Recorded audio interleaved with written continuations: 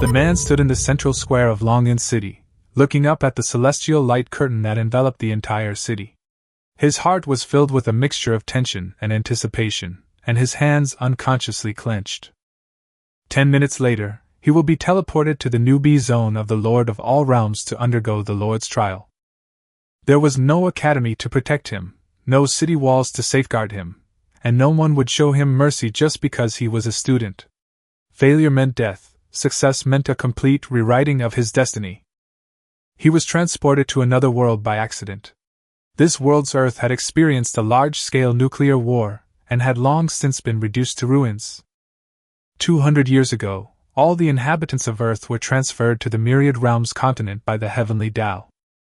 This is the place where all the planes of the universe meet, where countless races, including dragons, demons, angels, machines, and beast men, coexist in a vast and boundless expanse. In this era, being a lord was the most prestigious profession. Lords could recruit powerful troops to build armies, train heroes, mine resources, and develop their territories. The stronger the territory, the more troops, and the wider the land under one's control. The most powerful lords can even use their territories as a foundation to build vast empires that span the heavens. After reaching adulthood, everyone participates in a lord trial led by the Heavenly Tao and enters the lord space. Every new lord will receive a lord's steel, a ruined territory, and a chance to awaken a talent that will determine their fate. However, the conditions for becoming a lord are extremely cruel.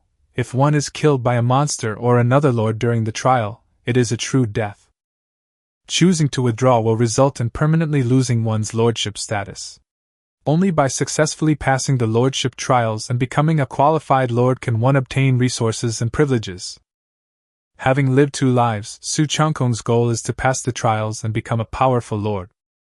Then recruit the top troops from all races in the myriad worlds, build an invincible legion, sweep across all races step by step, reach the peak, and rule all realms. Just then, a cold and majestic voice resounded throughout the heavens and earth. The novice trial for Lords of Myriad Realms will begin in 10 minutes. All eligible new players will be randomly teleported to the trial zone. Awaken your lord talents, recruit troops and heroes, establish territories, compete for resources, defend against monsters, and conquer all realms. The boys and girls in the square instantly erupted in excitement.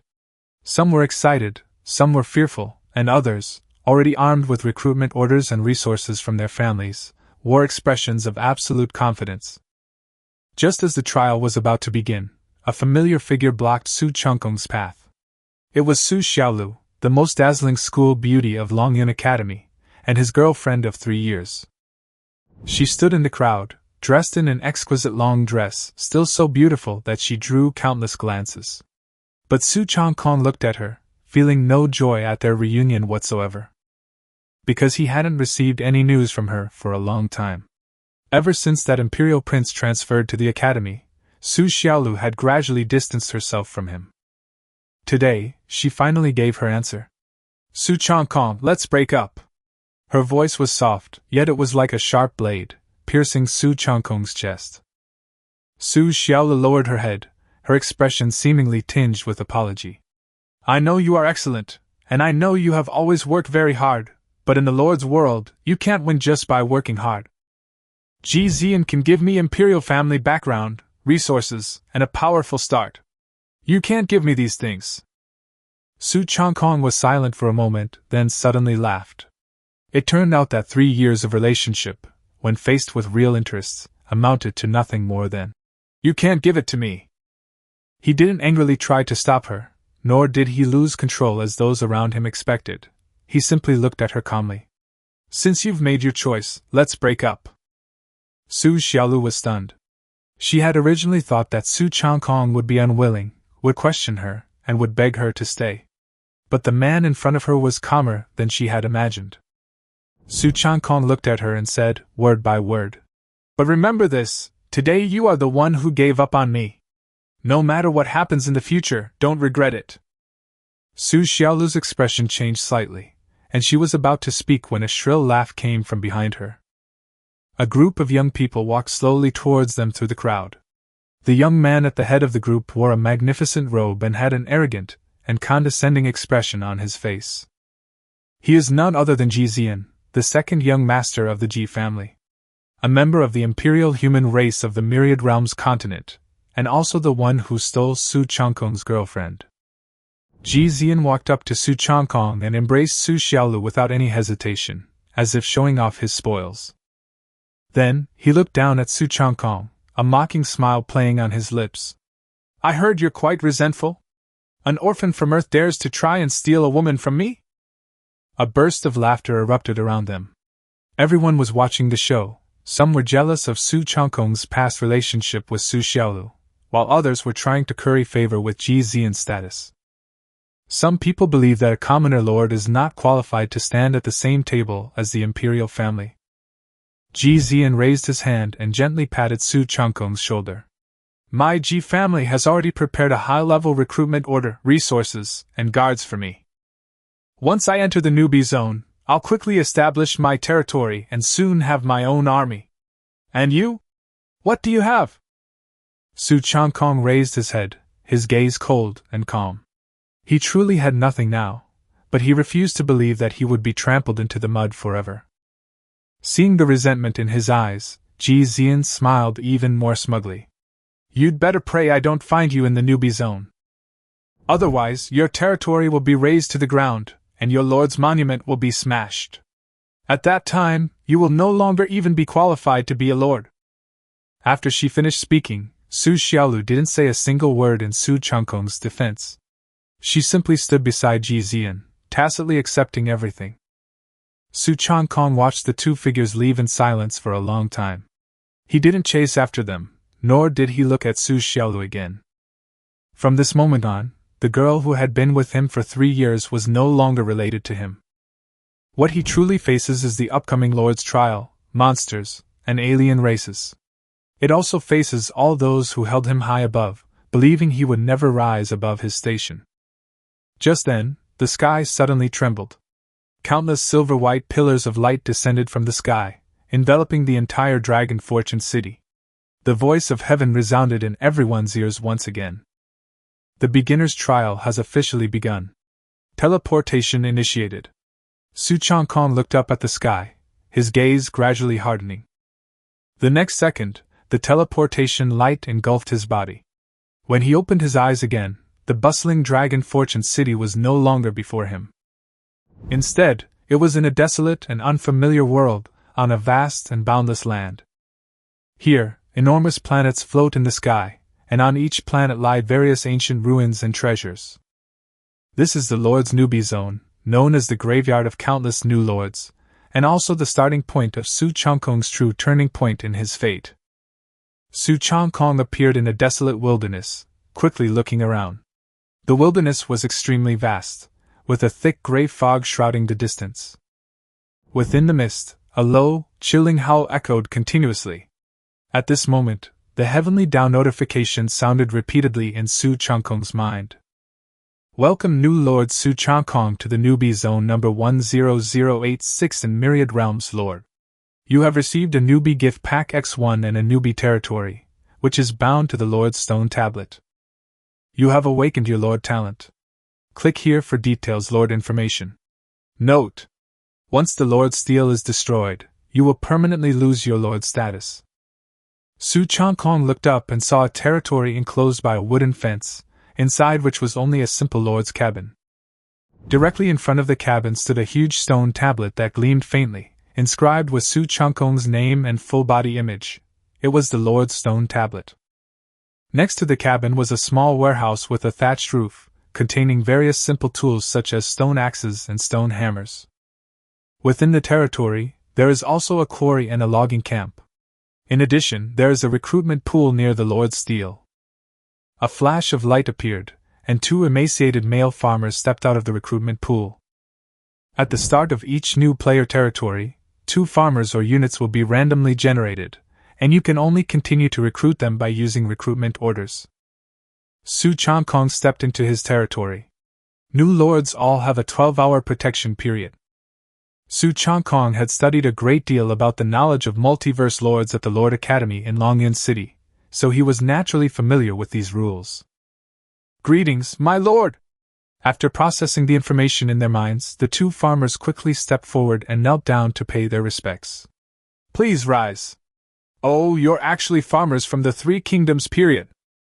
Su Changkong checked the two people's attributes and discovered that they actually came from the Three Kingdoms period in ancient times on Blue Star.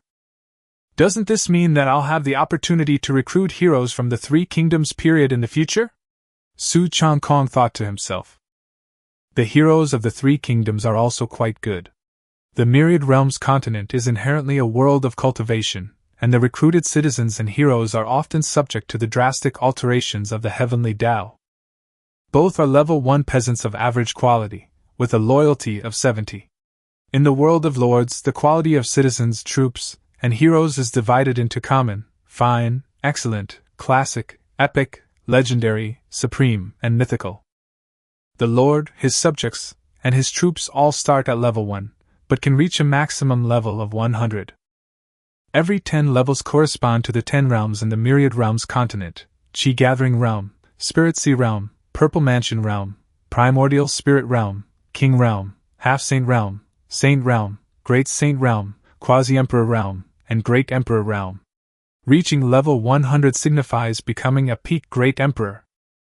The loyalty of the people and the troops is divided into defection, 40 or below, neutral, 50, ordinary, 60, loyal, 70, devout, 80, loyal to the death, 90, and willful, 100.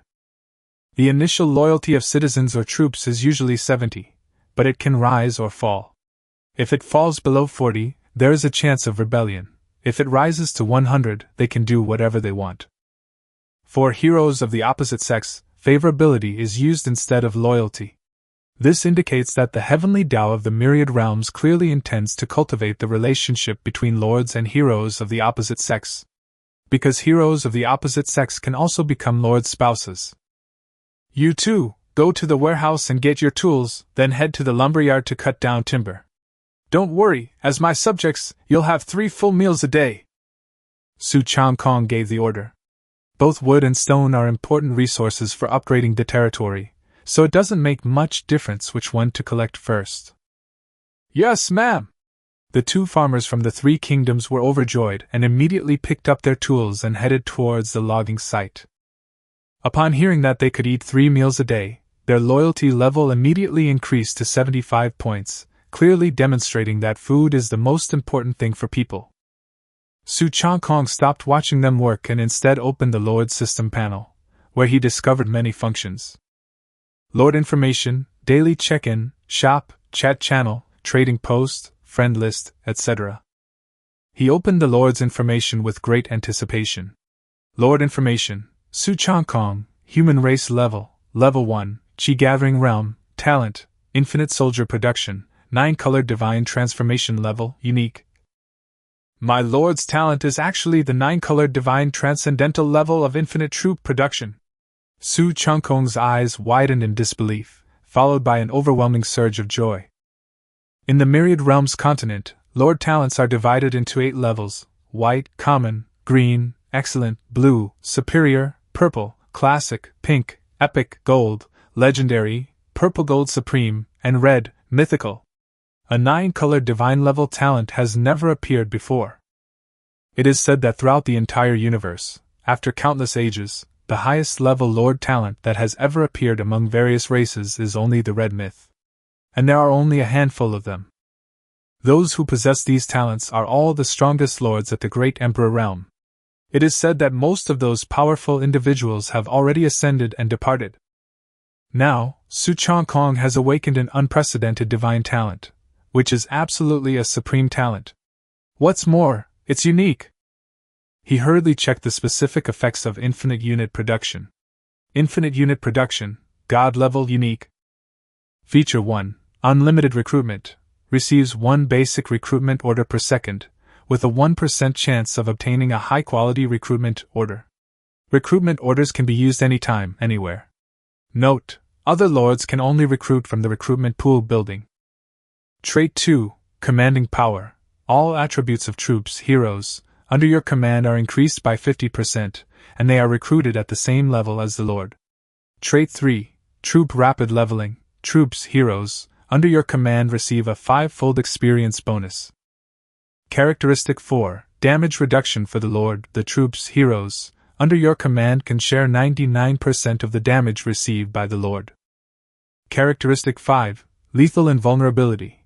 When the Lord or his subordinates suffer lethal damage, they are invincible for 10 seconds, 10-minute cooldown. This unlimited troop production talent is ridiculously powerful, almost godlike, for a lord. It's so awesome! Su Changkong trembled with excitement. He realized that the cheat code that belonged to him as a transmigrator had finally arrived. With such divine talent, becoming the strongest lord in all realms and taking revenge on those who had humiliated him was no longer just a fantasy. Su Changkong clenched his fists, his heart burning with fighting spirit. All 5 characteristics of the infinite troop production talent are simply overpowered. The first characteristic alone is already extremely powerful. 1 recruitment order is added every second, and there are 86,400 seconds in a day, meaning he can get 86,400 recruitment orders every day. There is also a 1% chance of getting a high-quality recruitment order. This means that Su Changkong could recruit millions or even tens of millions of troops to sweep away all enemies. Even he himself, once he has a large number of units capable of taking damage for his master, is difficult to kill unless he takes too much risk. Su Changkong is currently only a level 1 novice lord, so he certainly can't take risks easily. It's said that there are still monsters at the Purple Mansion realm, which is level 21 or higher, in this lord's starting area, making it extremely dangerous. Not to mention that Imperial Clan scion Ji Zi'an, and his group of sycophantic followers, they will definitely come looking for trouble with Su Changkong. Su Changkong also harbored a murderous intent towards Ji Zi'an. So what if he's a prince of an imperial family? He possesses supreme talent, and it won't be long before he too establishes his own vast lordly Imperial Clan. Su Changkong had just named his territory Changkong Territory when a pack of wild dog-like beasts approached it from afar. Su Changkong quickly checked his lord's space. He discovered that in just a few minutes, over 200 glowing recruitment orders had appeared there. And the number was still rapidly increasing. This is the terrifying aspect of his divine talent. Su Changkong discovered that only 3 of them were intermediate-level recruitment orders, while the rest were all beginner level. This shows just how difficult it is to obtain high-quality recruitment orders. According to the Lord System's introduction, recruitment orders are divided into 5 qualities: beginner, intermediate, advanced, top level, and supreme. The quality classification of troops and heroes is the same as that of peasants. Basic recruitment order has a chance to recruit common, excellent, or superior troops or civilians. The type of troop or civilian can be selected. Intermediate recruitment order has a chance to recruit excellent, superior, or classic troops or civilians.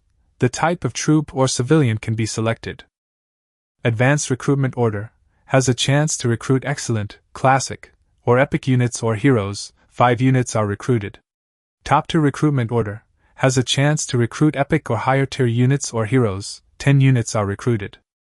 Supreme recruitment order offers a chance to recruit heroes of gold legendary rank or higher. In addition to the recruitment order, there is also a beginner's gift pack in his lord's space. Chapter 3, First Hero, Rabbit Goddess Xiao Wu. Su Changkong wasn't in a hurry to open the newbie gift pack. He planned to try his luck today first. Standing at the door of the cabin, he completed his daily check-in, and the result was about what he expected. He only received 2 beginner recruitment tokens. Daily check-ins usually yield 2 to 5 basic recruitment tokens, with very few drops of anything better. And right now, Su Changkong has more than enough basic recruitment tokens, more than he can use for the time being. He directly took out a batch of recruitment tokens and began using them at the entrance. Possessing the talent for unlimited troop production, he didn't need to go to the recruitment pool at all. Su Changkong chose to recruit in bulk. The next second, 23 basic recruitment tokens transformed into orbs of light and disappeared into the void. Immediately afterwards, streaks of light fell nearby, converging into a curtain of light. 23 wooden puppets emerged one after another from the light, standing quietly beside Su Changkong. These puppets were short, frail, with dull eyes and extremely slow movements. Su Changkong was both amused and exasperated.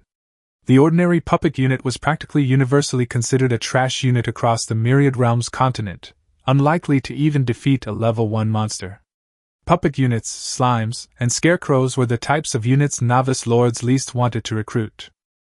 Fortunately, there was also an elite-level puppet, noticeably taller, with a wooden body that gleamed faintly. Besides differences in quality, soldiers and civilians were also divided into 3 levels: common soldier, elite, and captain. As for heroes, they were figures like commanders or generals. Su Changkong didn't stop, using over 50 more recruitment tokens, including 3 intermediate-level ones.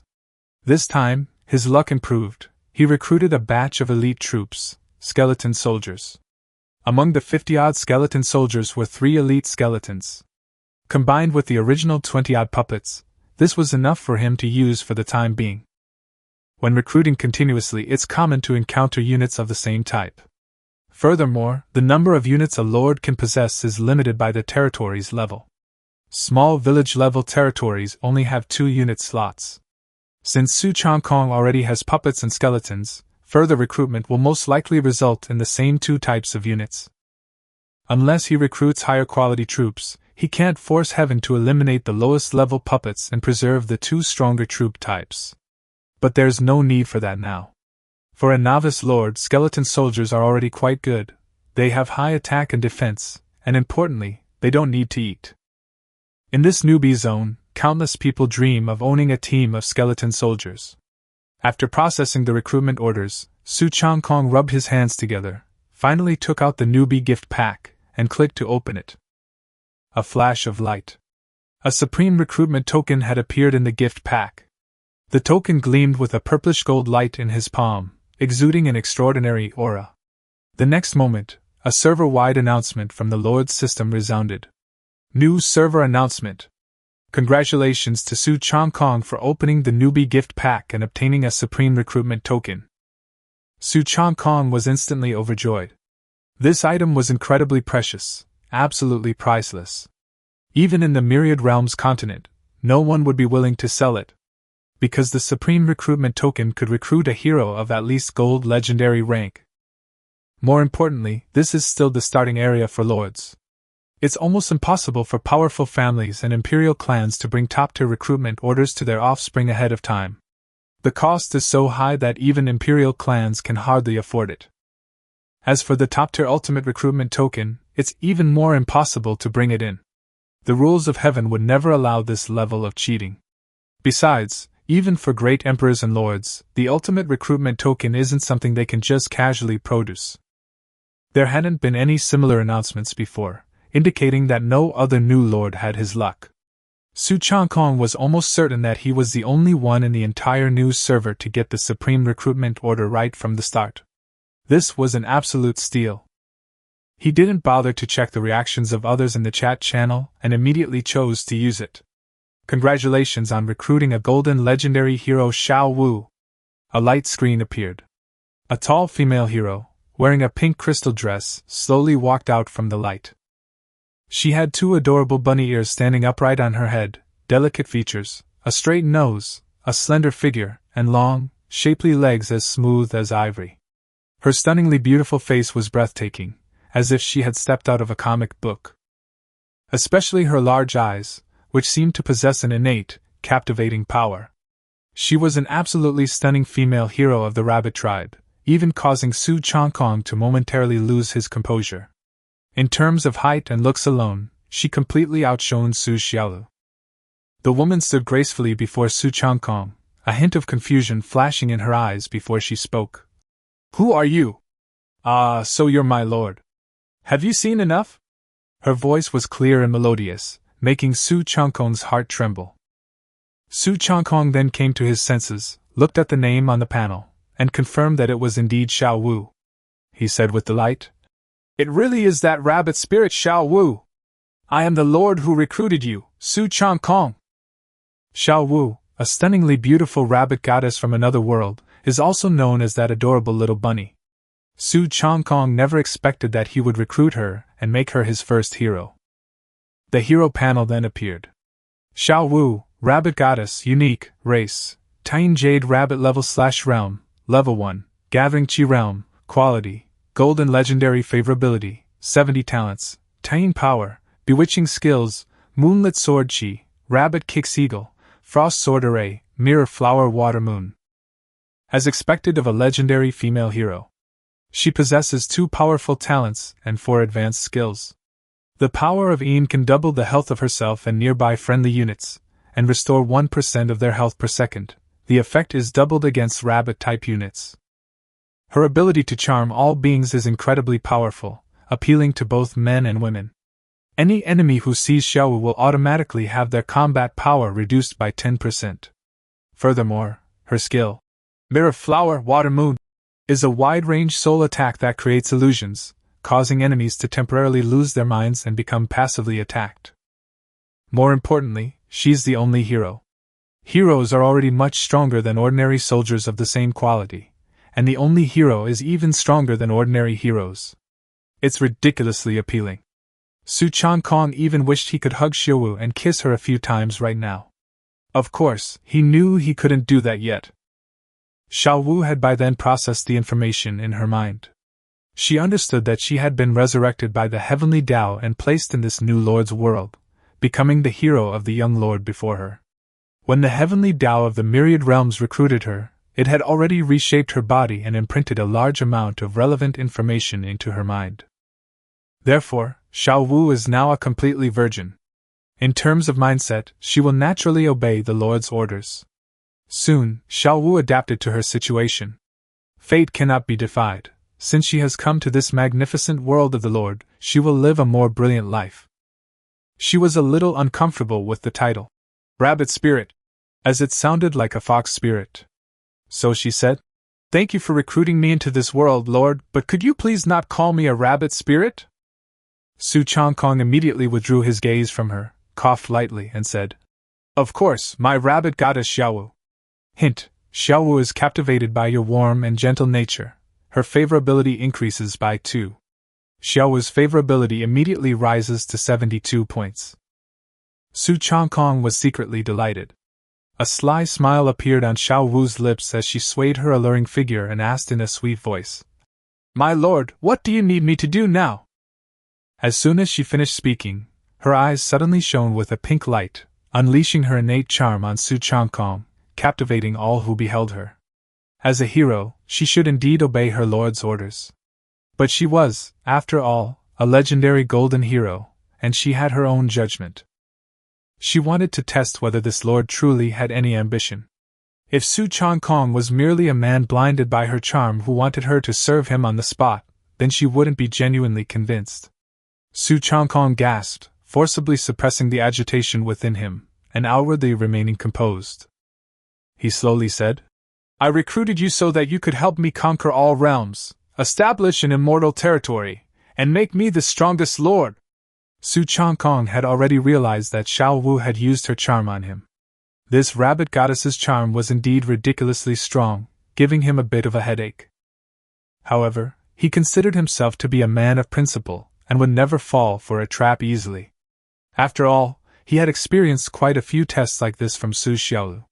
The strongest lord? Xiaowu withdrew his talent, a hint of disbelief on his face. Through the information from the heavenly Tao, she knew that this world was no ordinary place.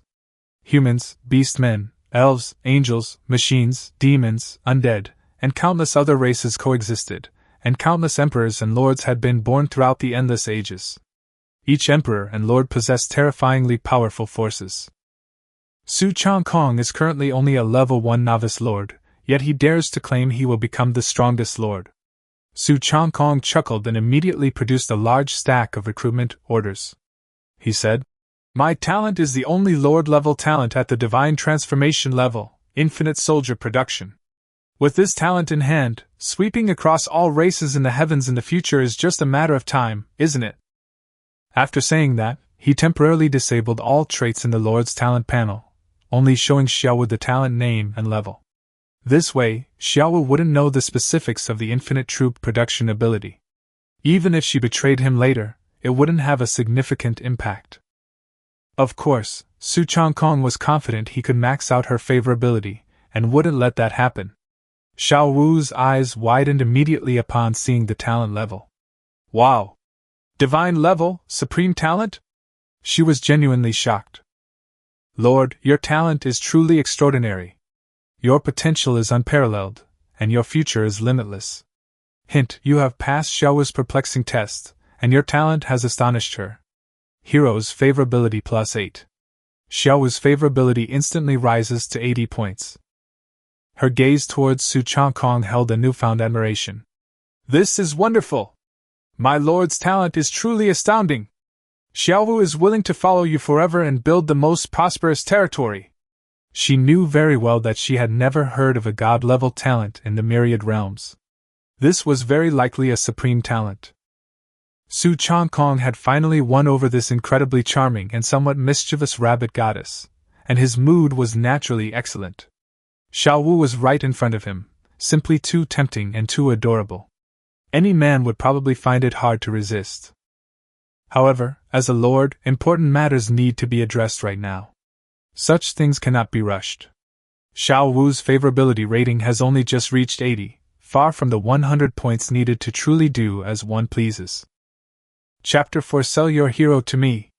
The knowledge Su Changkong learned at the Lord's Academy taught him that when interacting with heroes, especially those of the opposite sex, one must treat them gently, just like dating, and never resort to force from the start. If orders are given forcefully, the consequences will most likely be disastrous. The hero's favorability rating could plummet by dozens of points instantly, leading to anything from betrayal to suicide and despair. So Su Changkong smiled and nodded. Well, that's good. From today onwards, you'll stay by my side, protect me, and do things for me. Xiao Wu bowed obediently and said, Yes, Lord. A glimpse of snow-white skin was revealed during the movement, which pleased Su Changkong greatly. He couldn't help but laugh, marveling at this life, and then led Xiao Wu on a tour of the territory. Upon arriving at the logging camp, Su Changkong found only 2 farmers cutting down trees, their timber harvesting pace pitifully slow. A thought struck him, and he immediately took out over 100 recruitment tokens, using them all to recruit farmers.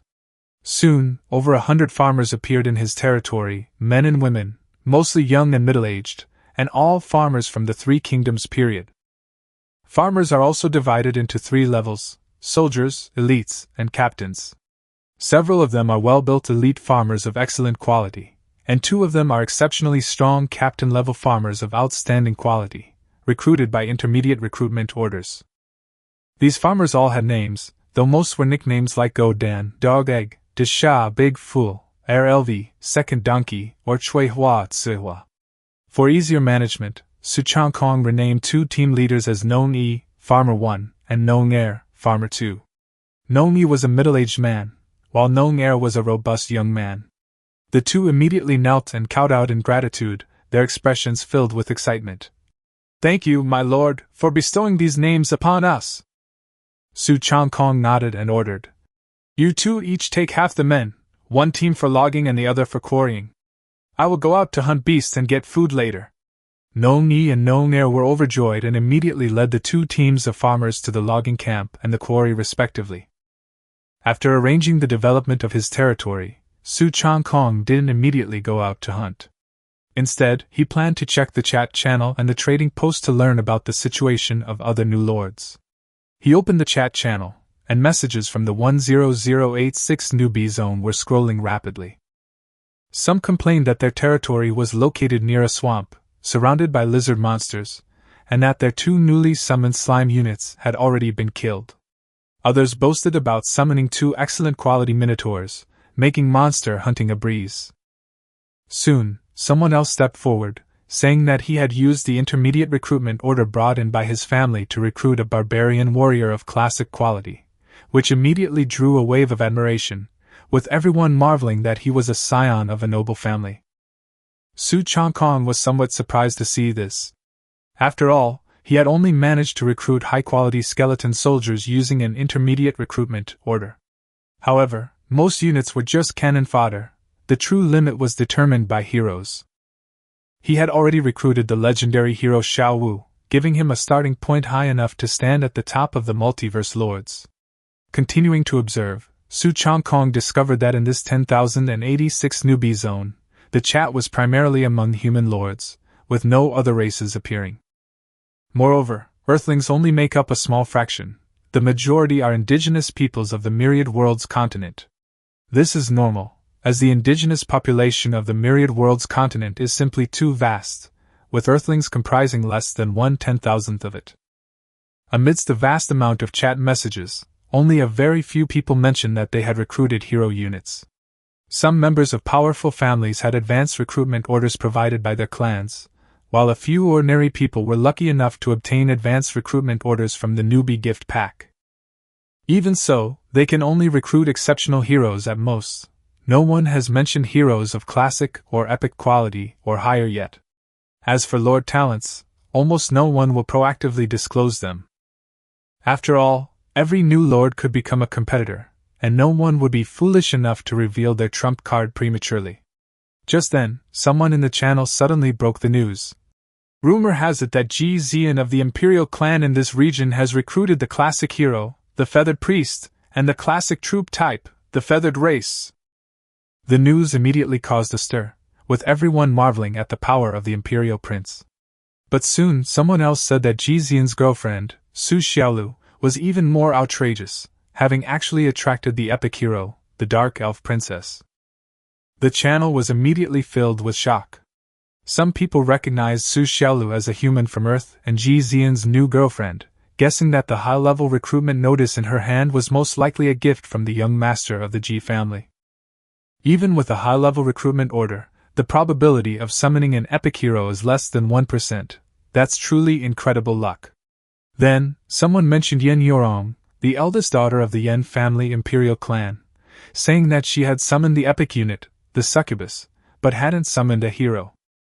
This also sparked heated discussions. Some said that Yen Yorong's mother, Empress Yen Qing, had prepared a top-tier recruitment order for her daughter, but only managed to summon an epic-level unit. However, others countered that succubi are top-tier units in the Myriad Realms continent, capable of both combat and seduction, and are also quite pleasing to the eye. The conversation veered off topic, with some even fantasizing about cultivating a relationship with a succubus every day. As the chat continued, someone concluded that these were probably the only newbie veterans in the area. But someone immediately reminded them. Have you forgotten? Not long ago, the Heavenly Tao announced that a person named Su Changkong opened a supreme recruitment order from the newbie gift pack. As soon as these words were spoken, the channel immediately went silent for a moment, and then exploded again. Some people wondered if the Su family existed on the Myriad Realms continent, while others, claiming to be from Earth, speculated that this Su Changkong might be the same Su Changkong from Earth, Su Xiaolu's ex-boyfriend. Upon hearing this, everyone's interest was immediately piqued.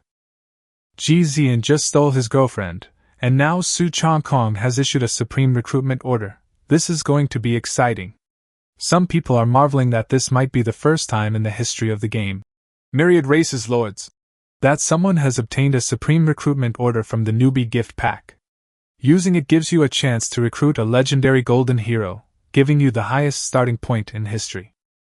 Of course, some people doubted that with over 1 trillion natives in the Myriad Worlds, there must be at least 8 or 10,000 people named Su Changkong, and he might not actually be the one from Blue Star. Just as everyone was discussing this, the novice big shot who had been lying low finally couldn't help but show himself. Ji Zi'an spoke directly. Su Changkong, no matter which Su Changkong you are, as long as you trade that supreme recruitment token to me, I swear to God I will protect you in the newbie zone. He then added, if you're Su Xiaolu's ex-boyfriend, I'll add one more condition. We'll let bygones be bygones, and I'll never bother you again. Finally, he said in an even more forceful tone, if you've already recruited heroes, then sell your heroes to me, it'll be the same. Ji Zi'an said he wouldn't cause trouble, but anyone with eyes could see that his words were full of threats. At this moment, Su Xiaolu also spoke up. Brother Ji is right, Su Changkong. As long as you make this deal with him, I guarantee that he will keep his promise. Chapter 5 What kind of trash is Ji Zi'an? Yen Yorong directly started ranting in the channel, saying that the Ji family was too shameless for forcing people to make a deal. She also casually mentioned Su Xiaolu, saying that although she was good-looking, it was not good that she was fickle. Ji Zi'an was furious and warned her not to cause trouble. But Yen Yurong was not afraid at all. Instead, she publicly called out to Su Changkong, saying that it was better to sell the Supreme Recruitment Order or the hero to her than to Ji Zi'an. She was willing to pay double the price and even said that she would protect her. Su Xiaolu fell silent for a moment, but the channel instantly exploded. None of the new lords expected that one powerful figure after another would appear in the server.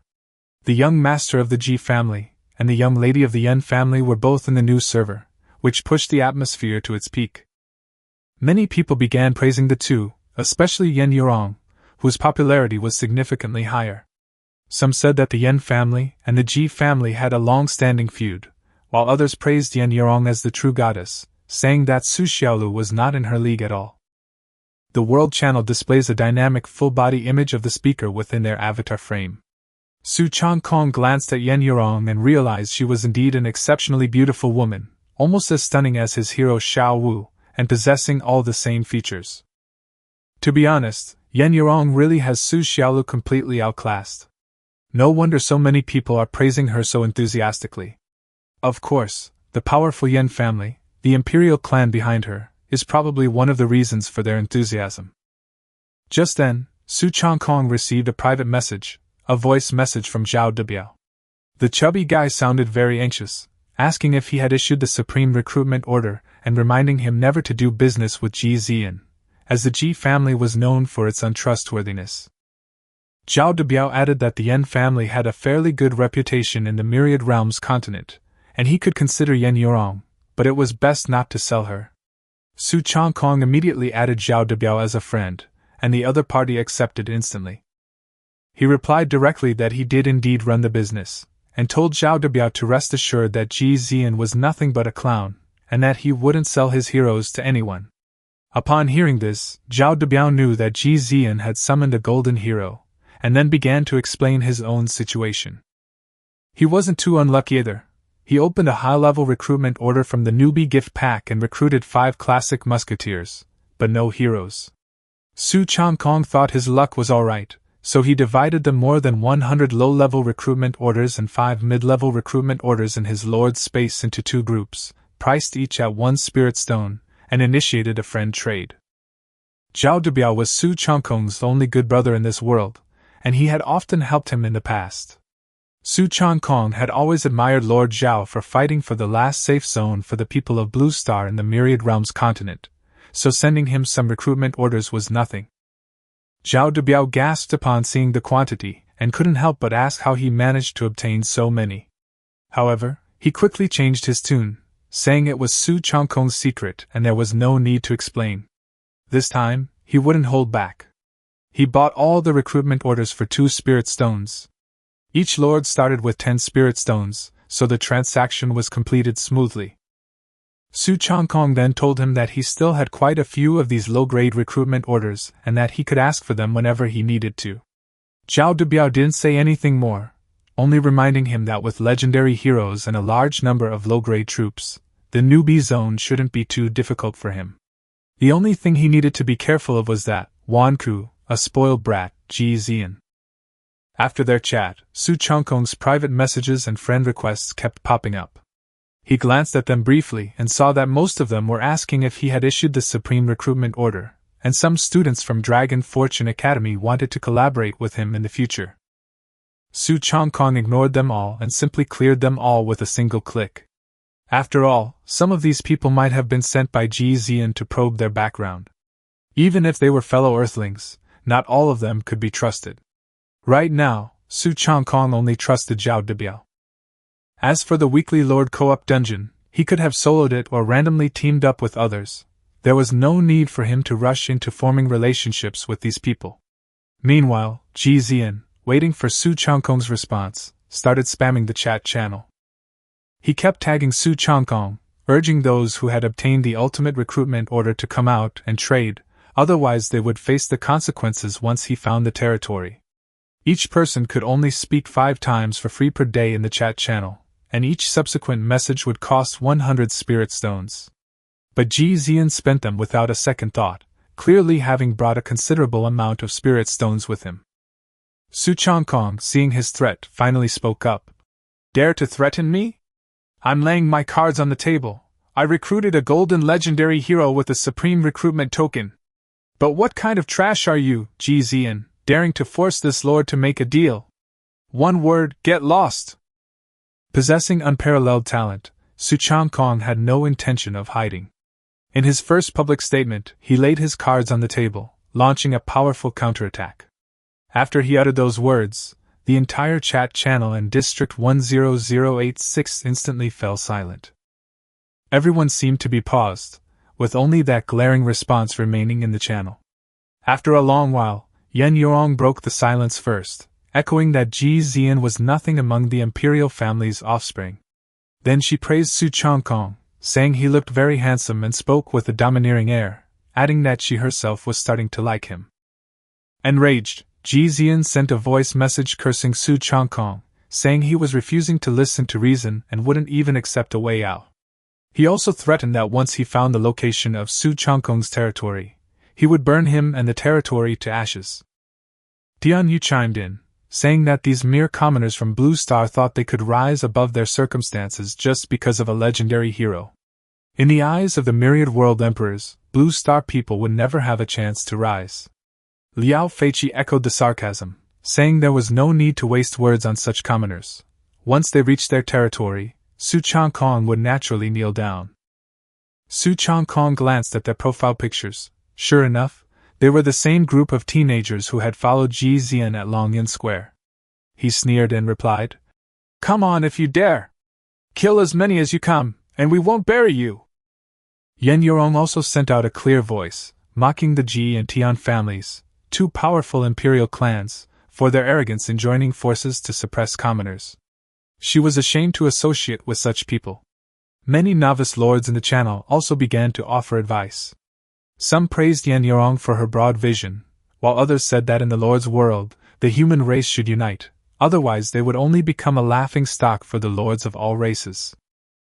After all, Su Changkong now possesses a legendary hero, and in the future battles in the newbie zone, he might become a force against the myriad races. The true enemy of humanity isn't just the endless monsters, but also the even more powerful lords of the myriad races. With everyone's discussion and dissuasion, Ji Zi'an finally stopped spamming the chat. This farce temporarily subsided. Chapter 6 Sister Yen, you're drooling. At this moment, Su Changkong noticed a new friend request. He clicked on it, and saw it was from Yen Yorong. After a moment's thought, he decisively accepted. After all, he was also a sucker for good looks. Who could refuse a beautiful lord adding him as a friend? Soon Yen Yorong sent a pleasant voice message.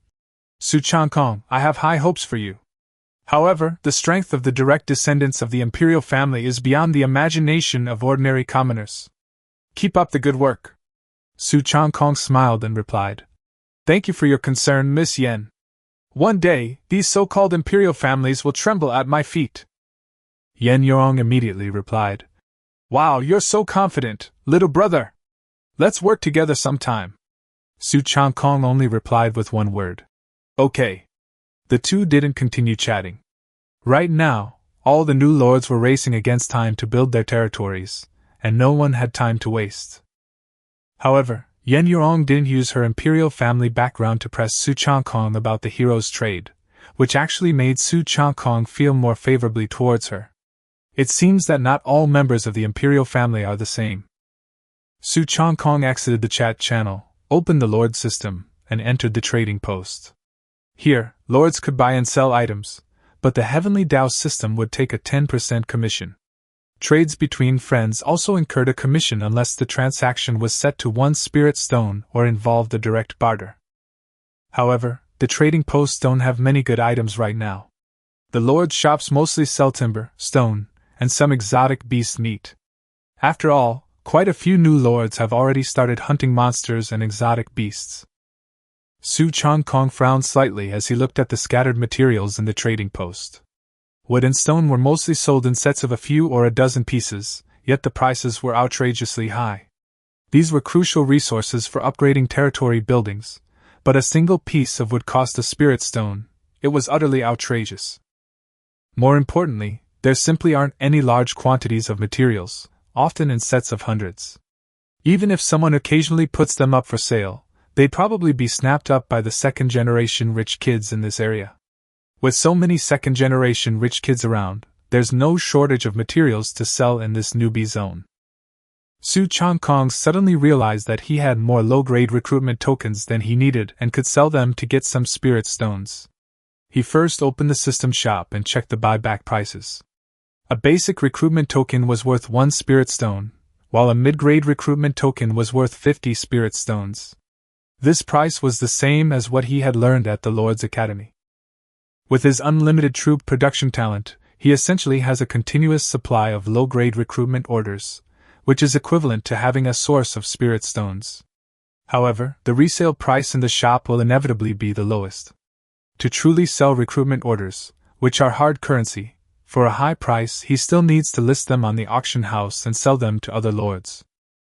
Normally, a recruitment notice would fetch at least tens, even hundreds, of times its buyback price on the trading house. Therefore, Su Changkong directly applied for a shop. The system automatically named it Changkong Shop based on his territory's name.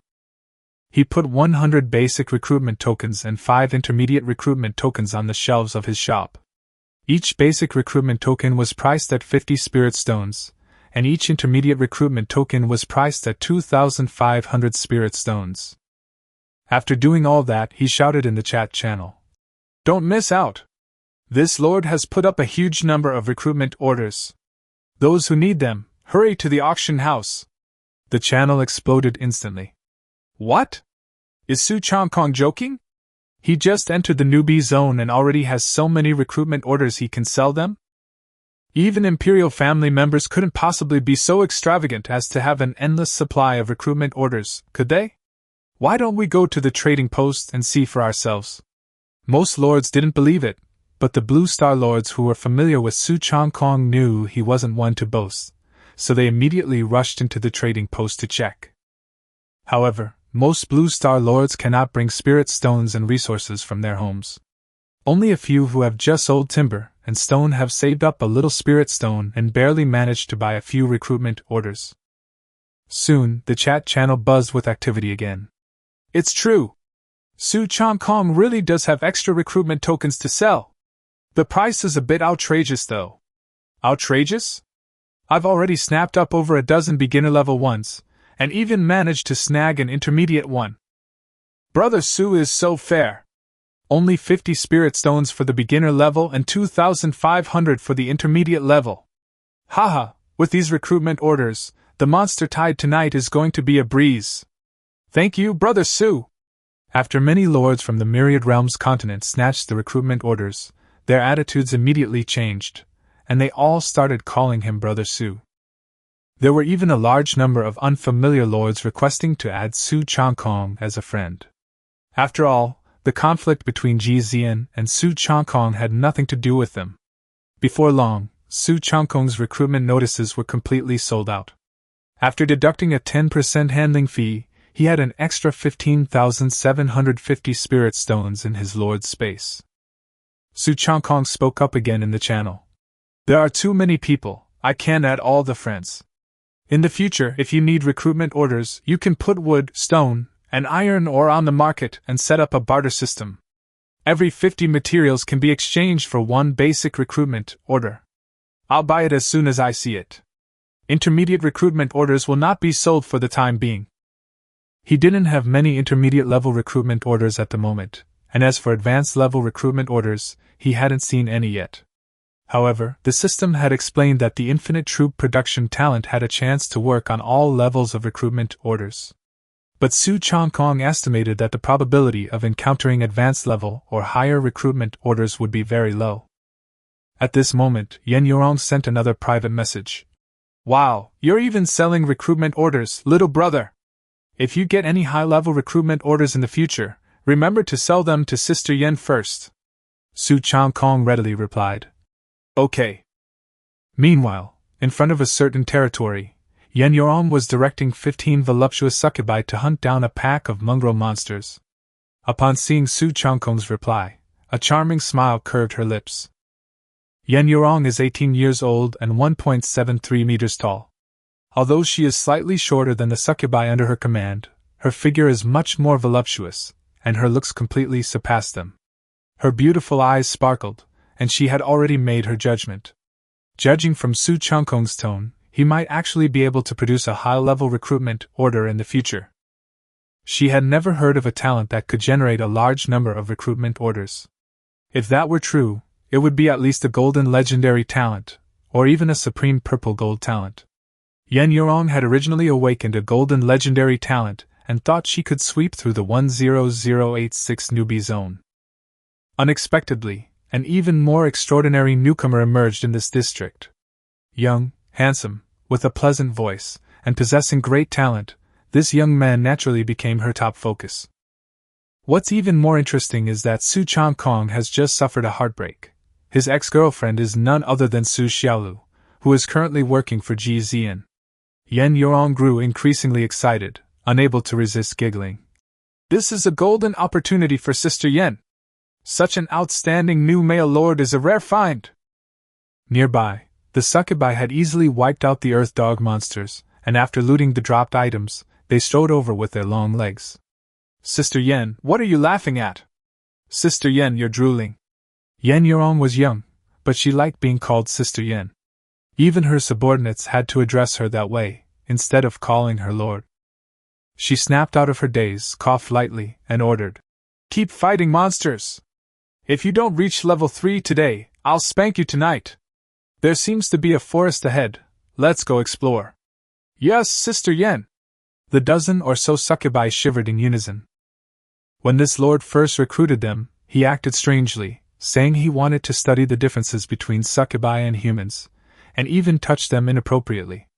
Strangely, their loyalty didn't decrease. Instead, it inexplicably increased by several points. Chapter 7: Recruiting the Elite Green Demon Clan. In another distant territory, Ji Zi'an had just dispatched a winged priest with a dozen or so winged people to clear out the surrounding monsters when he saw a message in the chat channel. Su Changkong was actually selling a large number of beginner and intermediate recruitment orders. Ji Zi'an's eyes instantly turned cold. Even if an ordinary lord had good luck at the start, they wouldn't sell recruitment orders like commodities. The only explanation was that Su Changkong had awakened a talent that allowed him to reliably obtain recruitment orders. Moreover, this talent is at least epic level, and might even reach legendary level. Ji Zi'an felt a sense of crisis.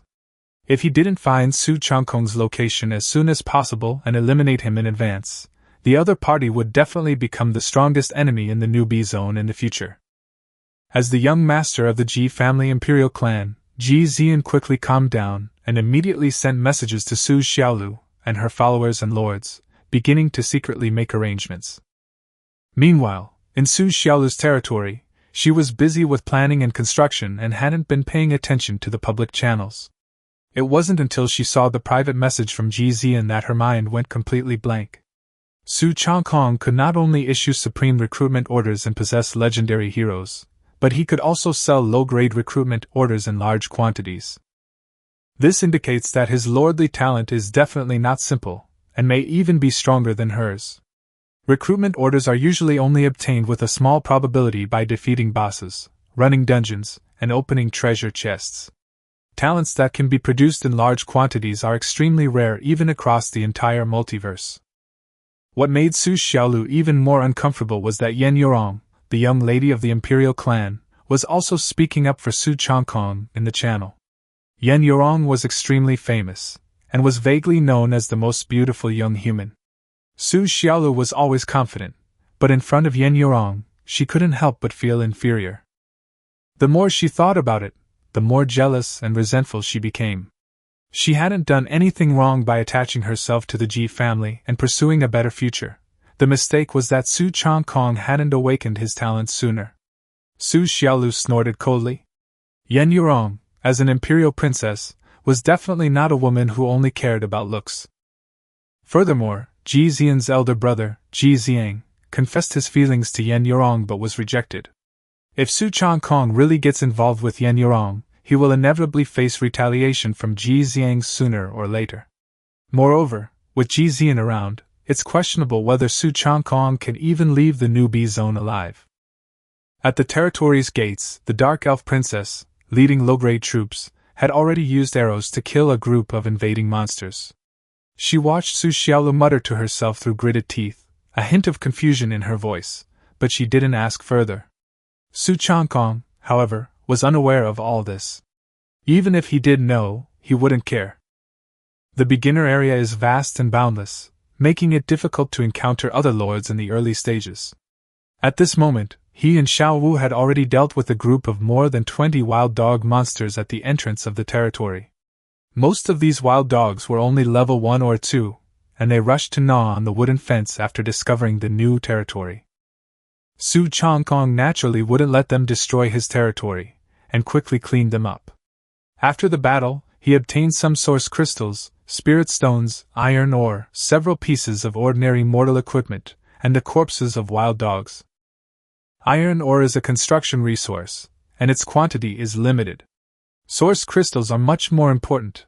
They can be used to upgrade territory buildings and also enhance lord and hero units. In the mid to late game, their value even surpasses that of spirit stones. Su Changkong then summoned Farmer 1 and Farmer 2, ordering them to lead men to carry the wild dog carcasses back to their territory, cook them into dog meat barbecue, and distribute it to everyone. The 2 farmer captains respectfully accepted the order. They came from the chaotic Three Kingdoms period and were accustomed to addressing Su Changkong as their lord, which Su Changkong didn't bother to correct. Soon, a group of farmers happily dragged the stray dogs back to their territory to deal with them. In a short time, they had already collected thousands of units of wood and stone, but to upgrade the entire territory, they still needed iron ore and territory blueprints. There wasn't enough wild dog meat for the 100-odd farmers, so Su Changkong used spirit stones to buy a large quantity of rice, bottled water, oil, salt, soy sauce, and other supplies from the shop, instructing farmers 1 and 2 to prepare meals. Then, standing beside Xiao Wu, he loudly proclaimed to the crowd, "From this day forward, all citizens of Changkong's territory will be able to eat their fill 3 meals a day." Now that they were here, they were his people. They should eat their fill before they worked. Farmers number 1 and number 2 led all the farmers in kneeling and thanking him, many even with tears in their eyes. In their previous lives, during chaotic times, they had never had enough to eat. Now, coming here felt like entering paradise. In an instant, the loyalty of all the farmers skyrocketed by 20 points, reaching 90 points and becoming die-hard loyalists. The first 2 farmers recruited even saw their loyalty rise to 95 points. Xiao Wu watched from the side, a smile in her eyes. She realized that her lord was quite adept at winning people's hearts. Su Changkong waved his hand, signaling everyone to stand up, saying that it was only right for those who worked for him to have a full meal. The newbie shop currently only contains simple tools, weapons, purified water, food, and the detection skill. He had already bought the iron axe and hammer for the farmers, and he had also learned the detection skill for 100 spirit stones. Considering Xiao is a rabbit and probably doesn't eat dog meat, Su Changkong bought 2 more chicken leg rice dishes and added a few carrots for her. He handed her the food and said that after eating, the 2 of them would go exploring the wilderness. Hunting was essential to quickly improve their territory's strength. Xiao Wu obediently agreed. Soon, a system notification sounded, indicating that Xiao Wu's favorability rating had increased by 2 points, reaching 82, because the food was to her liking. After the meal, Su Changkong led Xiao Wu, along with a large group of skeleton soldiers and puppets, away from the territory. The territory is protected by a wooden fence, with Farmer 1 and Farmer 2 responsible for guarding it. Both are excellent quality peasant captains, with strength comparable to excellent units. Add to that over 100 peasants wielding iron axes and hammers, and beginners are safe enough in the early game. If the territory is attacked, the system will also remind the Lord. Su Changkong can contact the people remotely at any time and rush back to the rescue. This wilderness in front of them belongs to the Qi Gathering Realm Monster Zone. With Xiao Wu, the Golden Hero, around, as long as they don't let their guard down, they can basically roam freely. In the gray wilderness, the roars of monsters and beasts can be heard continuously. Su Changkong and his group arrived at the southern edge of the woodland, where dozens of wasteland wolves quickly emerged from the mist and surrounded them. These wasteland wolves were all level 3 or 4 monsters, larger than a husky, with glowing green eyes, and looked extremely ferocious. The elite wasteland wolf at the head stared at Su Changkong, seemingly convinced that he was the enemy leader. It roared, trying to intimidate the crowd. Su Changkong gave a deep order. "Kill!" A large number of skeleton soldiers and puppets immediately rushed forward. The puppets had no skills, and the skeleton soldiers only had simple slashing attacks, but they were fearless and perfect for charging. Xiao Wu simultaneously unleashed the power of Yin and charmed all beings. Allied units' health doubled and continuously regenerated, while the Wasteland Wolves' combat power was reduced by 10%. Furthermore, Su Changkong's innate talent, the power of command, boosted all attributes of his units and heroes by 50%, instantly erasing the Wasteland Wolves' original level advantage. The puppets and skeleton soldiers swarmed forward, and the wolf pack quickly began to howl in agony, suffering heavy casualties. Xiao Wu wielded his iron sword, unleashing a series of moonlight sword chi and frost sword formations, killing with great gusto. Su Changkong did not personally intervene, but only directed from the rear. His combat strength was currently low, and the primary responsibility of a lord was to manage the territory and command his subordinates. He specifically reminded Xiao Wu to slow down and not to rescue the puppet soldiers. Those puppets were of too low quality. It would be good to use the wolf pack to wear them down, so that there would be room to recruit stronger soldiers later. Before long, the entire pack of wasteland wolves was wiped out, leaving behind a large number of low-level items, corpses, and a few pieces of ordinary equipment. The battle results were then displayed. Su Changkong and his men had annihilated the wasteland wolves, obtaining 81 source crystals, 56 low-grade spirit stones, 48 units of iron ore, as well as 1 top-grade mortal weapon, the steel-cutting sword, and 3 high-grade mortal weapons, the profound iron sword, among other items. Xiao Wu walked to the corpse of the elite wasteland wolf, picked up the top-grade mortal weapon, the steel-cutting sword, and said with delight that they were lucky. Su Changkong smiled. Xiao Wu had killed the monster, so the steel-slaying sword was naturally for her to use. Xiao Wu accepted it with a smile and thanked him.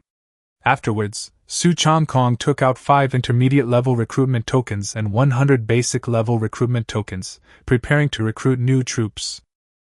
In the previous battle, the puppets had been dismantled into piles of wood by the Steppenwolves, making them all obsolete. Su Changkong first used the intermediate recruitment order. A system notification sounded.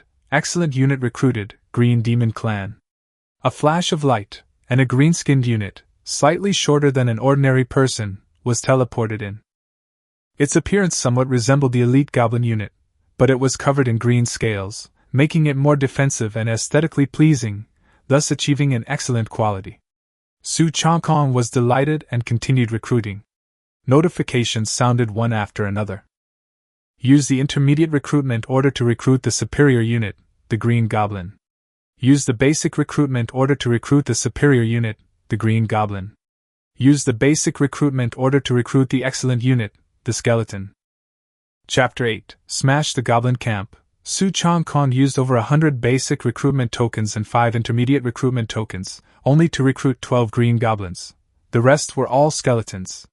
The probability of getting an excellent unit from a basic recruitment token was indeed pitifully low.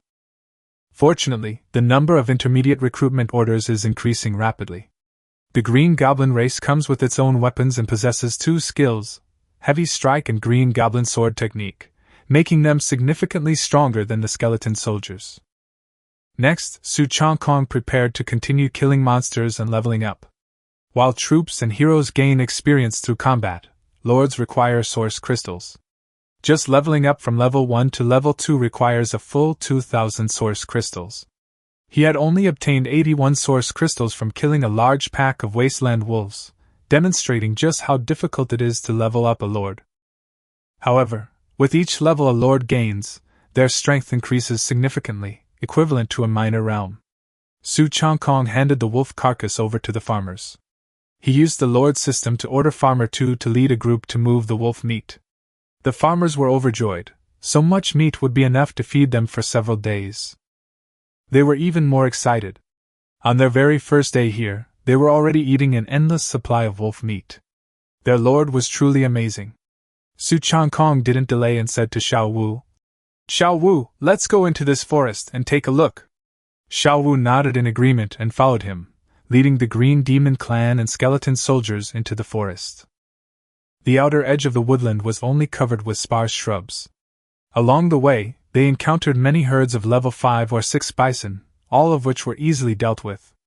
The bison meat was of good quality, so Su Changkong naturally wouldn't waste it, storing it all in his lord's space, planning to eat it when they returned that evening. With the vision of someone at the Qi gathering realm, one could see about a mile in the fog of the beginner area. The deeper one went, the clearer the scenery became, and the surrounding trees gradually became denser, clearly suitable for logging. Just then, a chilling scream came from the depths of the fog.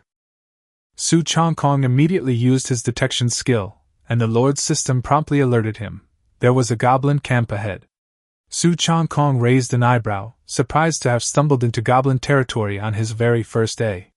Goblins were notoriously vile monsters on the Myriad Realms continent, their populations consisting only of males, and their reproductive methods were extremely disgusting, specifically abducting females from other humanoid races. Thinking of this, he glanced at Xiao Wu beside him. Such a stunningly beautiful rabbit goddess must not fall into the eyes of those monsters. Su Changkong ordered the skeleton soldiers to lead the way, with the green demons guarding their sides. He pulled Xiao Wu towards the camp. A faint blush rose on Xiao Wu's face, but she did not refuse. The deeper they went, the clearer the goblin cries became. The rhythm of the cries was eerie, sending chills down their spines. Suddenly, a dozen or so green-skinned figures darted out of the woods. They were a dozen or so level 6 or 7 goblins, much shorter than the green goblins, with scarlet eyes and gleaming fangs. Upon seeing the intruders, especially Xiao Wu, they immediately began to howl excitedly, their mouths watering. However, faced with so many soldiers, they didn't dare to pounce immediately. Su Changkong ordered without hesitation, "Surround them and kill!" Over 100 skeleton soldiers and 12 green goblins charged forward simultaneously, weapons in hand. Although their highest level was only level 2, their sheer numbers made dealing with these dozen or so goblins relatively easy. Screams quickly filled the air as goblins fell one by one. But their dying howls attracted even more of their kind. In the blink of an eye, more than 200 goblins appeared around them. Xiao Wu said nervously, "Lord, there are so many goblins, and they are so ugly." It wasn't that she was afraid of monsters, but these low-level monsters were really ugly, much uglier than the Green Goblin Clan. What's even more disgusting is that they're all staring intently at Xiao Wu, their greedy gazes sending chills down your spine. Su Changkong patted her shoulder and calmly said, "Xiao Wu, don't panic. They're just a bunch of trash monsters. This lord is least afraid of a numbers game." A system notification immediately sounded. "Your composed and kingly demeanor greatly encouraged Xiao Wu. Your favorability rating has increased by 3, currently at 85. Su Changkong was overjoyed. He hadn't expected such an unexpected gain. At the same time, the group of goblins, wielding various weapons and baring their teeth, were already itching to attack. Su Changkong's expression darkened slightly. Goblins are lewd and disgusting monsters. In their eyes, as long as someone is good-looking, they don't distinguish between male and female. He immediately gave the order. "Go! Take care of them!" 12 green goblins and a large number of skeleton soldiers swarmed out, engaging the goblin horde in a head-on battle. Xiao Wu stayed by Su Changkong's side, constantly releasing skills to support the battlefield. The goblins were generally between levels 6 and 8, and there were many of them. However, after Xiao Wu activated her Yin power and bewitching all beings' abilities, Su Changkong's troops were almost impossible to kill. Occasionally, a skeleton soldier would fall, but Su Changkong could immediately replenish the Green Goblin Clan with the newly acquired intermediate recruitment orders. As the battle continued, his troops not only didn't decrease, but actually increased in number. Before long, the goblin horde began to rout, eventually falling in pools of blood. The monster corpses would disappear automatically after a while, and the battlefield quickly quieted down. The battle results show that Su Changkong and his men have annihilated 227 goblins, obtaining 612 source crystals, 588 low-grade spirit stones, 493 units of iron ore, as well as rewards such as the level 1 skill fireball and a top-grade mortal weapon. Su Changkong nodded in satisfaction. The skill book had dropped, and his source crystals had increased significantly. He now possessed 1367 source crystals, and was close to leveling up. Thanks to the infinite troop production talent, the leveling speed of troops and heroes had increased fivefold. Xiao Wu had already reached level 2, as had the Green Demon Clan and most of the skeleton soldiers. Su Changkong asked Xiao Wu if he wanted to learn fire magic, but Xiao Wu said he didn't want to learn fire spells, so he used the skill book himself. After passing through the woods, a massive goblin camp came into view, spanning several miles in radius. It was filled with low, dilapidated stone houses and caves, all goblin lairs. Su Changkong didn't stop, continuing to lead Xiao Wu and his troops forward. His goal for today was simple: to raze this goblin camp to the ground. Along the way, even more goblin hordes surged forth. There were not only ordinary goblins, but also level 8 and 9 elite goblins, yet none of them could withstand Su Changkong's relentless onslaught. After slaying hundreds more goblins, Su Changkong's source crystals finally surpassed 2,000. Xiao Wu reached level 3, and both of his main troop types had essentially reached level 3 as well. He immediately consumed source crystals to upgrade himself to level 2. After all, troop and hero levels cannot exceed a lord's level by one major realm, and the lord's own leveling up is equally important. Soon, they reached the deepest part of the goblin camp. A gigantic goblin appeared, leading a group of minions. Su Changkong released a detection spell, and the information immediately appeared. Goblin Chieftain, level 10 boss, excellent quality. This is the tyrant of the camp. Countless heroes have died under its spiked club. This goblin chieftain has actually reached level 10, equivalent to the peak of the Qi gathering realm.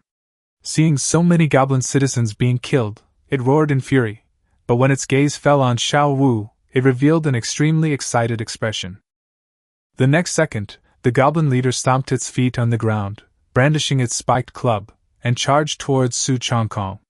It had clearly realized that Su Changkong was the leader of this group of invaders. Once the human giving the orders is killed, the stunning rabbit spirit will fall into its hands. The goblin leader charged fiercely, knocking over skeleton soldiers along the way. Su Changkong, however, remained calm and immediately ordered Xiao Wu and all other units to engage in battle. Chapter 9. The first village to upgrade to 2 stars. Su Changkong continued to use recruitment orders, recruiting large numbers of green demons and skeleton soldiers. He now had over 100 intermediate recruitment orders and tens of thousands of basic recruitment orders in his lord's space, so he wasn't worried about consuming them. On the other side, Xiao Wu raised her hand and released an eye sword array, which slammed into the goblin leader, causing it to bleed profusely. The extreme cold seeped into its body, making its movements noticeably slower. Although Xiao Wu was only level 3, her combat power already surpassed that of this level 10 goblin leader. However, the opponent was, after all, a boss unit, with high defense and health. Furthermore, the level-based system in this world was very strong, making an easy kill unrealistic. But the quality difference was enough to compensate for the level difference. The goblin leader was only of excellent quality, while Xiao Wu was of legendary quality. Combined with the all-attribute boost from Su Changkong's power of control, she could completely overwhelm the opponent. A large number of skeletons and green goblins charged forward fearlessly, surrounding the goblin chieftain and a group of smaller goblins. The goblin chieftain roared and unleashed a berserk skill, his body swelling as he forcefully broke out of Xiao Wu's attack range. It swung its spiked club, the club flashing, repeatedly striking the skeleton soldiers into a near-death, invincible state before smashing them to pieces as the effect wore off. However, the green goblin, empowered by the power of Yin, regenerated health extremely quickly, even after several blows.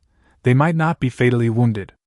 Ultimately, this goblin leader, along with its entire litter, was brutally beaten to death by Xiao Wu and the ever-increasing number of enemy soldiers. Ding! Your hero Xiaowu has leveled up to level 4. You and your troops wiped out a small goblin tribe and killed the boss, obtaining 1530 source crystals, 1228 low-grade spirit stones, 1033 units of iron ore, 1 excellent treasure chest, 3 fine treasure chests, and 1 2-star village blueprint. You have attracted the hatred of all the goblin tribes in the Windwhisper Wasteland. Tonight, your territory will be attacked by goblin tribes during a monster horde. Upon hearing the Heavenly Dao's notification, Su Changkong's eyes lit up. This giant goblin not only dropped a large amount of source crystals, but also gave several treasure chests, and most importantly, the blueprint for a 2-star village. This is a core item for upgrading your territory to 2 stars, and I never expected it to drop from the very first wild boss. Dropped items automatically enter the Lord's space when untouched, and are also directly distributed by the Heavenly Dao at the end of the battle. Windwhisper Wasteland? A goblin monster horde? Su Changkong's heart skipped a beat. His territory was located in the Whispering Wasteland. As for tonight's goblin attack, he wasn't afraid. Now that Xiaowu had reached level 4, he was much stronger, and most of the green goblin and skeleton soldiers had also reached level 4, making them ready to fight. Su Changkong took out a low-grade magic weapon, the Lady's Sword, and handed it to Xiaowu, saying with a smile, "This weapon is for you. It's already afternoon, let's go back first and make some preparations to upgrade our territory." Xiaowu accepted the longsword with a slight smile. "Thank you, Lord." She had also heard the monster horde notification and felt even more strongly that this lord was not only handsome but also treated her like family. Afterwards, Su Changkong led Xiaowu and all the troops back quickly. He didn't open the treasure chests for now, planning to open them all at once when he had collected more. Back in Changkong's territory, everything was peaceful. The occasional swarms of small monsters that ventured out from the mist were quickly killed by Farmer 1 and Farmer 2, along with their fellow farmers. In front of the Lord's cabin, Farmer 1 and Farmer 2 reported to Su Changkong. There were now over 300 green demons and skeleton soldiers patrolling and hunting monsters around the territory, including captain-level units, so Xiaowu didn't need to personally command them.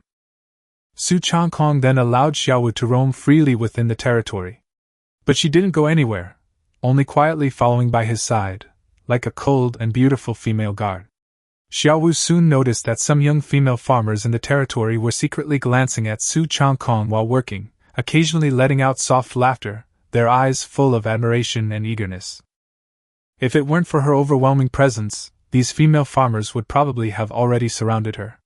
She snorted inwardly, secretly resolving to keep a close eye on the Lord and not let these vulgar women affect his ambition. At this point, Farmer number 1 and Farmer number 2 proposed to cultivate fertile land next to the logging camp. There was a patch of fertile open land there, which made these simple farmers from the 3 kingdoms very eager to see it. Su Changkong nodded in agreement after listening, but if they really wanted to farm, it would be best to upgrade their territory to a 2-star village first. Upgrading grants access to a well, otherwise farmers would have to dig their own wells, unsure how deep to find water. Upgrading a 1-star village to 2 stars requires 2,000 source crystals, 4,000 wood, 4,000 stone, 4,000 iron ore, and a 2-star village blueprint. The blueprint is already available, but the materials are still lacking. Moreover, upgrading the territory only upgrades the Lord's mansion and the Lord's steel. Other buildings will need to be upgraded separately later. Su Changkong remembered that he had previously asked novice lords to put up materials and exchange them with recruitment orders, so now was a good time to go and scan them. He activated the lord system and entered the trading post. Sure enough, numerous novice lords had already listed timber, stone, iron ore, source crystals, and even treasure chests in their shops, specifying recruitment orders as the trade currency. 1,700 timber equals 34 beginner recruitment orders. Trade? 900 stone plus 2,500 wood equals 18 basic recruitment orders plus 1 intermediate recruitment order. Trade? 1,200 wood plus 900 stone plus 400 iron ore equals 1 intermediate recruitment order. 1,200 source crystals equals 1 intermediate recruitment order. 1 excellent treasure chest equals 1 intermediate recruitment order. Su Changkong was somewhat surprised. Only half a day had passed, yet these newcomers had accumulated so many materials. Especially since source crystals were a resource even more valuable than spirit stones, and some were actually willing to exchange them for recruitment orders. He guessed that those lords with particularly abundant materials had likely had their troops participate in the logging as well. This lord world is a real world. Troops can be produced just as efficiently, and their efficiency may not be worse than that of peasants of the same quality.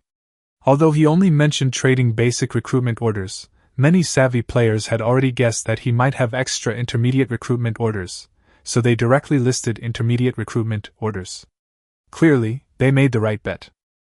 Without hesitation, Su Changkong instantly purchased all the materials, source crystals, and treasure chests using beginner and intermediate recruitment orders. He didn't touch the items requiring spirit stones, as he didn't have many himself. After the transactions were completed, numerous newbie lords received notifications, and the chat channel instantly became lively. Soon, someone else chimed in sarcastically.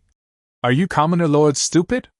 You're exchanging source crystals and treasure chests for low-grade recruitment orders?" "Exactly! Source crystals are upgrade resources, and high-quality treasure chests have a chance to yield better items. Su Changkong is a swindler!" Immediately, someone who had successfully completed the transaction retorted. "This was a voluntary exchange. How is that being a profiteer? Whether you get good items from the treasure chest depends on luck, doesn't it?" Su Changkong glanced at the chat channel and found that most people were begging him to continue trading, while a few noble lords wanted to disrupt things. He directly stated, "Those who don't want to trade but keep nagging have been blocked. Those who want to exchange recruitment tokens, hurry up and put your goods on the shelves. You have 10 minutes. I'm going to skin the shops again, I'll be busy soon." As soon as he said this, the people who had been gossiping earlier immediately quieted down. After all, once they were blacklisted by Su Changkong, they would no longer be able to buy recruitment tokens from him, or sell him anything. He re-entered the trading post and directly searched for goods with recruitment orders as the designated exchange item. Soon, a large batch of new goods appeared. Su Changkong completed all the transactions before exiting the interface. Now, he had more than enough upgrade materials. With everything ready, he directly clicked the Upgrade Territory option. *Ding! Your territory has been upgraded to a 2-star village. Congratulations to Su Changkong for becoming the first lord in the 10086 new player zone to upgrade to a 2-star village. You are rewarded with an excellent treasure chest. The announcement instantly resounded throughout the entire zone. At the same time, under the watchful eyes of Su Changkong, Xiaowu, and numerous farmers and troops, a tremendous change began to occur throughout Changkong's territory. Chapter 10 Xiaowu, you are truly my lucky goddess. Buzz dash. The moment Su Changkong clicked to upgrade his territory, an invisible force descended, rapidly transforming the entire Changkong territory. The territory expanded outwards by a large circle, its area noticeably larger. A system notification then sounded. The territory has been upgraded to a 2-star village, with the addition of 1 well, 2 plots of fertile land, 2 houses, 2 barracks, and 2 outhouses. Soon, 2 plots of fertile land, each a few acres in size, appeared in the territory, next to a circular well with a diameter of 2 meters. The well water was clear and faintly exuded a spiritual energy. In addition, 2 simple houses and 2 tiled barracks also sprang up from the ground. Although the walls were rough and drafty, the large communal sleeping area inside was already available for people to rest. The former log cabin of the Lord's mansion had been transformed into a more spacious brick and tile building, appearing far more respectable than the civilian residences and military barracks. The Lord's stone tablet in front of the gate shone even brighter, and its defenses were strengthened accordingly.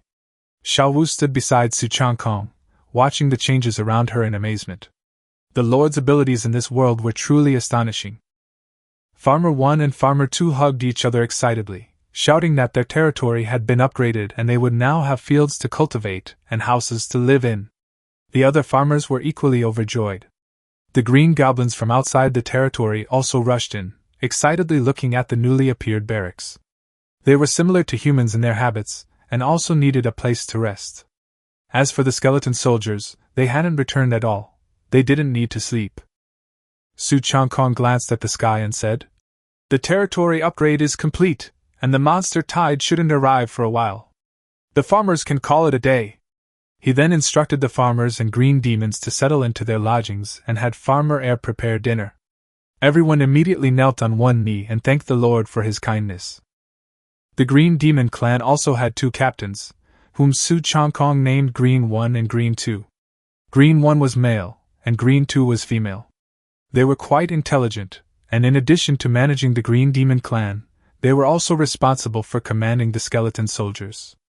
After arranging these things, Su Changkong didn't watch the placement process any longer. Instead, he squatted at the entrance of the Lord's mansion and took out 13 excellent treasure chests and 2 superior treasure chests. He looked at Xiaowu and said with a smile, "Xiaowu, let's see what good stuff we can get from these treasure chests." Most of these excellent treasure chests were obtained through trading, while the 2 superior treasure chests were ones he had acquired himself today. In the Lord's world, the lowest level treasure chest is the excellent one. There are no ordinary treasure chests. Seeing so many treasure chests, Xiaowu's eyes lit up with anticipation. "Wow, so many treasure chests! I can't wait!" Su Changkong opened 2 treasure chests himself first. The first, a superior treasure chest, yielded 497 source crystals, 373 spirit stones, and 8 beginner recruitment tokens. The second, also a superior treasure chest, only yielded a little over 2,300 spirit stones. Su Changkong was speechless. These superior treasure chests didn't seem to contain anything good. After all, he had traded intermediate recruitment tokens, worth 2,500 spirit stones, for them. So, the first 2 treasure chests were a bit of a loss. Was his luck just bad today? He looked at Xiaowu and said, "Xiaowu, you open it, let's see how your luck is." Xiaowu nodded and squatted down beside him, bringing a faint fragrance. The moment her delicate white hand touched the treasure chest, Su Changkong's attention was drawn to it. Next, Xiaowu opened a series of excellent treasure chests.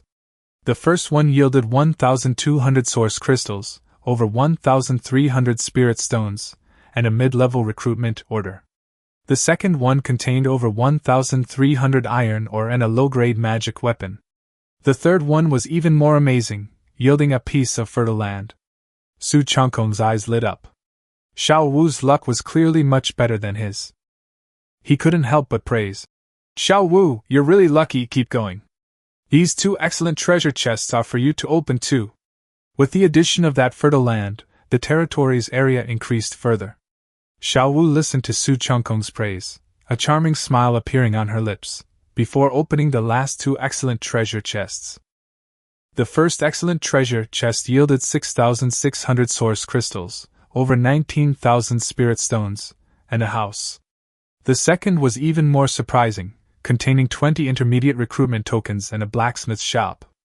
Wow, 2 more buildings!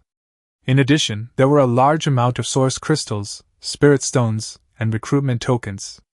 The value of the excellent treasure chest indeed far surpasses that of the fine treasure chest. However, Su Changkong is not short of intermediate recruitment orders. He has already saved several hundred in his lord's space, and even has 4 advanced recruitment orders. For him, the most important gains this time are the 3 buildings, fertile fields, residences, and a blacksmith's shop. Of course, source crystals are also an indispensable resource for the development of his territory. Seeing the newly appeared buildings in his territory, Su Changkong was in high spirits and said repeatedly, "Xiaowu, you're truly my lucky goddess. From now on, opening treasure chests will be your responsibility." Xiaowu's cheeks flushed slightly, and she replied softly, "Really? Of course, Xiaowu is willing to do it for the Lord." Su Changkong's constant calling her goddess made her feel sweet inside. The Lord trusted her so much and had such a sweet tongue. It was truly irresistible. Just then, a system notification sounded. Xiaowu was touched by his trust and praise, and her favorability increased by 5 points, currently at 90, reaching the level of intimacy. Su Changkong was secretly delighted. In less than a day, Xiaowu's favorability had reached 90, and she was not far from being completely close. He casually replied, "Of course it's true, Xiaowu." This trip was indeed very fruitful. The blacksmith shop, in particular, was extremely useful in the early stages, capable of mass-producing weapons and equipment. However, to truly operate it effectively, it would require professional blacksmiths. Farmers could learn various livelihood skills, and with relevant professional skill certificates, they could directly change professions. Su Changkong didn't have such certificates yet, nor had he checked if they were available at the trading house. He could only leave that for tomorrow. Afterwards, Su Changkong spent 5,000 source crystals to upgrade himself to level 3. After the upgrade, he clearly felt his body filled with power.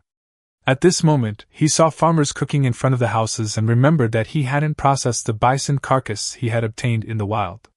So he took Xiaowu's hand and went to the houses, saying to Nong'er, "You can process this bison meat. We'll eat beef for the next couple of days." After saying that, he took out more than 10 bison carcasses from his system space and told Nong'er to process them as soon as possible. After all, it was getting dark. Nong'er and a group of farmers were overjoyed. They would finally have beef to eat tonight. Nong'er had the potential to be a great chef, and he immediately and methodically directed the farmers to slaughter, clean, and butcher the bison meat, and then put it into a large iron pot to cook. The large iron pot was a gift from the heavenly Tao to the dwelling.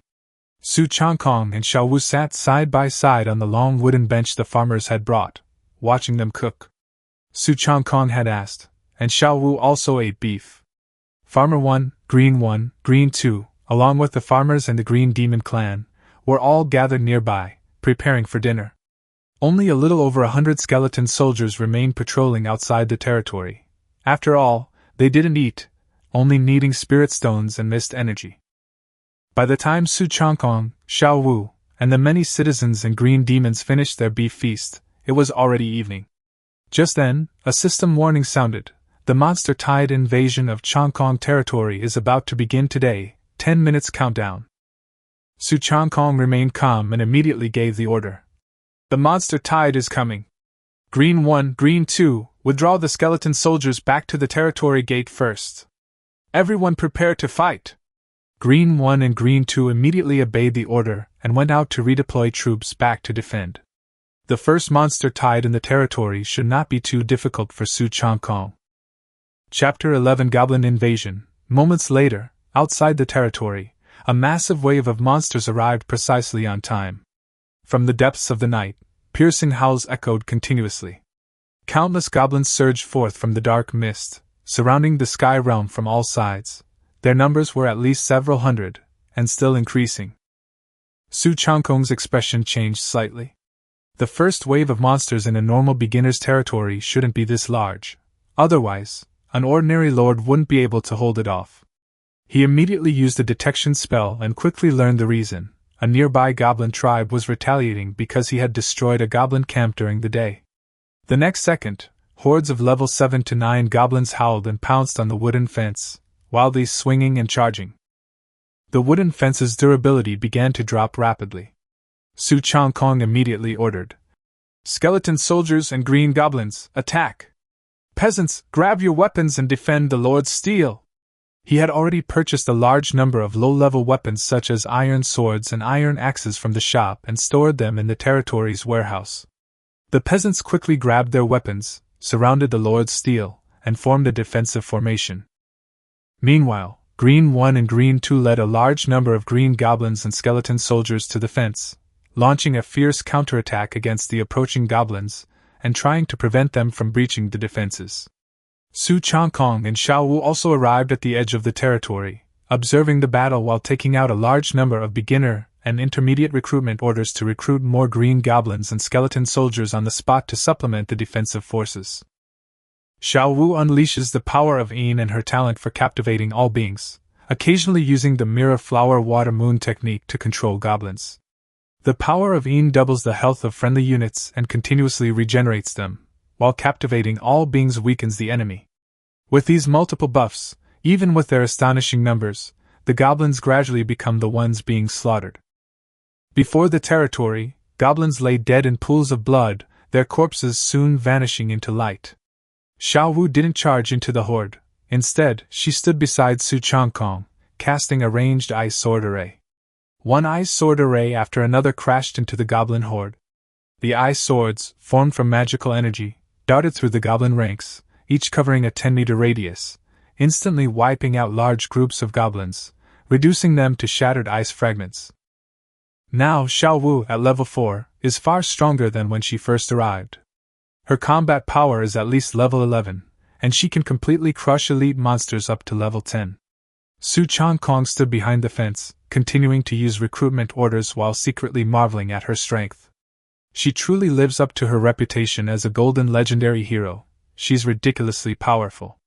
However, the number of goblins is simply too great, and the entire territory is under siege. No matter how strong Xiao Wu is, she can't possibly defend all directions alone. With a loud crash, a large section of the wooden fence was finally breached. Countless goblins poured into the territory through the gap, howling as they rushed inwards. Green 1 and Green 2 immediately went berserk, relying on their green scales for defense, leading the green demons and skeleton soldiers into the monster horde, beginning a frenzied slaughter. Now, most of the green demons and skeleton soldiers had reached level 5, and with the added bonuses from Su Changkong and Xiao Wu's talents, the superior quality green demons could now easily overwhelm level 7 to 10 goblins in a one-on-one fight. Although the newly recruited troops were only level 3, their numbers were increasing. During the battle, Xiao Wu also leveled up to level 5, further enhancing her strength.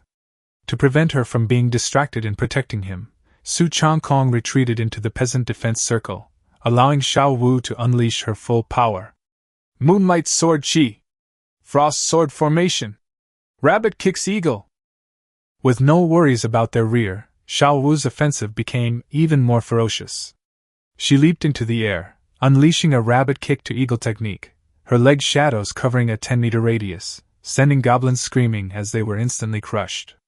As hordes of goblins fell, the number of monsters in this wave decreased dramatically.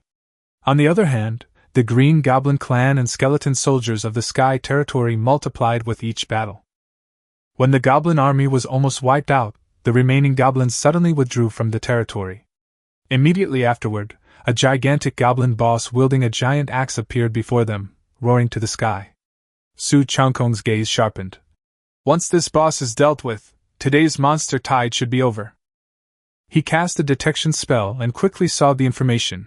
Goblin Chieftain, level 11 boss, excellent quality, skills include heavy strike, battle axe mastery, and shockwave. He is the chieftain of a nearby goblin tribe, ferocious, lecherous, and vengeful. Su Changkong's pupils contracted slightly. Level 11 has already entered the Spirit Sea realm, only one level away from level 10, but their combat power is on a completely different level. However, with his small dance party and a constant stream of troops, he was not afraid. At that moment, 2 more groups of goblins appeared behind the goblin chieftain, pushing 2 enormous wooden chariots. The chariots were uncovered, and on each lay a female alien creature, her fate unknown. One was a female centaur, and the other a female deer woman. Even more bizarrely, goblins began to emerge from the chariot, jumping to the ground and swallowing some kind of substance, their bodies rapidly growing larger. Su Changkong felt a chill run down his spine, and the troops and peasants in his territory were all stunned. Xiao Wu returned to his side, a murderous glint in her beautiful eyes. This goblin chieftain is truly filthy. The goblin chieftain stared intently at Su Changkong the moment it appeared. Clearly, this newly appointed lord had thoroughly enraged it. Then, its crimson gaze fell upon Xiao Wu, the female green goblin, and the female farmer, its eyes gleaming with excitement. Wah! The goblin chieftain issued the attack order and charged into the territory. The remaining hundreds of goblins followed closely behind, launching another attack. Su Changkong ordered in a deep voice. Kill them, and this monster tide will be over. The 2 sides clashed again.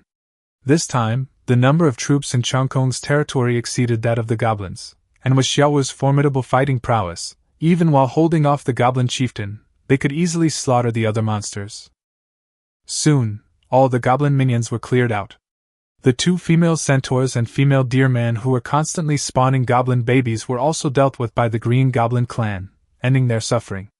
Only the thick-skinned goblin chieftain remained, still struggling in its death throes. With a thunderous boom, it unleashed its ultimate attack, a shockwave, slamming its fist into the ground. The energy shockwave spread outwards, blasting large groups of troops into disarray and rendering them invincible. In the distance, the stone bricks beneath Su Changkong's feet cracked with a snap. "Lord, be careful!" Xiao Wu cried out, leaping into the air with her rabbit eagle kicking technique, countless white legs slamming into the goblin chieftain's head. Thump, thump, thump! The already weakened goblin chieftain let out a blood-curdling scream before his massive body crashed to the ground, lifeless. Xiao Wu's leg strike, delivered from the sky, was utterly brutal. With that, the goblin invasion officially ended. Chapter 12 Too Many Monsters, Su Shin Save Me, Campaign Results, 1864 Goblins, 435 Elite Goblins, and 1 Goblin Chieftain defeated. Day 1 Monster Tide Crisis perfectly cleared. Monster Tide Difficulty, Nightmare. Completion Rewards, 40,000 Source Crystals, 40,000 Spirit Stones, 3-star Village Blueprint, Tavern Building, Excellent Treasure Chest, Superior Treasure Chest, Advanced Recruitment Order. Su Changkong looked at the settlement information and couldn't help but laugh. No wonder there were over 2,000 high-level monsters this time, and even a Spirit Sea round boss. It turned out to be nightmare difficulty. In the Lord's world, dungeons and monster hordes are divided into normal, hard, nightmare, and the even higher hell level. It's extremely rare for a novice lord to encounter nightmare difficulty on their first day, and even if it has happened in history, no one has ever managed to clear it perfectly. Those who fought either suffered defeat or heavy losses, barely managing to hold on to their territory until time ran out. On Su Changkong's side, however, he not only annihilated the invading monsters but also failed to even touch the Lord's steel. His only cost was a group of skeleton soldiers and a small number of green demons. As combat units, casualties are normal when facing over 2,000 level 7 or higher monsters. This battle yielded tremendous gains, especially the blueprints for the 3-star village, the tavern building, source crystals, and treasure chests, all highly sought-after items for the territory's development. Soon, light shone throughout the territory as a tavern rose from the ground, situated directly opposite the blacksmith's shop. Su Changkong then consumed another 10,000 and 20,000 source crystals, leveling himself up from level 3 to level 5, reaching the 5th level of the Qi Gathering Realm. He then ordered the skeleton soldiers to go on patrol, and had Green 1 and Green 2 lead the green demons to repair the territory damaged by the goblins. As for the goblin corpses on the ground, they would disappear on their own after a while. After making these arrangements, Su Changkong looked at the farmers and said, "Now that the territory has a blacksmith shop and a tavern, there will only be more buildings in the future. The leader should recruit some more farmers and see if we can produce captains." He began using intermediate recruitment orders. With flashes of light, male and female farmers from the 3 kingdoms appeared in his territory one after another. The farmers recruited by intermediate recruitment orders were at least of excellent quality. After using only 40-odd intermediate recruitment orders, he had already produced 3 outstanding quality farmer captains, named Zhang Adai, Li Dajiao, and Wang Guzi. Su Changkong looked at the 3 kneeling before him and said directly, "Your names are not pleasant to hear, so I will change them for you. Your name is Zhang San, your name is Li Si, and your name is Wang Wu." The 3 immediately kowed out in gratitude. "Thank you for bestowing these names upon us, my lord," Su Changkong then instructed. "From now on, the 3 of you, along with Nong Yi and Nong Er, will lead the farmers to serve the territory. Nong Er, arrange for someone to prepare food so the new farmers can have a good meal." Nong Er quickly summoned his men and took Zhang San, Li Si, Wang Wu, and the other new farmers to eat. Although it was leftover beef rice from before, the new farmers were still incredibly excited, and their loyalty instantly increased by 20 points. Su Changkong pulled Xiao Wu along and sat down on a wooden stool at the entrance of the Lord's mansion. He looked at Nong Yi, Nong Er, and the 3 captains who were wolfing down their food. He began to give instructions. "Nong Yi, from now on, you will be in charge of the blacksmith's shop and lead people to forge equipment for the territory. Nong Er, you will be in charge of the tavern and manage the daily meals for the people and soldiers. The logging camp, quarry, and farmland will be led by Zhang San, Li Si, and Wang Wu. You can decide on the specific division of manpower yourselves. Nong-yi and Nong-er immediately accepted the order with great joy. Su Changkong could tell what the farmers were good at. Nong-yi was suited for blacksmithing, and Nong-er excelled in cooking. Zhang San, Li Si, and Wang Wu also quickly put down their chopsticks and assured Su Changkong that they would not fail in their mission. Su Changkong nodded. It was only the first day. There was no need to rush the development of the territory. Outside the territory, it was pitch black, but inside, it was brightly lit. The Lord's mansion, residences, barracks, recruitment pool, and other buildings were all equipped with luminous pearls and lighting devices. The Green Demon clan had already repaired the territory, and men and women were living separately in 2 barracks. The barracks don't look large from the outside, but they have folding spaces inside. Each ordinary barracks can accommodate up to 200 people, and the current 300-plus Green Demons are just enough. The same applies to civilian residences. As for the larger number of skeleton soldiers, they don't need to rest in the barracks. Su Changkong didn't mass-produce too many soldiers and peasants at once, precisely because of considerations for housing and food. Besides, the training of the people and soldiers also requires a large number of spirit stones. Su Changkong plans to distribute another batch to them when he has more spirit stones on hand, since he can't just make people work without providing resources. After making the arrangements, Su Changkong patted Xiao Wu's shoulder and said with a smile, "Now we can go take a bath and rest." Xiao Wu leaned close to him, smiling slightly. Having reached a level of intimacy in their affection, she no longer refused Su Changkong's intimate gestures. The two entered the Lord's mansion. The mansion had expanded considerably. Besides the Lord's bedroom and living room, there were now guest rooms, a fireplace, and a bathroom. Farmers number 1 and number 2 had already arranged for several young female farmers to prepare bathwater. These female farmers would no longer need to do other work. They would serve as maids, taking care of the Lord and hero's daily life. Su Changkong naturally wouldn't refuse. The bathtub was large and filled with warm water. Su Changkong told Xiao Wu to go wash first, and he quickly finished washing himself and returned to the living room. At this moment, the radiant Xiao Wu was sitting on the sofa, chatting with the maids. Su Changkong bought a batch of spirit tea and several large bags of melon seeds from the system shop and had his maid brew the tea. While the group drank tea and ate melon seeds, Su Changkong opened the chat channel to check on the other newbie lords. The channel was already in chaos. Some were lamenting that their territories were about to be overrun by lizard men, some were complaining that a dozen level 4 monsters almost wiped out their troops, and some were thankful that they had obtained recruitment orders from Su Changkong earlier, which helped them get through the crisis. Some were crying and begging for help, saying their entire army had been wiped out and they could only hide in small wooden huts, watching helplessly as monsters attacked the Lord's steel. Many began frantically tagging Su Changkong. "Why hasn't Brother Su come out yet? Hurry up and trade recruitment orders. God Su, save me!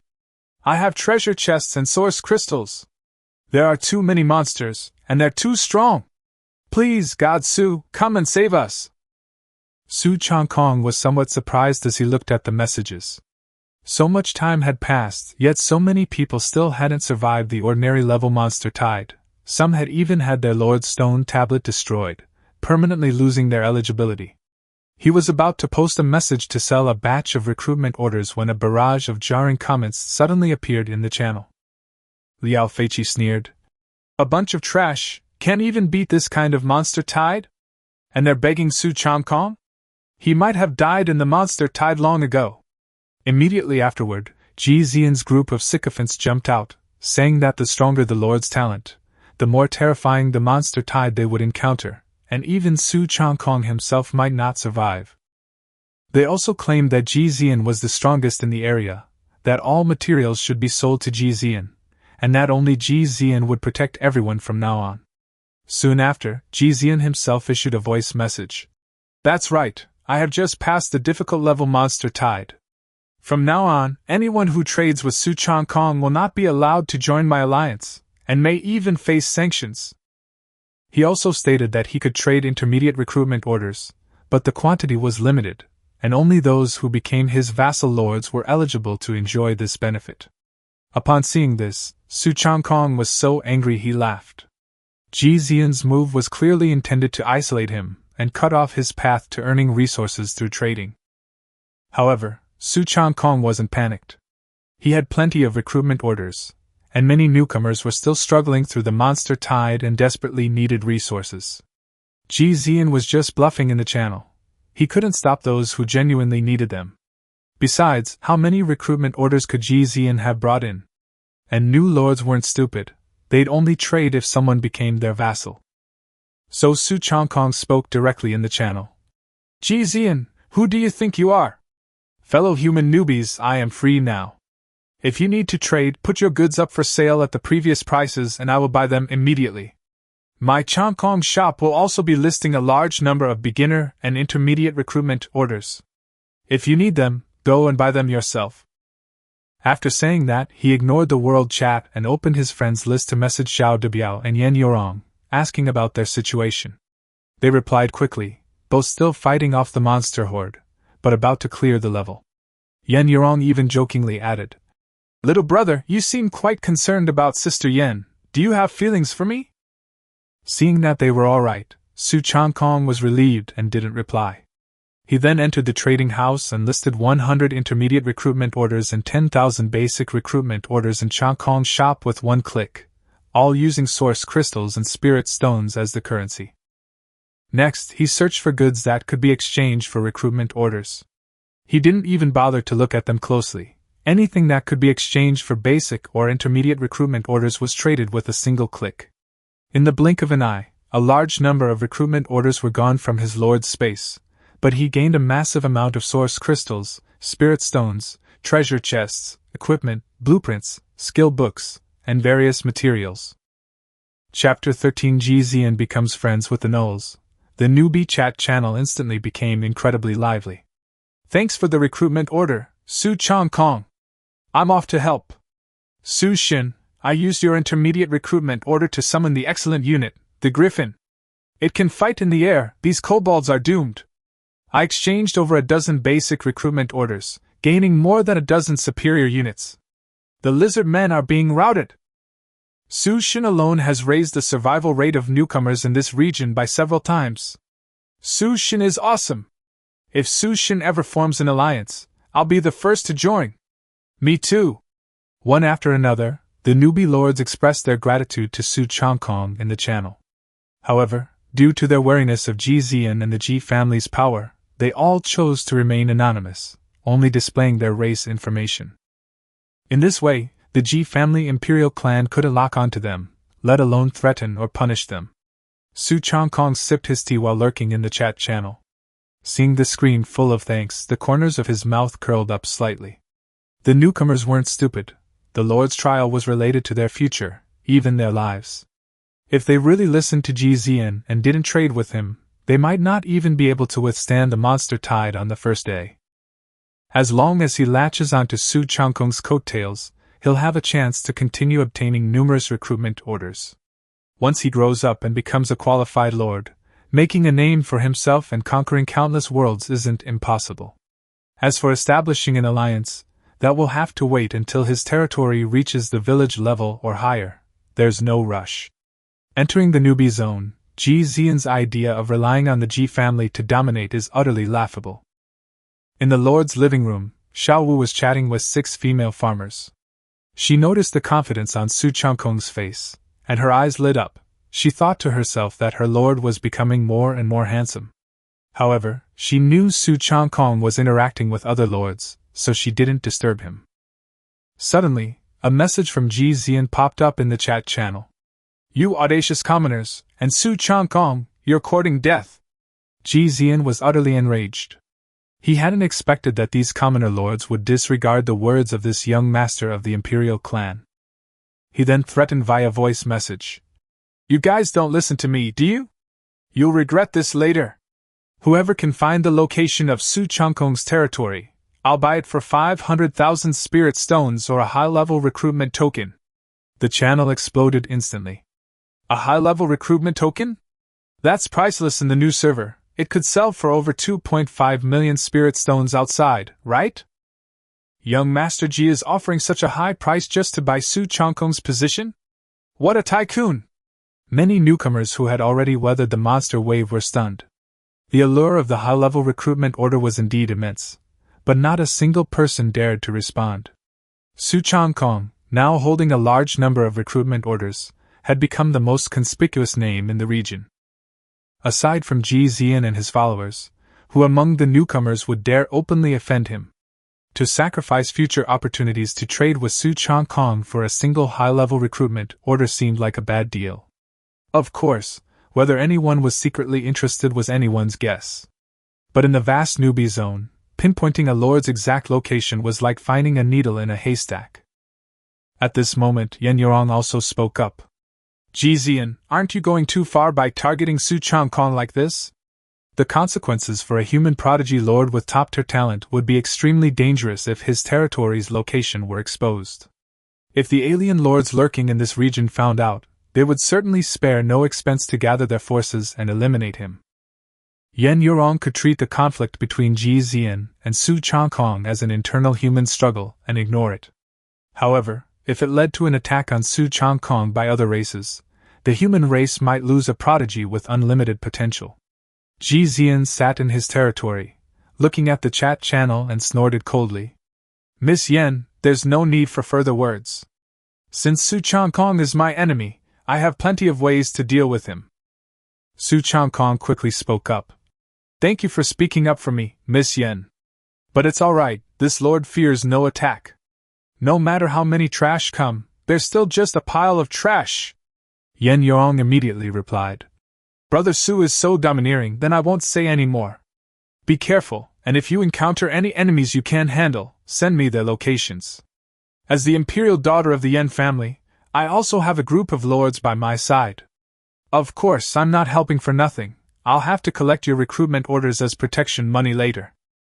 Her voice was clear and melodious, with a hint of teasing. Su Changkong calmly replied. All right, I have plenty of recruitment orders. Yen Yorong understood that since Su Changkong could produce so many recruitment orders and possessed a golden hero, almost no one could do anything to him at this stage. Even if the alien races joined forces, they might not be able to defeat him. After all, this was the human region, and there couldn't be too many alien lords assigned here. Ji Zi'an said sarcastically. Hey Yen Yorong, why are you so protective of this pretty boy? Do you two have something going on? His tone was incredibly sarcastic. Yen Yorong was the most outstanding human princess of the younger generation on the Myriad Realms continent, and the most beloved daughter of Empress Yenqing. Calling her a human princess wouldn't be an exaggeration. She had extremely high standards at the Imperial Academy, even looking down on Ji Zi'an's advances. Yen Yorong only sent an eye-rolling emoji. Su Changkong sneered in response. What happens between me and Miss Yen is none of your business, you little playboy. Ji Zi'an gritted his teeth and said, Very well, I hope you live to see the day I catch you. Su Changkong retorted. I hope you don't wet yourself when you see me. He never expected Su Changkong to be able to produce so many recruitment orders. This meant that the other party's awakened talent was absolutely terrifyingly outrageous. What's more troublesome is that Su Changkong not only has legendary heroes but also a large number of recruitment orders, making it extremely difficult to eliminate him in the early stages. Ji Zi'an was well aware that once Su Changkong grew stronger, he would not only be detrimental to him but could even pose a threat to the entire Ji family clan. He muttered to himself.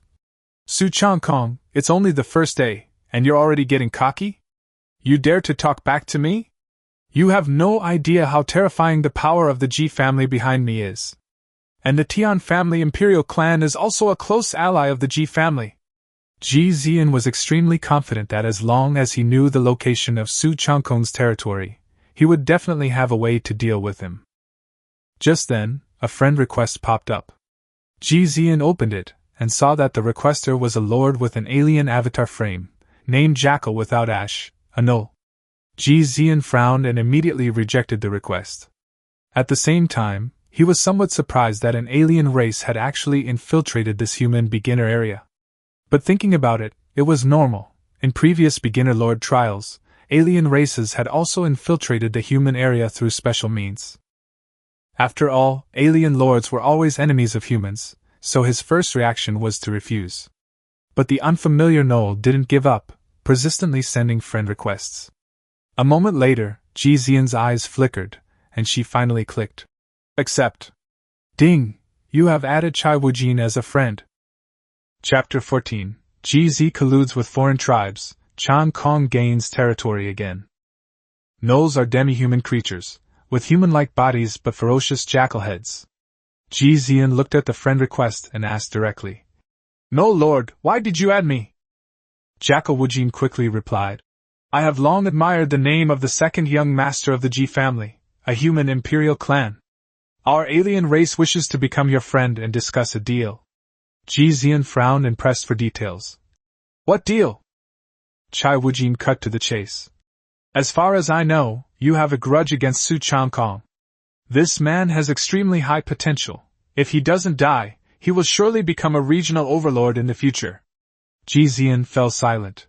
He had to admit that Su Changkong was indeed terrifying, and had even attracted the attention of the alien races. Chai Wujin continued. This person is extremely dangerous, and could very well become a major threat to our alien race in the future. Therefore, he is our primary target for elimination in this year's novice trial. Hearing this, Ji Zi'an was somewhat unconvinced. Su Changkong is your biggest target? Then what about me, Ji Zi'an, and Yan Yorong, the princess of the Yan family? Aren't we all considered targets? Jackal Wujin laughed and said, Young Master Ji is joking. Of course we also want to get rid of you and the Yan family's imperial daughter, but we cannot bear the wrath of the two great human imperial families, the Ji family and the Yan family. On the battlefield of all races, the human race and other races clashed fiercely, but in the newbie zone, all sides still had some reservations. Important newcomers from powerful imperial clans were generally not targeted with underhanded means, otherwise, the other party would retaliate. The term, annihilation, doesn't necessarily mean actual death. Being eliminated and permanently losing one's lordship status is tantamount to cutting off one's future. Normal conflicts go unchecked, but when it comes to ordinary civilians or newcomers, the various races are less hesitant to attack. Su Changkong was merely a commoner lord, yet he displayed terrifying potential in this region, thus becoming a prime target for the alien races. Thinking of the power of the Ji family behind him, Ji Zi'an coldly snorted. You're wise to get down to business. Jackal Wujin said. It's very simple. We have deployed more than 3,000 alien lords in this newbie area, under my command. The jackals, kobolds, and ratmen all have a talent for smell, which can help you find Su Changkong's territory. Ji Zi'an was startled. A typical new player zone usually only has 100,000 new lords, yet over 3,000 alien races had infiltrated. The number didn't seem outrageous, but the aliens mostly obeyed orders, unlike the humans who fought independently. Ji Zi'an's followers numbered only 200 or 300. He quickly saw through their intentions and said coldly, You want to watch the human race fight amongst themselves, so that the alien races can reap the benefits? Chai Wujin immediately denied it. No, young Master Ji, we are just cooperating. After all, we have the same goal, which is Su Changkong. These words struck a chord with Ji Zi'an. He couldn't sleep or eat in peace as long as Su Changkong remained alive. After a moment's thought, he gritted his teeth and replied, All right, how exactly do we cooperate? Jackal Wujin said, Let's share information and eliminate Su Changkong together. Besides that, we can also cooperate in other areas to compete for the greatest benefits in this region. Young Master Ji should also know that the Jackal people are backed by the Sky Wolf clan, which is one of the strongest imperial clans among all races. It even offered a lure. In the future, the Sirius clan can cooperate with the Ji family to help the Ji family control the Myriad Realms continent and eliminate other human imperial clans. After reading this information, Ji Zi'an couldn't help but sneer. The Sirius clan had fought a great war with the Ji family before, and now they were saying they would help the Ji family control the Myriad Realms continent. Clearly, it was all empty promises. However, he didn't care. He would use the alien races to eliminate Su Changkong first, and deal with the rest later. So Ji Zi'an sent a message. Alright, since you sincerely invite me, I will cooperate with you. What's wrong with cooperating with the alien race in the newbie zone in order to deal with Su Changkong as soon as possible? Anyway, The human alliance may not know, and even if they do, he can deny it to the death. Jackal Wujing replied, Very good, Brother Ji, I will definitely satisfy you. In a territory on the hill, Jackal Wujing revealed a sinister smile. In its territory, there was also a group of jackal warriors and jackal sorcerers, all of whom were its own troops recruited by it. When lords of other races use recruitment orders, they are often more likely to recruit troops of their own race, which is an inherent advantage of other races. On the other side, Su Changkong had just completed transactions with many newcomers and earned a large sum of source crystals, spirit stones, and resources. In particular, the amount of spirit stones had reached as high as 800,000. Without hesitation, he spent 30,000 source crystals to level up to level 6. The appearance of a level 6 lord on the first day of the novice trial was enough to shock countless people if the news got out. Su Changkong was willing to upgrade because the initial level of the troops he recruited would follow the lord's level. The stronger he was, the higher the starting level of his subsequent troops would be. Xiao Wu had already reached level 6 when he killed the goblin chieftain, and now he had caught up. Currently, the troops in the territory are generally between level 4 and 6. After a busy day, Su Changkong let the female farmers go back to their houses to rest, and then smiled at Xiao Wu and said, Time to sleep, my Xiao Wu. You can choose between the lord's bedroom and the guest room. He even teased her, saying, Why don't you sleep in the lord's bedroom with me? Xiao Wu was a heroine, so it was inconvenient for her to stay in a commoner's house. She could only stay in the lord's mansion with him. Xiao Wu stretched and glanced at him sideways, saying arrogantly, Lord, you want to sleep with Xiao Wu on the first day? Dream on. You can have it if you want to, but only if Xiao Wu ties you up and makes you continue to undergo the test. Su Changkong coughed dryly. Then forget it. You can sleep in the guest room. Let me, the Lord, calm down by myself. Being tied up and watching her alluring sleeping posture all night is not enjoyment, it's torture. It seems the heroine won't let him succeed so easily unless his favorability rating reaches 100. Xiao Wu gave a light snort, turned around, and strode into the next guest room with her long legs. Su Changkong watched her retreating figure and secretly praised her, thinking, She truly deserves to be my rabbit goddess. The next morning, after Su Changkong and Xiao Wu finished washing up, they found that the troops and farmers were already busy at work.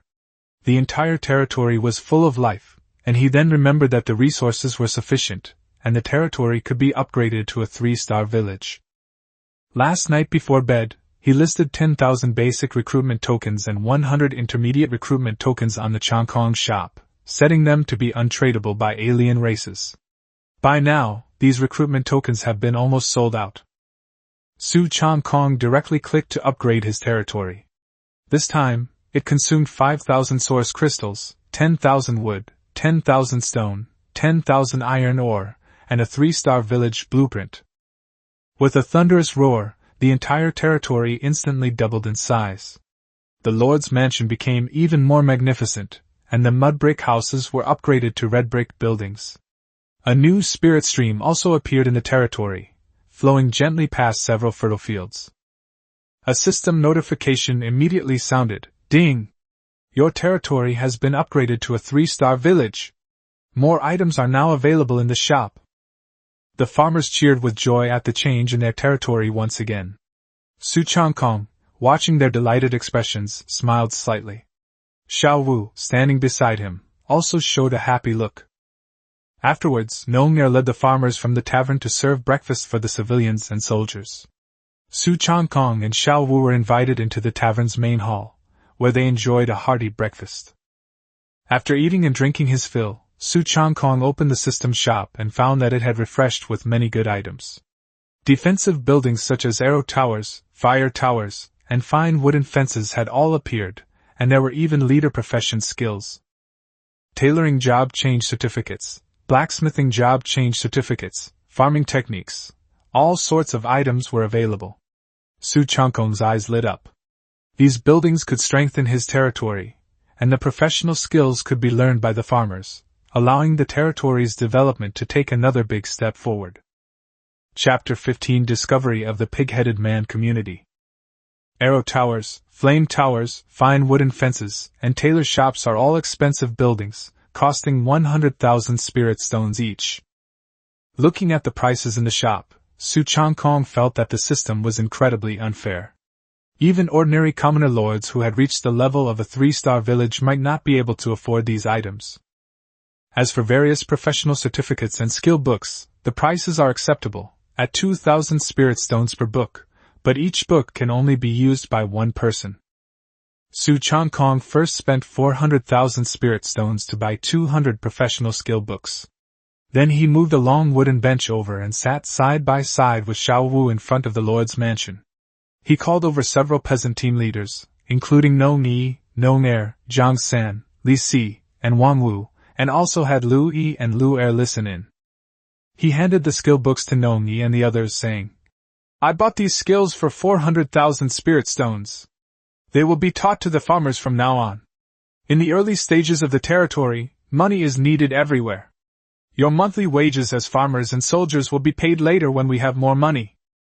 Nong Yi and the others were so excited that they knelt down on the spot and said in unison, "Thank you for your cultivation, Lord. It is already a great blessing for us to serve you. How dare we ask for more monthly wages?" Green 1 and Green 2 also knelt on one knee, indicating their willingness to go through fire and water for their lord and that they did not need monthly pay.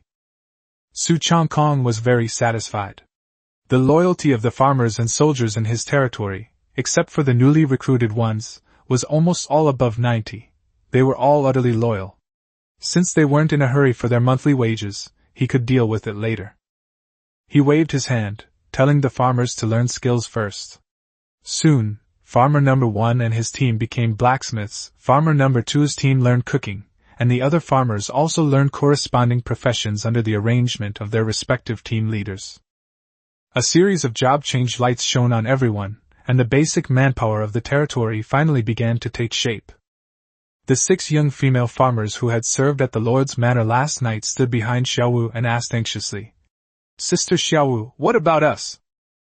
These 6 men were all of excellent character. They had gotten along well with Xiaowu last night, and already regarded her as their backbone.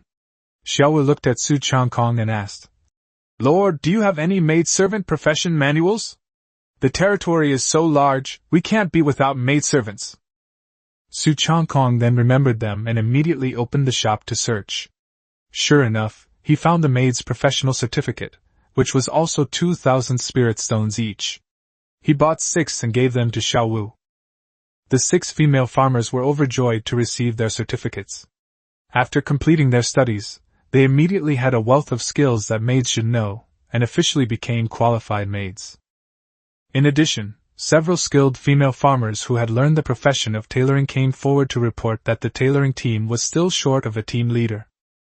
So Su Changkong used more than 30 intermediate recruitment orders to recruit a group of farmers, and finally recruited a captain-level outstanding female farmer.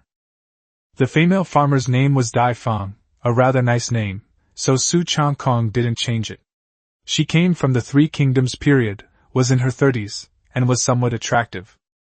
Su Changkong directly arranged, "Dai Fang, from now on you will be the owner of the tailor shop, leading the female tailors to make clothes for the territory." After accepting the order, Dai Fang hesitated for a moment before reminding him, "My lord, it seems that we don't have a tailor shop in our territory yet." Su Changkong immediately spent 100,000 spirit stones to buy a tailor shop from the mall and placed it next to the blacksmith shop. Once a territory building is placed, if the location is unsatisfactory, it can be moved later through the lord system, but this will require additional costs. To date, the Changkong territory has more than 200 farmers, and 6 outstanding citizens at the captain level. Su Changkong told the new farmers to go to the tavern at farm number 2 for a meal, and then told the team leaders to disperse and prepare to start the day's work. After arranging the internal affairs, he took Xiaowu to one side of the main gate of the territory, spent 100,000 spirit stones to buy an arrow tower, and clicked to place it. With a whoosh, an arrow tower over 8 meters tall instantly rose in front of the territory gate. The tower was engraved with array patterns. It was a defensive tower that could automatically fire energy arrows to attack enemies approaching the territory without human control.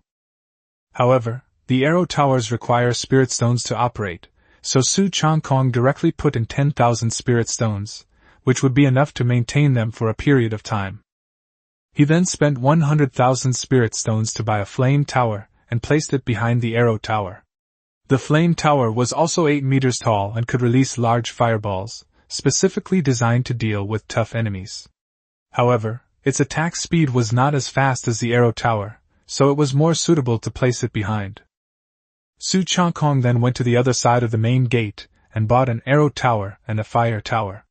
In the blink of an eye, 4 powerful defensive towers appeared in front of Changkong's territory, each containing 10,000 spirit stones for firepower support. Next, he bought a high-quality wooden fence from the shop and clicked to place it.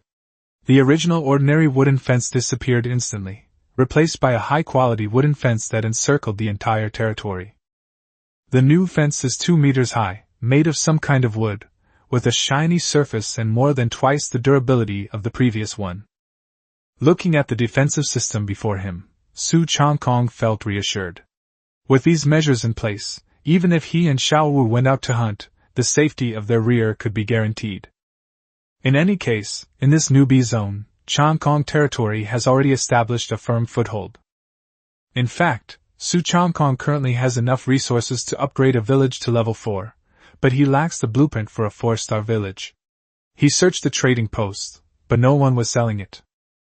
After all, it's only the second day, and probably no one in the entire region has obtained the blueprint for a 4-star village yet.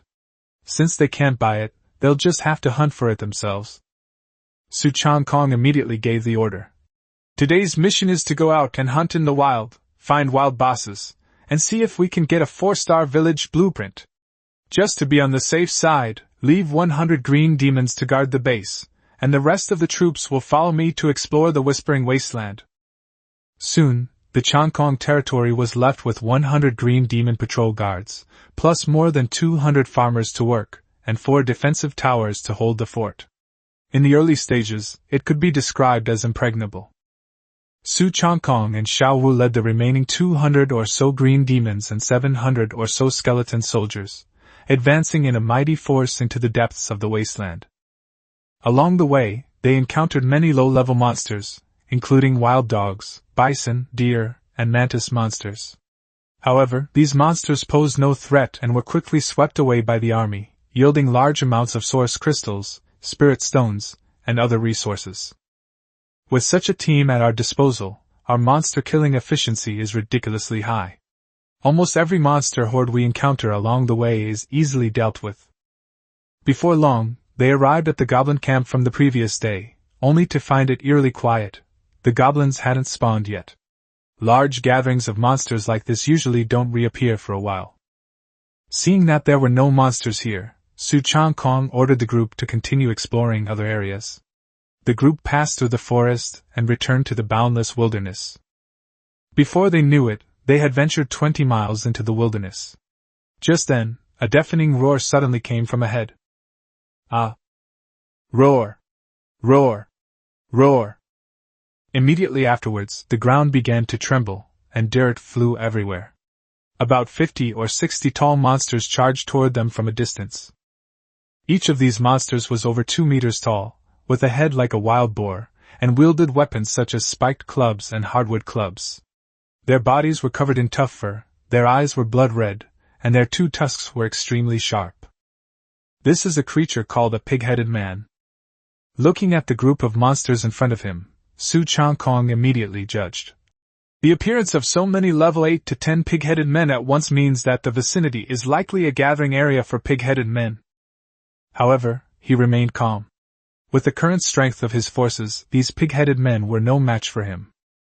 More than 60 pig-headed men charged forward with ferocious momentum, their presence incredibly intimidating.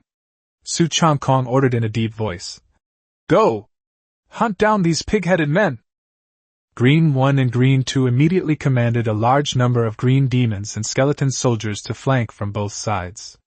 Little Dance stayed by Su Changkong's side, unleashing the power of Tying and her captivating talent. Boom! Boom! Boom! The pig-headed men charged headlong into the encirclement, and the 2 sides instantly clashed. The Green Goblin Clan unleashed their Green Goblin Sword technique, coordinating with even more skeleton soldiers to besiege the pig-headed men. Even level 5 or 6 green demons, with the talent boost from Su Changkong and Xiao Wu, could withstand the attacks of the pig-headed men. Although the skeleton soldiers had weaker base stats, their damage output was not low. Their great swords and bone spears could penetrate the pig-headed men's defenses. After all, Su Changkong's command power can increase the attributes of his subordinates by 50%. Xiao Wu didn't even have to lift a finger. Moments later, the group of pig-headed men lay dead in pools of blood, completely wiped out, and dropped a large amount of resources. This area was clearly a gathering place for the pig-headed people. Upon hearing the commotion, the horde of pig-headed monsters that were wandering the wasteland in the distance immediately swarmed over. Chapter 16. Today's trip was worth it. This wasteland is vast and boundless. Within a radius of 2 or 3 miles, there are more than a dozen groups of pig-headed people, totaling more than 1,000. At that moment, they discovered the intruders and immediately charged forward menacingly. Without Su Changkong's order, Green 1 and Green 2 had already led the Green Demon Clan and skeleton soldiers to meet them, and a fierce battle instantly erupted between the two sides. There were quite a few pig-headed men, but Su Changkong's side also had nearly 1,000 troops, most of whom had reached level 6. With the added advantage of his and Xiao Wu's talents, they were not at a disadvantage in one-on-one combat against monsters of level 8 or above.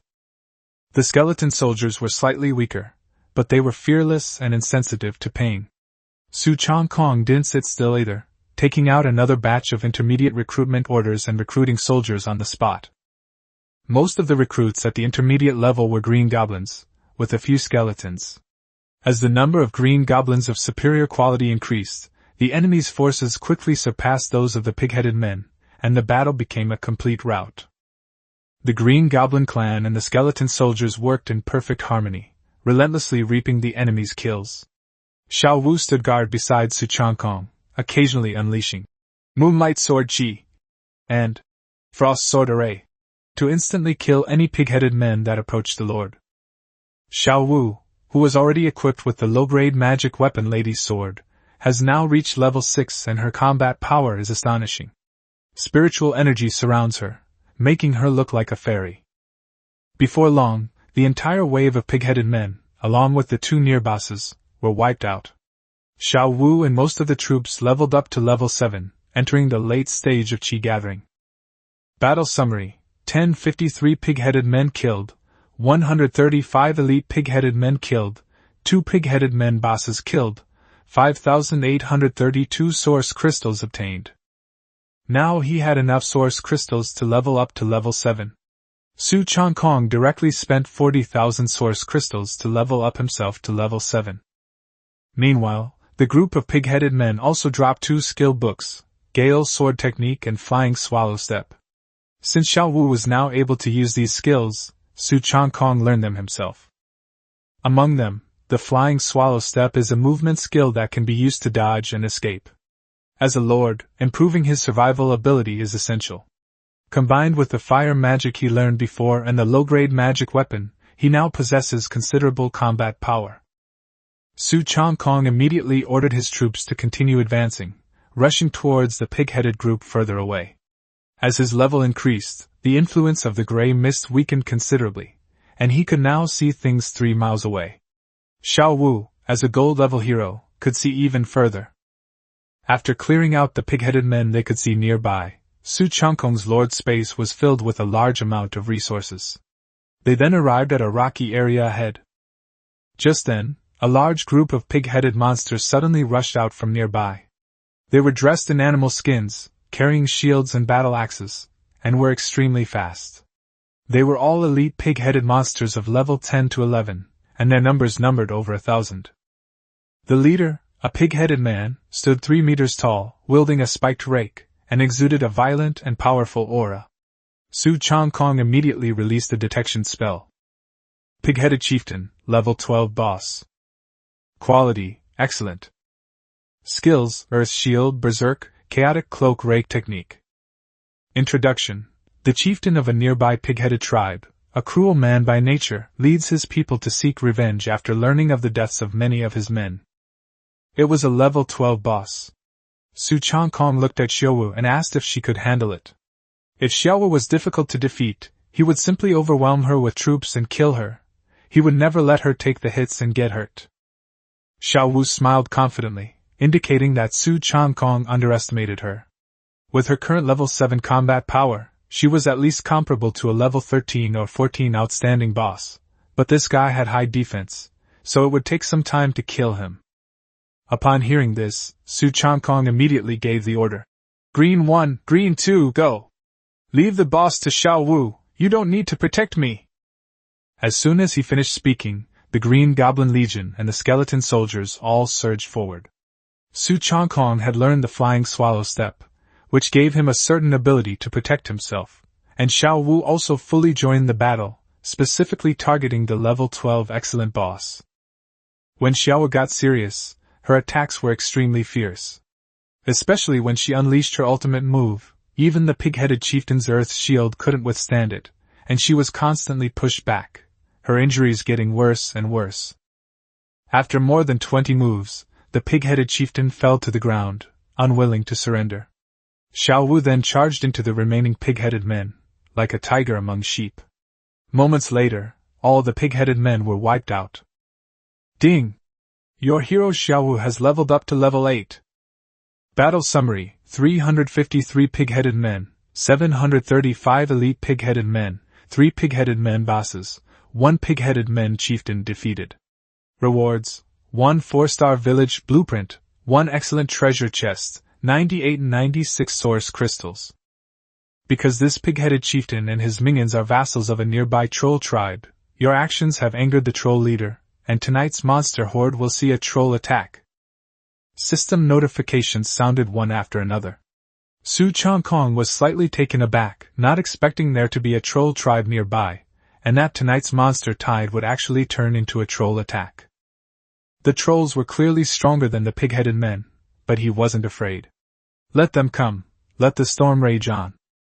Today, I just casually cleared the wilderness and already reaped a large amount of resources, even obtaining a 4-star village blueprint. Looking at the resources in his system space, Su Changkong was in high spirits and smiled at Xiaowu, saying, "Today's trip was definitely worthwhile." No sooner had the words left his mouth than a rumbling sound of footsteps came from afar. Immediately afterwards, dozens of tall monsters covered in black armor emerged from the mist and blocked the army's path. These humanoid monsters wielded battle axes, exuded a demonic aura, and each was over 3 meters tall with bulging muscles. Su Changkong used his detection technique to confirm that they were indeed trolls. Wasteland Troll, Level 11 Skills. Wasteland Troll, Level 12 Skills. Without Su Changkong needing to speak again, Green 1 and Green 2 had already led over 1,000 troops to surround the group of Wasteland Trolls, and the two sides immediately engaged in battle. Boom boom boom. Although the trolls were over level 10, Su Changkong's side had a large and powerful force, so Xiaowu didn't need to lift a finger. After several rounds of concentrated fire, the entire group of Wasteland Trolls fell, contributing another batch of resources. It was now afternoon. Su Changkong, leading Xiaowu and numerous soldiers, continued their advance deeper into the rocky area. In the distance, tall stone buildings could be vaguely seen through the mist. Warning: the Wasteland Troll tribe is ahead. All Wasteland Trolls are level 11 or higher monsters. This was already the lair of the Wasteland Trolls. Su Changkong pondered whether he should wipe out this troll tribe now to prevent them from attacking his territory at night. However, he soon discovered that most of the green goblins were showing signs of fatigue. Although Xiaowu was in good condition, a troll tribe probably had several thousand high-level monsters, and there might be more than one boss. No matter how strong she is, she can't possibly handle so many high-level monsters at once. Rather than risking a direct assault, it's safer to return to her territory and prepare for the monster horde. Therefore, Su Changkong ordered, "That's enough for today's exploration. Let's return to our territory and prepare for tonight's battle." "Yes, my lord!" Green 1 and Green 2 bowed in response. Su Changkong and Xiao Wu led an army of over 1,000 soldiers and quickly withdrew from the area, returning to their own territory. Chapter 17. Preparing to form the Blue Star People Alliance? The army of Changkong territory returned home, clearing away any monsters they encountered along the way at a moderate pace. As they passed through a vast grassland, Su Changkong suddenly noticed a flash of precious light in the waist-high grass. He approached and saw that a blue-glowing treasure chest had appeared.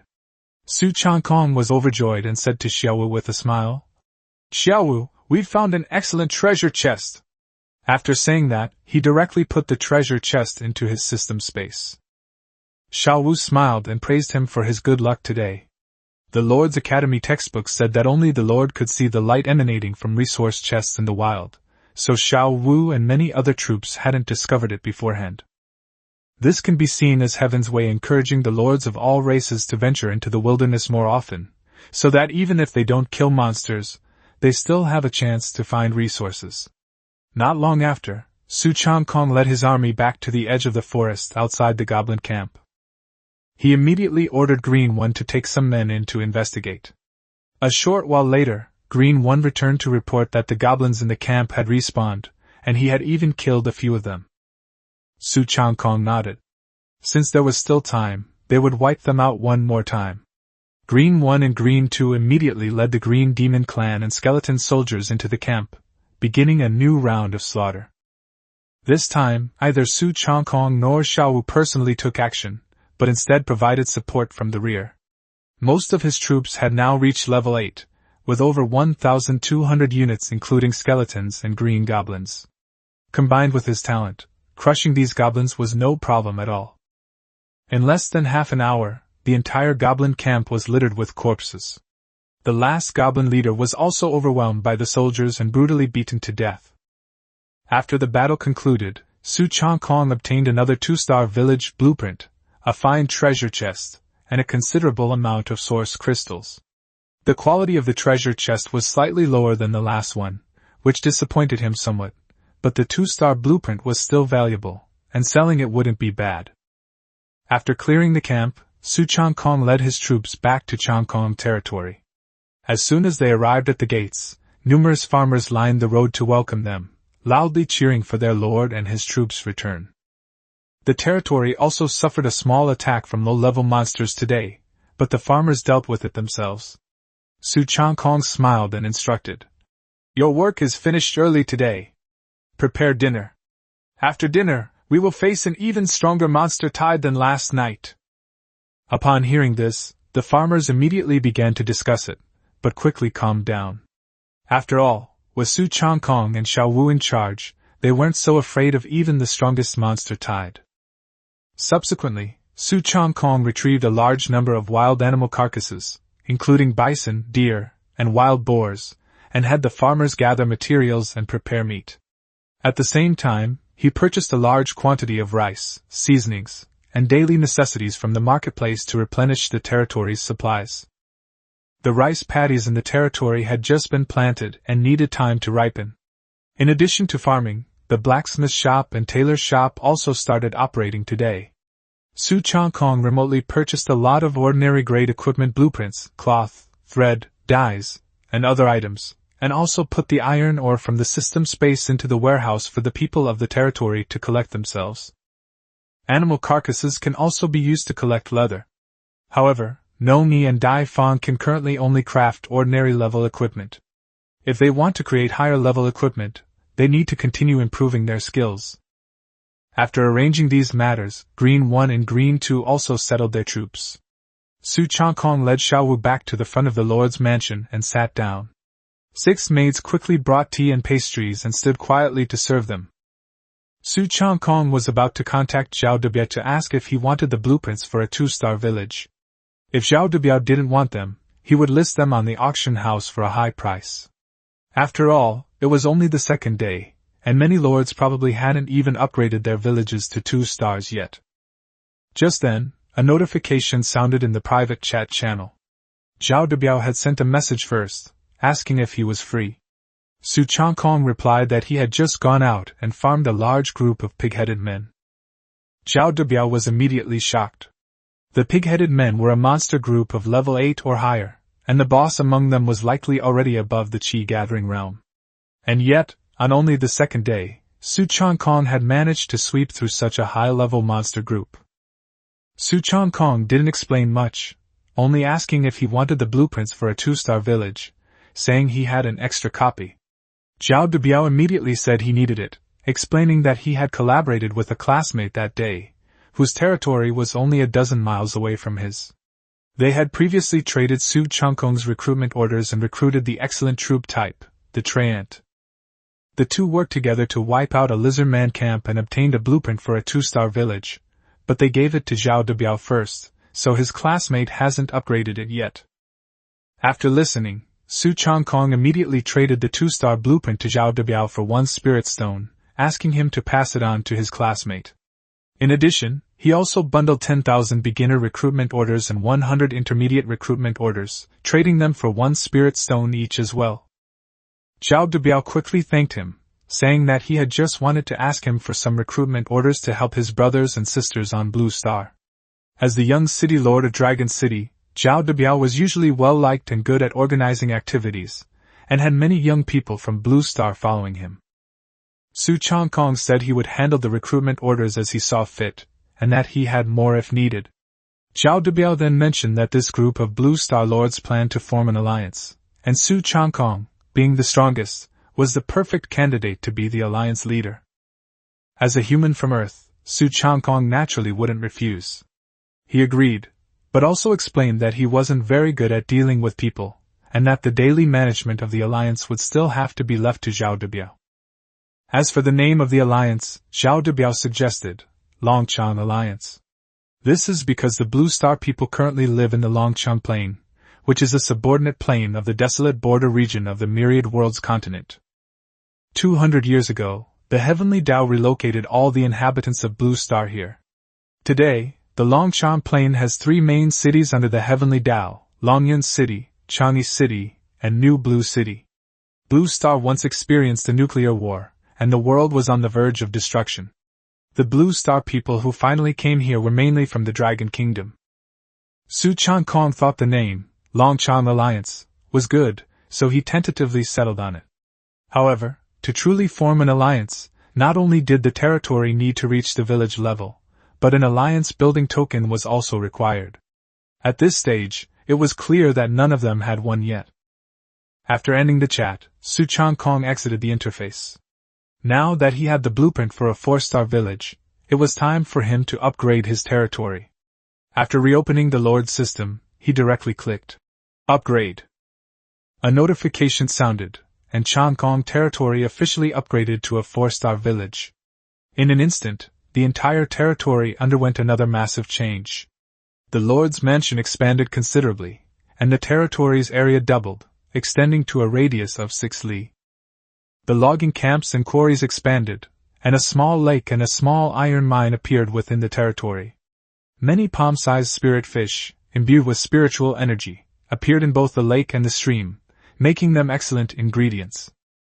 Farmers number 1, number 2, and the others were all thrilled to see these changes. Some exclaimed with delight that there were fish in the lakes and streams, some stared at the new mine with excitement, and others couldn't help but praise their lord as a genius for upgrading the territory so quickly. Not long after the people of Changkong territory finished their dinner, a large wave of troll monsters officially attacked. Chapter 18: Ghost Units and the Second Hero. Su Changkong stood at the entrance of his territory, looking out at the surging tide of monsters. A prompt then appears. This is a monster army mainly composed of wasteland trolls, mixed with a small number of cannibalistic trolls. A dense horde of trolls surged towards the front of the territory, each over 3 meters tall, exuding an overwhelming sense of oppression.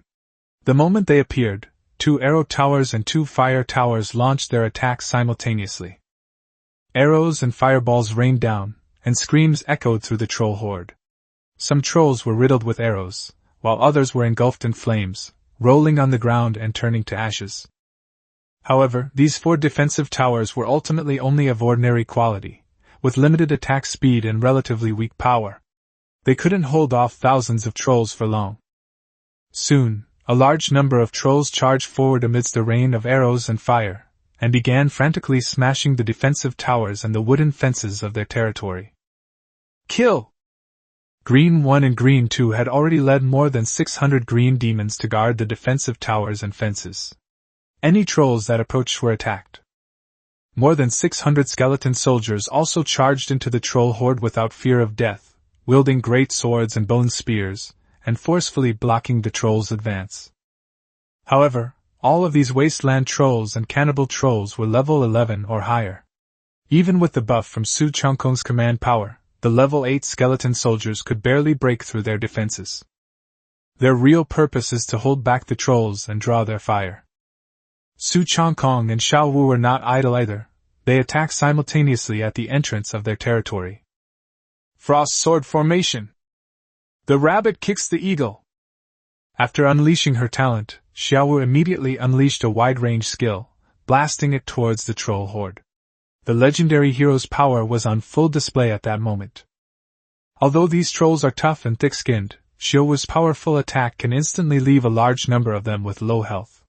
With a follow-up attack, all the monsters within a range of several meters will be wiped out. Meanwhile, Su Changkong continuously used intermediate recruitment orders.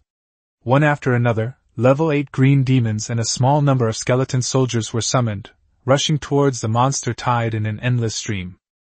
The number of trolls is decreasing, and Su Changkong's skeleton soldiers are dying rapidly. Even the green demons have suffered considerable casualties. Fortunately, he had prepared over 1,000 intermediate-level recruitment orders and a staggering 100,000 basic-level recruitment orders in advance. Losing this battle was impossible. However, Su Changkong quickly changed his strategy. He told Xiao Wu to slow down and conserve her spiritual energy to deal with the final boss, and not to deliberately try to save the skeleton soldiers. Once the skeleton soldiers were exhausted, he prepared to switch to stronger units. Upon hearing this, Xiao Wu immediately understood. Advanced recruitment orders can summon superior, classic, and even epic units, and there is also a chance to summon heroes.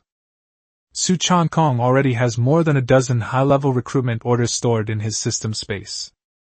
It wasn't that he was reluctant to part with the skeletons, but rather that small village-level territories only had 2 troop slots.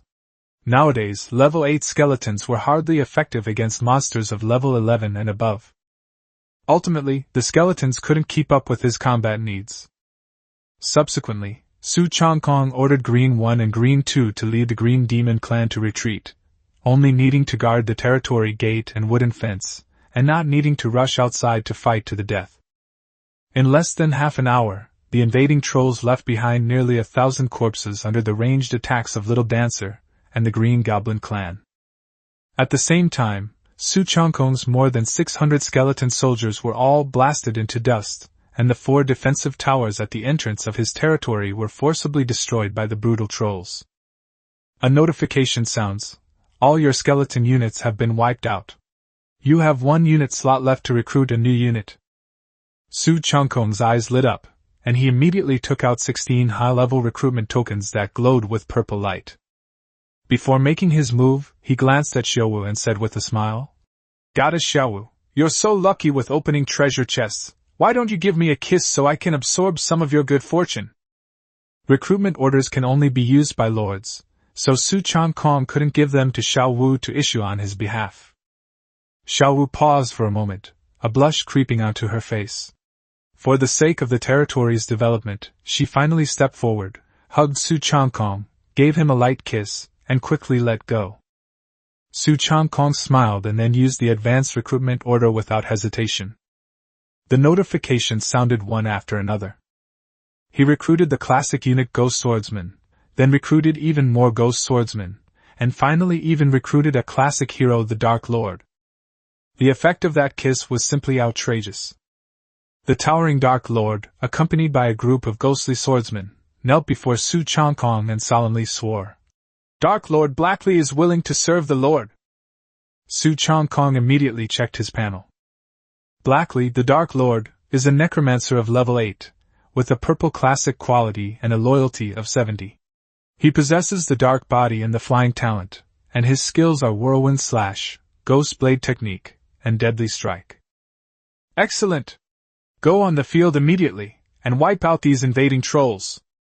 The 16 advanced recruitment orders not only recruited this level 8 classic hero, but also brought 75 level 8 classic units, Ghost Blade Masters. These ghostly swordsmen, like the skeleton soldiers, are undead creatures.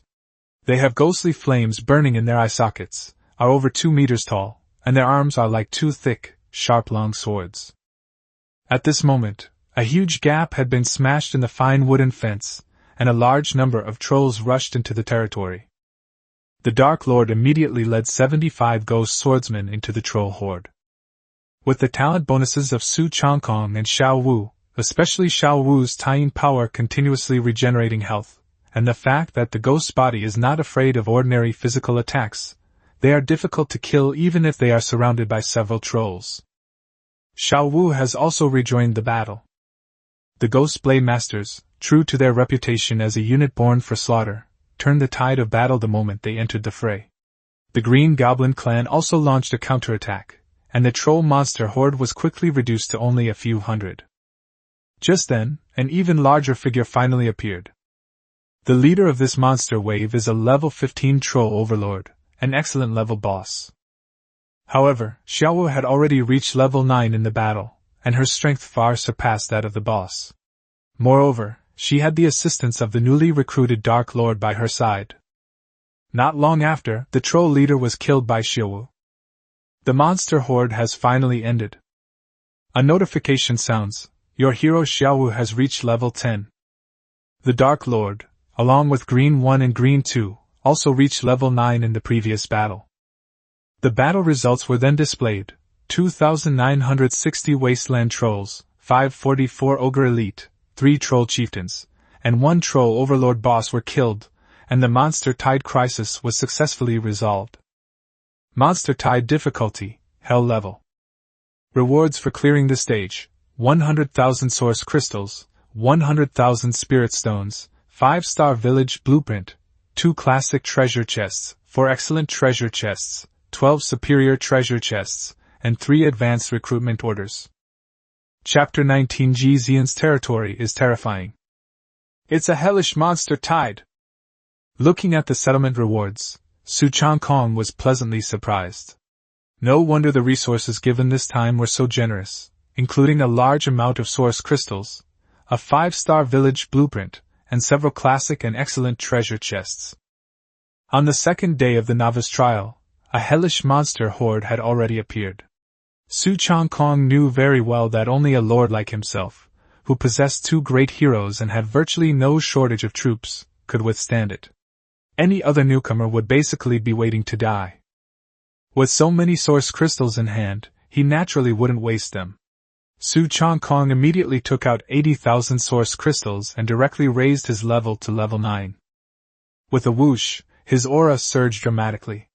On the second day of the novice trial, a level 9 lord was born. It was simply terrifying. However, a lord's personal strength is not enough. The true foundation lies in the territory. Currently, the Changkong territory is a 4-star village, just 1 step away from becoming a 5-star village. Once a village is upgraded to 5 stars, it can be further upgraded to a village level. And once a village level territory appears in a beginner's area, various high-reward events such as leaderboards, hero battles, and cooperative dungeons will be unlocked. Su Changkong already has the blueprint for a 5-star village, but upgrading it requires 50,000 source crystals, as well as 100,000 units of wood, stone, and iron ore. He doesn't lack source crystals, but he's far from needing the 3 basic materials. After all, he had only just upgraded his village to a 4-star level, and gathering materials would take time. To collect them as quickly as possible, he could only trade with other lords. By this time, Green 1 and Green 2 had already led their men to clean up the battlefield, and the farmers were also helping. Once this was done, they could rest. Night patrols and defense were left to the newly recruited Dark Lord and his ghostly swordsmen. These undead units don't need rest, making them perfect for night watch. Su Changkong and Xiao Wu returned to the Lord's manor, surrounded by 6 maids. Xiao Wu went to take a bath first, while Su Changkong sat on the sofa drinking tea and casually opened the local chat channel to observe the situation. At this moment, in the 10086 newbie zone, many lords are still struggling against the monster horde. The channel is filled with wails of despair. There are too many monsters. 10 level 5 bison have stormed my territory. Someone, come save me. I'm surrounded by more than a dozen level 6 goblins, and the wooden fence is almost falling apart. Didn't you guys buy Su Changkong's recruitment notice? I bought it yesterday, and I'm already able to defeat the monster horde tonight. I didn't manage to get any. We didn't have enough resources yesterday, and the Changkong shop is completely sold out today. Please, God Su, put the recruitment notice back on sale. Brother Su, come out and save me. Su Changkong's lips twitched slightly upon seeing this. These people were far too weak to even withstand such a low-level monster tide. However, he happens to need materials to upgrade his 5-star village right now, so he's happy to make some extra money along the way. Su Changkong announced in the channel. Everyone, please be patient, I will post the recruitment notice immediately. He then opened the Sky shop and listed 20,000 basic recruitment orders and 200 intermediate recruitment orders. He used most of them to exchange for wood, stone, and iron ore. The prices remain the same. One basic recruitment order can be exchanged for 50 units of materials, and one intermediate recruitment order can be exchanged for 2,500 units of materials. Additionally, 100 intermediate recruitment orders can be exchanged for source crystals, each worth 1,200 source crystals. After setting it up, he uploaded it in bulk. Su Changkong spoke again. The shop has listed 200 intermediate recruitment orders and 20,000 beginner recruitment orders. Those who need them should hurry up and trade. As soon as the news broke, a large number of lords flocked to the Sky shop, frantically buying up recruitment tokens. Even some lords who had already survived the monster tide took the opportunity to buy a few intermediate recruitment tokens for backup. After all, in this world of lords, recruitment orders are equivalent to manpower and a guarantee of survival. After nearly 2 days of development, everyone had accumulated some resources. So by the time Su Changkong returned from his shower, the batch of low-level recruitment orders had been completely snapped up. In the chat channel, countless newcomers were thanking Su Changkong. Meanwhile, in Ji Zi's territory, Ji Zi'an looked at the channel messages with a gloomy expression. There were too many commoner lords trading with Su Changkong. The law couldn't punish everyone, no matter how powerful the Ji family was. Ji Zi'an's territory has now been upgraded to a 3-star village. The blueprint was obtained by one of his underlings after he got lucky and traded it to him. Within Himiko's territory, in addition to the classic hero, the Feathered Priest, there are hundreds of Feathered Race units, as well as over 100 classic Firebird units. Both of these troop types are capable of aerial combat, making them top tier. Now, the Feathered Priests and most other troop types have reached level 6, making the entire territory incredibly powerful and formidable. Therefore, Ji Zi'an became extremely arrogant, believing that even if he encountered Su Changkong, he might still be able to put up a fight. Moreover, he had Su Xiaolu by his side, as well as a large number of followers. He had almost used up all the high-level recruitment orders he brought in, distributing many of them to Su Xiaolu and his other underlings. After all, if you want your subordinates to do things for you, you have to give them some benefits. Ji Zi'an muttered to himself. I lost a lot of troops today and barely managed to get through the nightmare-level monster tide. I estimate that Su Changkong will be about the same at best. He's only powerful as a legendary hero. His troops can't compare to mine. Besides, both of my troops can fly. We must find his location as soon as possible and take care of him quickly. Subsequently, Ji Zi'an contacted the alien lord, Chai Wujing. Brothers from other races, a whole day has passed, and you still haven't discovered Su Changkong's territory? Jackal Wujing quickly replied. Brother Ji, don't worry, this newbie area is too big. It's not that easy to find a territory. Ji Zi'an said coldly. Hurry up, otherwise when Su Changkong grows up, your alien race will also suffer. After a moment of silence, Chai Wujing replied. Brother Ji is right. Wait for my news. Meanwhile, within the Changkong territory, all the materials needed for the upgrade have been gathered. However, Su Changkong wasn't in a hurry to upgrade immediately. It was already dark, and upgrading now wouldn't allow him to properly appreciate the changes in his territory. So he took out a large number of treasure chests from his system space and asked Xiao Wu to help him open them. He then browsed the auction house to see if other lord shops had any good items for sale. Xiao Wu sat next to Su Changkong and opened 27 excellent treasure chests, 8 superior treasure chests, and 2 classic treasure chests in succession. Chapter 20 Citizens Advancement Pill. Xiao Wu opened the excellent treasure chest and obtained 3977 source crystals, 16,600 spirit stones, and 1 barracks. Xiao Wu opened the excellent treasure chest and obtained 4638 source crystals, 12240 spirit stones, and 1 arrow tower. Xiao Wu opened the classic treasure chest and obtained 13977 source crystals, 26,900 spirit stones, and 1 excellent arrow tower blueprint. Xiao Wu opened the classic treasure chest and obtained 16,838 source crystals, 18,640 spirit stones, and 3 beginner citizen advancement pills.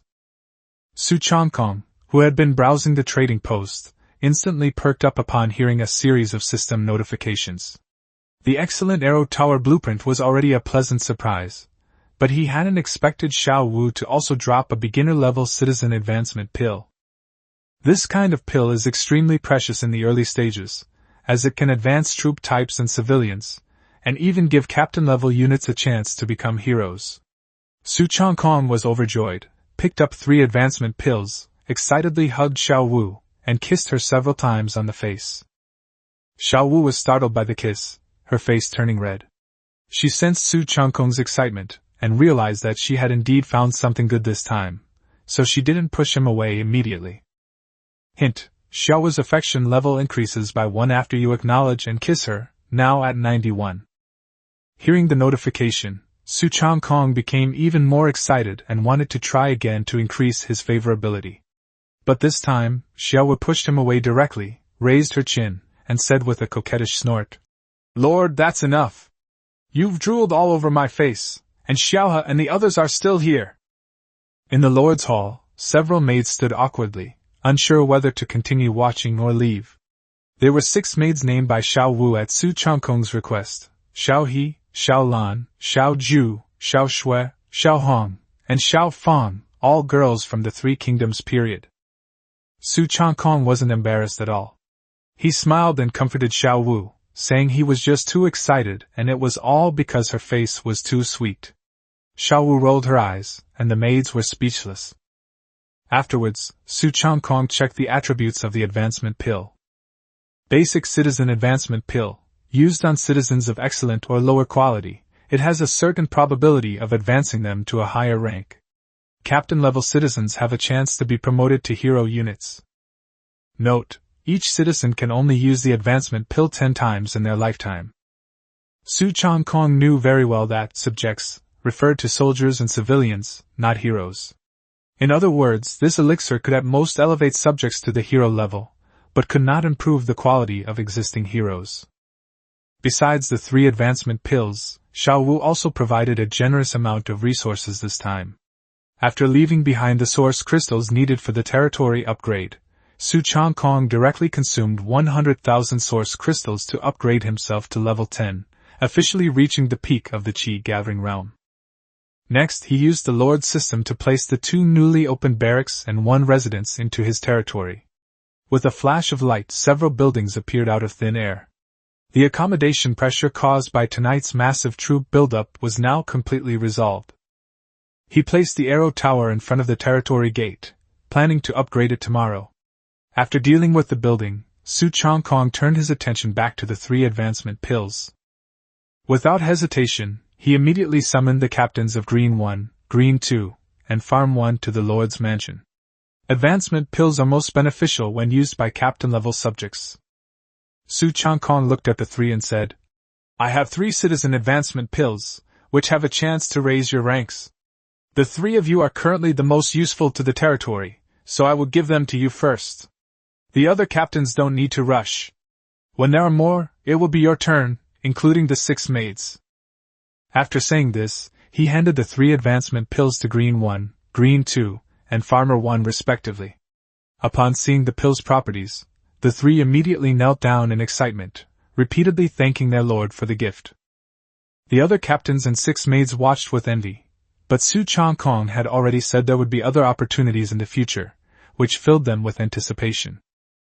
Green 1, Green 2, and Farmer 1 quickly swallowed the advancement pills. Ding! The green rank soldier has consumed the minority advancement pill and successfully advanced to the rank of outstanding hero. Ding! The green rank 2 soldier has successfully upgraded to an outstanding hero after consuming the mind advancement pill. Ding! The leader of the peasants has failed to advance after consuming the citizen advancement pill. In an instant, Green 1 and Green 2 shone with intense light, their physiques noticeably strengthened, green scale armor appeared on their bodies, and they exuded the aura unique to hero units. Farmer 1, however, remained unchanged, clearly having failed. Su Changkong was overjoyed upon seeing this. The success rate of advancement pills was already low. To succeed with 2 out of 3 pills was considered extremely lucky. He immediately checked the stats of the 2 new heroes. Green 1, Su Changkong's hero. Race, Green Goblin. Level/realm, Level 9, Chi Gathering Realm. Quality, Blue Excellence. Loyalty, 100. Talent, Green Goblin Possession, increases the attack and defense of subordinate Green Goblins by 10%. Skills, Heavy Strike, Green Goblin Sword Technique, Sword Control. Green 2 stats were basically the same. Su Changkong nodded in satisfaction and smiled as he congratulated them on becoming the 3rd and 4th heroes of Changkong territory. The citizens in the hall couldn't help but admire. In just 2 days, the Changkong territory already had 4 hero units, and Green 1 and Green 2's loyalty was already at maximum. Although Green 2 is a female hero, her dark green skin doesn't suit Su Changkong's aesthetic. Besides, he can tell that Green 1 and Green 2 already have feelings for each other, so he naturally doesn't think much of it. Green 1 and Green 2 knelt down again, excitedly thanking the Lord for his cultivation. Farm 1, however, looked disappointed, feeling that he had failed to advance and had let Su Changkong down. Su Changkong told them to get up and comforted Nongyi, saying that the success rate of advancing to the next level was inherently low, and failure was normal. Afterward, he told everyone to go back and rest. Now, the territory has gained 2 more outstanding heroes.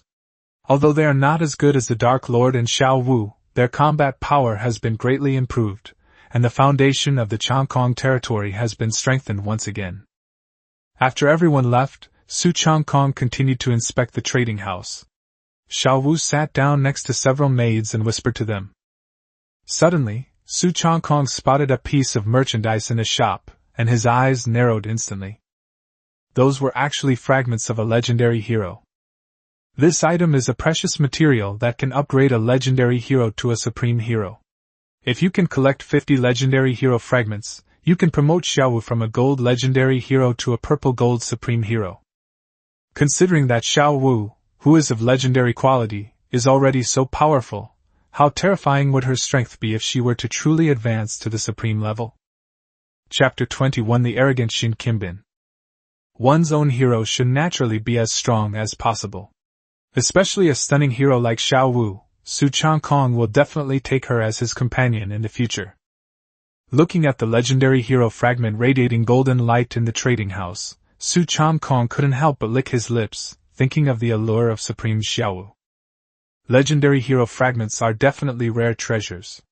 But the problem is, the price the seller is asking is outrageous. The goods information clearly states, 1 legendary hero fragment in exchange for 100 advanced recruitment tokens. This item will definitely be worth this price later, and possibly even more. But right now, it's only the early stages of the server opening, and it's impossible for anyone to offer so many high-level recruitment orders in exchange. Su Changkong's unlimited troop production talent allows him to obtain about 8 or 9 high-level recruitment orders every day. Tonight, in order to resist the hellish monster tide, he has basically used up all the ones he had saved up. He knew in his heart that the seller was mostly showing off by listing the legendary fragments, not because he genuinely wanted to trade. After all, besides him, probably no one else possessed a hero of epic rank or higher. After thinking for a moment, Su Changkong still privately messaged the cargo owner, Ji Zi'an. "Friend, aren't the conditions you set for this legendary fragment too high?" It took quite a while for the other party to reply. Ji Zi'an started with polite pleasantries. "So it's the esteemed Su Changkong who graces my humble shop with his presence. It's a pleasure to meet you. But as you should know, this kind of thing is hard to find even with money. Legendary fragments can upgrade the quality of legendary heroes, so setting a high price is quite reasonable, isn't it?" He added, "Since you have a legendary hero, this thing is priceless to you." Su Changkong smiled and replied, "It's just a single fragment. You need to collect 50 to make it useful. Can you lower the requirements a bit?" Ji Zi'an asked him how much he wanted to lower the price. Su Changkong made a direct offer. 30 advanced recruitment orders, how about it? But the transaction can only be completed in a few days. In the early stages, 30 advanced recruitment tokens were already a considerable resource. At current prices, a legendary fragment is roughly worth that much. But Ji Zi'an's voice was full of disdain after hearing this. "A legendary fragment is only worth 30 yuan for advanced recruitment? Then there's nothing to talk about." Su Changkong was speechless. The other party didn't even bother to bargain. They were clearly taking advantage of him. However, it doesn't matter if the deal falls through. A single fragment is of no use for the time being. A thought struck him, and he asked, "What? Did someone else offer a higher price?" Ji Zi'an quickly replied, "That's right. Ji Zi'an, Yan Yorong, and Tian Yu all asked me about it earlier. Some offered 50 high-level recruitment orders, while others offered 50 million spirit stones, but the transactions would all take some time. Ji Zi'an and Tian Yu even threatened me, so I didn't sell." After reading the message, Su Changkong thought to himself, "Wow!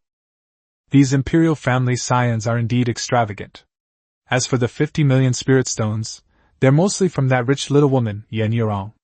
He'd heard before that Yan Yorong, in order to bring in a top-tier recruitment token, hadn't even managed to bring in many high-level recruitment tokens. The rules of heaven do not allow for serious cheating, so Yan Yorong probably doesn't have many high-level recruitment orders. But she also wants legendary fragments? Does that mean she already owns heroes of epic rank or higher? Su Changkong was somewhat puzzled. As for Ji Zi'an and Tian Yu, those two spoiled brats from the Imperial family threatening the merchant seemed like something they would do. He didn't believe either of them possessed heroes of epic rank or higher. It was more likely they knew he needed the fragment, and were deliberately trying to drive up the price. Anyway, they only said they would trade again in a while, and they could back out at that time, and the owner of the goods couldn't do anything about it. What surprised Su Changkong even more was that Ji Zi'an didn't agree to anyone's request, and he wasn't even afraid of offending the two powerful Imperial families' perilous. Su Changkong stopped dwelling on it and tentatively asked, "Where did you get your legendary fragment?" Ji Zi'an's voice carried a hint of sneer. "I'm not afraid to tell you, my talents allow me to become invisible and accelerate, making me unstoppable in the wild. I can find all kinds of treasure chests and ambush monsters. In just 2 days since the server opened, I've found a classic treasure chest, as well as quite a few low-level treasure chests. This legendary fragment came from a classic treasure chest." At this point, his tone became even more arrogant. "In this newbie zone, it's not just you, Su Changkong, and those Imperial Clan scions who are awesome. I, Ji Zi'an, will also become a top-tier awesome figure." Su Changkong then understood. Although Ji Zi'an's talent is far inferior to his infinite troop production, he is definitely considered strong among novice lords. Invisibility and speed boost primarily enhance the lord's own strength, which can be used in the early game to allow him to quickly find treasure chests and resource points in the wild, thereby driving the rapid development of his territory. After all, anything can come out of a treasure chest, including recruitment orders. No wonder Su Changkong found the transaction records between the two to be blank. With such talent, the other party wouldn't have trouble obtaining recruitment orders and therefore wouldn't need to buy from him. Su Changkong did not inquire further about the other party's talent and qualities, because he knew they wouldn't answer even if he did. He gave his final offer. Okay, they're offering 50 yuan, so I'll offer a maximum of 60 yuan for the advanced recruitment order. One price, will you sell? Su Changkong was willing to spend these high-level recruitment orders in order to promote Xiaowu to a higher rank. Xin Jinbin remained arrogant, his voice filled with sarcasm. Boss Su only has 10 more than them? I set the price at 100, and that's it. I won't sell it for less. Maybe I'll be able to own an epic or higher hero soon. Wouldn't it be better to use it myself then? Su Changkong replied calmly. Very good, you're quite interesting. This guy is indeed arrogant enough to ignore even him, and Ji Zi'an. Because of this, Su Changkong judged that Xin Jinbin would likely become a formidable competitor in the future. He wrote down the name, Xin Jinbin. The transaction was voluntary, and Su Changkong would not threaten the other party if the deal fell through. Besides, it was just a fragment.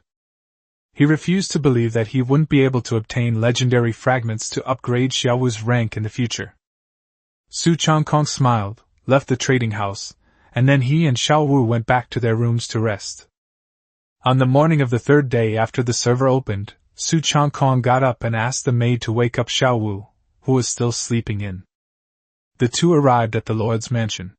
Su Changkong immediately clicked to upgrade the territory, consuming 50,000 source crystals, 100,000 wood, stone, and iron ore, as well as a 5-star village blueprint.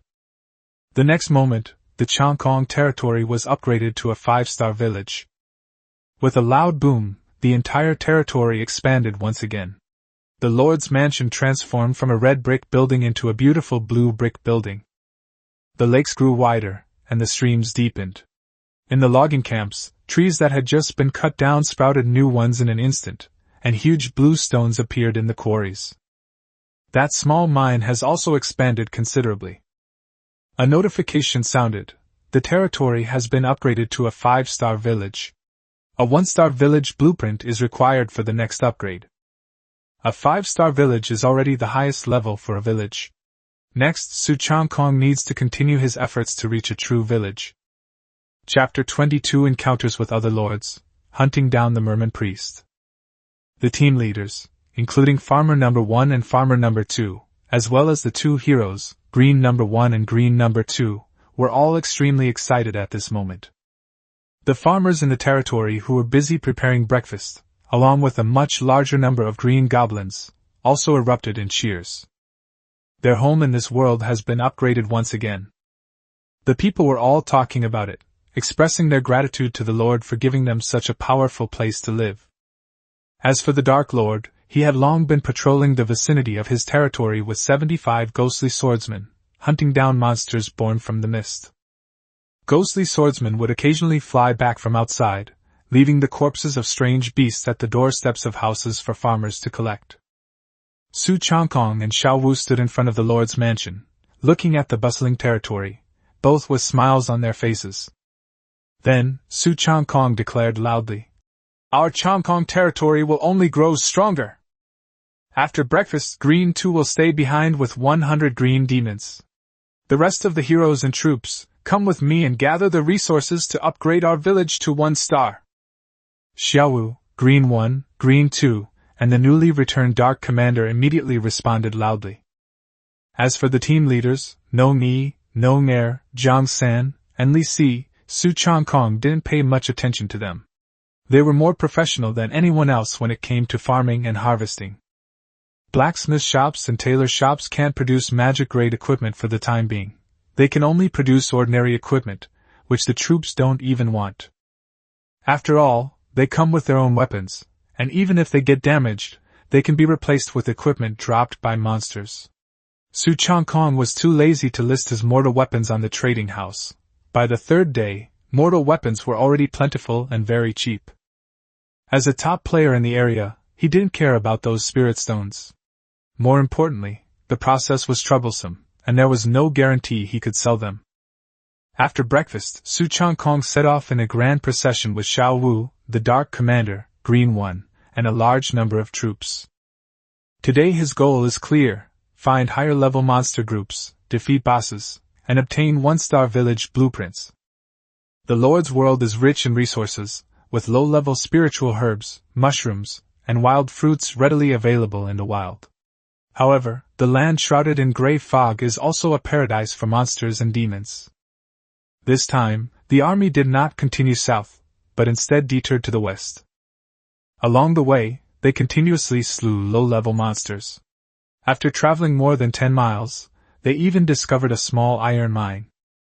Led by Green One and Dark Lord, they easily wiped out the more than 100 rat soldiers stationed on the mine.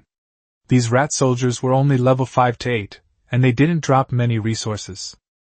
If there were no iron mines in the territory, Su Changkong might send farmers to mine here and then send troops to protect them. But his territory already has iron mines, so he doesn't lack any. He can easily exchange a batch of low-grade recruitment orders for a large amount of iron ore, so there's no need to go through all that trouble. After bypassing the low-lying mines, the army arrived at a vast, low-lying grassland. Deep within the grassland lies a vast swamp, above which lie several level 7 to 10 crocodile monsters. These crocodile monsters were enormous, covered in black scales. Upon seeing a large number of intruders, they immediately opened their blood-red mouths, their fangs gleaming coldly, and let out a threatening hiss. Su Changkong's eyes lit up. All these low-level crocodile monsters are resources to him. Crocodile meat is edible, and crocodile skin can be used to make leather armor. He immediately gave the order. Green One, Darkness, kill all the crocodile monsters here, and we'll have crocodile meat as an extra meal tonight. Green One and the Dark Lord immediately obeyed. Green One, in particular, a glutton, lit up at the mention of meat. Xiao Wu stayed by Su Changkong's side to protect him. She didn't need to personally deal with monsters below the Spirit Sea realm. Soon, the two heroes led their men into the swamp and began hunting the crocodile monster. On the way, Su Changkong used quite a few intermediate recruitment orders and several advanced recruitment orders. Now, Green Demon Clan members under Green One's command number over 1,200. The number of ghost swordsmen under the Dark Lord's command has also increased to 110. With the added advantage of leveling up by defeating monsters along the way, most of the two troop types and heroes reached level 10. With over 1,000 troops of superior quality or higher, plus 2 heroes, wiping out this swamp was a piece of cake. Before long, all 2,000 crocodile monsters were wiped out. In Su Changkong's Lord Space, a large number of source crystals, spirit stones, equipment, and materials were added, and a large number of crocodile monster corpses were also obtained. He smiled and said to Xiao Wu, "These past few days, we've been able to enjoy crocodile meat feasts throughout the territory." Xiao Wu smiled brightly. "I'm also looking forward to seeing what crocodile meat tastes like." Although she is a rabbit goddess and had never eaten crocodile meat before, she was willing to try new foods after coming to this world. Subsequently, Su Changkong led the team to continue exploring deeper into the swamp. The swamp was widening, its surface covered with grass, but its bottom was deep mud. In some places, an ordinary person would sink instantly if they stepped on it. However, most of them were already at level 10, equivalent to the peak of the Qi Gathering Realm in the Myriad Realms continent, so they were naturally not ordinary people. As long as they were agile enough, it was not difficult for them to be as light as swallows. Once you reach the Spirit Sea realm, you can also learn flight skills. After walking for another 10 miles or so, the army arrived at an area overgrown with reeds. Suddenly, the scouts ahead started to riot. Su Changkong looked ahead and asked, "What's going on?" Green One and the Dark Lord immediately rushed to investigate. Soon Green One returned to report. "My lord, we're at the edge of a lake ahead, and we're being attacked by a group of powerful monsters." Su Changkong asked, "What monster?" Green One replied, "They are a group of murlocs at level 11 or higher, numbering at least 1,000. They have murloc mages and archers, specializing in ranged attacks. Some of our units are injured." Upon hearing this, Su Changkong was not surprised at all. On the contrary, he was delighted. The merfolk are among the stronger monsters in the beginner area. They can not only lurk underwater, but also excel at ranged attacks and have strong regeneration abilities, making them excellent quality monsters. New lords usually find encountering a Murloc army very troublesome. But Su Changkong is different. In his eyes, this was a huge wave of resources, and it might even yield Spirit Sea pills and blueprints for a one-star village. The Spirit Sea pill is a key treasure for lords to break through their cultivation level. To advance from level 10 to level 11, a lord must consume one Spirit Sea pill and 120,000 source crystals. Su Changkong immediately ordered, "Go! Wipe them out! Check if there's a boss. If so, kill it too!" The Dark Lord led over 100 ghostly swordsmen out first. Green One, along with thousands of green demons, charged forward, shouting as they went. Xiao Wu then unleashes the power of the moon and charms all beings, continuously healing nearby allied units while weakening all enemies who see her. Su Changkong's army was overwhelming, and the fishmen by the lake were immediately thrown into disarray. The two sides collided soon after. Arrows rained down from the sky, while fireballs and ice blades rained down on the Green Goblin clan and the Ghost Swordsmen. The Murloc archers ahead moved with incredible speed, unleashing a dense barrage of arrows.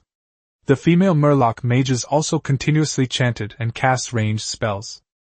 However, these attacks could not break through the Ghost Swordsman's ghostly form at all. Even though some green demons were reduced to low health by concentrated fire, they were protected by Su Changkong's innate ability, invincible to death, and managed to withstand the damage and rush to the front. Once the Green Goblin and the Ghost Swordsman get close, the Murloc's nightmare begins. Heavy blows, Green Goblin Sword Technique, Whirlwind Slash, and Ghost Blade Technique erupted in succession, cutting down a large number of Murlocs. The merfolk's archery and spellcasting were frequently interrupted, making it impossible for them to mount an effective counterattack. Green One possesses swordsmanship skills, enabling him to kill enemies from a distance. The Dark Lord, a classic hero, almost completely ignores the attacks of the Murlocs, charging into groups of level 11 and above to reap a devastating harvest. The two heroes could take down an ordinary Murloc in about 2 moves. Especially when the Dark Lord unleashes his wide-range Whirlwind Slash and Ghost Blade technique, a whole group of Murlocs often falls down instantly. In less than half an hour, the Merman tribe was completely defeated. During this time, Su Changkong and Xiao Wu barely made a move. Xiao Wu simply killed the few mermen who tried to approach the Lord with a few casual blows. Su Changkong didn't let Xiao Wu join the battle because he noticed a patch of reeds swaying in the distance, as if someone was hiding there. He used his detection spell to look over there and found that it was a group of human lords. This was the first time Su Changkong had encountered other lords in the newbie zone, and there were several of them at once. He was puzzled. Why were these people gathered together, and appearing not far from his territory? However, since the other party did not greet him, Su Changkong pretended not to see him. He knew very well that as long as these people saw his army of over 1,000, they would absolutely not dare to make a move. Currently, the Merfolk tribe is on the verge of being wiped out. A group of elite Murlocs, all above level 13, sensed something was wrong and, surprisingly, escorted a tall, voluptuous female Murloc towards the lake. "It looks like they're trying to hide in the lake," Su Changkong coldly ordered. "Stop them!" That voluptuous female merman is none other than the Merman tribe's boss, the Merman priestess. We absolutely cannot let her escape. The Dark Lord and Green One flashed and immediately gave chase. In particular, the Dark Lord used his flying skill, soaring out like a giant bird and instantly blocking the path of the merfolk. Green One was also quite fast and managed to get ahead of them. A large number of green goblins and ghost swordsmen followed closely behind, chasing after the Murloc priest. Chapter 23: The First Village to Upgrade, Generous Rewards. A dozen minutes later, a large number of elite Murlocs were slaughtered. The level 16 Murloc priest boss with a fish head and human body and a towering chest was also surrounded by Green One and the Dark Lord with their troops, and finally died under the Dark Lord's fatal blow. With the talents of Su Changkong and Xiao Wu, and the buffs from the Dark Lord and Green One's troops, over 1,300 troops easily wiped out the horde of merfolk. Of course, the green demons suffered some casualties, but none of the ghost swordsmen died. The battle results quickly popped up: 1042 Murlocs killed, 263 elite Murlocs killed, 1 Murloc priest killed, obtained a 1-star village blueprint, a 5-star small village blueprint, spirit sea pills, a classic treasure chest, and more than 10,000 source crystals. Immediately afterwards, the system prompted, because the Murloc priest is one of the important leaders of the nearby Murloc tribe, Su Changkong's actions have aroused the hatred of the Murloc tribe, and they are preparing to attack his territory tonight. Su Changkong was overjoyed. This stroke of luck was incredible. Not only did he get a village blueprint, but he also obtained a spirit sea pill. Although he couldn't use the 5-star village blueprint, he could still sell it or give it away, and it would still be quite valuable. The textbook knowledge was indeed correct. Bosses at the Spirit Sea realm and above do have a chance to drop village-level blueprints. However, these bosses are often guarded by a large number of high-level monsters, making them impossible for ordinary novice lords to defeat. The merfolk tribe mentioned in the hint should be located in this lake in front of them. Su Changkong and Xiao Wu passed through the army of troops and arrived at the lakeside. The lake surface was churning and shrouded in mist, making it appear to be boundless. From the depths of the lake, loud splashing sounds could be heard intermittently, as if water monsters were fighting.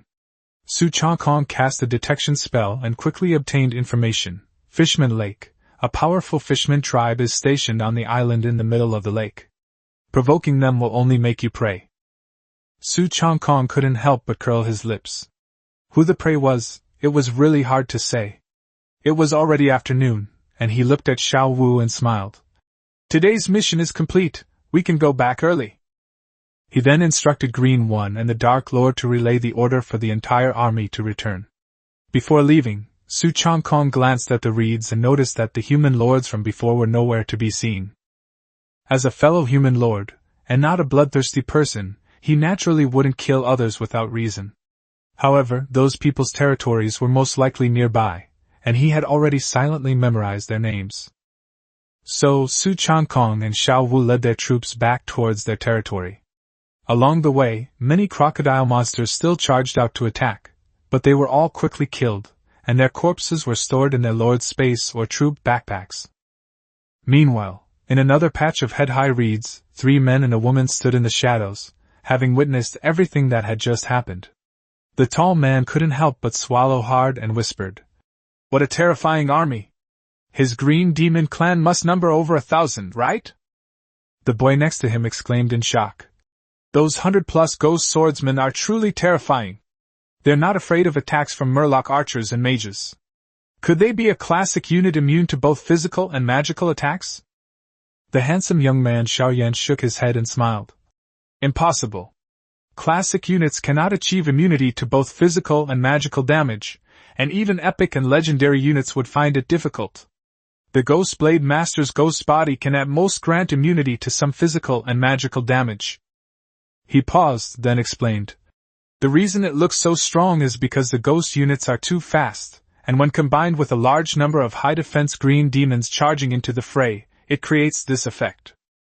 Finally, the extremely beautiful girl, Li Yameng, looked at him with eyes full of admiration.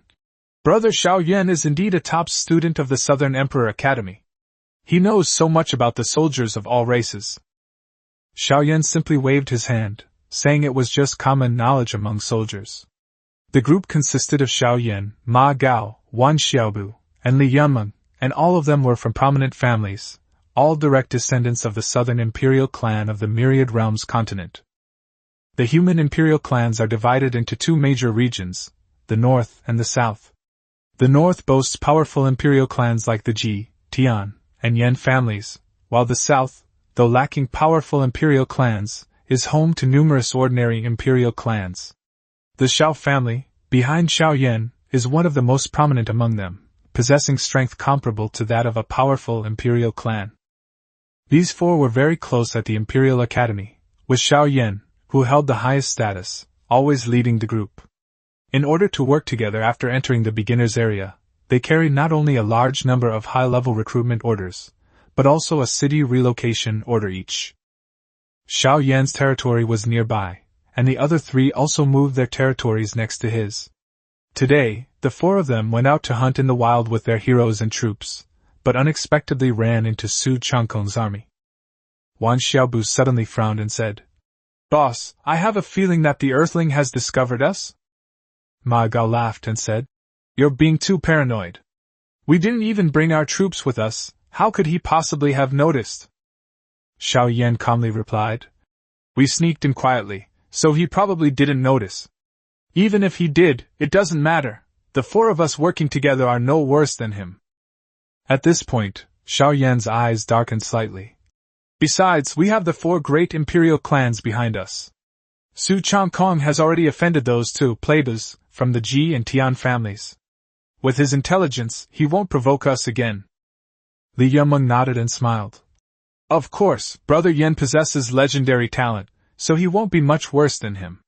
Should we recruit this Blue Star person to join our Southern Emperor alliance?" Xiao Yan thought for a moment, then shook his head and said, "Let's see. Su Changkong's potential is indeed amazing, and he's worth recruiting. It's a pity that he has offended the Ji and Tian families, and our people have also discovered that there are quite a few alien lords in this region. He's too popular right now, which may not be a good thing." The other 3 fell silent. The alien races were notoriously arrogant, and with Su Changkong displaying such formidable strength, if they were to target him, he could face even greater danger. Whether he could safely leave the beginner's area was still uncertain. The Southern Imperial Clan didn't harbor much prejudice against the Blue Star people. After all, they were both human. After a moment, Xiao Yan said in a deep voice, "Let's go. This group of fish men has been wiped out. Let's go and look for any other high-level monster groups nearby." In fact, they had already discovered the group of fishmen who came out of the Fishman Lake. They originally planned to gather the power of 4 territories to devour this group of fishmen in the Spirit Sea realm and obtain the blueprint for a 5-star village. Unexpectedly, Su Changkong arrived with his army first and immediately launched an attack. The group could only remain still and observe from the shadows. Now that the fishmen were defeated, they had no choice but to turn around and leave, recalling the troops and heroes who were freely fighting monsters nearby. Several hours later, Su Changkong and his men successfully returned to Changkong territory. The farmers and green demons who had stayed behind cheered with joy upon seeing the army return. Su Changkong and Xiao Wu stood side by side in front of the Lord's mansion. He opened the Lord's interface, and the first thing he did was upgrade his territory from a 5-star village to a 1-star village. As he clicked to upgrade, the system immediately deducted a 1-star village blueprint, 80,000 source crystals, and a large amount of wood, stone, and iron ore. The next moment, the entire territory shook violently, as if the earth itself was churning. A little over 10 minutes later, the territory upgrade was complete, and the changes were enormous. The Lord's mansion expanded several times over, and a wide bluestone plaza appeared in front of it. The Lord's steel stood in the center of the plaza, and its durability increased dramatically. New buildings, such as vegetable gardens, silkworm rearing rooms, and cotton fields, have also appeared within the territory. In the future, the spiritual silkworm silk and spiritual cotton, which contains spiritual energy, can be used to make clothing of magical artifact quality or higher, and even the stockings popular among women in the Myriad Realms continent can be made. The original small iron mine has been upgraded to a black iron mine. Black iron is one of the important materials for crafting magical artifacts and equipment. Several fertile fields have been merged into a large field, teeming with life. The logging camp has been transformed into a forest, filled with various rare plants, spiritual herbs, flowers, and fruits. In the lake, a carp spirit of level 10 or below is causing trouble, attracting countless fish to leap and thrash about. Green 2 and Green 1 hugged each other excitedly, their faces beaming with joy. The farmers and their team leaders were even more thrilled, almost jumping for joy. To them, gaining 2 territories in a single day was nothing short of a miracle. These farmers, born in the chaotic 3 kingdoms period of their previous lives, longed for nothing more than peace and basic sustenance. Now, Su Changkong has given them the life they've always dreamed of. At this moment, the loyalty of all the farmers has reached its maximum, never to decrease. most of the Green Goblin's loyalty has also risen to 100 points.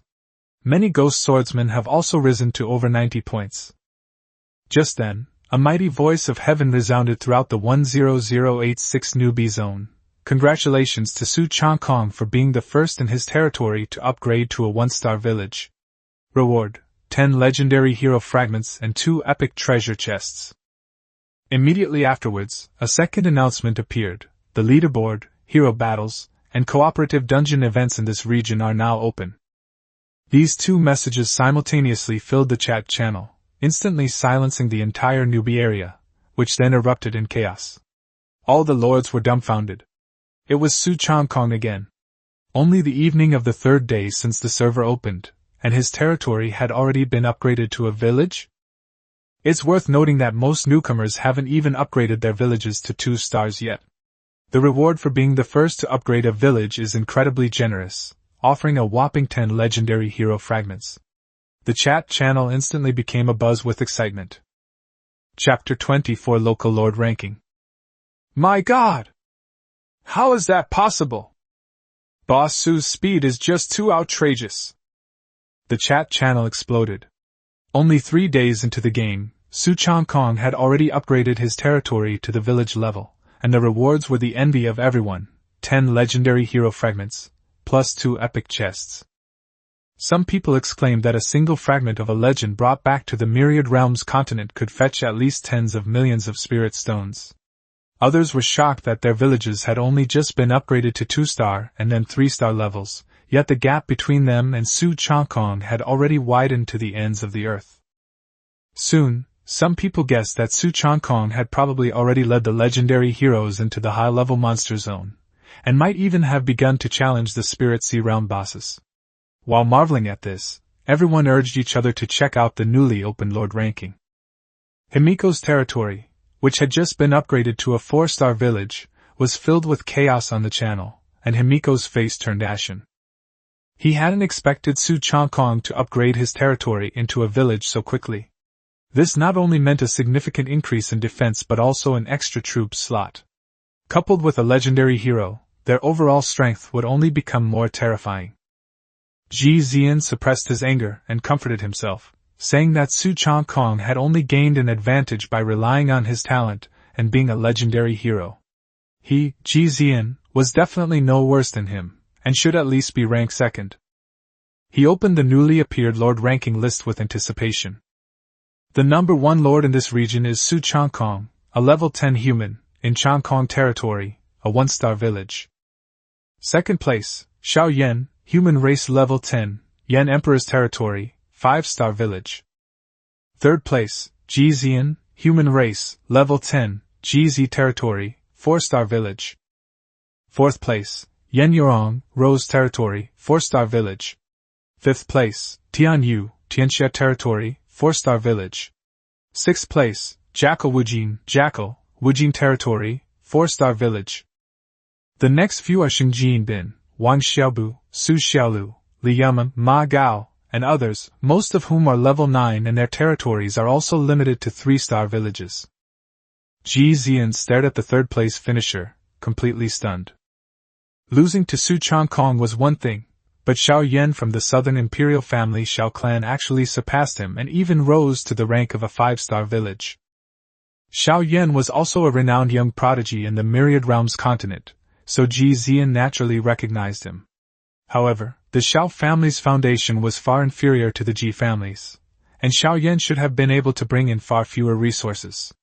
How did the other party manage to reveal a 5-star blueprint so quickly? The Lord rankings are determined by the Heavenly Tao based on a comprehensive assessment of territory level, troop type, heroes, and the Lord's own strength, making it impossible to falsify. What angered Ji Zi'an even more was that his girlfriend, Su Xiaolu, despite possessing epic talent, was only ranked 9th. This beginner zone is indeed full of hidden talents. However, the leaderboard rewards are only settled every 7 days, and it's only the 3rd day now, so he still has a chance to catch up with Xiao Yan. As for Su Changkong at the top of the leaderboard, Ji Zi'an's eyes were gloomy. It was uncertain whether he would even survive to the 7th day. The 2 weekly events, Hero Battle and Co-op Dungeon, haven't officially started yet. Only a countdown and rules are displayed. They won't open until 8 a.m. tomorrow. For Ji Zi'an, the most important thing wasn't the campaign itself, but eliminating Su Changkong as soon as possible. Otherwise, if Su Changkong continued to grow stronger, he would eventually become his nightmare. Thinking of this, Ji Zi'an opened his friend list and contacted the alien lord, Chai Wujin, who was ranked 6th. In Xiaolu's territory, Su Xiaolu stared blankly at the leaderboard. The name that was prominently displayed at the top of the list made her heart clench. She muttered to herself that Su Changkong was working so hard to get first place simply to prove his excellence, make her regret it, and bring him back to her side. But she quickly bit her red lips, telling herself that there was absolutely no possibility between them. The more dazzling Su Changkong becomes, the more disaster he will attract. Ji Zi'an and Tianyu will not let him go, and those alien lords will also have their eyes on him. Ji Zi'an had once told her that Su Changkong had caught the attention of the alien race. Although he didn't explicitly say that she had any connection with the alien race, Su Xiaolu wasn't stupid and had guessed something. However, throughout the history of the myriad worlds, it was not uncommon for human imperial clans to occasionally cooperate with other races. After all, many human lords also had troops from other races under their command, and as long as they did not completely side with the other races and betray the interests of the entire human race, most imperial clans would turn a blind eye. Meanwhile, within Changkong territory, Su Changkong was somewhat surprised after reviewing the rankings. There are indeed quite a few strong players in this newbie zone, especially that alien lord named Jackal Imperishable, who actually ranked 6th. This made Su Changkong more wary. A human lord had infiltrated the newbie area, and he was so conspicuous that the other party might have already set their sights on him, and might even join forces to attack him. However, he was not afraid of anything that came his way. Just after replying to Zhao Debiao and Yan Yorong's congratulatory messages, another system notification popped up. Xiao Yan has requested to add you as a friend. Do you agree? Su Changkong immediately remembered that there was indeed a group of lords secretly watching the battle near the Fishman Lake today, and the most outstanding-looking pretty boy among them was Xiao Yan. The other party was the eldest son of the Xiao family in the southern part of the Myriad Realms continent, a famous campus heartthrob and academic genius at the Southern Emperor Academy, so Su Changkong naturally recognized him.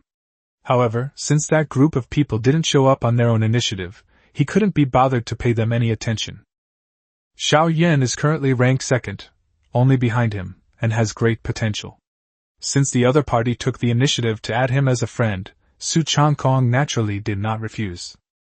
As soon as he accepted the friend request, Xiao Yan sent a voice message, politely congratulating him on reaching the first star village in 3 days, proving he truly deserved to be the number 1 figure in the region. Su Changkong casually replied, "Not at all, brother, you got 2nd place, that's pretty good too. By the way, I saw you guys when I went hunting in the Fishman Lake today. Is your territory nearby too?" In the territory of Emperor Yan, Xiao Yan admitted with a wry smile that they were indeed not far from the Fishman Lake, and they already knew that Su Changkong had discovered them. He marveled at how powerful Su Changkong's troops and heroes were, especially the legendary hero who barely had to lift a finger, yet the Green Demon clan was able to sweep away the high-level Murlocs. They were just lucky to have encountered another group of Murlocs emerging from elsewhere, which is how they obtained the blueprint for a 5-star village. Su Changkong then understood. Xiao Yan then said, "Brother Su, since we are neighbors, we can cooperate in the future. Also, you should have seen that alien lords have appeared on the leaderboard. From what I've discovered, there are quite a few alien races lurking in this newbie zone." He reminded Su Changkong that as the most prominent person in the region, besides Ji Zi'an and Tianyu, he should also be wary of the methods of those alien lords.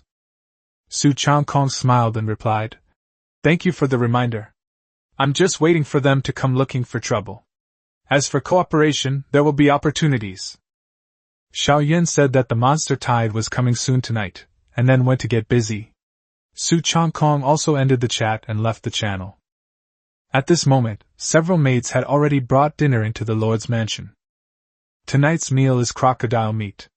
Outside, over 1,000 green goblins and several hundred farmers have already begun their feast on the street in front of the tavern. Su Changkong invited Xiaowu and her 6 maids to eat together. However, Xiaohe, Xiaofeng, and the others quickly refused, saying that as maids, they could not sit at the same table as their lord and lady Xiaowu. Su Changkong didn't insist, and sat down to eat with Xiaowu facing each other. By the time everyone in Changkong territory finished dinner, it was completely dark. The monster tide is coming again tonight. Chapter 25 The Merman Chieftain. When the heavenly Tao warned that the monster tide would invade in 10 minutes, Su Changkong had already taken action in advance. This time, it's not ordinary monsters, but the Murloc race that excels at ranged attacks. We must be on high alert and minimize troop losses. Su Changkong is currently level 10. To reach level 11, he needs 120,000 source crystals and 1 spirit sea pill. He already has the spirit sea pill, but having just upgraded his territory, he clearly doesn't have enough source crystals. So he immediately opened the trading post and listed 20,000 basic recruitment tokens and 200 intermediate recruitment tokens in the Changkong shop, all set to source crystal trading. The prices are slightly lower this time, 10 source crystals for a basic recruitment order, and 1,000 source crystals for an intermediate recruitment order. After listing the items, he immediately announced it in the chat channel. The monster tide is coming tonight. I've just added 20,000 beginner-level monsters and 200 intermediate-level monsters to my inventory. Grab them while you can if you're interested. The channel exploded the moment the news broke. Some exclaimed in surprise that they had captured Boss Su alive, while others, desperate for troops, rushed into shops to snap up supplies. Still others headed straight for the intermediate recruitment orders, fearing that if they were a step too slow, someone else would snatch them all up. However, as soon as the lords clicked into the Sky shop, the intermediate recruitment orders were instantly sold out, leaving only the basic recruitment orders available. Soon, a chorus of requests for restocking filled the channel. Su Changkong smiled as he looked at the messages. Who would mess with source crystals? He then listed 200 intermediate recruitment orders, adding, "This is the last batch of recruits today, first come, first served." Soon, all the intermediate recruitment orders were sold out instantly again. The basic recruitment orders only sold for a little over 3,000 coins, since after 3 days of the server opening, many lords were already able to obtain low-grade recruitment orders through various means. Source crystals are a key resource for upgrades, so naturally, players are reluctant to use them to purchase large quantities of basic recruitment tokens. In contrast, intermediate recruitment tokens remain the most valuable currency. After this round of transactions, Su Changkong had over 400,000 source crystals in his system space. Without delay, he immediately opened his own panel and selected to upgrade. With a hum, a white light flashed before his eyes. Su Changkong felt a jolt in his body as a massive surge of energy entered, beginning to reshape his bones and flesh. His level officially increased to level 11, entering the early stage of the Spirit Sea realm. Su Changkong's lips curled up slightly. Finally level 11, breaking through to the Spirit Sea realm, let's continue. He continued to invest the remaining source crystals into upgrading.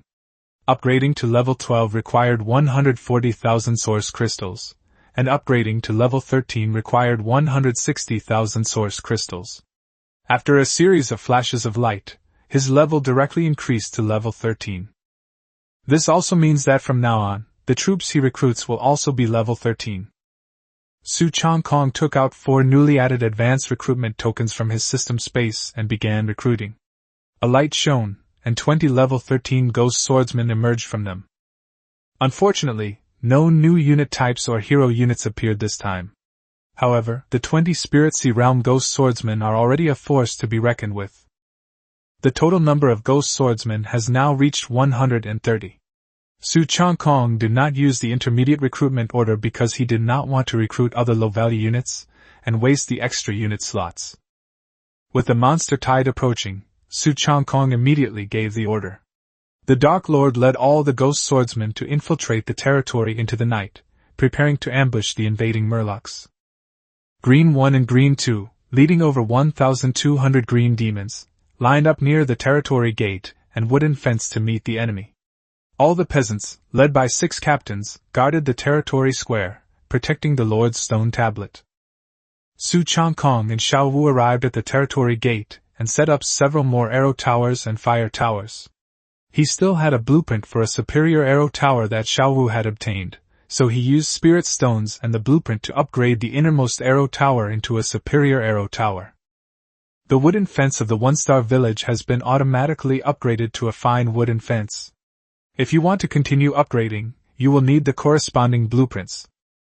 Moments later, the vast horde of monsters finally emerged from the night. Wow dash! Gurgle gurgle dash! The densely packed merfolk emitted piercing howls. The first wave numbered over 1,000, and all of them were level 11 or higher Spirit Sea Realm monsters. The atmosphere across the entire Changkong territory instantly became tense. A large number of Murloc warriors and Murloc warriors charged fiercely toward the territory, while the Murloc mages and Murloc archers behind them had not even gotten close before they began to launch ranged attacks. Xiao Wu had already unleashed her innate power, doubling the health of nearby allied units, civilians, and heroes, and continuously regenerating them. Immediately afterward she cast Charm on all the Murlocs.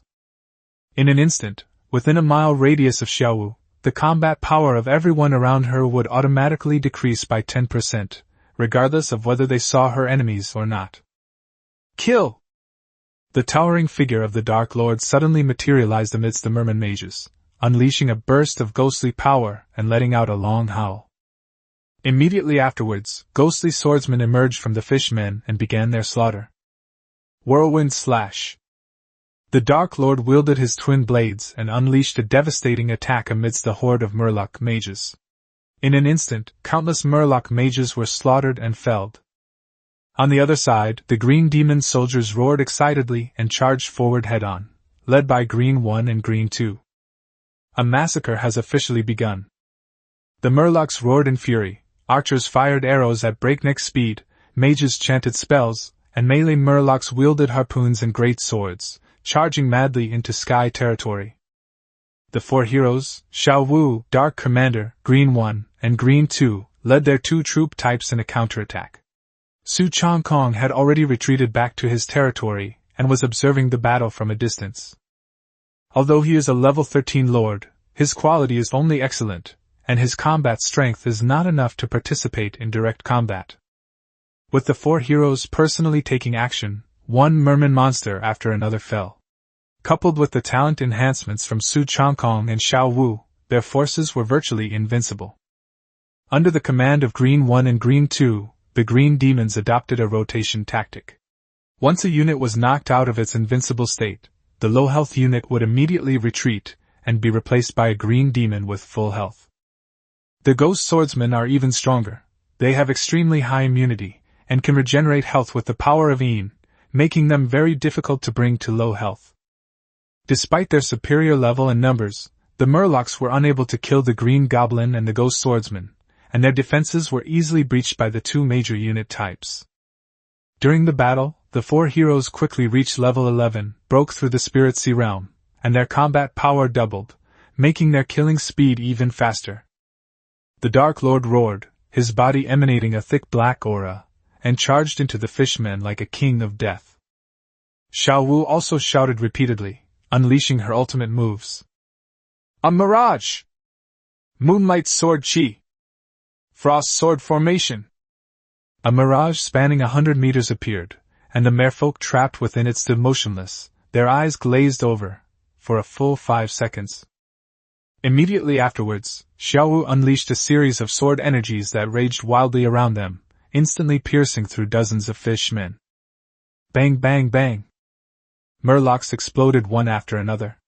Other heroes were not to be outdone, unleashing their ultimate abilities, and the battlefield piled up with more and more Murloc corpses.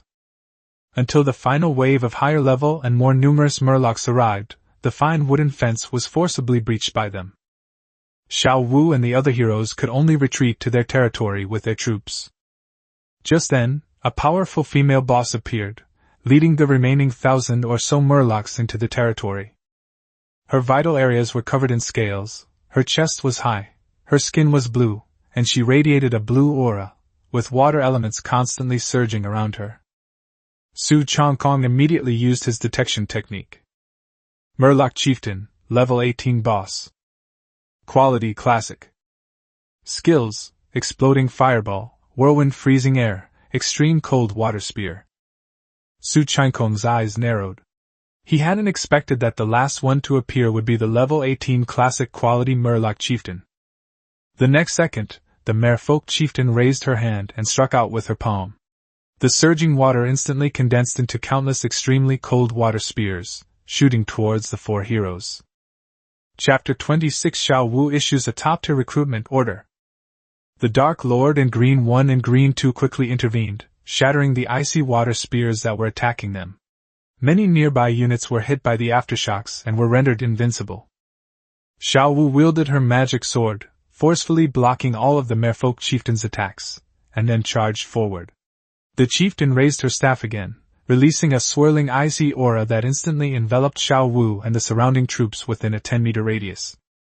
Just as it was about to unleash another powerful attack, Xiao Wu suddenly broke free from the ice and roared angrily. Die! The rabbit goddess was clearly enraged. She raised her hand and slashed out with her sword. A large amount of moonlight sword energy poured down, turning into a cold sword shadow, which slammed into the Fishman chieftain. With a deafening roar, the female chieftain's scales shattered, blood splattering everywhere. She was blasted back 10 meters, her face showing an extremely human-like expression of horror. The two quickly resumed their battle. Meanwhile, the Dark Lord in Green 1 and Green 2, along with over 1,000 troops, began clearing out the other Murlocs that had invaded their territory. Everyone knew that Little Dance was currently the strongest being in the Sky territory, more than enough to deal with this Murloc boss. Before long, the Merfolk chieftain was forced to retreat by Xiao Wu, her body covered in wounds. She endured the excruciating pain and charged again, but Xiao Wu remained calm, her peripheral vision already revealing that her own army held an overwhelming advantage within her territory. More importantly, the Lord is watching her performance. Xiao Wu took a step forward, her figure instantly flashing above the Merman chieftain, raising her slender, crystal-clear legs and kicking out a flurry of leg shadows. Rabbit kicks eagle! Xiao Wu shouted, her attack landing fiercely. With a series of muffled thuds, the Merman chieftain suffered another heavy blow, her health completely depleted. The Merman monsters it brought had already been slaughtered by the Dark Lord and his army. In the end, the Merman chieftain also died by Xiao Wu's sword. Battle Summary: 2659 Murlocs, 522 Elite Murlocs, 2 Murloc Priests, and 1 Murloc Chieftain defeated the Monster Tide perfectly. Monster Tide Difficulty, Hell. Completion Rewards: 150,000 Source Crystals, 150,000 Spirit Stones, 1 Star Village Blueprint, 2 Classic Chests, 6 Excellent Chests, and 6 Advanced Recruitment Orders. Finally finished! We got another 1-star Village Blueprint! Su Changkong looked at Xiao Wu with a smile. He said, Xiao Wu, you've worked hard. Everyone has worked hard too. With Xiao Wu and the others around, even a hellish monster tide could be safely passed through Changkong's territory. Su Changkong then ordered that after the monster tide ended tonight, everyone could rest after cleaning up and repairing the territory, while Ghost Swordsmen would continue to be responsible for guarding the surrounding area. He then gave the Dark Lord 150,000 Spirit Stones, instructing him to distribute them among the Ghost Swordsmen as compensation for their hard work guarding the territory day and night. The Dark Lord grinned, thanked his lord, and immediately distributed the Spirit Stones to his subordinates. The Ghost Swordsmen can replenish their energy by consuming Spirit Stones, and this arrangement has further increased their loyalty. As for the Green Demon Clan and the farmers, there are too many of them, and Su Changkong doesn't have enough Spirit Stones for the time being. He'll have to deal with that later. On the way back to the Lord's mansion, Su Changkong held Xiao Wu's hand and smiled as he promised her a bright future. My goddess Xiao Wu has worked the hardest. When we have more Spirit Stones in the future, I will definitely reward you handsomely. Xiao Wu smiled and said, Thank you, Lord. I can level up by fighting monsters. I don't need Spirit Stones. Su Changkong then remembered that the 10 legendary fragments awarded by heaven were originally prepared for her. He took out 10 legendary fragments that radiated golden light and earnestly promised. Xiao Wu, once I collect 50 legendary fragments, I will definitely prioritize upgrading your quality. Upon seeing the fragment, Xiao's beautiful eyes widened instantly, and she bowed with delight. Lord, you are so kind! Xiao thanks you in advance. For heroes, such fragments are extremely tempting, especially fragments of legendary heroes, which are priceless treasures. She knew very well that the Lord could recruit many more heroes in the future, and perhaps more than just her as a gold-tier hero. Yet Su Changkong promised to prioritize improving her quality, which deeply moved Xiao. Hint: Xiao is deeply moved by your promise. Her favorability +2, now 93. Hearing the system notification, Su Changkong was secretly delighted. In just 3 days since the server opened, Xiao Wu's favorability rating had reached 93. He was only 7 points away from being able to do whatever he wanted with Xiao Wu. As the night passed, on the morning of the 4th day after the server opened, Su Changkong and Xiao Wu got up early. After having breakfast with everyone, he arranged the tasks for the citizens of Changkong territory for the day, and the territory began a new day of exploration. With the hero battle about to begin today, Su Changkong must send out his strongest hero, Xiao Wu, to face the powerful heroes under the command of countless lords of the myriad races in order to have any hope of victory. Before that, he also needs to prepare for the territory. If Xiao Wu leaves to participate in the battle, the territory will need new powerful troops to guard it, and the batch of treasure chests obtained yesterday should be opened. Su Changkong and Xiao Wu sat in the small square of the territory. He took out all the treasure chests in the system space, a total of 2 epic treasure chests, 4 classic treasure chests, 13 excellent treasure chests, and 19 fine treasure chests. 2 of the epic treasure chests came from heavenly Dao rewards, while the rest were obtained through monster hordes, hunting in the wild, and trading. Last night before going to bed, Su Changkong even checked the trading post, exchanging recruitment orders, spirit stones, and even source crystals for quite a few treasure chests. Xiao Wu, it all depends on your luck. But don't feel pressured, whatever you get is fine, Su Changkong said with a smile. Xiao Wu nodded in agreement and started opening the low-grade treasure chests one by one. The supplies from the excellent and superior treasure chests were quite ordinary, much worse than in the previous days, and there were no special surprises. However, Su Changkong did not interrupt her, but watched as her fair little hands continued to open the last few high-quality treasure chests. Xiao Wu opened the classic treasure chest and obtained 6 advanced recruitment orders and 380,000 low-grade spirit stones. Xiao Wu opened a classic treasure chest and obtained 4 excellent arrow tower blueprints and 2 beginner citizen advancement pills. Xiao Wu opened the classic treasure chest and obtained 3 excellent flame tower blueprints and 2 magic weapon crafting manuals. Xiao Wu opened the classic treasure chest and obtained 3 advanced recruitment orders and 3 excellent hero fragments. Xiao Wu opened an epic chest and obtained 1 epic hero fragment. Xiao Wu opened the epic chest and obtained 2 top-tier recruitment orders. Upon hearing the final system notification, Su Changkong's heart skipped a beat. A top-tier recruitment order. Xiao Wu's luck had exploded once again. The epic treasure chest actually yielded 2 top-tier recruitment tokens. Su Changkong was practically ecstatic, and immediately grabbed Xiao Wu and started devouring her. Chapter 27, The Second Golden Hero, Mecha Girl Number 18. This action made Xiao Wu blush deeply. Her pink cheeks not only flushed but also smeared with someone's saliva. She hurriedly pulled her hand away from Su Changkong's. At this moment, many of the people in the territory were already busy, and many people were frequently looking in this direction. The 6 maids in the square were also secretly laughing. Su Changkong, however, didn't seem to care at all, chuckling foolishly as he wiped his mouth. Today's harvest was truly abundant. Without delay, he first spent 180,000 source crystals to raise his level to level 14, and then immediately used the top-level recruitment order. A notification sounded, indicating that he had recruited 10 epic units white-winged tiger archers. A flash of recruitment light appeared, and 10 tiger-headed, human-bodied tiger warriors, clad in tiger-striped leather armor and with white wings on their backs, appeared in the square. They carried bows and crossbows on their shoulders, exuding a fierce aura, clearly not ordinary soldiers. Su Changkong's eyes lit up. The White-Winged Tiger Clan was already on par with powerful epic units such as Frost Dragons, Succubi, Titans, Cerberus, and Mech Girls, and the White-Winged Tiger Archers were among the elite. This type of soldier has high attack and defense capabilities and can fly at high speeds, making them a deadly weapon on the battlefield. After processing the information in their minds, the 10 White-Winged Tiger Archers knelt on one knee in unison and respectfully said, "We, the archers of the White-Winged Tiger Clan, pay our respects to our lord." They both glanced at Xiao Wu beside Su Changkong, their eyes flashing with surprise. A newcomer's territory already possessed a legendary female hero.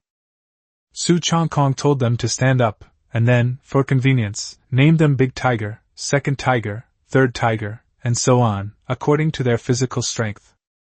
He named the most robust White-Winged Tiger Bowman Big Tiger, and from then on, Big Tiger led the Tiger Bowman squad. These White-Winged Tiger Clan members were all burly and powerful, exuding an aura of strength. Epic-level troops no longer distinguished between ordinary soldiers and captains. Almost everyone possessed captain-level combat power. Su Changkong checked the Great Tiger's panel. The White-Winged Tiger Bow was level 14, of epic quality, with a loyalty of 70. Its talent was White Tiger Power, which increased both physical and magical defense by 80%, and its attacks had a 2% life steal effect. Its skills included armor-piercing arrow technique, White-Winged Arrow Rain, and White Tiger Roar. Seeing this, Su Changkong was even more satisfied. With their innate life-steal abilities combined with his and Xiao Wu's talents, these White-Winged Tiger bows would have terrifying survivability. He took a deep breath, suppressed his excitement, and continued using the second top-tier recruitment order. The notification sounded again a moment later. He recruited a golden legendary hero Mecha Girl number 18. Su Changkong's face instantly lit up with wild joy.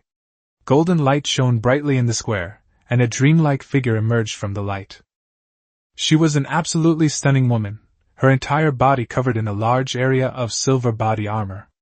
Her features were so exquisite they were almost perfect. She was about 1.96 meters tall, and her exposed skin was as white as jade. She has medium-length silver-blue hair, and her silver breastplate stands out prominently, making her seem like a mecha goddess descended from the future. When number 18 first appeared, a hint of confusion flashed across his cold face, as if he was still trying to figure out why he had come here and who these people in front of him were. Xiao Wu was also shocked when she saw her, her mouth slightly agape. The Lord had actually recruited another golden legendary hero so quickly, and a stunningly beautiful mecha girl even taller than her. After a moment, number 18 finished processing the information and bowed slightly, saying, "Mecha girl number 18 greets Lord." Su Changkong's mouth went dry. Number 18's looks were in no way inferior to Xiao Wu's. Her hot figure was encased in a silver, form-fitting mecha suit, exuding both cold beauty and power. Her allure was simply off the charts. He immediately checked the panel. Number 18 was the only hero, a mecha goddess developed by the ancient mechanical race. Her race was Mecha Girl, her level was 14, her realm was Spirit Sea Realm, her quality was Gold Legendary, and her favorability was 70. She possesses two talents. Mech Firepower can increase the defense of herself and nearby allies by 50% and double their attack. Semi-mechanization allows her to enter a semi-mechanical form, further doubling her attack and granting her 2% life steal. The skills are Rapid Fire Cannon, Agile Mobility, Thunder Flame Cannon, and Annihilation Energy Wave. Su Changkong couldn't help but nod repeatedly. The Mecha Girl goddess was indeed ridiculously strong, and number 18 was the only hero, which meant that she was also the top among her kind of mecha girls. He smiled and said to number 18, "Not bad. Number 18, from now on you will be just like Rabbit Goddess Xiaowu, helping me build an immortal territory in this world." Another formidable female hero has joined the Changkong territory. With number 18 and Xiaowu in charge, Su Changkong can almost foresee that it will be difficult for other lords in the new district to compete with him. Xiaowu gazed at number 18, her eyes filled with curiosity and admiration. She naturally loved beautiful things, and she had no resistance to such a cold and powerful mecha girl. She stepped forward, smiling, and extended her hand, saying, "Hello, Sister Number 18. Number 18's cold expression softened, and she gently returned the handshake. "Hello, Sister Xiaowu." She had initially thought this unfamiliar world would be oppressive, but to her surprise, the Lord and this legendary rabbit hero were both so easy to get along with. Since that was the case, she was willing to fight for this territory. Soon, a notification sounded. Because of Su Changkong and Xiao Wu's enthusiasm, Number 18's favorability increased by 10 points, reaching 80. Upon seeing that their territory contained 2 legendary heroes, the loyalty of all 10 white-winged tiger archers also increased by 10 points. Su Changkong's smile grew even brighter. It was now 8 o'clock, and the Lord's system notified him that the hero battle event had officially begun. However, he was not in a hurry to enter. After all, the newly recruited Number 18 and white-winged tiger bow still needed to be arranged. Su Changkong summoned Green 1 and Green 2, who were waiting at the entrance of the territory, as well as the Dark Commander, and began to assign tasks. He ordered Green 1 to leave 200 green demons to guard the territory, while Green 2, along with Number 18 and the Dark Commander, led the remaining troops out to hunt in the wild, returning in the afternoon. Big Tiger and 9 other tiger archers also set off together, temporarily under the unified command of Green 2, with Number 18, the Dark Lord, and Big Tiger assisting from the side. After all, the newcomers were not yet familiar with the surrounding area, so they needed to proceed cautiously. Su Changkong also instructed them not to attack other lords' troops first, and to retreat immediately if they encountered monsters of level 21 or above, or difficult groups of monsters, prioritizing the preservation of all troops. The group agreed in unison, and Number 18 also agreed readily. The Dark Commander tends to lead troops in fierce charges, while Green 2, though merely an outstanding female hero, possesses a more composed personality. Having her temporarily in command is most suitable for the current situation. With the addition of Number 18 and 10 white-winged tiger archers, as long as they don't encounter any monsters at level 21 or higher in the Purple Mansion realm, there's almost nothing in this area that can threaten them. After making the arrangements, Su Changkong smiled and explained to Number 18. "Goddess Number 18, I'm sorry to trouble you for today. Xiao Wu and I are going to play hero battle, but we can go to the Lord Co-op dungeon together tomorrow. The Lord Co-op instance will open at noon, but this event can only be entered once a week, and it may take 2 or 3 days to finish once you're in, so Su Changkong plans to go again tomorrow." Number 18 nodded, a slight smile unconsciously curving her lips. "It's all right, Number 18 will follow the Lord's arrangements." The Lord's constant address of her as Goddess certainly pleased her. Chapter 28, Entering Hero Battles. Therefore, the tall and aloof Number 18 took the initiative to remind Su Changkong. "My lord, most of my skills require spirit stones to achieve the desired effect. I hope you can give me a batch of spirit stones first." Su Changkong slapped his forehead and laughed.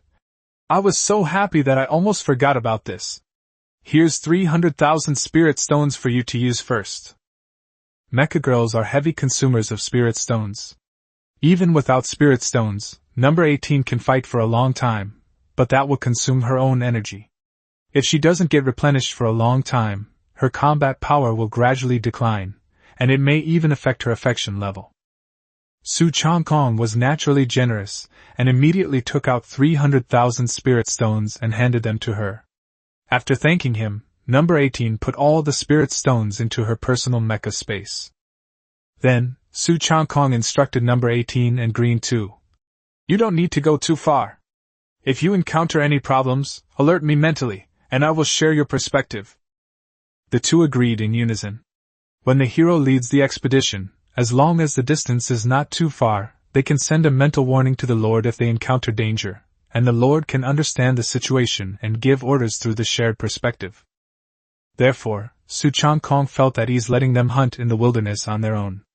After Green 2, along with Number 18, Big Tiger, and other new members, had dinner at Farmer 2's tavern, they led their troops out of the territory and into the wilderness to explore.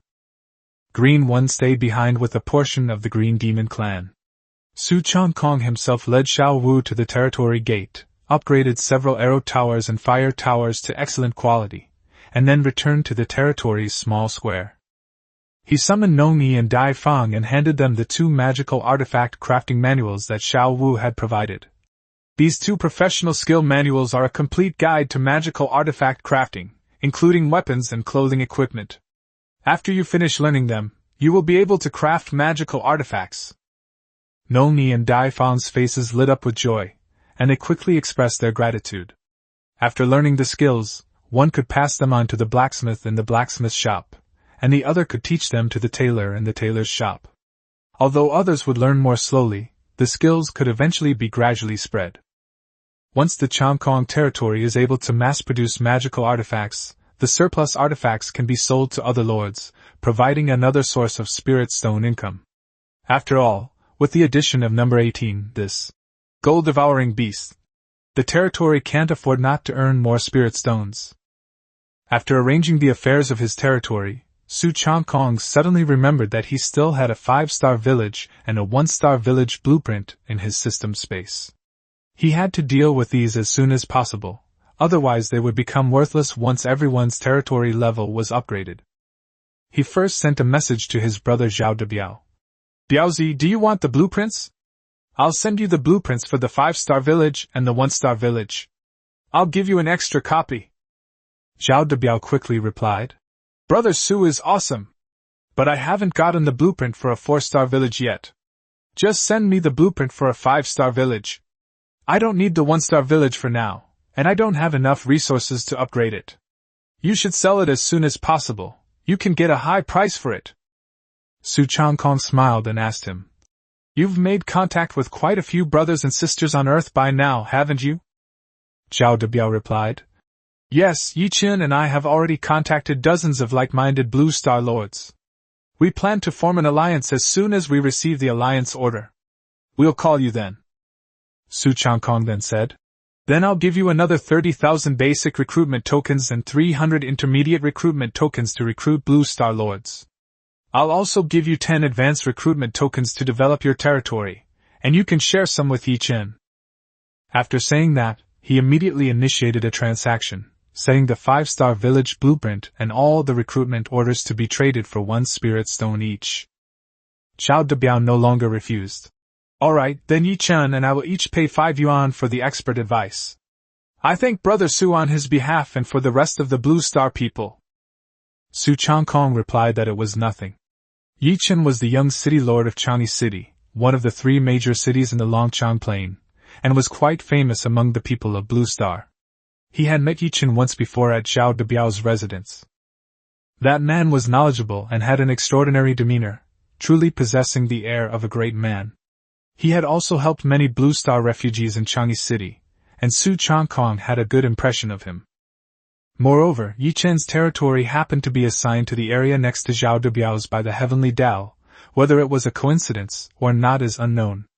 Both of them are young city lords of the main city of Blue Star, and they both have the ambition to lead the people of Blue Star to the stars and the sea, which Su Changkong greatly admires. Now that Su Changkong's strength has skyrocketed, he's not lacking in high-level recruitment orders.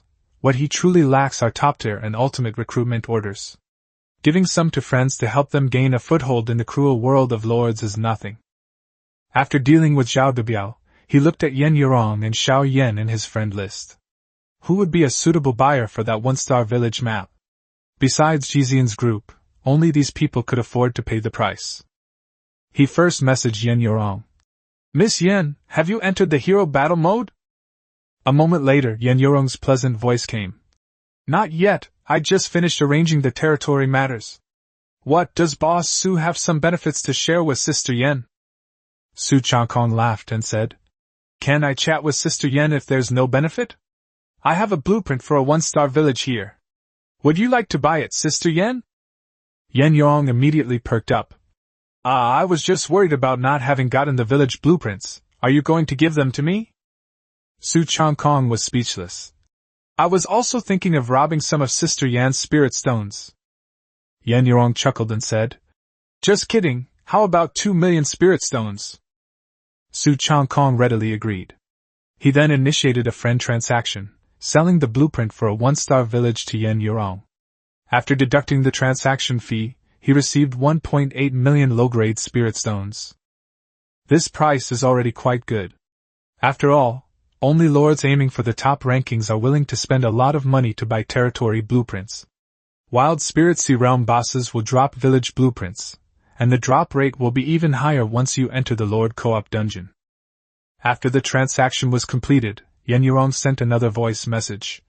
Brother Su, how about we team up for the Lord Co-op dungeon tomorrow? Su Changkong immediately agreed. Okay, let's do it together tomorrow. I'm preparing to participate in the hero battle. He originally wanted to team up with Zhao Debiao, but he planned to tackle hell difficulty, or even the most difficult destruction difficulty, to maximize his gains. Zhao Debiao was clearly not keeping up, so it was better for him to team up with Yi Qin. After exiting the chat interface, Su Changkong said to Xiao Wu beside him, Let's go, we're going to log into the hero battle platform. Xiao Wu clenched Xiao Qiao's fist, her face full of anticipation. Okay, Xiao Wu also wants to see just how strong the heroes of the Lord of All Realms are. The appearance of number 18 ignited Xiao Wu's competitive spirit. She could sense the terrifying power contained within number 18's perfect mecha body. In terms of individual combat strength alone, she might not be a match for number 18. But number 18 was also a hero under the Lord's command, so Xiao Wu naturally wouldn't attack her casually. Now that she finally had the opportunity to fight other heroes, she could no longer suppress her fighting spirit. Seeing her eager expression, Su Changkong couldn't help but chuckle. He quickly checked the rules for the hero battle in the newbie zone of this year's Myriad Realms Lords competition. In the first round of the hero battle, each lord is only allowed to send one hero. If no hero is available, 8 different troop types can be used instead. Su Changkong set Xiao Wu as his hero and then clicked to enter the battle platform. With a whoosh, a vast power of the heavenly Tao descended from nowhere, instantly enveloping Su Changkong and Xiao Wu. Their figures then vanished from the sky above their territory. You are entering a hero battle. Randomly matched opponents. You have logged into the battle platform. Swish. Su Changkong and Xiao Wu appeared on a huge meteorite platform. All around them were endless floating clouds and a vast starry sky, as if they were in the depths of the universe. Opposite them stood a stranger. Beside him, a griffin was circling overhead. Hint, your opponent is Su Ding, and his hero is the Golden Griffin. Chapter 29 The Epic Heroes of the Kobolds. In the center of the meteorite platform stood an arena surrounded by a wooden fence half a meter high. The fence looked inconspicuous, but it was exceptionally sturdy, not only difficult to break, but also preventing the lord and heroes who had not yet participated from entering. Each side had a long stone bench in their spectator area. Su Changkong didn't sit down, but stood by the arena with Xiao Wu.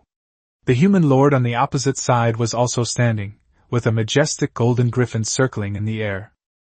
The griffin was enormous, exuding a ferocious aura. Su Changkong immediately used a detection technique to scan the griffin and the heroes about to go into battle. The opponent's name is Su Ding, from the 6034 newbie zone, level 9.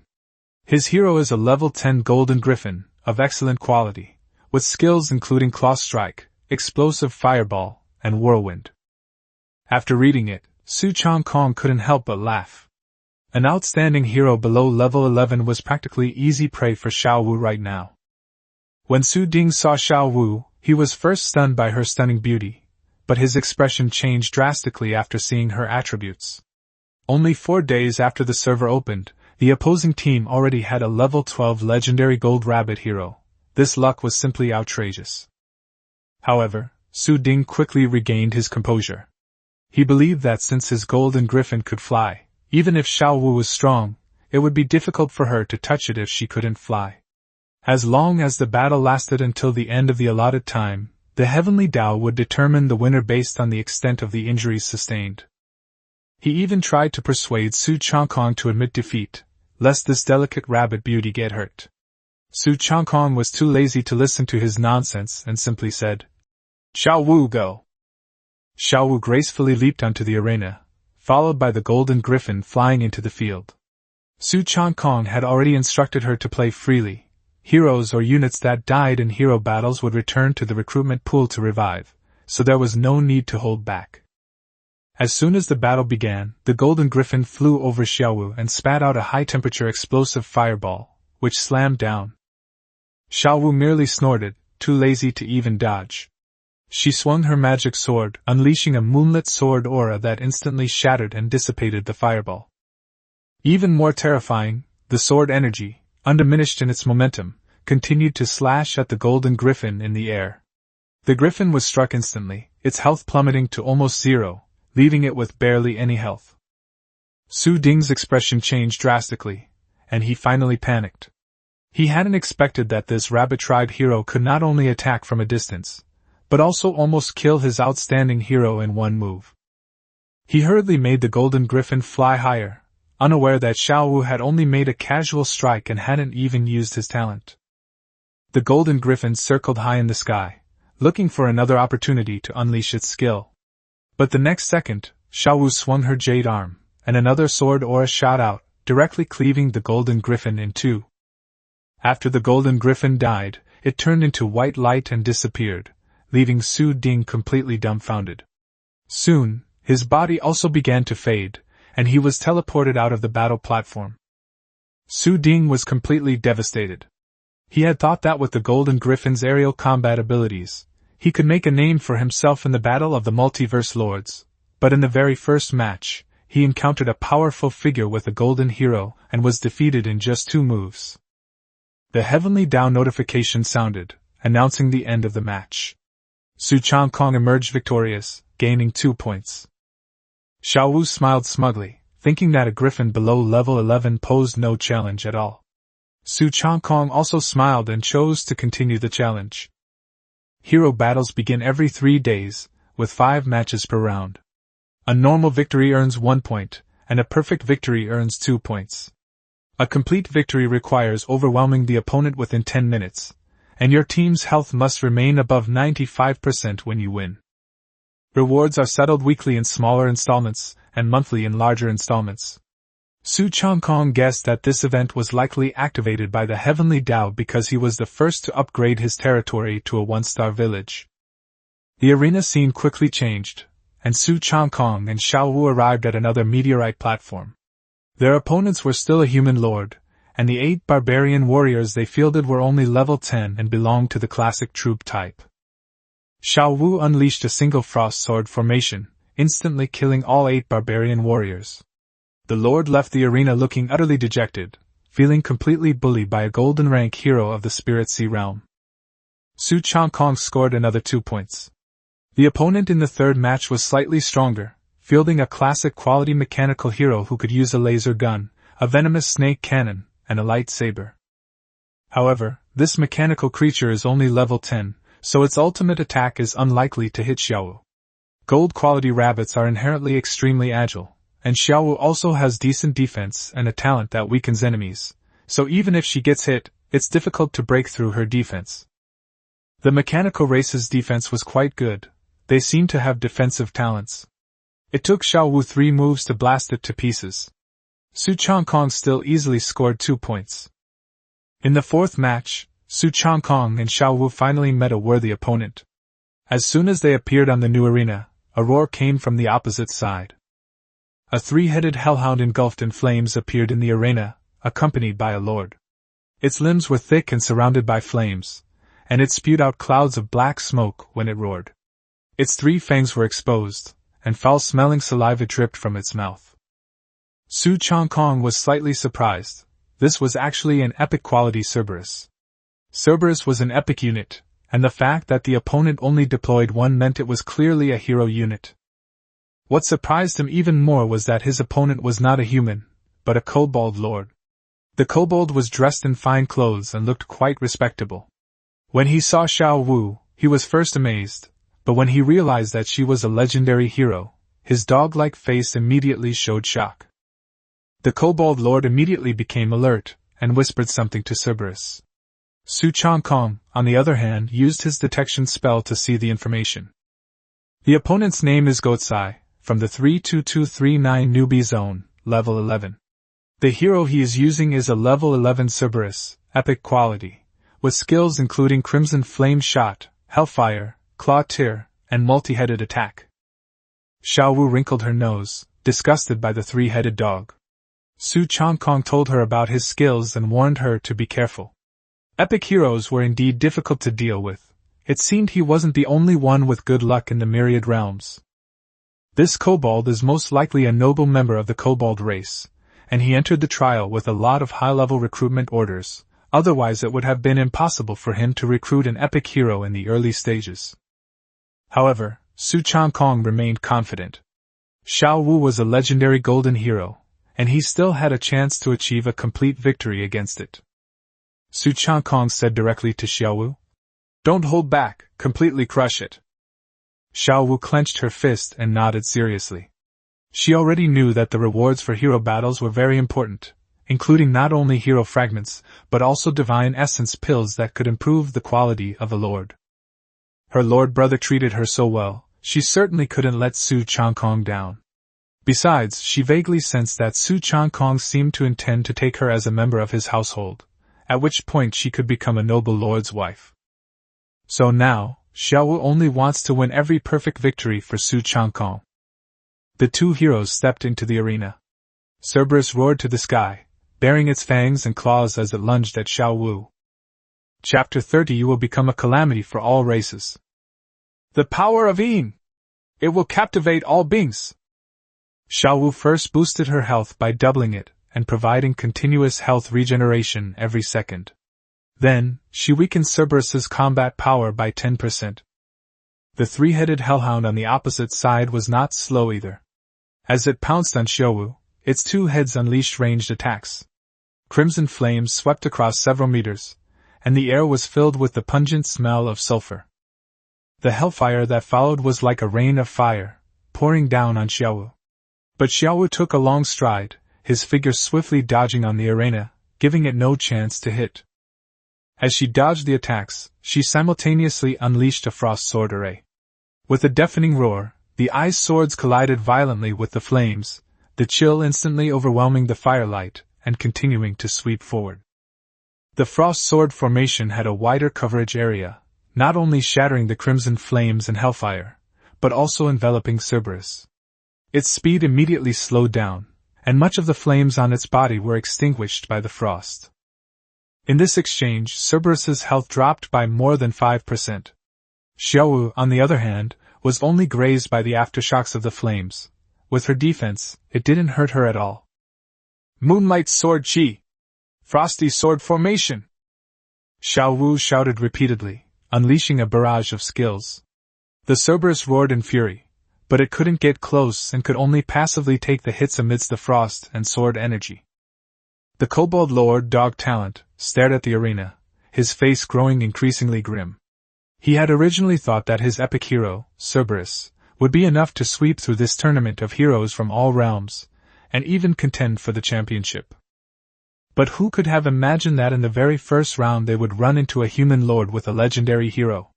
Dog cursed inwardly, thinking, "Humans are truly blessed by the heavens, every generation produces a prodigy. This Su Changkong before us is a legendary hero from the start. He will surely be no ordinary person in the future.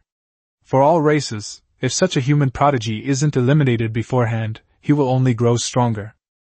Cerberus's health points quickly dwindled, and it finally entered a berserk state, unleashing Claw Sky Tear and multi-headed attack in a desperate counterattack. Xiao Wu didn't delay any longer and immediately unleashed her ultimate move. Rabbit Kicks Eagle. She leaped into the air and delivered a series of kicks, instantly shattering all three heads of Cerberus. Cerberus died on the spot. The match is over. Your hero, Xiao Wu, has emerged victorious, earning +2 points. Su Changkong gained 2 more points. Although Cerberus's attack broke through Xiao Wu's defense and caused her to lose a small amount of health, Xiao Wu herself had continuous health regeneration, and in the end, she still won a complete victory. Before leaving, the Kobold Lord Goatsai stared at Su Changkong with eyes full of hostility. "Su Changkong, the human race has produced another prodigy like you. You will surely become a scourge to all races in the future. I, Goatsai, will remember you. Su Changkong simply smiled faintly. He had nothing to say to such hostile alien races.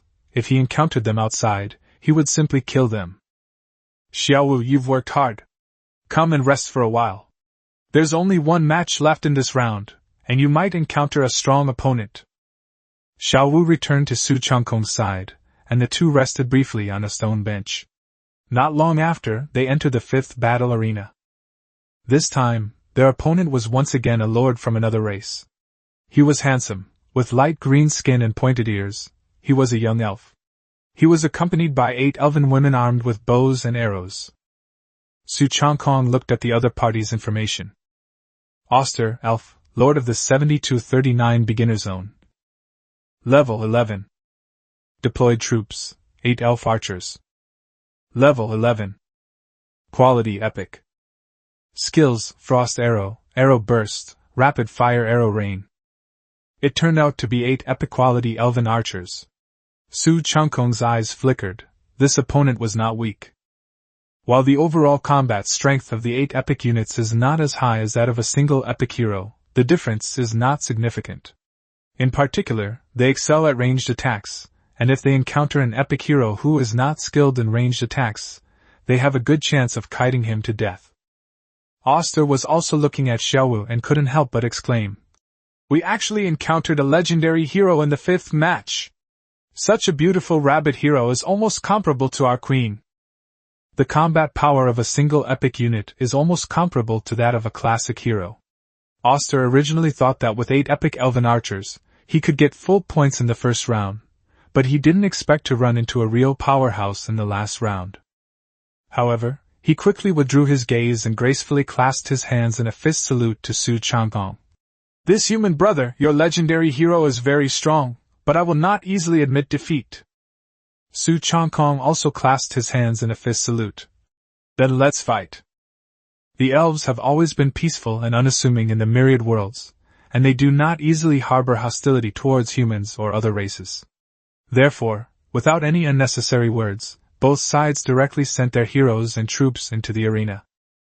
Once the battle countdown began, the 8 elven archers quickly spread out and took positions, creating distance between themselves, while simultaneously focusing their fire on Xiaowu, clearly trying to avoid being wiped out in one fell swoop by the frost sword formation.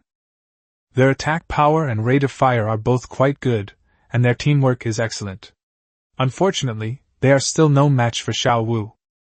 Xiaowu's attack, defense, and speed all far surpass those of the elven archer guards. Even when hit by arrows, she suffered almost no real damage. On the contrary, a casual sword strike from her could take away more than a third of her opponent's health. Before long, the 8 epic quality elven archers vanished in a flash of white light. In the 5th hero battle, Su Changkong once again emerged victorious. Oster gave a wry smile. "The legendary hero is indeed strong, far superior to my elven archer guard." With that, he was teleported away. Thus, Su Changkong easily won all 5 matches in the first round, scoring a perfect score of 10. He and Xiaowu also witnessed for the first time the true strength of the heroes and troop types of novice lords from various races across the myriad realms. In my first competition, I encountered epic heroes and epic units. The myriad realms are vast and boundless, containing countless races and novice lords, including many incredibly lucky individuals who may also possess legendary heroes. Xiaowu easily defeated me in the first round of the competition. Xiaowu won a perfect score for the lord, her face beaming with pride. Su Changkong, seeing her excited expression, couldn't help but smile and pat her head and rabbit ear headdress. Xiaowu's face flushed slightly, but she didn't dodge away. Instead, she gently leaned against Su Changkong's chest, letting him rub her head. Su Changkong said, "Let's prepare to return to our territory and come back in for the next round of battles. Tomorrow, let's go to the Lord's Co-op dungeon first. There's a chance to get high-quality cultivation techniques and skills there." Xiaowu nodded obediently. Su Changkong opened the Lord's system and clicked to exit the battle platform. The next moment, a flash of white light appeared, and he and Xiaowu reappeared in the small square of Changkong's territory. Chapter 31 Recruiting a Farmer Hero. It is now 10:30 a.m. Xiao Wu didn't spend too long in the battle. The real time-consuming part was queuing to match opponents. Su Changkong and Xiao Wu weren't in a hurry to go out either, taking a rare moment to rest in their territory. Anyway, since number 18, Green 2, and Big Tiger are leading the team to explore the wasteland and there has been no mental warning, it means that the situation on the side of the Wild Army is relatively stable. Su Changkong then took Xiao Wu for a stroll in the territory, stopping by the blacksmith's shop and the tailor's shop along the way to check on the farmer's progress in forging magical artifacts. The two buildings are now standing side by side, and they've been exceptionally busy lately. Many farmers are learning to craft various magical artifacts and equipment under the guidance of No Ni and Dai Fang. However, Su Changkong soon discovered that the blacksmith's shop and the tailor's shop were only of ordinary quality, and had cramped interior spaces, which could not accommodate too many people working at the same time. After the territory is upgraded, non-main buildings such as blacksmith shops, tailor shops, taverns, and residences will not automatically improve in quality. They must be upgraded separately by consuming spirit stones and materials. Su Changkong decided to upgrade these two production buildings first. Upon seeing their lord and Xiao Wu arrive, the farmers stopped what they were doing and respectfully bowed, saying, "Greetings, Lord Xiao Wu!" No Ni and Dai Fang greeted them with smiles. No Ni reported, "My lord, as you instructed, I have trained many people into apprentices, and now the blacksmith shop can forge low-grade and mid-grade magical artifacts." The situation is similar for Dai Fang. Su Changkong nodded and said, "Very good. Let everyone come out first. I'll upgrade the blacksmith shop and the tailor shop." "Yes, thank you, my lord." No Ni and Dai Fang were overjoyed. They had originally intended to report the problem of the limited space, but they hadn't expected their lord to take the initiative to solve it. Soon, the farmers from both sides were summoned, and upon hearing that the building was to be upgraded, everyone cheered. Su Changkong spent 80,000 spirit stones, as well as 80,000 units of wood, stone, and iron ore, to upgrade the blacksmith shop to excellent quality. He then used the same materials to upgrade the tailor's shop to excellent quality as well. The next moment both buildings were completely transformed. The originally cramped interior space has expanded several times over, and is now fully equipped with various tools for crafting and clothing making. The walls are also inlaid with luminous pearls that emit a soft glow. The overall structure is also much more sturdy than before. High-quality blacksmith shops and tailor shops not only have more space, but also have a higher success rate in crafting magical artifacts. At this moment, No Ni and Dai Fan took out 10 sets of newly made equipment samples and handed them to Su Changkong. "My lord, these are the equipment we just made. Please check them." Su Changkong glanced at them and found that all the equipment were low-grade or mid-grade magic weapons, so he nodded in satisfaction. "Good, keep up the good work and strive to refine high-grade and top-grade magic weapons as soon as possible. In the future, I will list the equipment on the trading house to sell to other lords, and you will share the spirit stones I earn. I will also use the money to buy you cultivation techniques." While farmers can gain experience and level up through their work, the speed is far slower than that of soldiers fighting monsters. To increase strength in this cultivation world, spirit stones and cultivation techniques are equally important. Upon hearing this, No Ni, Dai Fang, and many other farmers were all filled with excitement, and their sense of belonging to their territory grew even stronger. Just then, No Nair, the tavern owner who had been leading people to pick vegetables in the garden, gather mushrooms in the woods, and fish in the lake, returned.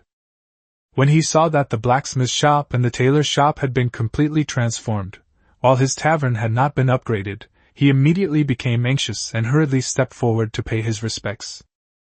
"My lord, the tavern needs an upgrade.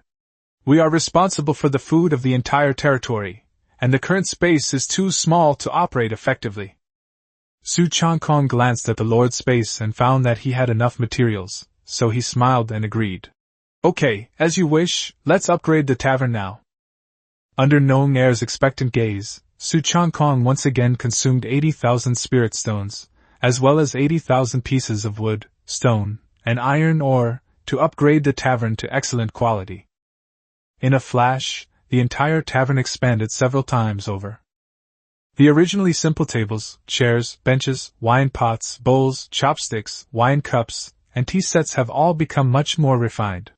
There are also new food storage rooms, brewing rooms, and storage cabinets, naturally leading to a significant increase in overall efficiency. Nong Air and his farmers were overjoyed. But the matter is not over yet. Su Changkong noticed that there were still only a little over 200 farmers in his territory. Now that Changkong's territory had been upgraded to a village, it could accommodate more people, and this number of people was clearly insufficient if he wanted to develop production on a large scale. So he took out a large number of primary and intermediate recruitment orders and began recruiting new farmers. Xiao Wu stood aside, not disturbing him, but simply smiling as she watched him arrange the affairs of the territory. This time, Su Changkong recruited more than 800 farmers, including 14 team leaders. To his surprise, he also recruited a middle-aged farmer of exceptional qualities. Hezhong farmer. Race, human, from the Shu Han state during the Three Kingdoms period on Earth. Level 1, Qi Gathering Realm. Quality, classic purple. Loyalty, 80. Professional skills, butler. Su Changkong was overjoyed. This person is a perfect steward, ideally suited to handle all sorts of miscellaneous tasks in his territory. He had been worried that the affairs of his territory were becoming increasingly complex, and he couldn't possibly do everything himself. Although Hezhong was still a peasant, he was no longer an ordinary team leader, but a hero among peasants. However, heaven did not classify peasants as heroes separately. This was merely a term used among lords. Because Hezhong was a talented steward, his initial loyalty was as high as 80 points. He had a square face, half-gray temples, and a refined demeanor, looking like an old scholar in his 40s or 50s. Hezhong and these more than 800 new farmers also came from the Three Kingdoms period of Blue Star. Under his leadership, the newly recruited farmers knelt down and bowed, saying, "We farmers greet our lord." Su Changkong smiled warmly. "Please get up, everyone." The other 14 peasant team leaders all had their own names, so Su Changkong didn't change his name again. In this way, the total number of peasants in the entire territory had exceeded 1,000.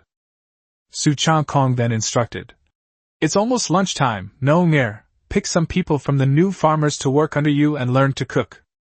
The tavern will prepare lunch now so that the new farmers can have a hot meal. In my Changkong territory, farmers eat 3 meals a day." Nong Air immediately agreed and quickly began selecting people. Upon hearing that they could get 3 meals a day here, the newly recruited farmer's loyalty instantly surged by 20 points. The classic farmer Hezhong even maxed out his loyalty at 100 points. After selecting his men, Nong Air led them into the tavern to get to work. Subsequently, Su Changkong instructed Nong Yi, Dai Feng, Zhang San, Li Si, Wang Wu, and others to distribute the remaining manpower and take them to familiarize themselves with the work. Finally, Su Changkong looked at Hezhong and formally said, "Hezhong, from now on you will serve as the steward of my Changkong territory, managing the miscellaneous affairs of the territory on my behalf. All the peasant team leaders and peasants within the territory will be under your command. Of course, you are a new housekeeper. If you are not familiar with the area, you can ask the veterans like Nong Yi, Nong Air, and Zhang San for advice and coordination." Upon hearing this, Hezhong's old face immediately lit up with joy. In his previous life, he was a steward in an official's family, dedicating his life to serving his master. Now, in the world of lords, his lord still wants him to resume his old profession, which naturally makes him extremely happy. For Hezhong, it was an immense honor that his lord had such a discerning eye for talent. He immediately knelt down excitedly. "Thank you for your appreciation, my lord. I will never let you down." Su Changkong nodded in satisfaction. With Steward He's help, he no longer needs to worry about those complicated and trivial matters in the territory. Chapter 32. Ji Zi'an was furious again. After everyone had lunch, Su Changkong and Xiao Wu sat leisurely in the small square, drinking tea and chatting under the Lord's steel. After resting for a moment, Su Changkong opened the chat channel and casually browsed the messages. At this time, the channel was almost entirely filled with novice lords discussing today's hero battle event. Damn it, this lord's strength is outrageous. I haven't won a single one of the 5 matches, and my points are still 0. Even when I sent out outstanding heroes, we only managed to win 2 games by a narrow margin. Be content. All I've encountered are alien races, and I haven't won a single game with my 8 elite units. I used 8 classic units and got 5 consecutive wins, but every game was a close call. You're lucky, you only ran into newbies. Some players, after winning just 1 match, were already lamenting that they were destined to never obtain divine essence pills or hero fragments. Others resigned themselves to their fate, saying that these kinds of events were meant for powerful figures from all realms, and that ordinary lords were lucky to even get a consolation prize. Su Changkong chuckled. In any world, the weak always make up the majority. After all, the new server had only been open for a few days. Lords with powerful heroes were extremely rare. Soon, someone in the channel complained that their 8 excellent fish devourers were no match for an excellent minotaur hero. Someone immediately reminded them that 8 units of the same rank against a hero of the same rank usually result in more losses than wins, and it was best to send in a hero. The man replied helplessly, I have no heroes. Someone else is showing off their stats, saying their excellent Golden Griffin won their first match against Centaur, but then suffered 4 consecutive losses. Meanwhile, another classic hero, Nidalee, achieved a 5-game winning streak and was immediately hailed as a top player in the region. The conversation quickly turned to Su Changkong, Xiao Yan, Ji Zi'an, and Sister Yan. Everyone speculated whether these top lords could achieve 5 consecutive victories, or even get the maximum score. Someone said directly, It's hard to say about others, but Su Shin has legendary heroes, so getting full points is just a piece of cake for him. Su Changkong's lips curled slightly when he saw himself being mentioned. On a whim, he also made a comment in the channel. Everyone, don't be discouraged by the loss. It's only been 4 days since the server opened. We may be able to recruit powerful heroes in the future. He then added, As for my record, there's nothing to hide. My last 2 legendary hero matches did involve epic opponents, but they were nothing special. Xiao Wu won all 5 matches easily. With Xiao Wu making him look good, what's wrong with being high-profile once in a while? The channel exploded instantly. Wow, we've captured Boss Su alive! Boss Su's legendary hero is called Xiao Wu. Sounds like a female hero. She's so strong, she should have reached the Spirit Sea realm by now, right? Su Shin is awesome! Su Shin truly deserves to be the future prodigy of our human race across all realms. I wish I could have an epic hero too. Meanwhile, in Ji Zi's territory, Ji Zi'an looked at the chat channel with a terribly gloomy expression. His iconic hero, the Winged Priest, also participated in the battle, winning 4 matches, one of which was a narrow victory. However, in the final match, he encountered an alien lord who deployed 8 epic units, and ultimately lost. While the Winged Priest has an advantage in aerial combat, and performs well in clearing wilderness areas, ultimately, it's only equivalent to a semi-epic unit. Moreover, epic units mostly possess ranged attacks and have extremely high jumping ability. The hero battle arena also has high altitude restrictions, making it impossible to stay airborne indefinitely. When the level difference is small, higher quality heroes naturally have a more significant advantage. The more Ji Zi'an read Su Changkong's remarks, the angrier he became. Damn it! Isn't he just showing off because he has a legendary hero? He's only won a few games and now he's trying to act tough? I offered him my life in exchange for selling me the legendary hero, and he treated my words like they were nothing? The thought made Ji Zi'an grit his teeth in anger. If that legendary hero were in his hands, he, Ji Zi'an, would be the one being praised by the entire region right now. He snorted coldly, his eyes filled with malice. Even if you get a lot of rewards in this hero battle, so what? One day, I will lead my people to conquer your territory. Your resources, and that legendary female hero, will all belong to me. In the world of lords, lords can wage war against each other, plundering resources and having the opportunity to subjugate the defeated side's troops and heroes. The victor can either force the loser to surrender everything to save their life or kill the opponent and forcibly subjugate any units that are still alive. Of course, this is on the premise that the loyalty of those troops and heroes has not yet reached its maximum value. If the favorability is full, they will fight to the last for their fallen lord, even to the point of martyrdom. Thinking of this, Ji Zi'an sent another private message to his jackal friend, urging him to find out the location of Su Changkong's territory as soon as possible. Meanwhile, in Xiaolu's territory, Su Xiaolu was also staring intently at the chat channel. Her epic hero, the Dark Elf Princess, also only won 4 matches. In the final match, her opponent was a Cerberus. The Dark Elf Princess fought it for over half an hour, but was ultimately torn to pieces by the Cerberus. Su Xiaolu sighed softly. That 3-headed hellhound's attack was too powerful, and it seemed to possess an immunity-related talent. Although her Dark Elf Princess had considerable potential, she ultimately lost to a stronger being. This also made her realize that there were too many truly powerful beings among the lords of the myriad realms. However, what shocked her even more than the defeat was what the alien lord said after the match. The opponent, who called himself a dog-headed genius of the Kobold Emperor clan, said sarcastically, "Human girl, your hero is not bad, but unfortunately, he is not as good as my Cerberus. However, your District 10086 has produced a prodigy named Su Changkong. His legendary hero is a rabbit-eared girl named Xiaowu."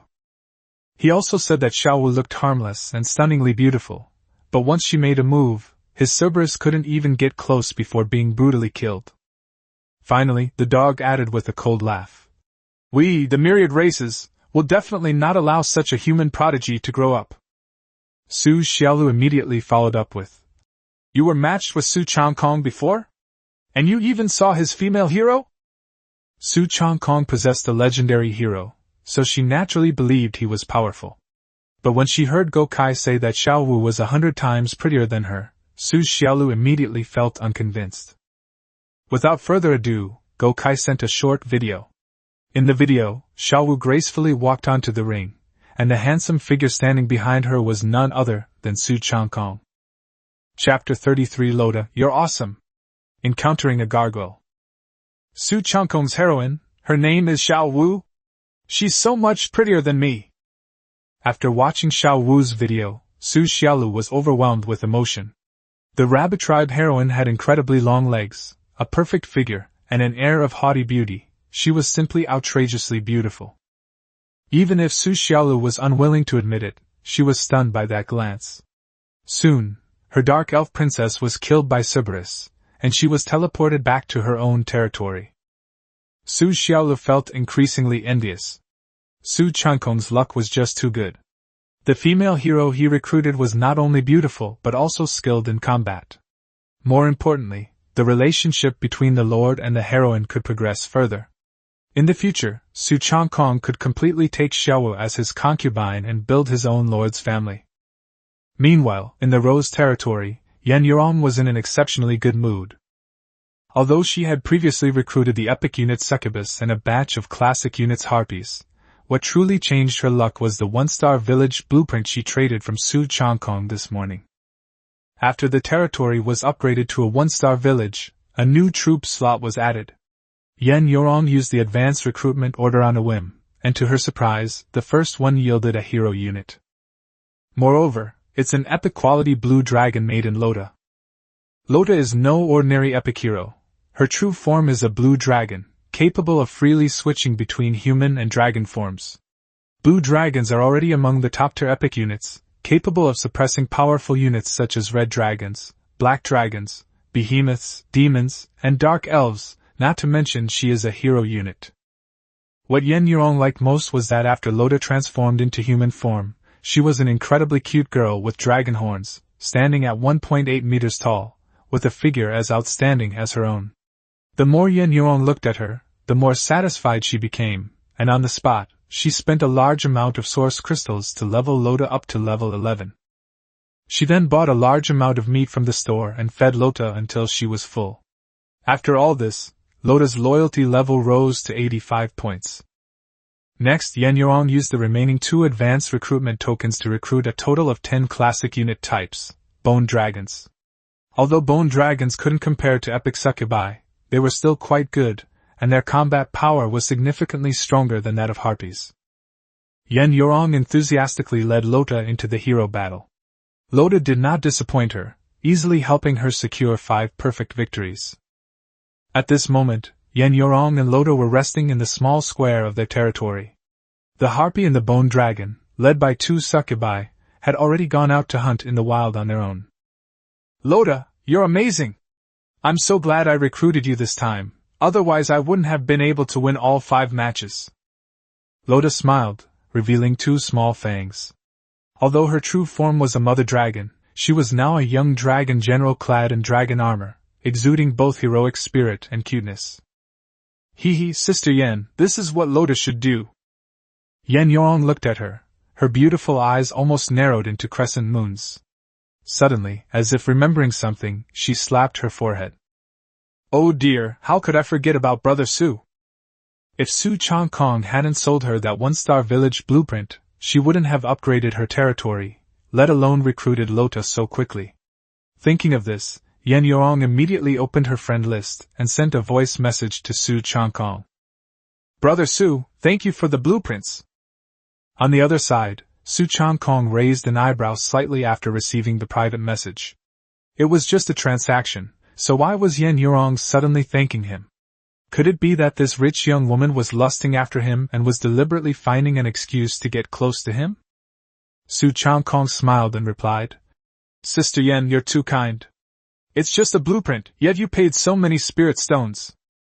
Yen Yorong quickly sent a video. Look, isn't my new hero Lota cool? After trading the blueprints with you today, I recruited this epic hero. In the video, Lota transforms into a giant blue dragon, soaring through the air, unleashing a barrage of icy and fiery breaths. The opposing classic hero, the Death Knight, is utterly powerless, forced to dodge helplessly on the ground, letting out a wraith's roar. Not long after, the Death Knight was killed by the blue dragon's breath. An epic quality blue dragon general? That's impressive. Su Changkong praised. Lota is indeed very strong, but in his opinion, she is definitely far inferior to his 2 legendary heroes, Android 18 and Xiaowu. Android 18 is a mechanical girl with the ability to fly. Although Xiaowu cannot fly for the time being, her skills have an extremely long range, and her rabbit kicks eagle can briefly pause in mid-air to perform a flying kick. In a real fight, Lota might not have the upper hand. However, at the end of the video, Lota transformed back into human form and landed gracefully beside Yen Yorong. Seeing this, Su Changkong's eyes lit up. This dragon girl is indeed adorable. Her looks and figure are almost on par with Yen Yorong. The 2 beauties standing together make for a very pleasing sight. Yen Yorong sent another voice message with a coquettish laugh. Haha, after trading with you, Sister Yan's luck suddenly improved. Did I absorb your great luck, Boss Su? Su Changkong replied. Oh? Then you should inhale it more often in the future? Yen Yorong immediately sensed something was wrong. Sister Yen, why do I feel like there's something ambiguous about what you said? No, I just want you to absorb some of my good luck. Inhale the good fortune. After chatting for a while, Su Changkong left the conversation and continued to sit with Xiao Wu, drinking tea and eating melon seeds, while Xiao He, Xiao Fang, and several other maids served them. Just then, a system notification suddenly sounded. Warning, your hero, number 18, has sent you a mental alert. Su Changkong's expression hardened. Had the large army deployed outside encountered trouble? He immediately shared his view with the mechanical girl, number 18. The next second, the scene shifted to the foot of a mountain range, where countless monsters were rising from the ground and rushing towards them. Those monsters were all gargoyles between level 15 and 20. They have the heads of lions and the bodies of sheep, with bat wings on their backs. They look ferocious and bizarre, their bodies are covered with thick stone skin, and they can unleash physical and magical attacks. In midair, mechanical girl number 18, dressed in a silver bodysuit with wings on her back, glowing with light and blue flames erupting from her feet, hovered above the battlefield. Rapid-fire machine gun! Da-da-da-da! Number 18 conjured machine guns in her hands and unleashed a furious barrage of fire at the gargoyles in front and below, tearing through the air with streaks of flame. 10 white-winged tiger archers also flew to her vicinity, continuously firing arrows at the distant gargoyles. Below them stood Su Changkong's army of over 1,000 troops, with both green demons and ghost swordsmen engaged in battle. Green 2 and Darkness led their troops in a fighting retreat, while number 18 and white-winged tiger archers provided aerial cover, minimizing casualties among their forces. The gargoyles were too high level, and without Xiao's healing abilities, the Green Goblin clan was starting to falter. Fortunately, the ghost swordsmen and white-winged tiger archers were tough enough, especially the epic white-winged tiger archers whose attacks had a lifesteal effect, so the gargoyles' ranged skills couldn't truly threaten them for the time being. Chapter 34 Fire Lion Mountains, Safe Withdrawal. Su Changkong used a detection spell on the mountain range in front of him, and quickly received a message.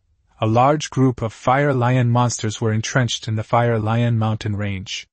Lords below level 21 should not venture in rashly. He was slightly startled.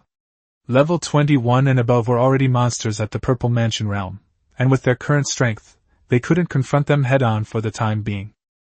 Fortunately, number 18 and Green 2 only encountered a group of gargoyle monsters near the foot of the mountain forest, and did not actually venture deep into the Fire Lion Mountains. Su Changkong immediately transmitted the order through his mind. Number 18, you, Green 2, and the Dark Commander's troops retreat in an orderly manner. It's too risky for the Green Demon Clan to face this group of gargoyles. Number 18 immediately responded. Yes, my lord. Then she shouted to Green 2 and Darkness below. By order of the Lord, the entire army shall retreat. At this moment, Su Changkong's vision was focused on number 18. Looking down from this angle, his view was almost completely obscured by her ample bosom. Number 18's figure was extremely spectacular as she flew through the air. However, Su Changkong had no time to appreciate the scenery. His attention was focused on the battle. He saw Green 2 and Darkness directing their troops to retreat rapidly, while the gargoyles covering the mountains and fields numbered at least 3,000. This is no longer an ordinary group of monsters, but a complete gargoyle tribe. Fortunately, most of the unit levels have now been raised to level 14 or above, and with the added talents of number 18, Green the Second, and Darkness, their overall combat strength is already quite strong. More importantly, number 18 and 10 white-winged tiger archers covered the rear, and many ghost swordsmen with immunity talents assisted in the defense. Even though the gargoyles were numerous, they did not cause many casualties. In particular, number 18's mech firepower talent directly increases the defense of all units by 50% and doubles their attack power, greatly relieving the pressure of retreat. Thunder Flame Cannon! A massive energy cannon appeared on number 18's shoulder, and with a single shot, the entire mountain forest trembled. The power of lightning and flame blasted outwards for dozens of meters, instantly obliterating more than 20 gargoyles. The surrounding gargoyles were terrified and scattered in all directions. Immediately afterwards, number 18 fired continuously, the booming sound echoing through the forest. 10 white-winged tiger archers also fired simultaneously, unleashing volleys of armor-piercing arrows and white-winged arrow rain, forcefully blocking the gargoyles' charge. The other units retreated while counterattacking, maintaining their formation. Watching this scene, Su Changkong couldn't help but secretly applaud. It was truly remarkable that their heroes and troops could retreat so easily in the face of a monster horde several times their size and of a higher level. Now that number 18 has reached level 15, in terms of strength alone, even without the help of the Green Demon Clan and the Ghost Swordsmen, she can slowly deal with this gargoyle tribe on her own. After all, most gargoyle attacks simply can't break through her defenses. And each of her shots can almost instantly kill a whole group. If she switches to her semi-mechanical form, she can also absorb life force, so even if she's focused down, she won't be in mortal danger. However, Su Changkong soon discovered that there were quite a few high-level gargoyles of level 19 and 20 in the monster horde, and there was also a gargoyle boss of classic quality level 22 who was directing the battle. This immediately dispelled his idea of letting number 18 wear him down. A level 22 Purple Mansion realm boss, and of classic quality at that, was definitely not simple. Its strength was probably not much weaker than number 18's level 15. More importantly, Su Changkong didn't want number 18 to be caught in a tough battle alone, as that would be too exhausting. The gargoyle chieftain was tall and had a ferocious face, with wrinkles all over his lion-like face, resembling an elder among gargoyles. He stood atop a giant rock, wielding a massive black axe, exuding a fierce aura. Seeing the heavy casualties caused by the artillery fire from the 18th, the gargoyle chieftain finally roared and spread his wings to charge at her. Whirling slash! As the giant axe cleaved down, a visible, spinning beam of light tore through the air, heading straight for number 18. Sensing danger, number 18 instantly switched to her semi-mechanical form, her delicate body becoming even taller and more resilient. With a loud bang, she was blasted away by the axe light, and her health dropped by 3%. Thunder Flame Cannon! Number 18 also fired a shot that hit the gargoyle chieftain, smashing it to the ground and creating a large crater. This boss at the Purple Mansion realm has extremely high defense and health. Number 18's shot only reduced its health by 3%, but thanks to the lifesteal effect, she also recovered a lot of health. If number 18 continues the pursuit, he will inevitably be surrounded by a large number of gargoyles. Su Changkong immediately ordered, "Number 18, retreat! When they come to attack the territory tonight, you and Xiaowu can deal with them together." Number 18 replied, "Yes, Lord." At this moment, Green the Second in Darkness had already led their troops to a safe distance. Number 18 glanced coldly at the gargoyle chieftain in the distance, then signaled white-winged tiger archers to retreat. She hadn't gained the upper hand in the hasty fight, and felt somewhat resentful, even feeling that she had disgraced the Lord. Soon, number 18 flew away from the area with 10 white-winged tiger bows. The gargoyles chased for a distance, but seeing that they couldn't catch up, they retreated back to the woods at the foot of the mountain. After joining forces with Green the Second in Darkness, the main force of troops began to return to the Sky Territory. At the foot of the mountain in the woods, the gargoyle chieftain stared at his ruined habitat, his eyes blazing with fury. This was the territory they guarded, but now it had been invaded by the human army, causing immense destruction. It has decided that tonight it will personally lead the gargoyle army to teach that arrogant human lord a lesson. Soon, Su Changkong heard a notification. His subordinates' actions had angered the gargoyle chieftain, and the gargoyle tribe was preparing to attack the territory that night. Hearing this news, Su Changkong remained calm. The gargoyle tribe was indeed strong, with a Purple Mansion realm chieftain in charge, but once they entered his territory, with Xiao Wu and number 18 joining forces, along with other heroes and troops, they would simply be there to deliver resources. He then learned from number 18 that the army was exploring in the north today. They traveled more than 30 miles north from the Changkong territory before arriving at the foot of the Fire Lion Mountains. Along the way, they hunted down many small monster groups and reaped a rich harvest. When heroes lead their troops out to hunt, the source crystals and spirit stones they obtain go directly into their lord's space, while other items are placed in their backpacks and brought back by them. Once he confirmed that number 18 and the army had embarked on their return journey, Su Changkong withdrew his perspective and stopped sharing number 18's senses. Although continuing to share it allows for a closer look at number 18's alluring figure. Chapter 35 The Incomparably Powerful Number 18. Meanwhile, in Changkong's territory, Su Changkong was not idle either. He first opened the trading post and listed today's beginner and intermediate recruitment orders in the Changkong shop. The beginner recruitment order was still 50 spirit stones per order, while the intermediate recruitment order remained at 1,000 source crystals per order. After all, Changkong shop's reputation can't be ruined. He plans to sell a large number of magical artifacts in a while, so he must stabilize the popularity first. After dealing with the trading post, Su Changkong personally led Xiao Wu and selected 50 green demons from his territory to raid the nearby goblin camps, as well as the spawn points of the steppe wolves and prairie sheep. The territory's population has exploded, leading to a massive consumption of meat. Steppenwolves and prairie sheep are excellent food sources, and they also provide a convenient source of resources. The goblin camp is in the south of the territory, while the grassland sheep gathering area is in the west. Considering the strength of tonight's monster tide, Su Changkong is both hunting in the wild and using recruitment orders to expand his army. This time, he used a large number of intermediate recruitment tokens and a few advanced recruitment tokens, recruiting a total of more than 300 green demons, 20 ghost swordsmen, and 5 white-winged tiger archers. Especially with the last advanced recruitment order, which yielded 5 more white-winged tiger bows, our luck was quite good. This makes our defense even more solid tonight. As evening approached, Su Changkong and Xiao Wu led their troops back to their territory. Meanwhile, Number 18 and Green 2 had already returned with their army and stored all the resources from their backpacks in the warehouse. The carcasses of various edible beasts were piled up on the street in front of the tavern and handed over to the farmers for collection and processing. On the 18th, their main prey was tigers and sheep. Tiger sheep are generally between level 11 and 14. They are irritable and eat both grass and meat. However, their meat is extremely delicious, even better than that of grassland sheep.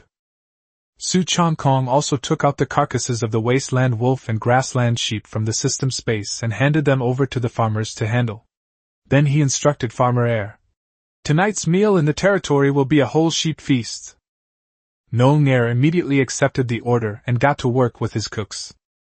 The Skyward Territory, apart from hero units, now boasts over 1,000 peasants, over 500 green goblin warriors, 150 ghost swordsmen, and 15 white-winged tiger archers, making it a formidable force. Except for the ghost swordsman and the dark commander, who didn't need to eat, everyone else and all the troops needed to eat. Soon, everyone in the territory was enjoying a lively feast of whole roasted lamb. Su Changkong, Xiaowu, and mechanical girl number 18 sat at a table. To his surprise, the usually aloof number 18 actually loved meat and soon finished a large bowl of mutton in front of her. She was currently grabbing the last leg of lamb and eating it with gusto. Seeing this, Xiaowu smiled and pushed the lamb chop towards her. Sister number 18, I can't finish this bowl, you can have it. Seeing number 18's hearty-eating manner, Su Changkong laughed and said, Number 18, you eat with such a heroic air. This leg of lamb is for you too, so you can have meat to eat every day in the territory from now on. Having been busy all day, it was no big deal for number 18 to eat more. Su Changkong even felt that even if he ate less, he couldn't let his heroine go hungry. While eating, number 18 mumbled his thanks. Thank you, thank you. Immediately afterwards, a notification sound rang out. Hint, since you didn't mind number 18's eating habits, her favorability rating increased by 5, now at 85. Su Changkong was overjoyed and instantly forgot his earlier worries. Shortly after dinner, the monster tide officially arrived. This time, a huge horde of gargoyles appeared, numbering over 3,000, densely packed and overwhelming, pressing in from the front of the territory. Several well-equipped arrow towers, well-equipped fire towers, and ordinary defensive towers launched the first attack. The gargoyles were not to be outdone, unleashing ranged skills to bombard the arrow towers, fire towers, and wooden fences. Because the power of heaven protects the area from other directions at night, the monster horde can only attack from the front. This protection will only be completely removed once the territory reaches the town level. Su Changkong ordered in a deep voice. Prepare for war! More than 1,500 green demons, ghost swordsmen, and white-winged tiger archers simultaneously raised their weapons. Xiao Wu also immediately unleashed the power of Taiyin and the talent of bewitching all beings, continuously healing her own side and weakening the enemy's combat strength. Charge! Number 18 let out a shout, picked up the rapidly firing machine gun that appeared out of thin air, and took to the air first, rushing towards the gargoyle horde. The territory's main force, led by their respective captains, also surged out in a fierce attack. Da-da-da-da! Mechanical girl number 18 controlled the rapid-fire machine gun, unleashing a furious barrage of fire at the gargoyles in the air. Energy bullets rained down like a storm, instantly covering a large area of targets. Terrifying damage numbers kept floating above the gargoyles' heads, instantly reducing large groups of monsters to near death. White-winged arrow rain! 15 white-winged tiger archers, led by Big Tiger, flew to the vicinity of number 18 to fight alongside her and intercept the gargoyles that attempted to invade the territory from the air. 150 ghost swordsmen can also take to the air to fight, and under the leadership of the Dark Commander, they assist number 18 and White-Winged Tiger Bao to form an aerial defense line. The territory now has hundreds more troops than during the day, and with Xiaowu's talent boost, they're practically an undead army. Xiaowu himself has joined the battle, and large numbers of gargoyles have been blasted to pieces and fallen to the ground. The firepower of number 18 is particularly astonishing. Thunder Flame Cannon! Boom boom boom! Thunderfire cannons crashed down from the sky, instantly turning dozens of gargoyles into ashes, the force of which shook the entire battlefield. With the deaths of a large number of gargoyles, the level 22 classic quality gargoyle chieftain that had appeared during the day finally reappeared. Su Changkong stood in the small square and used the detection spell on it. Gargoyle chieftain, level 22 boss. Quality classic. Skills: axe throwing attack, whirlwind slash, powerful cleave, lifesteal. The gargoyle chieftain, leading the remaining monsters, smashed through arrow towers, cannon towers, and fine wooden fences, and flew menacingly into the sky territory. Upon seeing it, number 18 immediately barked, "You dare invade our territory? You're dead!" Before she finished speaking, she shouldered the Thunderflame cannon and fired a shot. By this time, number 18 had already leveled up to level 16 in the battle, making her firepower even more ferocious.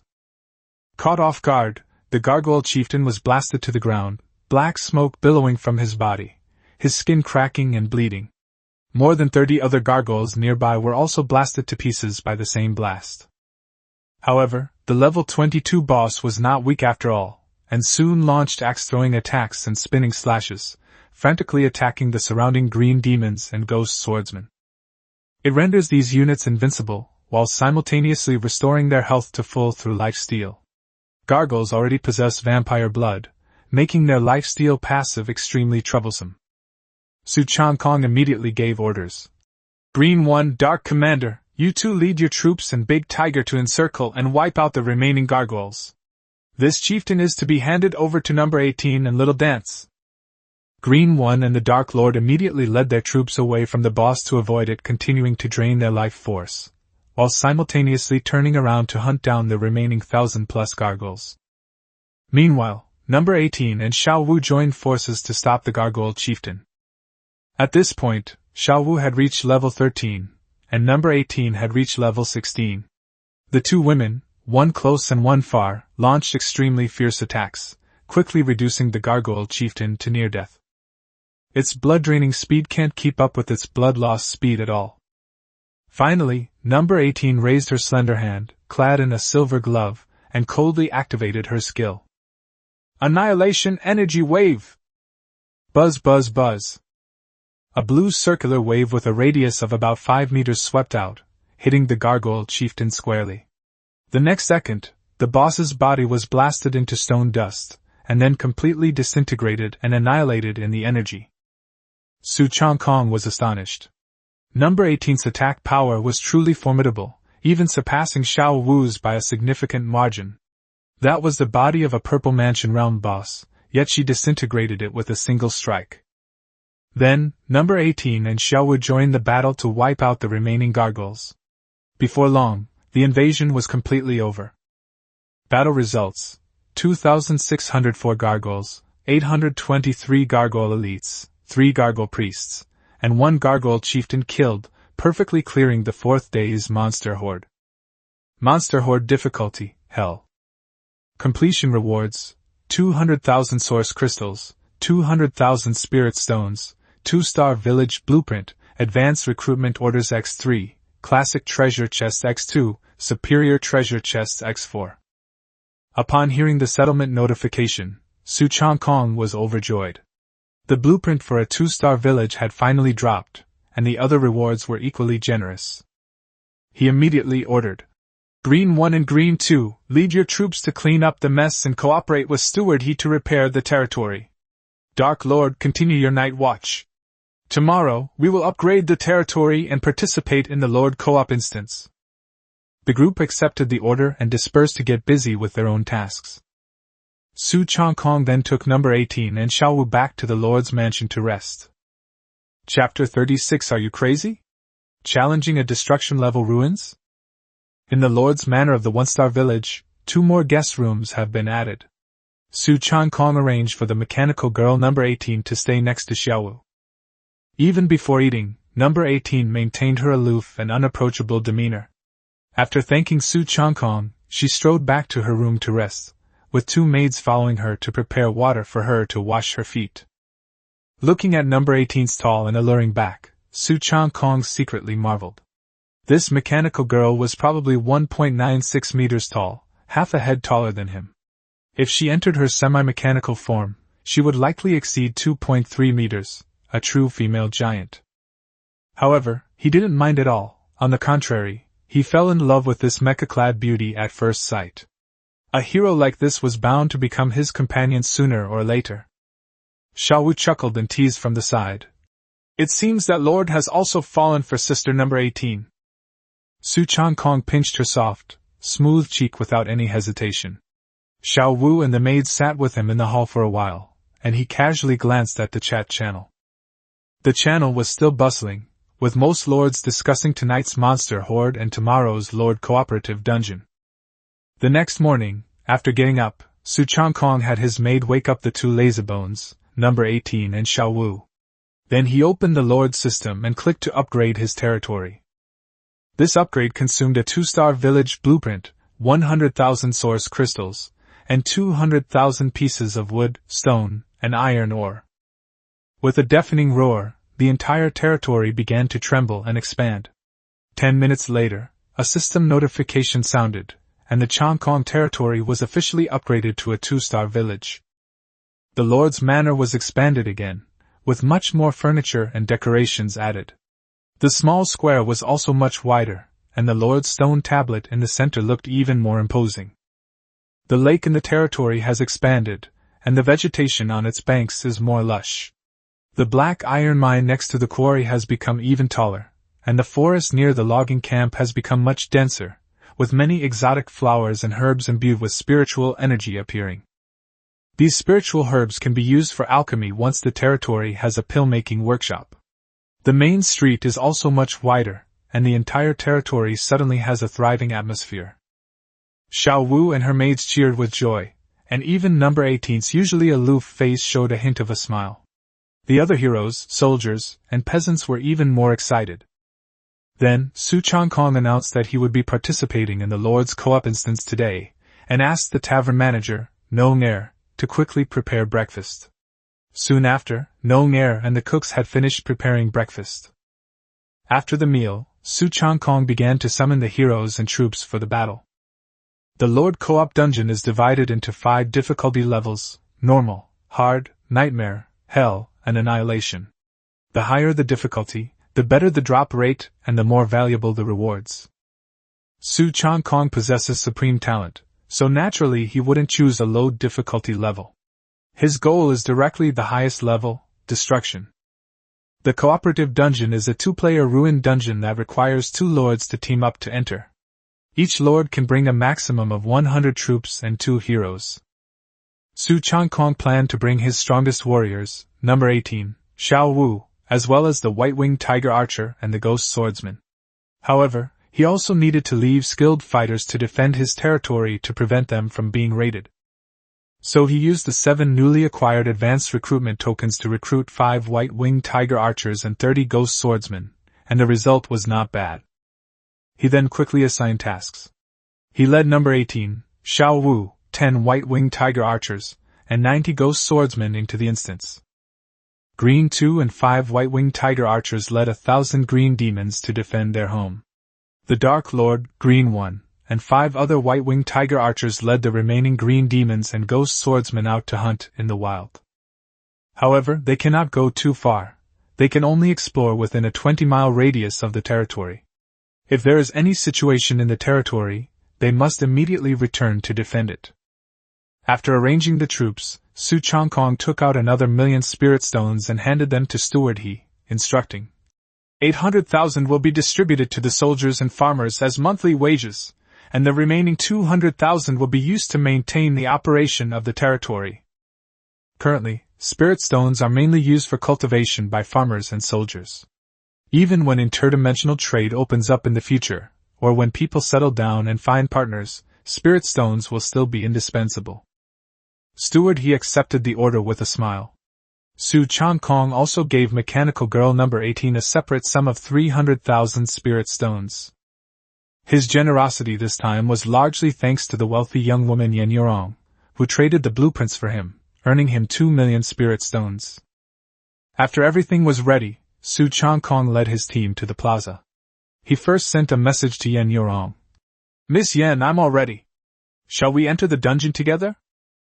The two had already agreed to team up last night, but Su Changkong hadn't told her yet that they would be challenging the destruction level challenge this time. Yan Yorong quickly replied that she would be there soon. Back in the Rose territory, Yan Yorong had already made all the arrangements. At this moment, she was chatting with her follower, Rening. She told Rening that she would be going into the dungeon with Su Changkong this time, instead of teaming up with the other girls, and that they would at least challenge the Hell-level ruins. Rening was very surprised when she heard this, but when she thought that Su Changkong had a legendary hero, and Yan Yorong had an epic hero, she felt that they might have a chance to pass the level. After ending the chat, Yan Yorong sent a message to Su Changkong. "Okay. By the way, what difficulty level are we going to challenge this time?" Su Changkong grinned and replied directly. "Of course, it's the highest difficulty, the destruction level." Yan Yorong was immediately shocked. "Are you crazy? Challenging a destructive level ruin? Brother Su, do you know that in the history of all realms, very few people have dared to challenge the ultimate difficulty cooperative dungeon? Even if someone does occasionally go in, they either perish or fail." Su Changkong's tone was very confident. "Don't worry, Sister Yan, I'm not crazy. We will definitely succeed and make you a fortune."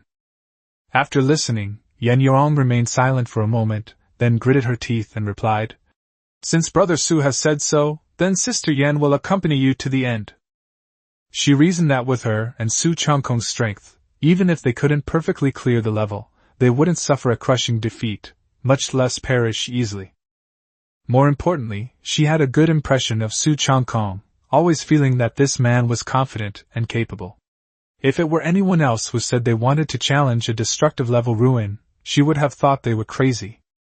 Su Changkong then opened the Lord Cooperation activity in the Lord system, added the heroes and troop types to be deployed, and selected Yan Yorong from his friend list to send a team invitation. System notifications sounded one after another. The other party has confirmed joining the team. Team formation successful. Both teams are about to enter some ruins on an unknown planet. The next second, the scene before their eyes suddenly changed. Su Changkong, number 18, Xiao Wu, and the soldiers vanished from Changkong's territory in an instant. When they opened their eyes again, they had arrived in another world. Ahead lay a vast complex of palace ruins. Meanwhile, her teammate Yan Yorong, along with her hero Blue Dragon Loda, as well as Succubi, Bone Dragons, and other units, also appeared nearby. Chapter 37 Team up to explore the ruins and battle the ghost banshee. Wow, Sister Yan is even prettier than in the profile picture. And the heroine next to you is beautiful too. Su Changkong greeted Yan Yorong first. He had a good impression of Yan Yorong at their first meeting. Although she was not as tall as Xiao Wu, she was more voluptuous and attractive, and the dragon heroine beside her was also very cute. Yan Yorong smiled and looked at him. "Hello, Brother Su, you are really handsome." Su Changkong's appearance was indeed a pleasant surprise for her. Then she looked at number 18 and Xiao Wu beside Su Changkong, and a look of amazement immediately appeared on her face. She then used a detection spell on the spot. The next second, she couldn't help but rub her eyes. "These two girls next to you are both legendary heroines?" Only 5 days after the server opened, a new lord had already recruited 2 legendary heroes. If word got out, probably no one in the entire Myriad Realms continent, and all the heavens would believe it. And this person was none other than her good friend, Su Changkong. Yan Yorong's mind raced, and she became increasingly convinced that Su Changkong was definitely a person with great fortune. The Ji family had produced a Wan Ku, a spoiled brat, like Ji Zi'an, who not only offended him but also wanted to kill him. They were likely to suffer misfortune in the future. After all, those favored by heaven were never easy to mess with. Su Changkong laughed and said, "That's right. I have 2 legendary heroines, which is why I dare to enter the destruction-level ruins." He then introduced the 2. "This is Xiaowu, a beautiful rabbit tribe woman, on my left, and this is the mechanical girl number 18 on my right. Xiaowu, number 18, this is the cooperative Lord Yen Yorong, and the epic dragon mother next to her is named Lota." Su Changkong had already scanned Rhoda with his detection technique. Lota, Blue Dragon General, Dragon Clan, hero with beautiful face. Level 12. Quality Epic.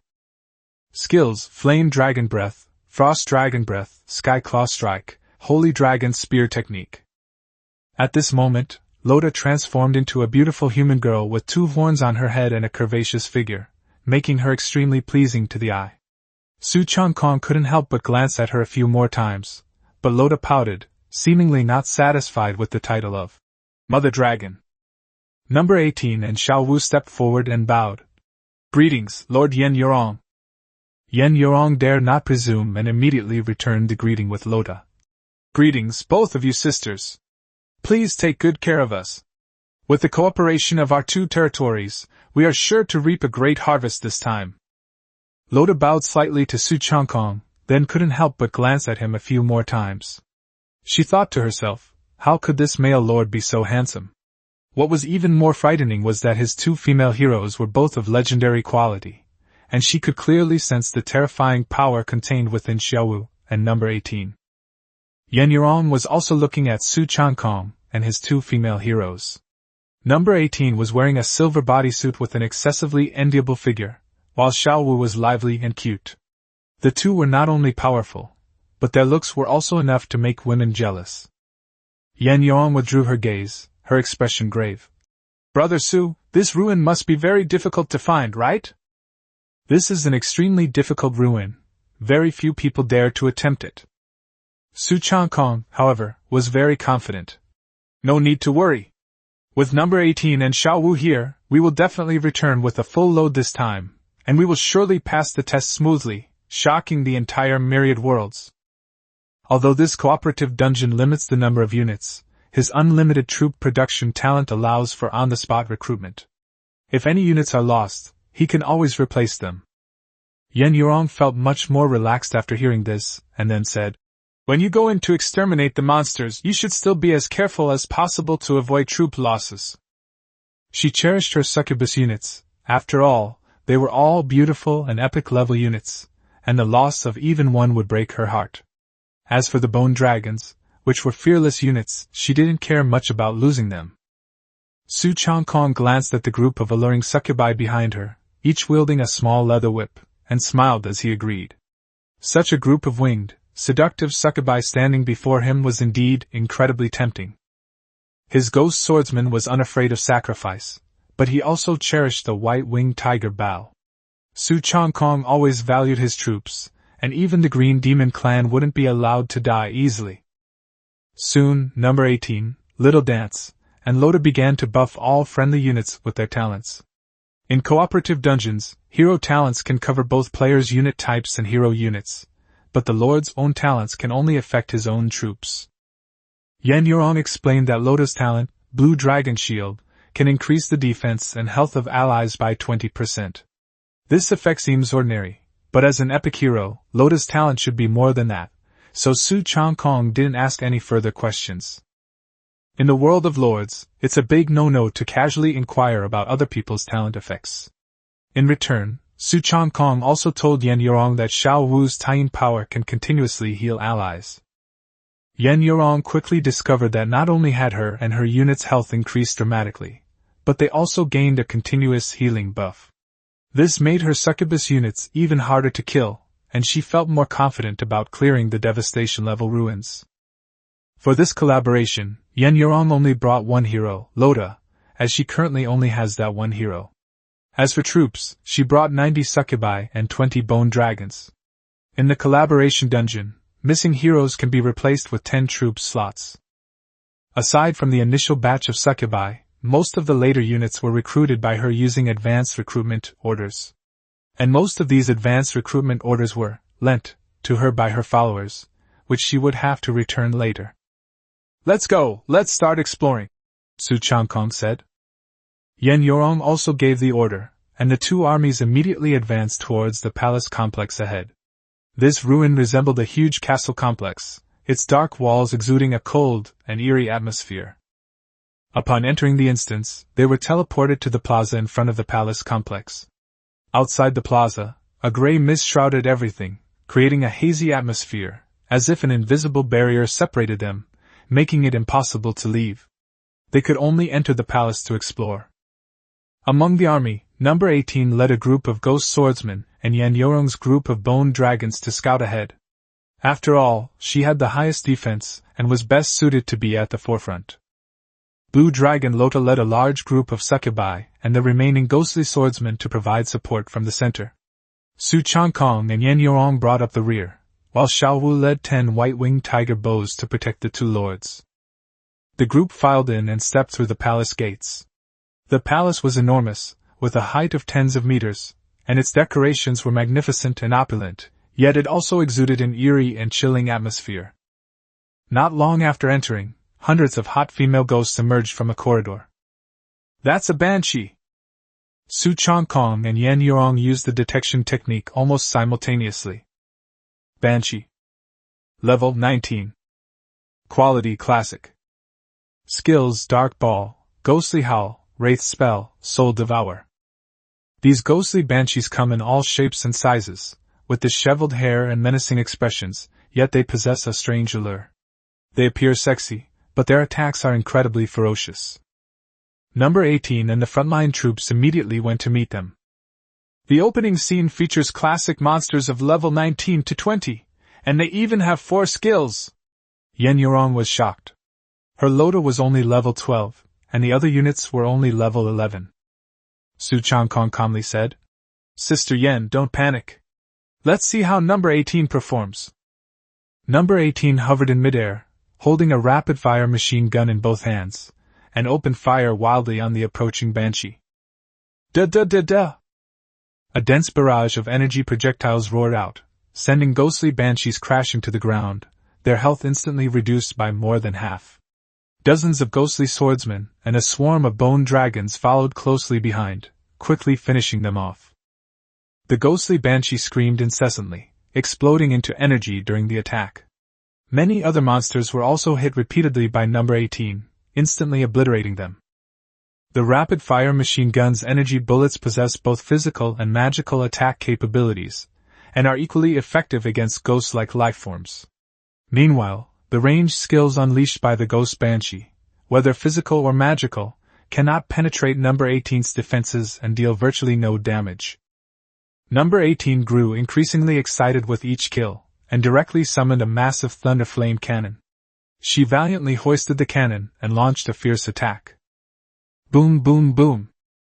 In an instant, cannon fire filled the palace, and the entire building trembled violently. Yen Yorong stood beside Su Changkong, shocked, and said, "Your mechanical girl is too strong. She was surrounded by so many monsters and her defenses were not broken. Her output is also so incredible." The two were very close, and could even smell each other's faint fragrance. Yen Yorong knew very well that the monsters in the destroyer-level ruins were at least 10 times stronger than those outside. Yet number 18 was able to efficiently kill monsters in the horde. His offensive and defensive attributes were simply outrageous. Su Changkong simply smiled and said, "Your blue dragon general is not bad either." At this moment, more and more ghostly banshees poured out of the corridor, densely packed and almost countless in number. Lota also transformed into a giant blue dragon, leading succubi and other units to join the battle. Lota's strength is indeed formidable. The fire and ice dragon breaths she exhales are incredibly powerful, and although her kill efficiency is not as high as that of number 18, it is still quite considerable. Immediately afterwards, Lota activated her talent skill, Dragon's Roar. The dragon's roar reverberated, instantly disorienting a large group of ghostly banshees, rendering them unable to launch attacks. The crowd control effect was extremely powerful. Because both sides were in a team, the attacks from the units under the two lords would not harm their teammates. The battle line advanced steadily, and although the number of monsters was large, they were unable to break through the front line. However, at that moment, some ghostly female demons who had slipped through the net also appeared near Su Changkong and Yen Yurong. Chapter 38 Sister Yen gives her first kiss as a reward. As soon as these ghostly female demons appeared, they fixed their eyes on Su Changkong and Yen Yurong, who were standing together, baring their fangs and claws as if they wanted to pounce on them. Unfortunately, before they could get close, Xiao Wu and 10 white-winged tiger archers blocked their way. Moonlight Sword Chi! White-winged Arrow Rain! Sword energy and arrow rain erupted simultaneously, and the ghostly banshees fell in droves, having no chance to reach the two men. Yen Yurong witnessed firsthand the strength of Su Changkong's Rabbit Girl heroes and Tiger Archer troops, and was secretly astonished. Neither the heroes nor the troops were ordinary. The first wave of ghostly banshees was quickly cleared out, but before everyone could catch their breath, a buzzing sound rang out again, and another batch of monsters surged out from the depths of the palace. A large number of ghostly female demons swarmed in, their aura fierce. However, with the combined talents of Lords Su Changkong and Yen Yurong, along with the heroes number 18, Xiao Wu, and Luo Ta, the troops of both sides were like they had been injected with chicken blood. Their combat power skyrocketed, and they were frantically reaping monsters. Yen Yurong herself also possesses the powerful legendary Golden Beauty talent. This talent grants her immunity to a significant amount of damage, while also providing damage reduction and a triple experience bonus to her female subordinates. Furthermore, the heroes and soldiers she recruits are highly likely to be female. Even a unit like the Bone Dragon, whose gender is indistinguishable, can benefit from talent bonuses. Of course, Yen Yurong didn't tell Su Changkong the details of her talent, and Su Changkong didn't ask either. After all, a lord's talent is the most important secret of every lord. As time went on, they finally cleared all the monsters out of the palace. Even more incredibly, not a single soldier from either unit died. After this battle, number 18 reached level 18, Xiao Wu reached level 15, and Rhoda reached level 14. Most of Su Changkong's troops reached level 16, and Yen Yurong's troops also reached levels 13 and 14. While the monsters in the Devastation Ruins are dangerous, the experience they provide is also frighteningly generous. Yen Yurong couldn't help but giggle. No wonder novice lords in the myriad realms don't dare to challenge the destruction-level ruins. There are so many strong monsters here. If I hadn't teamed up with you, I definitely wouldn't have dared to come in. Other lords' teams would have at most 4 heroes and 200 troops. Without several powerful epic and legendary heroes to guard them, they would have suffered heavy losses against the ghostly banshees that were much stronger than the monsters of the same level outside. It's even possible that the entire army could be wiped out. The palace complex before them was enormous, appearing to contain at least dozens of palaces. Without sufficient strength, there was no way to pass it.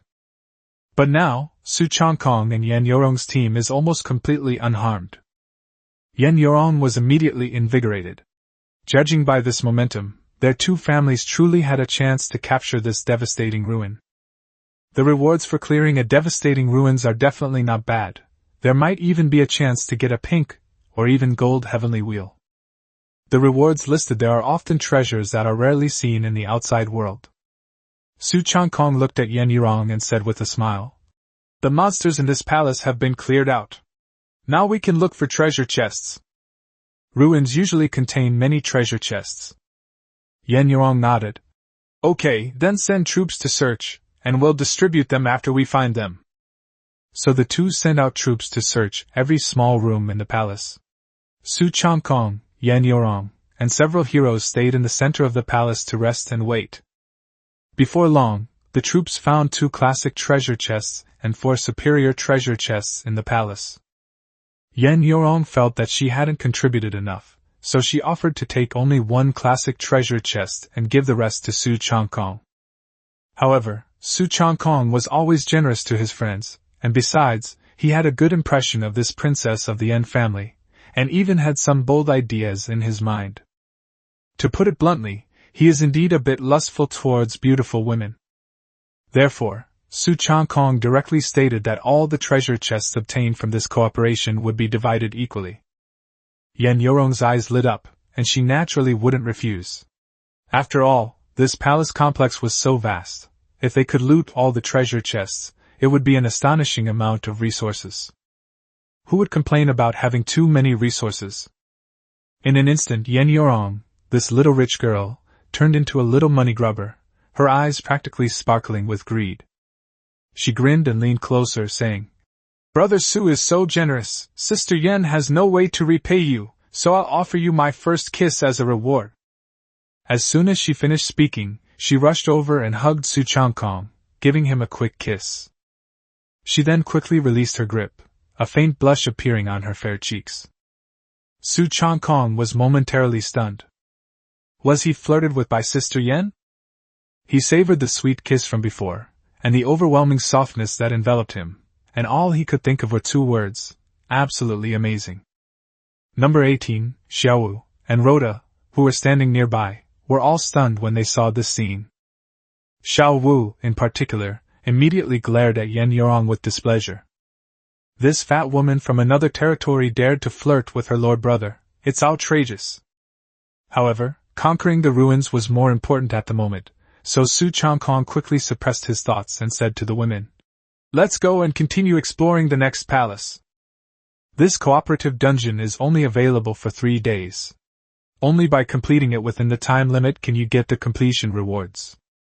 Yen Yorong responded, and the two groups set off again, passing through the main corridor and heading towards the second palace. Upon entering the second palace, a large number of ghostly banshees reappeared, and the group immediately began to clear them out. When they arrived at the third palace, there were fewer monsters, but their levels were significantly higher and they were much harder to kill. Among them, there have even been ghostly female demons at the level 21 Purple Mansion realm. After the wave of monsters was cleared out, suddenly, a terrifying female scream came from the center of the hall. Ah dash! The next moment, the entire palace floor trembled violently. A tall, imposing figure slowly appeared in the central square. It was a gigantic, ghostly banshee, 3 meters tall, shrouded in eerie light. Her long hair was flowing freely, and she had a pair of enormous wings on her back. Her half-meter-long fingernails were as sharp as blades, and her pale blue skin exuded a strange allure. Su Changkong and Yen Yorong used their detection techniques simultaneously. Ghostly Enchantress, Level 22 Boss. Quality Classic. Skills: Claw Slash, Wraith Spell, Ghostly Flame, Berserk, Soul Devour. Aha dash! The ghostly demoness raised her head and howled, and dozens more ghostly banshees immediately appeared around her, frantically rushing towards the group. Su Changkong and Yen Yorong immediately commanded their legions to engage in battle. Number 18 and Loda went all out, charging straight towards the ghostly demoness boss in the center. Just then, the ghostly demoness opened her mouth and spewed out a ball of gray flame, instantly covering an area of more than 20 meters. The flame was an eerie grayish-white, and faint wails of ghosts could be heard from within it. Su Changkong's expression changed, and he quickly pulled Yen Yorong back. "Get away from the boss's ultimate attack!" Chapter 39. Ji Zi'an and Su Xiaolu collaborate. The ghost flames spewed by the ghostly fairy are indeed incredibly powerful. Once they touch your body, they are impossible to extinguish and will cause your troops to continuously lose health, leaving burns on your body. Fortunately, Xiaowu had already unleashed the power of Taiyin, continuously healing all friendly units on the field, and also weakened the attack power of the ghostly fairy with her charm. In addition, with the talent buffs of the two lords and the other two heroes, this wave of ultimate skills, although fierce, did not cause any casualties. At this moment, Su Changkong and Yen Yorong were left with only 10 white-winged tiger archers and some succubus guards. The rest of the legion was deployed to the battlefield. Soon after, the smaller monsters were cleared out, and Xiao Wu joined the siege of the ghostly demoness. Thunder Flame Cannon! Frost Sword Formation! Sky Claw Strike! Number 18, Xiaowu, and Loda simultaneously unleashed their ultimate attacks. Loda flew into the air, and a dragon claw instantly enlarged more than 10 times, slamming down with a terrifying force that blotted out the sky. Although Loda's damage wasn't as high as number 18's or Xiaowu's, it still caused the ghostly fairy's health to drop sharply. The surrounding bone dragons and ghostly swordsmen also continuously attacked the boss, unleashing a series of attack waves that completely engulfed the ghostly fairy. The ghostly fairy's wings and body were quickly covered in wounds, and her health plummeted. She rampaged across the battlefield, unleashing skills frequently and roaring incessantly. When her health dropped to only 10%, the ghostly demoness went into a full-blown berserk state. Her body rapidly expanded, transforming into a 5-meter-tall giant demoness, resembling a female giant. Looking at the battlefield, Su Changkong smiled and said, "It entered a berserk state and its health has recovered quite a bit, but it still has to die." Yan Yurong stared at the enormous ghostly enchantress and couldn't help but exclaim, "This ghostly enchantress is so tall and so big."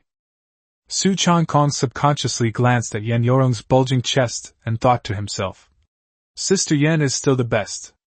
How can this monster compare?" Yan Yurong noticed his gaze, puffed out her chest slightly with a hint of smugness, but didn't call him out on it. As the ghostly demoness grew larger, her strength also increased dramatically. The next moment, an even more violent purple flame erupted from her mouth, instantly engulfing an area of 30 meters. It was still ghostly flames, but this time their power was even more terrifying. The bone dragon hit by the flames was instantly left with only a sliver of health, and all 20-odd ghostly swordsmen under Su Changkong's command were also knocked into a state of invincibility. The 3 female heroes, number 18, Xiaowu, and Loda, are all unharmed. Su Changkong immediately said to Yan Yurong, "Withdraw the troops and let the 3 heroes deal with it." After saying that, he ordered the ghost swordsman to retreat. Yan Yurong also quickly told the bone dragon to step back. Mechanical girl number 18, rabbit god Xiaowu, and blue dragon Loda are no pushovers. The 3 girls faced off against the ghostly demoness head-on, unleashing a barrage of killing moves at its massive body. The ghostly demoness was quickly and completely suppressed. Not long after, Yan Yurong excitedly exclaimed, "Its defense is so high after going berserk, but it's low on health again." She hadn't expected that Su Changkong's heroes would be this strong, capable of even fighting head-on against the boss of a destructive ruin. Of the 3 female heroes, the main force is naturally number 18 and Xiaowu. Although Loda is also a powerful hero, she is not very durable. Every time she is hit by the ghostly fairy, she loses a lot of health and can only retreat from the battle to heal from time to time, otherwise she may really be killed. Moments later, the ghostly enchantress in the palace was finally slain by the 3 heroines working together. This boss also dropped 2 epic treasure chests, one for Su Changkong and one for Yan Yurong. Holding the epic treasure chest, Yan Yurong was extremely excited. "An epic treasure chest! This is the first time Sister Yan has ever gotten one." She pressed the treasure chest to her chest, suppressing the urge to open it immediately, and stored it in her lord's space. After all, it's more exciting to open multiple treasure chests at once, and the Academy textbooks also said that this increases the probability of getting rare treasures. Su Changkong put away the treasure chest and said with a smile to Yan Yurong, number 18, Xiaowu and Loda, "There are still a lot of palaces to go. Let's rest for a bit and continue attacking this palace complex ruins." The troops had already searched the rest of the palace, but no new treasure chests were found this time. Meanwhile, within a nightmare-level ruin, in a hidden canyon abyss, magma flows, lava churns, and scorching heat bakes the earth. A young male and female lord are leading 2 armies to attack the densely packed fire-winged snakes and fire scorpion monsters in front of them. These 2 people are Ji Zi'an and Su Xiaolu. They are currently working together to conquer the ruins. Su Xiaolu excitedly shouted, "Brother Ji, we will definitely be able to clear this nightmare-level ruin." Ji Zi'an smiled confidently. "Yes, our troops are all very strong, plus 3 heroes. I don't believe these monsters can stop us." The flame-winged serpents and fire scorpions in nightmare-level ruins are indeed formidable, far stronger than monsters of the same level outside, and there are many of them. The flame-winged serpents can also fly.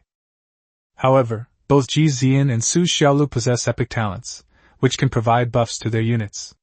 More importantly, Ji Zi'an had incredible luck before entering the ruins, managing to recruit an epic hero, the Poison Dragon Commander. With epic-level Poison Dragon Commander, Dark Elf Princess, and classic-level Feathered Priest in their respective legions, conquering nightmare-level ruins isn't too difficult. However, the monsters have high health and defense, requiring a considerable amount of time. Fortunately, they were self-aware enough to choose only the nightmare difficulty dungeon. If they had tried the much more challenging hell difficulty ruins, it probably wouldn't have been so easy.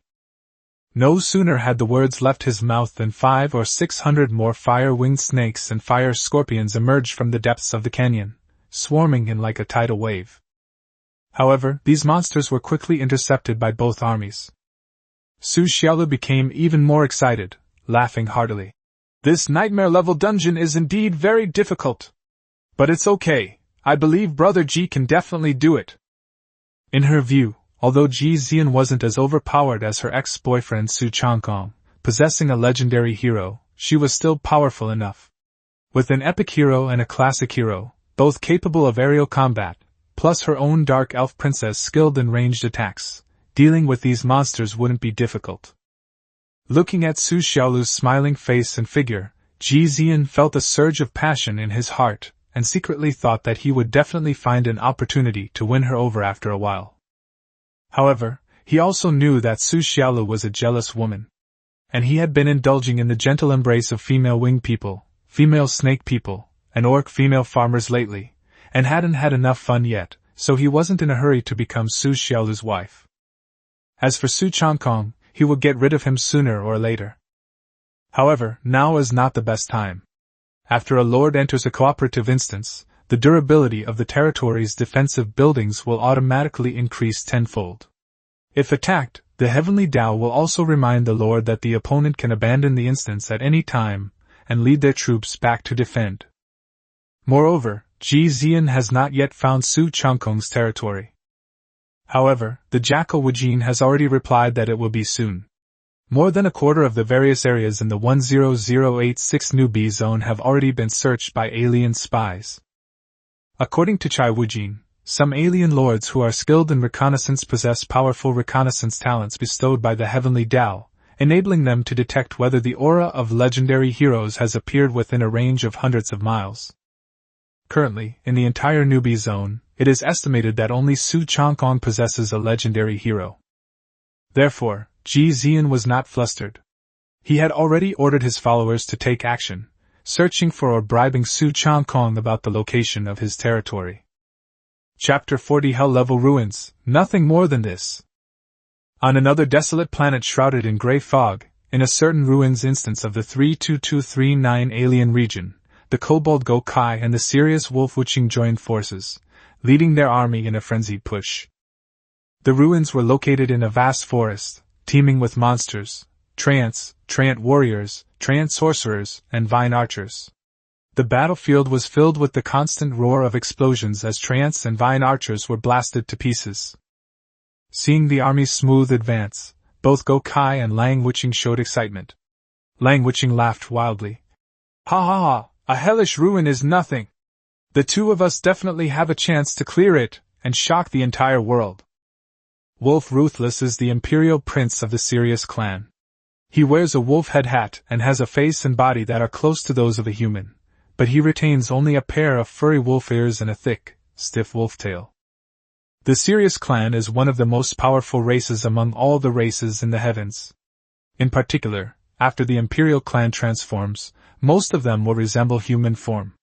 The same is true for other powerful races such as the Dragon Clan, Fox Clan, and Tiger Clan, who will only retain some of their original racial characteristics.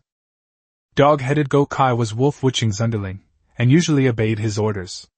After all, the dog-headed tribe was merely a vassal of the Sky Wolf tribe, and even though Go-Kai was an imperial prince, his status was far inferior to Wolf Wuching's. Wolf was in a great mood, knowing the rewards for clearing the hell-level dungeon would be plentiful.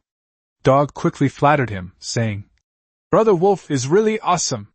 But these monsters are very strong, so it's best not to lose too many troops in the front. That way, we'll be more secure later. Wolf Wuching grinned. Do I look like a brainless person to you? He was quite satisfied with Go Kai as his subordinate, as he was both good at flattery and capable of getting things done. Both of them possess considerable lordly talent. Wolf Ruthless has a legendary gold hero and an epic hero under his command, the legendary hero being a recent recruitment. Dog Talent, besides his epic hero Cerberus, also has a classic hero. That's why they dared to team up and challenge the hellish ruins. However, to Wolf's regret, the White Tiger Clan's pride, the Empress Tiger Xiao Bai, didn't agree to team up with him. If Tiger White were willing to join, Wolf Ruthless would even dare to tackle devastating dungeons. After all, Tiger White had also recruited a legendary hero, and his Lord Talent was probably no less than his.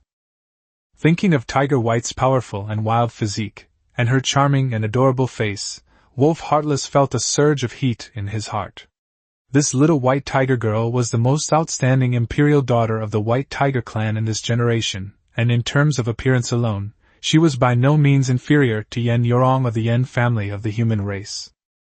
Yen Yorong's reputation was no secret among the higher-ups of the myriad races. Lang Wuching had also learned through spies from other races that she was currently in the 10086 new district. Wolf Ruthless has made up his mind to win over Tiger Little White and Yen Yorong during this year's Newcomer Lord trial and make them his followers. At this moment, Wolf Ruthless suddenly brought up another matter. Our clan's vassal, Jackal Imperishable, which we deployed in Region 10086, has contacted us through the Hero Battle platform. It says that there's a human prodigy in that region named Su Changkong, who is suspected of possessing unparalleled talent and must be eliminated. Is this Su Changkong the opponent you encountered? Dog nodded, his expression grave. Yes, it's Su Changkong from the 10086 human region. He possesses a legendary hero, who is very likely the new chosen one of humanity, posing a great threat to our future plans. Wolf Ruthless' eyes turned cold. In that case, I will have Jackal Wujin deal with him at all costs as soon as possible. For the future hegemony of my Sky Wolf clan, let's eliminate this hidden danger in advance. Having said that, Wolf Ruthless and Dog Talent continued to lead their army deeper into the forest. The Sirius clan was powerful among all races, and even had the potential to unify them. When that time came, they would be able to lead their armies of all races into the Myriad Realms continent, drive out or even annihilate the human race, and become the true overlords. This battle of heroes also revealed several human prodigies who needed to be eliminated. Su Changkong possessed a legendary hero from the start of the game and was suspected of having monstrous talent, undoubtedly making him, like Lang Wuching, a chosen one of destiny. Meanwhile, in a certain ruin instance in District 10086, Xiao Yan and his confidant Li Yameng are encountering a group of giant goblins in an underground cave. These goblins were all over 2 meters tall, a level above ordinary short goblins, and were all monsters of superior quality. Looking at the beautiful Li Yameng and the female soldiers under their command, they howled excitedly, their mouths watering. Fortunately, Xiao Yan possesses legendary talent, and Li Yameng also has epic talent. In addition, the two of them brought in 1 epic hero and 2 classic heroes, so their overall strength is not weak. Soon, their army swept through the area, scattering the giant goblins to pieces. Li Yameng, who had initially hid behind Xiao Yan in fear upon entering, was now completely unafraid. She said sweetly, Brother Xiao Yan, the giant goblins in this nightmare ruins don't seem to be that strong. Let's kill them all together, and all the treasure chests are yours. Xiao Yan was deeply moved after hearing this, but waved his hand domineeringly. No need. Sister Yu Meng, you also need to develop your territory so that you can better assist me in the future. We will split the treasure chests we get here equally. In truth, what Xiao Yan truly valued on this trip wasn't the ordinary treasure chests, but rather the heavenly Dao roulette that appeared after clearing the level. That was because it offered a chance to draw treasures rarely seen in the outside world. Unfortunately, this is only a nightmare-level ruin, and it will most likely only produce a purple heavenly path roulette. Only ruins of at least hell level or higher have a chance of producing a roulette of pink or higher. With their current strength, Xiao Yan and his companions are not yet qualified to challenge hell-level ruins. They can only wait for the next opportunity. He clenched his fist, secretly vowing that once he was stronger, he would definitely challenge hell-level ruins. There are too many experts in District 10086, including Su Changkong, Yan Yurong, Ji Zi'an, Tian Yu, and a foreign lord. Adding to this the various alien races he'd encountered in the hero battles, Xiao Yan knew very well that he absolutely could not stop. As the hope of the southern Imperial Clan of humankind, his fighting spirit was at its peak. Chapter 41: The Horror of the Epic Titan. On the other side, Su Changkong and Yan Yorong's legion had captured more than 10 palace ruins by evening and killed 3 powerful bosses. The first 2 were ghostly enchantresses, and the third was the Firebird leader. All of them were above level 22, belonging to the Purple Mansion realm bosses. They had high attack, high health, and high defense. Both legions spent a lot of time dealing with them. At this moment, the army temporarily stopped to rest. After a day of fighting side by side, Su Changkong and Yan Yurong got along very well, and the 3 heroines, number 18, Xiaowu, and Luota, also developed a tacit understanding. Su Changkong glanced at Yan Yurong's perfect figure, his gaze quickly shifting away as it fell on the deep glimpse of her collar, and asked, "Are we going to keep going all night tonight?" Yan Yurong raised an eyebrow, bit her red lips slightly, deliberately pressed her hand to her chest, and gave him a flirtatious wink. "Brother Su wants to have a night of passion with Sister Yan? Brother, you're so naughty, your words have a hidden meaning?" As she finished speaking, a blush rose to her cheeks. As the daughter of the Yan family, this was the first time she had ever dared to flirt with a man so boldly. If Su Changkong hadn't been exceptionally outstanding, she wouldn't have had this inclination at all. Su Changkong felt a surge of warmth in his heart, and quickly suppressed his anger. "Sister Yan, it's your own impure thoughts. I mean, should the Legion fight through the night, or should we rest first?" Xiao Wu, standing nearby, snorted coldly and glared arrogantly at Yan Yurong, as if to say that this woman was seducing her lord brother again. Su Changkong casually pulled her to his side and patted her shoulder reassuringly.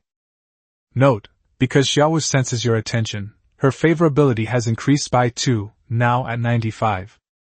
Su Changkong was taken aback, then secretly delighted. So Xiao Wu was quite jealous after all. Just comforting Yan Yurong in front of her had actually increased his favorability rating. He was getting closer and closer to 100 points. Yan Yurong quickly dropped her seductive demeanor and smiled. "So that's what you mean? Let's rest for a bit before we fight again." So both armies rested on the spot. Su Changkong took out a large amount of roasted mutton skewers and mutton stew prepared in advance from the Lord's space and distributed them to Yan Yurong, number 18, Xiao Wu, Lota, as well as the white-winged tiger Bao and the succubi. Neither the ghost swordsman nor the bone dragon needed to eat, but Yan Yurong, number 18, and Lota were a group of female foodies. The 3 girls chatted and ate lamb legs while enjoying skewers, making for a particularly pleasing sight. Xiao Wu sat next to Su Changkong, eating lamb skewers. Su Changkong had prepared a small stool in his lord's space, which came in handy now. Everyone clearly enjoyed Nong'air's cooking, and their spirits were much restored after the meal. After resting for a while, Yan Yurong remembered the rewards for clearing the level and the heavenly roulette, and said, "Brother Su, let's continue our battle through the night. We don't know how many challenges are ahead in this destruction level ruin, we must finish it on time." Su Changkong naturally nodded in agreement. The 2 armies then continued their advance, beginning their campaign to wipe out the horde of Firebird monsters in the next palace. The Firebird is also a classic quality monster. To Su Changkong's relief, these Firebird corpses can all be stored in the Lord's space and handed over to Nong'air for processing in the future. They will surely become another rare delicacy. Now everyone in the Sky Territory is in for a treat, and number 18 won't have to worry about meat for a while. Yan Yurong also took away quite a few Firebird corpses. After all, her Lota, succubus, and the harpies in her territory are all big meat eaters. The palace complex was filled with glowing objects, providing excellent visibility day and night. The 2 armies fought through the night, and their pace of attacking the ruins noticeably accelerated. 2 days passed in the blink of an eye. Just after noon on the 3rd day, Su Changkong and Yan Yorong's army finally wiped out the troll monster in the penultimate palace. When everyone arrived at the last palace ruins, exhausted, the final boss finally appeared. With a deafening roar, the earth shook violently.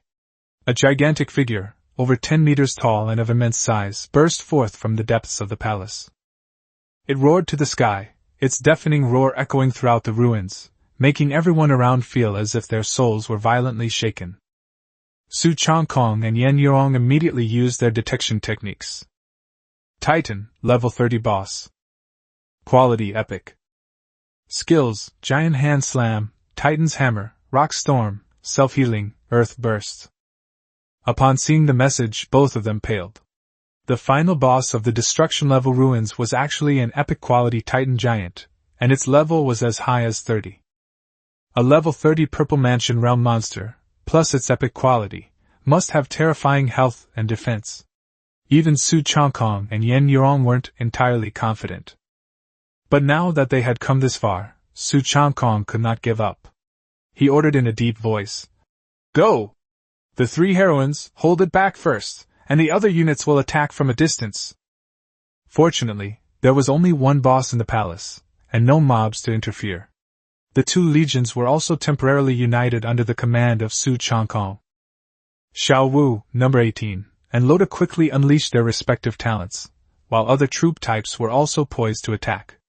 After more than 2 days of battle, the 3 heroines had reached level 20, the peak of the Spirit Sea realm.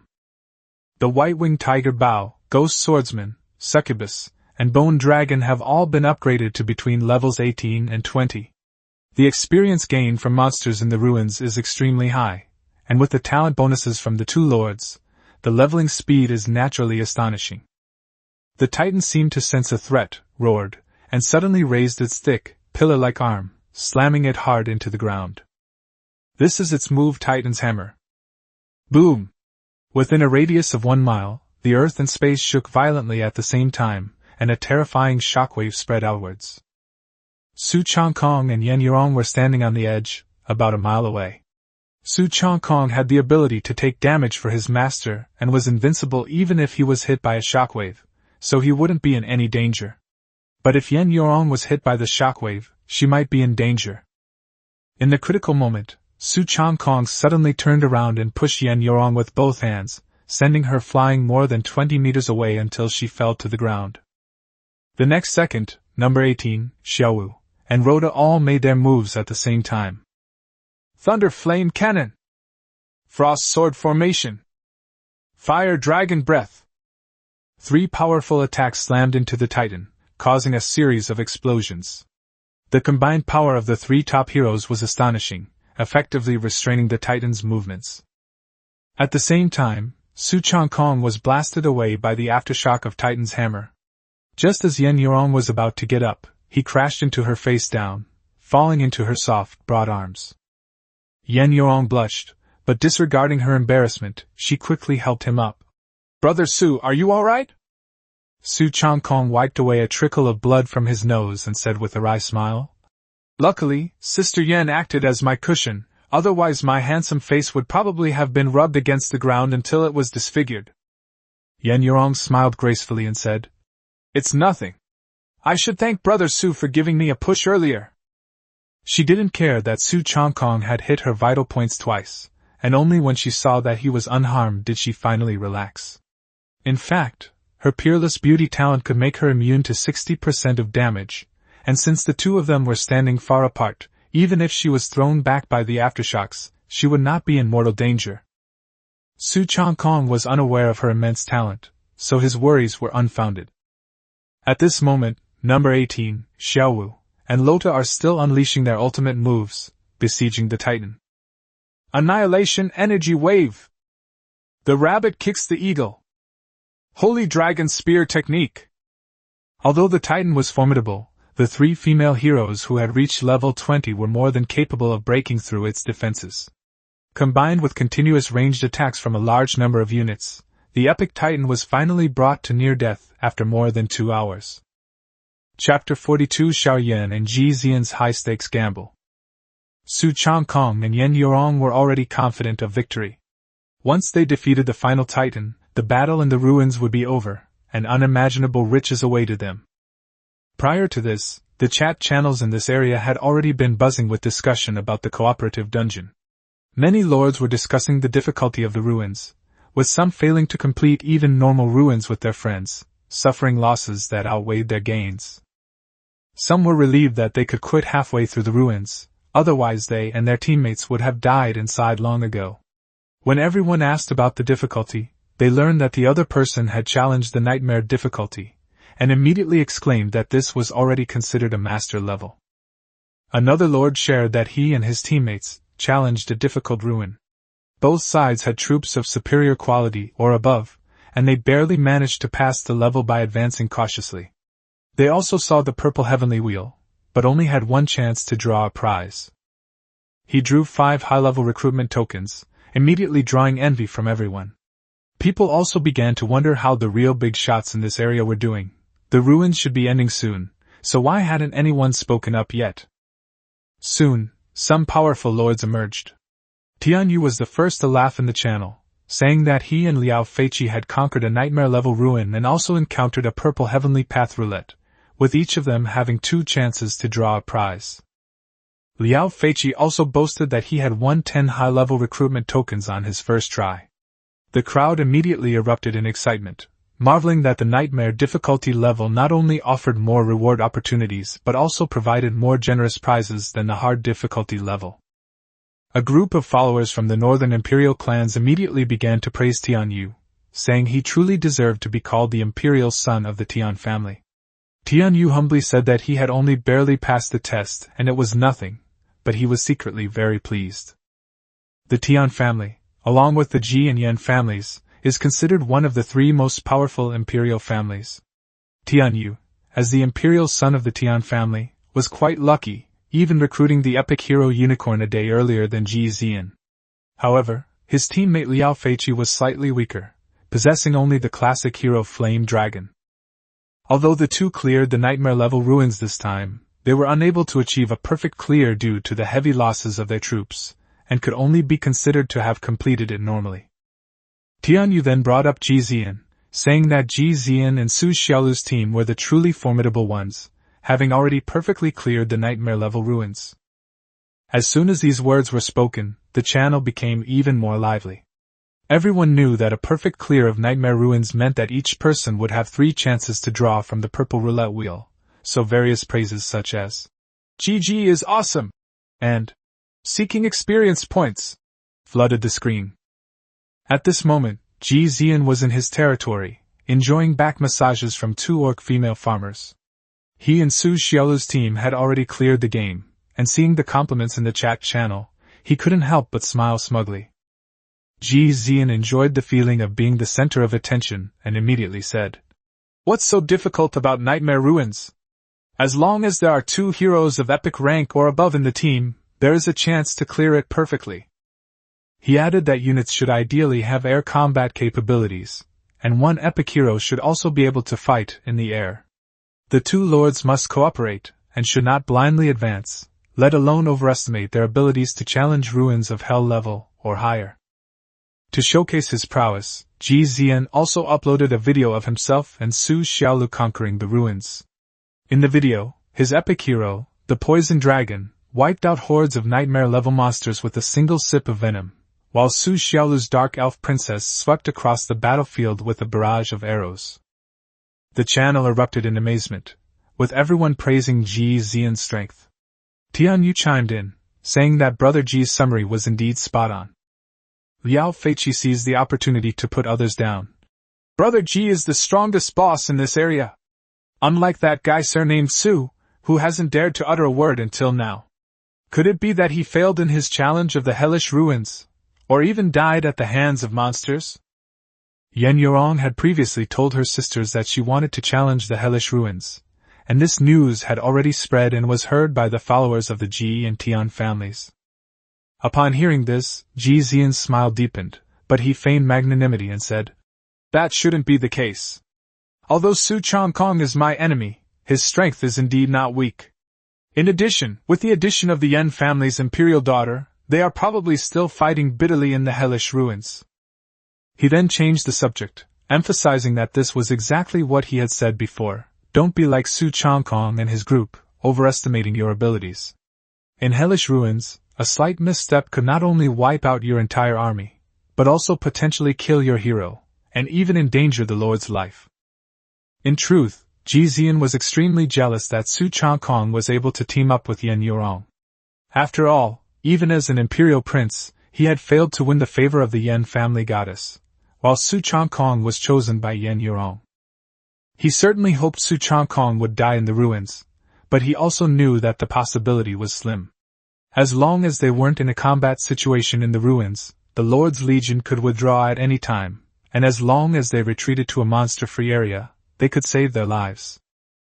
On the other side, Su Xiaolu was also browsing the chat channel in her own territory, a smug look on her face.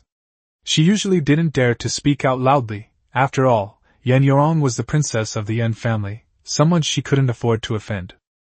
But she also believed in her heart that Su Changkong and Yan Yorong's cooperation had most likely failed. In that case, Su Changkong would have no chance to get close to the Yan family's princess again. Just as everyone in the channel was praising Ji Zi'an, another big shot finally couldn't stand it anymore and spoke up. Xiao Yan sneered. Ji Zi'an, all you've done is perfectly clear the nightmare-level ruins. What's there to brag about? Ji Zi'an's face immediately darkened, and he asked, What, Xiao Yan, you also perfectly cleared nightmare level? Xiao Yan was not to be outdone. That's right. Not only you guys can do it, but Yu Ming and I also teamed up and perfectly cleared nightmare level. Li Yum confirmed that they had each received 3 chances to draw a purple roulette wheel. Ma Gao, Wan Xiaobu, and other members of the Southern Imperial Clan immediately began cheering, praising Xiao Yan and Li Yumeng as equally formidable. Ji Zi'an was momentarily speechless with anger. Xiao Yan was the most outstanding imperial prince of the Southern Imperial Clan, and the Xiao family's strength was almost on par with the 3 top imperial clans, so they certainly had the right to confront him directly. Xiao Yan continued, You just said that Su Changkong and Yan Yorong are overestimating themselves and can't pass the hell-level ruins? Well, just wait and see.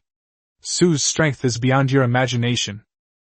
Xiao Yan and Su Changkong were neighbors, and Xiao Yan had witnessed Su Changkong's strength firsthand.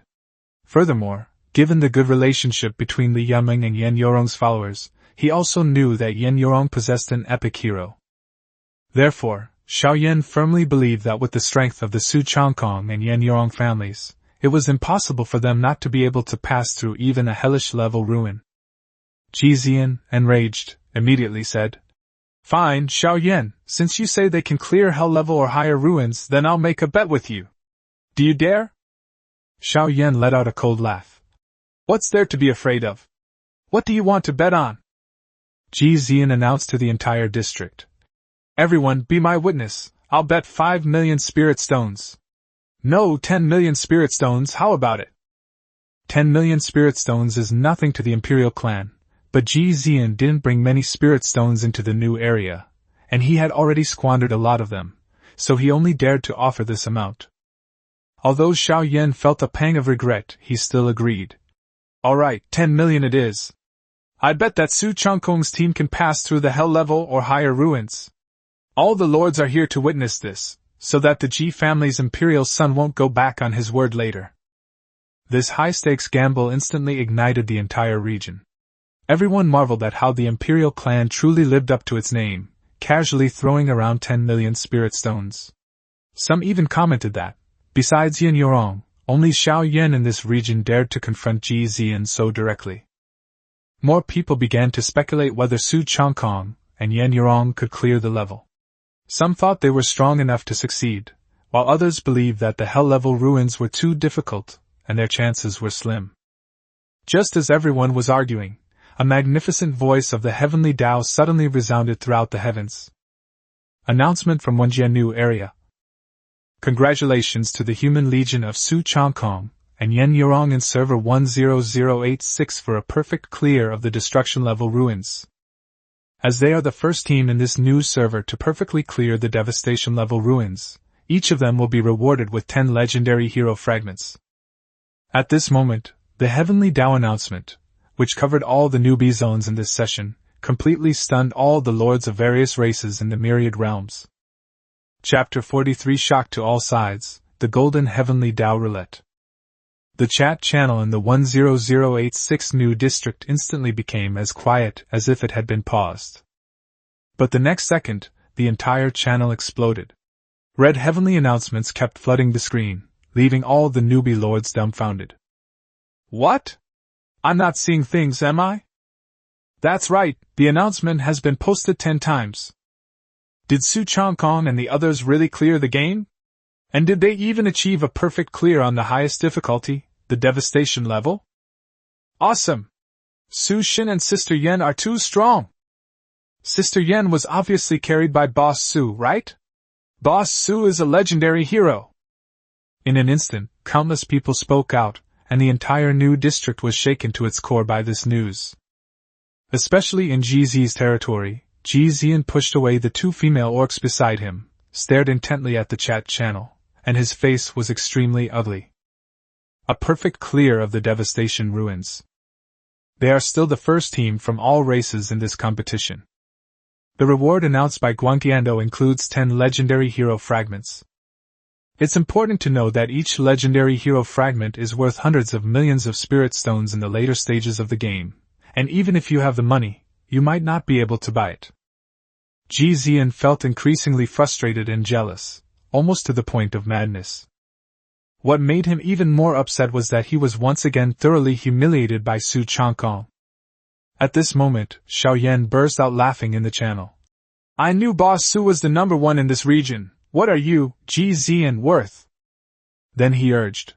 I've won, Ji Zi'an, pay up, don't even think about backing out. Ji Zi'an felt aggrieved, but this gamble was made in public, and he couldn't deny it. He could only grit his teeth and reply. Xiao Yan, I've noted down this 10 million spirit stones. I'll give it to you in a few days. Xiao Yan sneered. Can't handle losing? Do you want the entire Ji family to lose face because of you?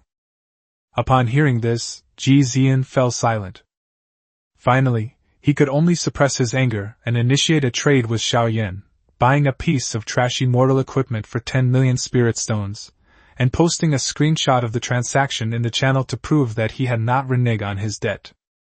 On the other side, Su Xiaolu watched this scene from her territory, her emotions unable to calm down for a long time. She never expected that Su Changkong and Yan Yorong would actually challenge the highest difficulty cooperative dungeon and succeed perfectly, obtaining such terrifying rewards in one go. At that moment, she felt a sudden, inexplicable pain in her heart. If she hadn't broken up with Su Changkong back then, the person standing beside him now, achieving fame together across countless realms, might very well be Su Xiaolu.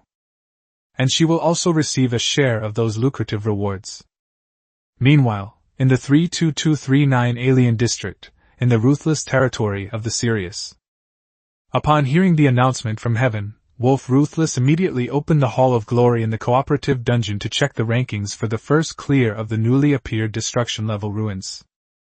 The first place was clearly written, Su Changkong and Yan Yorong's Legion.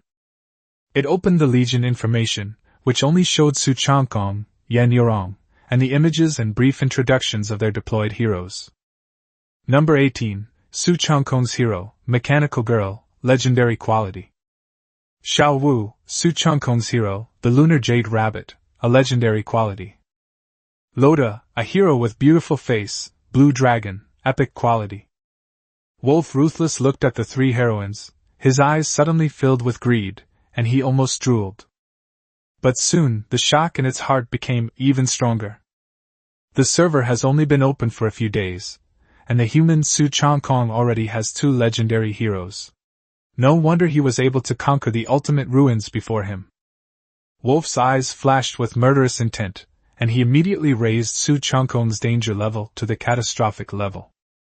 In its view, this person was definitely the chosen one of humanity, and must be eliminated as soon as possible. Even if it means sacrificing Jackal Wujin and all the vassals of District 10086, we must kill Su Changkong, take away his heroine, and Yan Yorong, this human woman.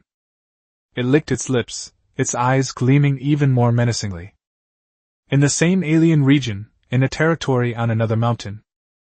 A lithe, fair-skinned Tiger Clan girl wearing a tiger head hat was also checking Su Changkong and Yan Yorong's Legion information. She is none other than the White Tiger Clan's imperial daughter, Tiger Xiaobai. Looking at Su Changkong's appearance, Hu Xiaobai blinked and murmured, "Another new prodigy has emerged from the human race? And he even led the Yan family's imperial daughter to be the first to clear the destruction-level ruins?" A smile appeared on her lips, and her two little tiger teeth gleamed. "This human guy is handsome and incredibly strong. I really look forward to meeting him in the future." Another new district with different ethnic groups. X, the prodigy of the mechanical race, stared at the chat channel, a strange red light flashing in his mechanical eyes. Su Changkong and Yan Yorong are indeed outstanding new talents of the human race. It quickly made a judgment, assessing Su Changkong's danger to all races as catastrophic. However, X does not intend to take action himself. It calmly observed the information, seemingly foreseeing the chaos to come. Let the show-off serious clan handle this trouble first. Meanwhile, within the Titan ruins. At the same time, the Heavenly Dao's prompts also echoed in Su Changkong's and Yan Yorong's minds. Congratulations to your team for a perfect clear of the devastating Titan ruins. Completion rewards: 400,000 source crystals, 400,000 spirit stones, 1 3-star village blueprint, 1 4-star village blueprint, 1 beginner's alchemy manual, purple chi sky-piercing technique, and 20 advanced recruitment orders. 3 female heroes stood behind the 2 men, while the soldiers dispersed to rest. The rewards from this relic are extremely generous, containing many treasures that are rarely seen outside the world. The rewards were distributed according to the contribution of both legions. Yan Yorong contributed less, so she received 300,000 source crystals and spirit stones, and her other items were not as plentiful as Su Changkong's. Even so, Yan Yorong's pretty face still flushed with excitement. Immediately afterwards, the Heavenly Dao's notification sounded again. The Heavenly Roulette Lottery will now begin, and each of you will have 3 chances to draw. As soon as he finished speaking, a huge Heavenly Dao wheel appeared in front of Su Changkong and Yan Yorong respectively. The roulette wheel gleamed with golden light, sacred and dazzling. Yan Yorong exclaimed excitedly, "It really is the golden Heavenly Dao wheel!" The golden Heavenly Path roulette represents heaven's high recognition of the Lord's strength. This reward only appears when you perfectly complete the devastating ruins. The numerous items on the roulette wheel were enveloped in golden light, obscuring their exact appearance. Only their outlines could be vaguely discerned. Yan Yorong's eyes lit up as she looked at the rewards, and she said impatiently, "Brother Su, let's draw a prize together." Su Changkong nodded. Then, the 2 of them simultaneously started the Heavenly Roulette Lottery. Chapter 44 Special Building, The Pill Shop, Loda's Gold Rank Upgrade. Su Changkong and Yan Yorong simultaneously raised their hands and tapped the lottery button in the center of the Heavenly Dao roulette in front of them. The pointers of the 2 roulette wheels spun rapidly before slowly coming to a stop. A notification then sounded. Su Changkong drew the special building, the Pill Shop, while Yan Yorong received 10 intermediate citizen advancement pills. Yan Yorong looked at the pink pill in her hand, her face full of surprise. The intermediate advancement pill could be used on classic and epic quality troops and citizens, with a chance to be promoted to heroes. Her epic succubus would be just what she needed. The alchemy workshop that Su Changkong drew was even more valuable. Monsters in the Lord's world rarely drop potions and pills, and troops often die from severe injuries during battle. With an alchemy workshop, the territory could refine pills to restore health and spiritual power. This means that his troops and heroes can use potions while fighting, greatly increasing their survivability. If there are any leftover potions, they can be sold to other lords, making them highly sought after. Su Changkong was equally excited as he looked at the newly added pill shop in the Lord's information. Once he returned to his territory, he could find a place to put this special building. The 2 continued drawing prizes. In the second round, Su Changkong obtained a legendary farmer recruitment order, while Yan Yorong obtained 25 advanced recruitment orders. Su Changkong's smile deepened as he looked at the golden recruitment order in his hand. A high-level recruitment order was already quite good, but the legendary farmer recruitment order was even rarer. Regular recruitment orders allow you to choose between peasants or unit types, but higher-level orders mostly only recruit combat units. Epic and legendary peasant recruitment orders, on the other hand, are specifically for recruiting top-tier peasants, who often come with powerful class skills or talents, making them just as effective as heroes of the same quality. The third lottery draw ended quickly. Su Changkong received 10 intermediate citizen advancement pills, while Yen Yurong drew a legendary cultivation technique, the Heavenly Dragon Manual. With a hum, the 3 chances were used up, and the heavenly wheel vibrated before gradually fading and disappearing. Yen Yurong smiled, her eyes crinkling, and said that she had also obtained a legendary cultivation technique, but it was a technique cultivated by the dragon race, which would be perfect for Rhoda to use. Su Changkong laughed and said, "Then your epic dragon girl is in luck." He had originally planned to return to the Changkong territory with Xiaowu, number 18, and the others. After all, the rewards had been exhausted, and they could leave the ruins at any time. Coupled with the 10 legendary hero fragments from before, this collaboration had yielded enormous results, with each reward enough to make other lords envious. Yen Yurong grabbed him and said with a smile, "What's the rush? The ruins won't close immediately after you clear them. I'm planning to promote Loda to a legendary hero right now, don't you want to stay and see?" 10 legendary hero fragments are just enough to upgrade an epic hero to legendary quality. Su Changkong also wanted to see the changes after Loda's upgrade, so he stood aside with his own hero. Yen Yurong told Luotao that once she reached the Golden Legend level, she would cultivate the Heavenly Dragon technique and become even stronger.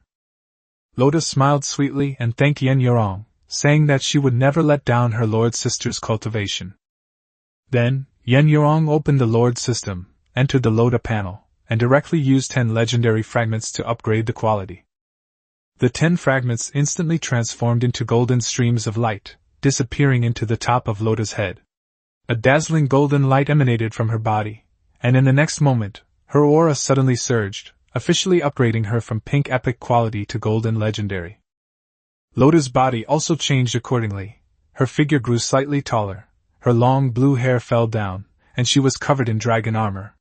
Her temperament was more noble and powerful than before, like a true blue dragon queen. Her attributes, skills, and talents all improved significantly. Yen Yurong then took out the legendary martial arts technique, Heavenly Dragon Technique, and had Loda learn it. After the technique entered her body, Loda's aura intensified once again. Yen Yurong excitedly hugged her, kissed her on the cheek, and said with a face full of pride, "My legendary hero Loda is just too cool." Loda smiled happily. Her loyalty had now reached its maximum of 100 points, and would never decrease again. Standing beside Su Changkong, Xiao Wu and number 18 looked at Rhoda with a hint of envy in their eyes. Rhoda's aura was now almost on par with theirs. However, they are already legendary heroes, and to advance to the supreme level, each of them needs 50 legendary fragments. Su Changkong currently only has 20, which is far from enough. Su Changkong patted Xiaowu and number 18 on the shoulder and comforted them. "Xiaowu, don't be envious. It won't be long before we can collect enough fragments. Goddess number 18, after we upgrade Xiaowu, the second one will be you." A system notification appeared immediately. Because of his promise, the mechanical girl number 18's favorability increased by 5 points, reaching 90 points. Su Changkong was secretly delighted. A favorability rating of 90 meant that number 18 would no longer resist some intimate gestures. As for Xiao Wu, he had already made a promise before, so there was no further increase this time. At this moment, Yen Yurong suddenly walked over, hugged Su Changkong, kissed him on the cheek, and thanked him with a smile. If it weren't for this collaboration, Luotao wouldn't have been able to upgrade her rank so quickly. Then she turned to Loda and said, "Loda, you should also thank Lord Su. Reward him with a sweet kiss." Su Changkong was secretly delighted, but outwardly he pretended to be reserved. Loda, already exuding a fragrant aroma, rushed over, hugged him, and kissed him without hesitation. After the kiss, Loda blushed and smiled. "Brother Su, are you disgusted by Loda's ambergris? Actually, it smells very sweet." Su Changkong pondered for a moment, then could only pat her shoulder and laugh. Yeah, Loda's right, you're really good. He was finding it hard to keep up with being approached by two top beauties in quick succession. Xiao Wu, standing beside him, snorted coldly, clearly dissatisfied with the two women's behavior. Yen Yurong didn't mind at all and said with a smile, "Let's leave the ruins and cooperate again next time." Su Changkong nodded and opened the Exit Ruins option in the Lord Cooperation menu. The void trembled, teleportation lights shone, and the two teams were sent back to their respective territories. On the Changkong Territory Square, Su Changkong, number 18, Xiao Wu, and the soldiers suddenly appeared. The busy farmers nearby immediately came forward to greet him, and Steward He also quickly came to welcome him.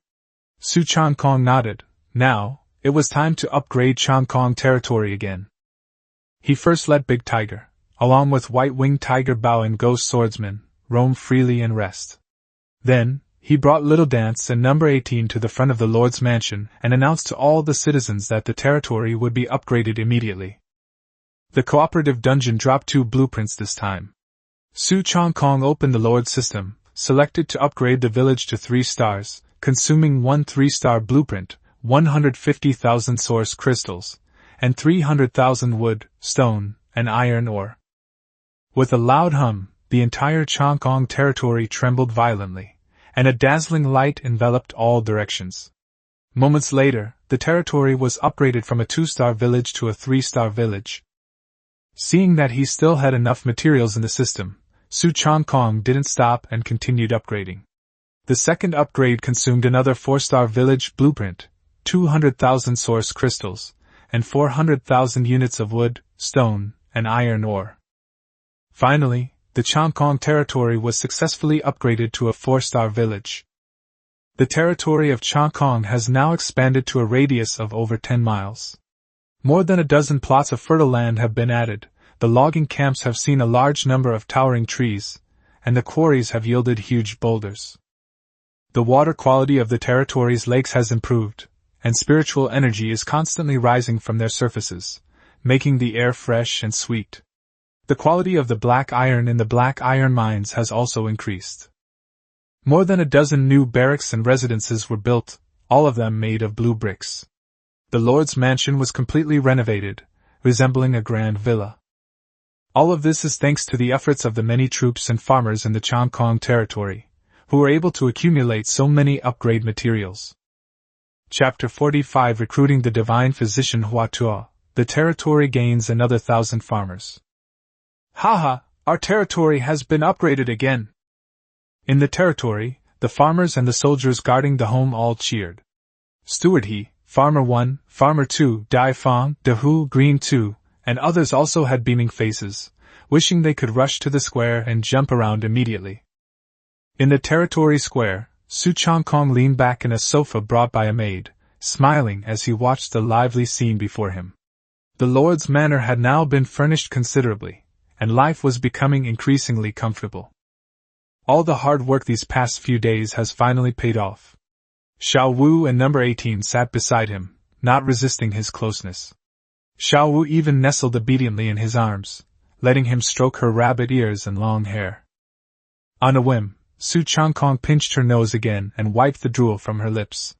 Xiao Wu immediately opened her mouth and bit his finger, grinning as she said, "Xiao Wu is a rabbit, so it's reasonable for her to bite, right?" Number 18 leaned against the other side, watching the two playfully bickering, a gentle smile on his face. After a while, Su Changkong remembered the important matter. The special building he had just acquired, the pill shop, hadn't been set up yet.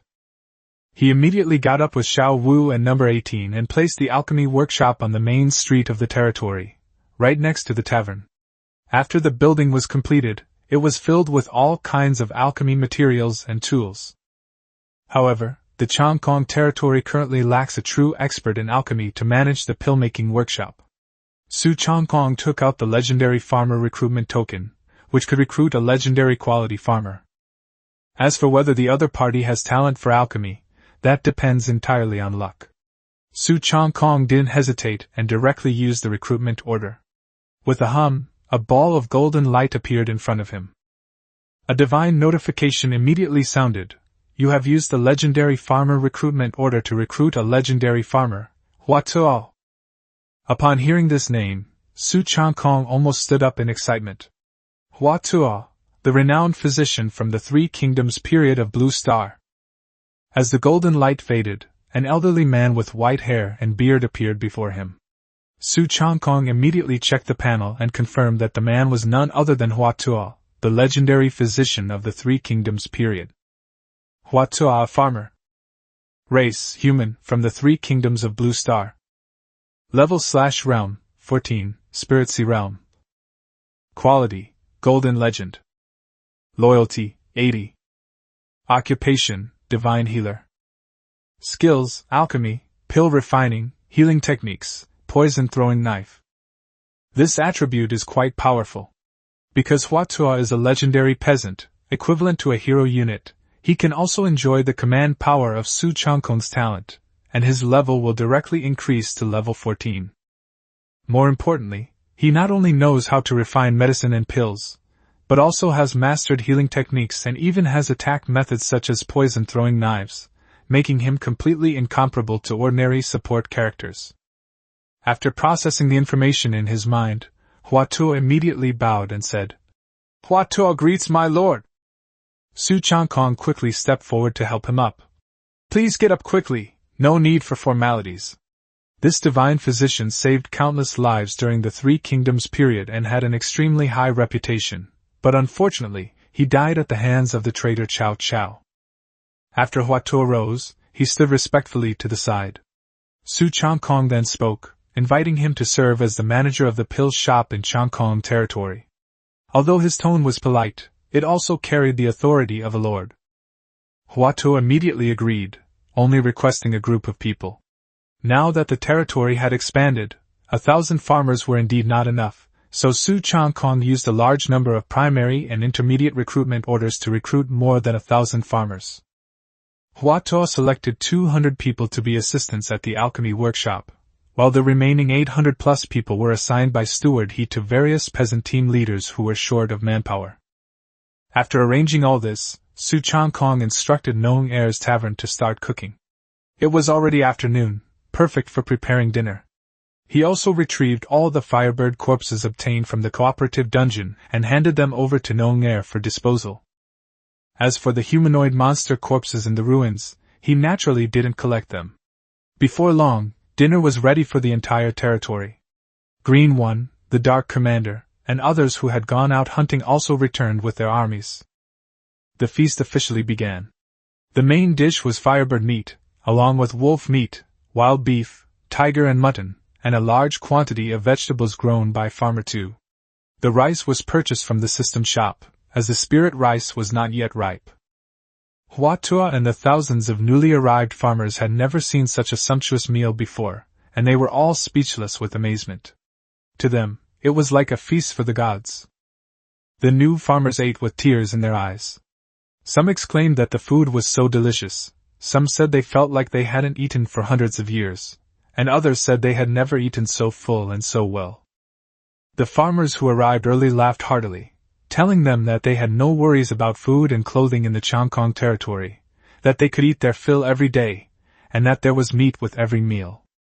After the meal, the new farmers' admiration for Su Changkong skyrocketed, and they all shouted, "Long live our lord!"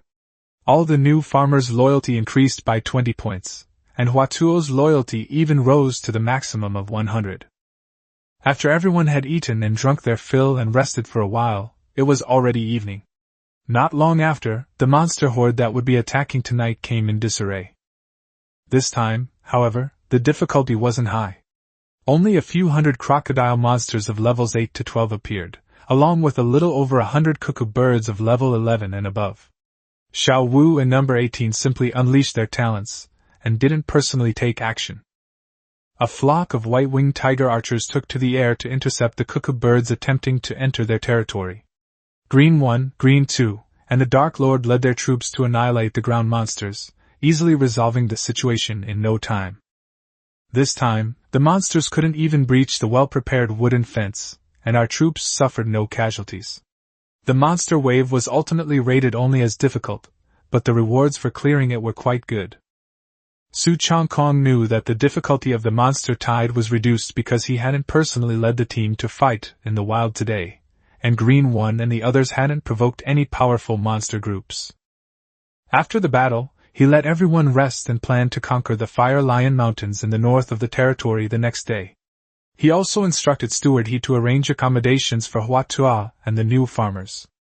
There were plenty of houses and barracks available, so there was no worry about finding a place to stay. After giving these instructions, Su Changkong returned to the Lord's Manor with Xiao Wu and number 18. After the three of them washed up, he took out all the treasure chests he had collected since entering the ruins. This batch of treasure chests is quite large, containing 8 epic chests, 16 classic chests, 26 excellent chests, and 43 fine chests. Su Changkong plans to have Xiao Wu and number 18, these two lucky ladies, open the chests together. Soon, a series of notifications sounded. Xiao Wu opened an epic treasure chest and obtained 25 beginner citizen advancement pills. Opened the epic chest on the 18th to receive 20 classic hero shards. Xiao Wu opened the epic treasure chest and obtained the spirit weapon forging manual. Opened the epic treasure chest on the 18th to receive 20 beginner citizen advancement pills. The two were indeed incredibly lucky, not only obtaining a large amount of resources but also extremely valuable treasures. Su Changkong smiled broadly, repeatedly praising them as his lucky goddesses. Then, he solemnly announced that he would reward the two of them.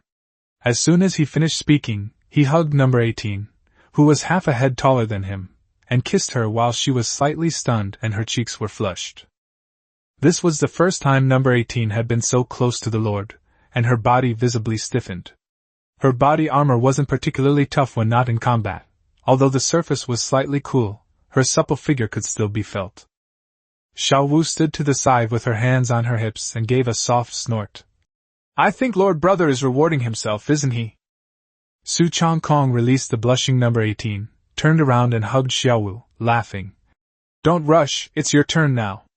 Then he shut up the talkative rabbit spirit. Chapter 46 3 Tiger Bows Rise to Heroism. The next day, Su Changkong got up early. It was already the 8th day since the server opened, but the second round of the hero battle event hadn't started yet. They still had to wait for the Heavenly Dao's notification. Last night, Xiaowu and I obtained the beginner citizen advancement pills and classic hero fragments, along with the intermediate citizen advancement pills from the ruins, which will be enough to boost our territory's strength. Su Changkong, along with number 18 and Xiao Wu, sat in the Lord's Hall and had Steward He summoned Green 1, Green 2, Farm 1, Farm 2, Dai Feng, Zhang San, Li Si, Wang Wu, and all the white-winged tiger archers. He first took out 20 classic hero fragments, and used them to upgrade the quality of Green 1 and Green 2 heroes. Each hero consumed 10 fragments, and they were quickly promoted from their original quality to purple classic heroes. After promotion, Green the First and Green 2's strength increases significantly, and they gain an additional talent, Green Demon Protection, which grants them 20% immunity to damage and their subordinates 10% immunity to damage. However, only one talent bonus from a hero of the same type can be active for their subordinates. Su Changkong checked the two heroes' physical, spiritual, agility, and mental attributes and found that they had already surpassed those of the Dark Commander, who was also a classic hero. Of course, the Dark Lord can fly, has higher immunity, and doesn't feel pain, so its actual combat power is still stronger. But the Green Goblin race finally has its own classic hero. Green 1 and Green 2 knelt down excitedly and thanked him, saying, "Thank you for your cultivation, Lord." Su Changkong smiled and told them to get up. After all, they were among the first to follow him, so it was only right that he cultivated them. Afterwards, Su Changkong dismissed the two men and then administered the elementary citizen advancement pill to the team leaders No Ni, No Nger, Dai Feng, Zhang San, Li Si, and Wang Wu. These advancement pills weren't 100% successful. The 6 of them consumed over 20 pills in total, and all of them eventually advanced to classic quality. The farmers, beaming with joy, immediately knelt to thank their lord. The 6 maids in the Lord's Hall, Xiaohe, Xiaolan, Xiaoju, Xiaoxue, Xiaohong, and Xiaofeng, who were responsible for serving tea and water, also looked at him expectantly. Su Changkong remembered that he had promised them before, so he gave them the remaining beginner-level advancement pills. After all the pills were used up, Xiao He and Xiao Lan successfully advanced to classic quality, while the other 4 reached excellent quality. The 6 maids' appearances and demeanors had all improved significantly, and they all knelt down to express their gratitude. Su Changkong smiled and told them to get up. Finally, Su Changkong looked at the 20 white-winged tiger archers in the arena and said, "You are epic-level troops, and you can only advance using intermediate-level citizen advancement pills. We only have 10 now, so let's start with the great tigers." The tiger archers thanked their lord first, and Big Tiger immediately stepped forward. Su Changkong took out 10 intermediate-level advancement pills and had Big Tiger consume them one after another. The first pill failed, but with the second, Big Tiger lived up to expectations and directly advanced to a hero unit. The Great Tiger has been upgraded from an epic unit to an epic hero, with its attributes skyrocketing and its skills becoming stronger. Its talents have become White Tiger Power and White Tiger Protection, which not only increase its own defense, attack speed, and life steal, but also boost the defense and attack speed of its subordinates. The skills were also retained and enhanced into Armor-Piercing Arrow Technique, White Wing Arrow Rain, White Tiger Roar, and Flaming Arrow Rain. After looking at the panel, Su Changkong could only think of 2 words: explosive. Next up was Eru. Eru took 4 intermediate advancement pills before successfully advancing to an epic hero. Although it consumed more pills, getting 2 heroes out of 10 pills was already a good deal. Finally, it was 3 tigers. It too completed its advancement after consuming the 4th one, becoming the 3rd epic hero. Su Changkong immediately laughed loudly. "Excellent! Big Tiger, 2nd Tiger, and 3rd Tiger, you've all advanced to epic heroes. The White-Winged Tiger Bao now finally has 3 leaders, and the strength of Changkong territory has increased significantly." The 3 tiger archers were extremely excited and thanked the Lord for his cultivation. Now, excluding farmers, the Changkong territory already has 2 legendary heroes, number 18 and Xiaowu, 3 epic heroes, Dehu, Eru, and Sanhu, as well as 3 classic heroes, Green 1, Green 2, and Dark Lord. Even Su Changkong himself felt that the Changkong territory was now ridiculously strong. At this moment, Nongmir came to report that breakfast had been prepared. Su Changkong led everyone out of the Lord's Hall, and after breakfast, he had Hua Tuo begin training the farmers, teaching them how to make elixirs. At the same time, he gave Nongyi the magical weapon crafting manual that had been obtained from the number 18. After Nongyi learned it, he would be able to lead the blacksmiths in researching magical weapon crafting. Nongyi was overjoyed and immediately led his men to get to work. By this time, the blacksmith's shop had already forged a large number of magical artifacts. With the addition of monster drops, the Changkong territory's inventory now contained more than 50,000 low-grade magical artifacts, more than 10,000 mid-grade magical artifacts, more than 2,000 high-grade magical artifacts, and more than 400 top-grade magical artifacts. These items can all be sold. Su Changkong planned to list them on the auction house with one click, but now the major lords have accumulated a lot of magical artifacts, especially powerful figures like Yan Yorong, Xiao Yan, and Ji Zi'an, who are unlikely to lack ordinary equipment, so he did not set the price too high. He listed magical artifacts in the sky shop, low-grade artifacts for 100 spirit stones, mid-grade for 500, high-grade for 2,000, and top-grade for 10,000. He also listed a large number of beginner and intermediate recruitment orders, priced as usual, accepting spirit stones and source crystals respectively. Then, Su Changkong opened the chat channel and shouted, "Don't miss out! Changkong's shop has a large number of low-grade, mid-grade, high-grade, and top-grade magic weapons, as well as low-grade recruitment orders. First come, first served." He added, "Buying large quantities of spirit iron ore, 1,000 spirit stones per piece. It can also be exchanged for magic artifacts and intermediate recruitment orders. If you have any, please contact me privately to trade."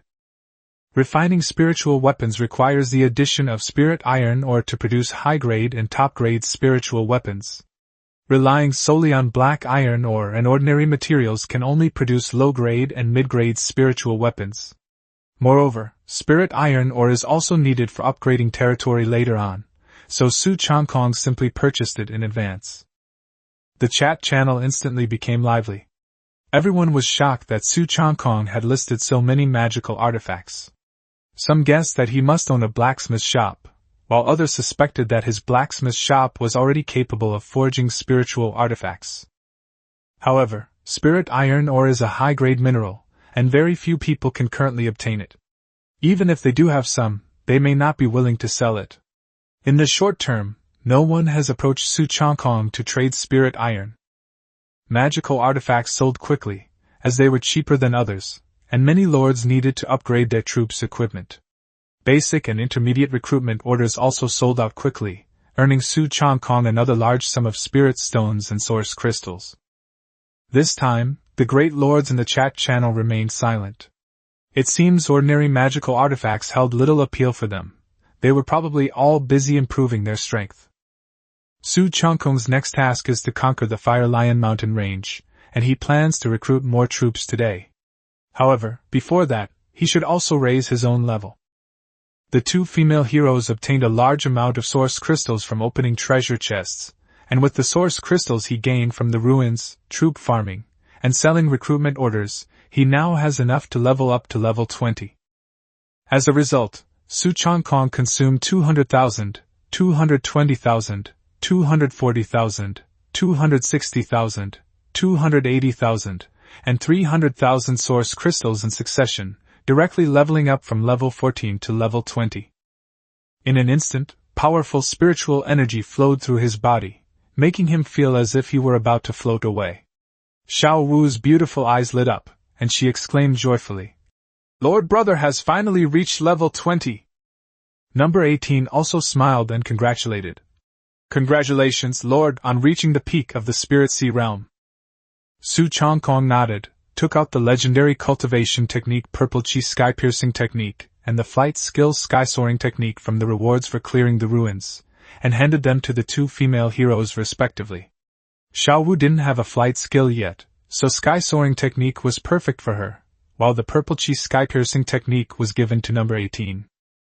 The two women were touched upon receiving the cultivation techniques and skills, and their favorability towards each of them increased slightly.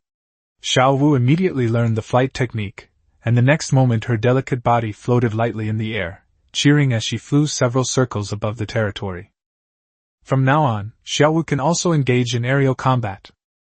After reviewing the introduction to the Purple Chi Sky Reaching technique, number 18 handed the technique back to Su Changkong and said with a smile, "This technique is not suitable for my fighting style. Lord, you should learn it. It will give you more power to protect yourself."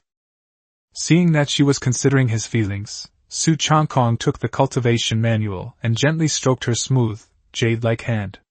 Number 18 blushed slightly, and withdrew her hand with a hint of reproach. Subsequently, Su Changkong learned the Purple Chi Heaven Reaching technique, and felt his strength surge again, and he also gained several offensive skills. Once everything was ready, he ordered Xiao Wu, number 18, Big Tiger, Second Tiger, Green 2, and Commander Yuan. "Let's go!" 3 tigers and Green 1 stayed behind to guard the territory. Chapter 47 Su Changkong, "This Bat King has found you." Su Changkong set off in a grand procession with number 18, Xiao Wu, and the territory's army. The accompanying force was considerable, 1,000 green goblins, over 100 ghost swordsmen, and 10 tiger archers. More than 500 green goblins and other troops remained in the territory to guard it. The army of Changkong territory bypassed the territory and advanced northward. Along the way, Su Changkong was not idle. He directly took out intermediate and advanced recruitment orders to continue expanding his forces. Now he has accumulated hundreds of thousands of basic recruitment orders, and after selling the intermediate recruitment orders, he still has more than 3,000 left, and more than 100 advanced recruitment orders. With this recruitment, Su Changkong gained over 1,000 outstanding green demons, over 300 ghost swordsmen, and 30 white-winged tiger archers. Unfortunately, no hero units were recruited this time. Including the original forces, the entire Changkong territory now has more than 2,500 green demons, more than 500 ghost swordsmen, and 50 tiger archers, including 3 tiger archer heroes. With the addition of more than 2,000 farmers, the total population of the territory has exceeded 5,000, making it a truly powerful and well-equipped force. Leading the way were De Hu, Lu Er, and Yuan, who pushed their way through the low-level monsters in the mist. Su Changkong, along with number 18 and Xiao Wu, followed behind.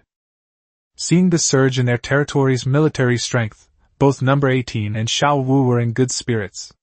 Xiao Wu was naturally lively, and even the usually aloof number 18 became more talkative because of her.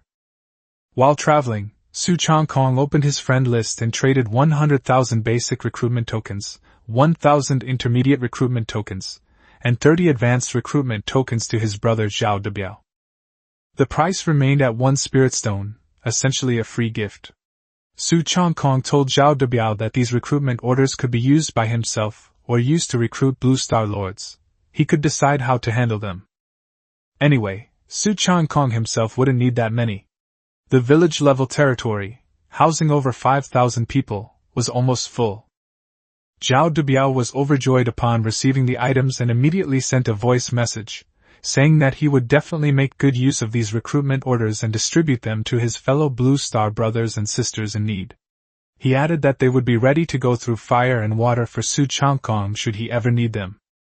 Su Changkong simply replied that it was a trivial matter, and that he had no shortage of recruitment orders. Yesterday, Zhao Debiao, his partner Yi Chen, and many other new lords from Blue Star also joined Xiao Yan in confronting Ji Zi'an.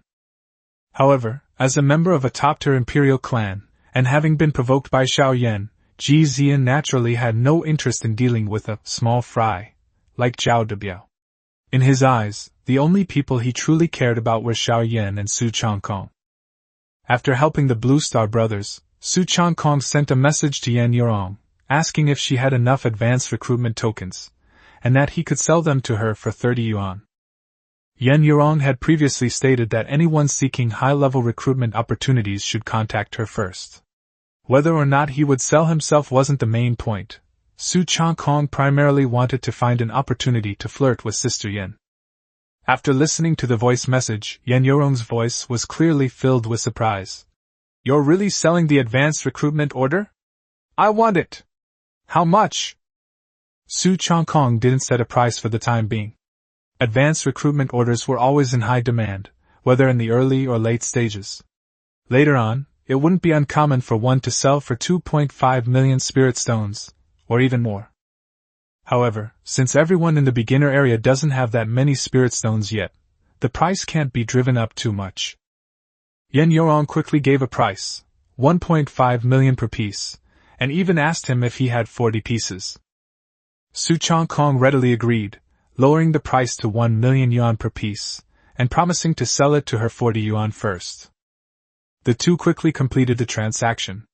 After deducting the Heavenly Dao's 10% handling fee, Su Changkong received 36 million low-grade spirit stones, instantly making another fortune. Yan Yurong sent him a voice message with a grin, teasing him about whether he wanted to seduce her. As an imperial princess, she was naturally shrewd and intelligent.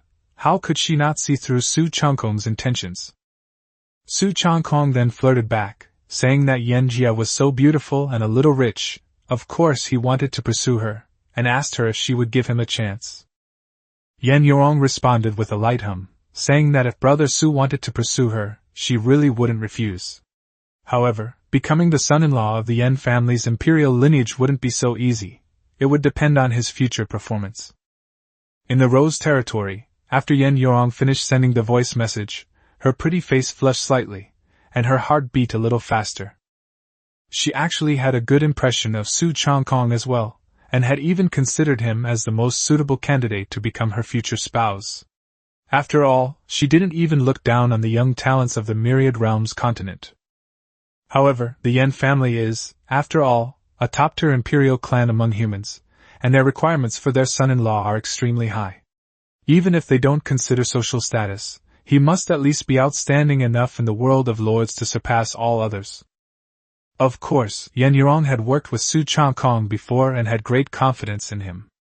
More importantly, she was Empress Yan Qing's most beloved daughter, and she had the right to make her own decisions regarding her marriage. The imperial family had no say in her affairs. She said this to encourage Su Changkong.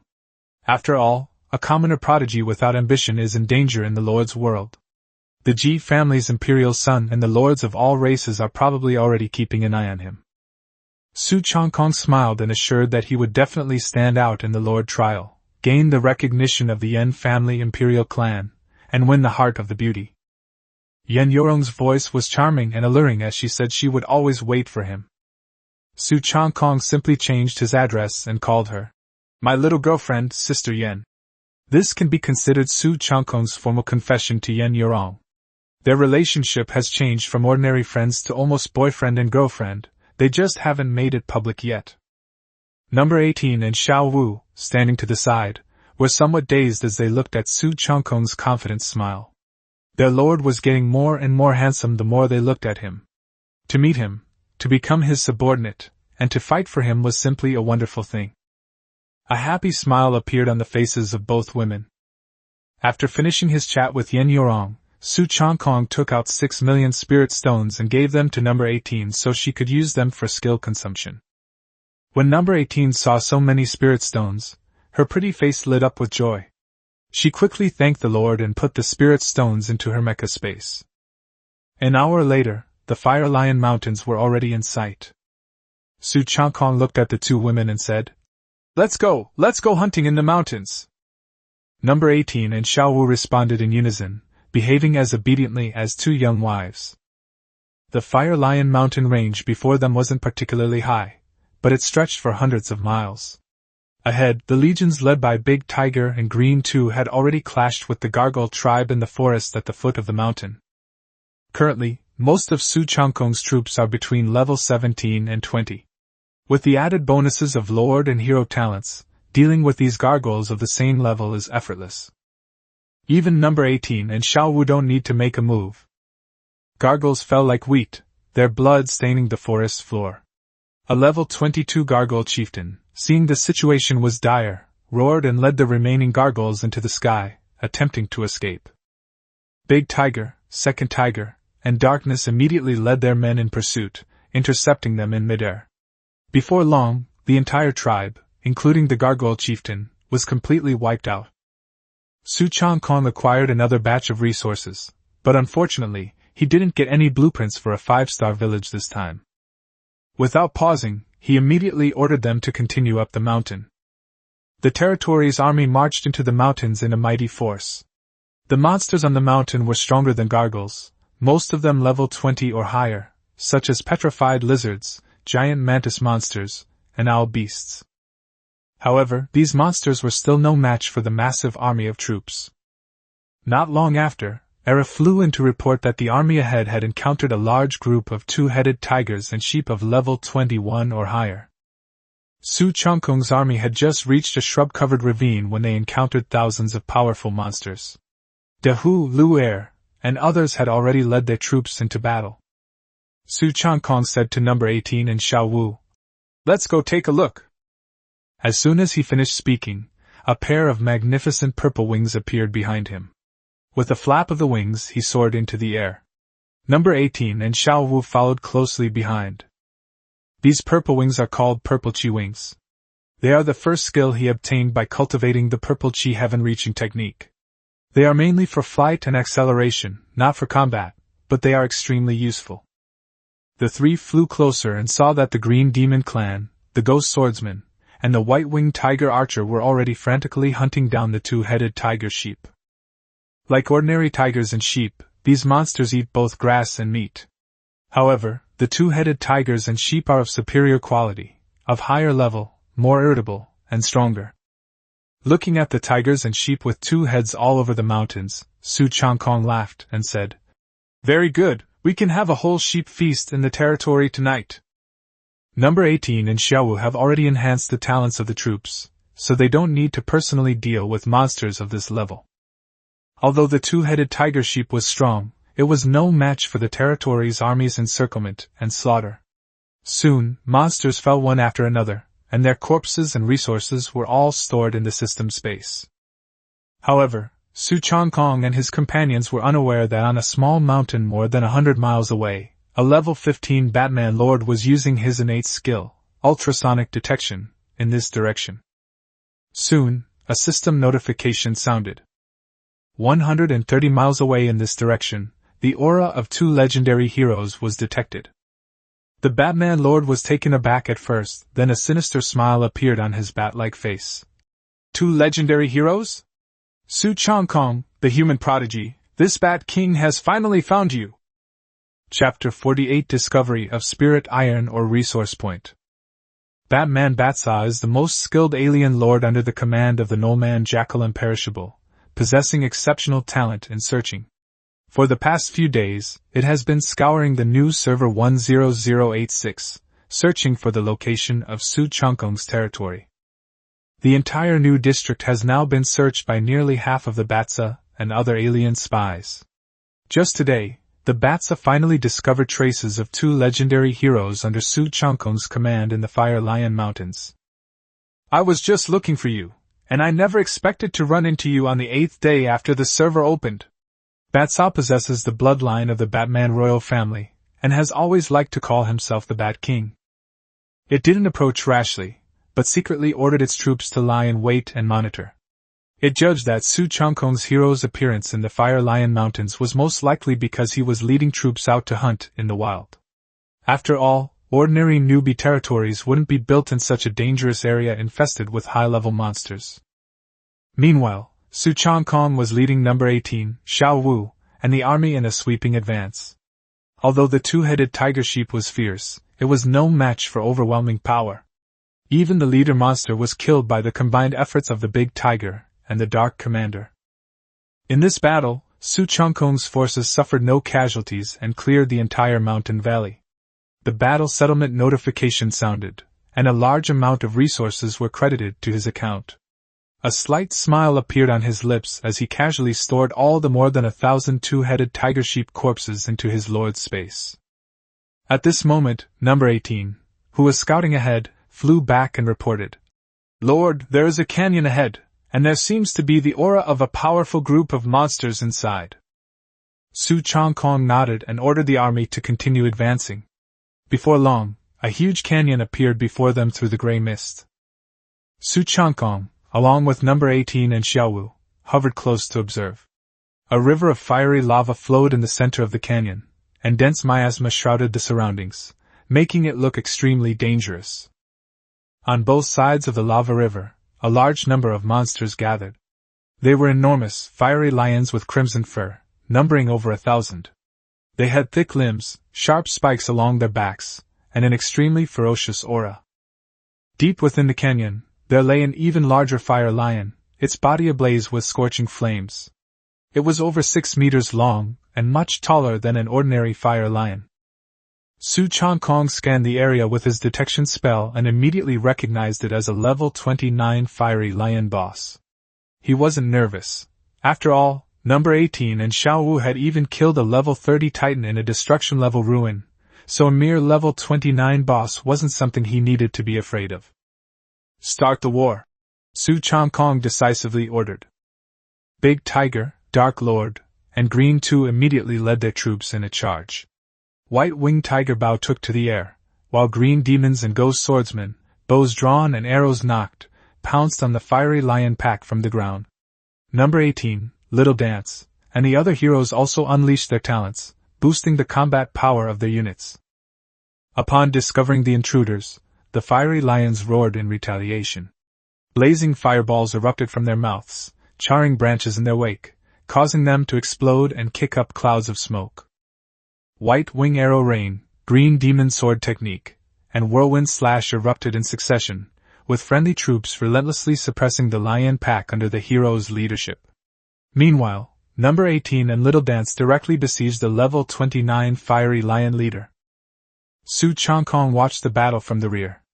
Now that he had cultivated the purple chi heaven-reaching technique, his defense and agility had improved considerably, and he already possessed a certain degree of self-protection ability, so he no longer needed the 2 female heroes to protect him closely at all times. Xiao Wu was the first to unleash the Frost Sword formation. Cold sword shadows condensed in the void, enveloping the Fire Lion leader like a dragon. Although the leader was strong, he was forced to retreat repeatedly by number 18's rapid-fire machine gun, and was unable to escape. Immediately afterwards, number 18 unleashed an annihilation energy wave. The blue beam struck the Fire Lion leader hard, cracking its body, splattering its blood, and dimming the flames on its body. The Fiery Lion leader roared in pain and turned to flee. Xiao Wu snorted coldly and used Mirror Flower Water Moon to freeze it in place for 5 seconds, forcing it to take the full force of number 18's Thunder Flame Cannon ultimate attack. Then, Xiao Wu added another layer of icy sword formation, completely slowing its movements. Before long, the Fiery Lion leader was killed by the two of them. In less than an hour, all of the more than 1,000 fire lions in the canyon were wiped out. Su Changkong once again gained a large amount of resources and also stored all the Fire Lion corpses in his spatial storage. Not far from where the Fire Lion leader was located, a wide cave entrance appeared at the foot of a mountain. Hot air constantly billowed from the cave entrance, which was covered by thick thatch. It would be difficult to discover that a cave was hidden there unless you got close. Su Changkong used his exploration technique and immediately obtained information. The lava cave was inhabited by a powerful tribe of lava rock people and possessed some high-grade mineral resources. Upon seeing the notification, Su Changkong's eyes lit up. A high-level or resource point likely contained spirit iron ore. If that were the case, he'd make a fortune today. As for the lava rock golem tribe in the cave, Su Changkong estimated that they were all below level 30. Although they were not weak, they were not enough to make him back down.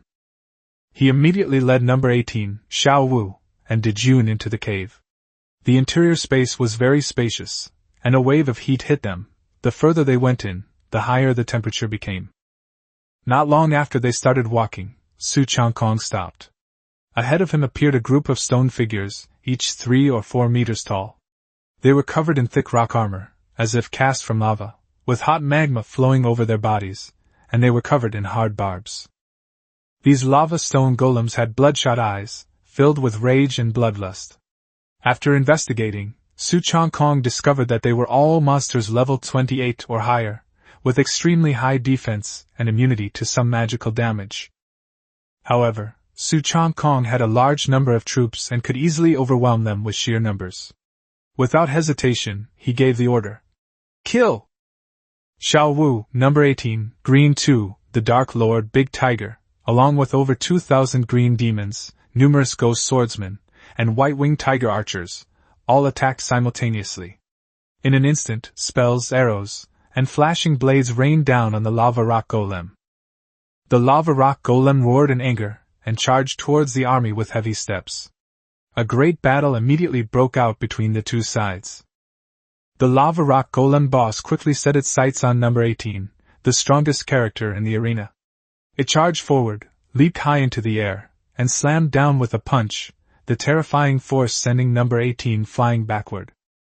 However, number 18 was a legendary hero with extremely high defense and multiple talents, so she was unharmed.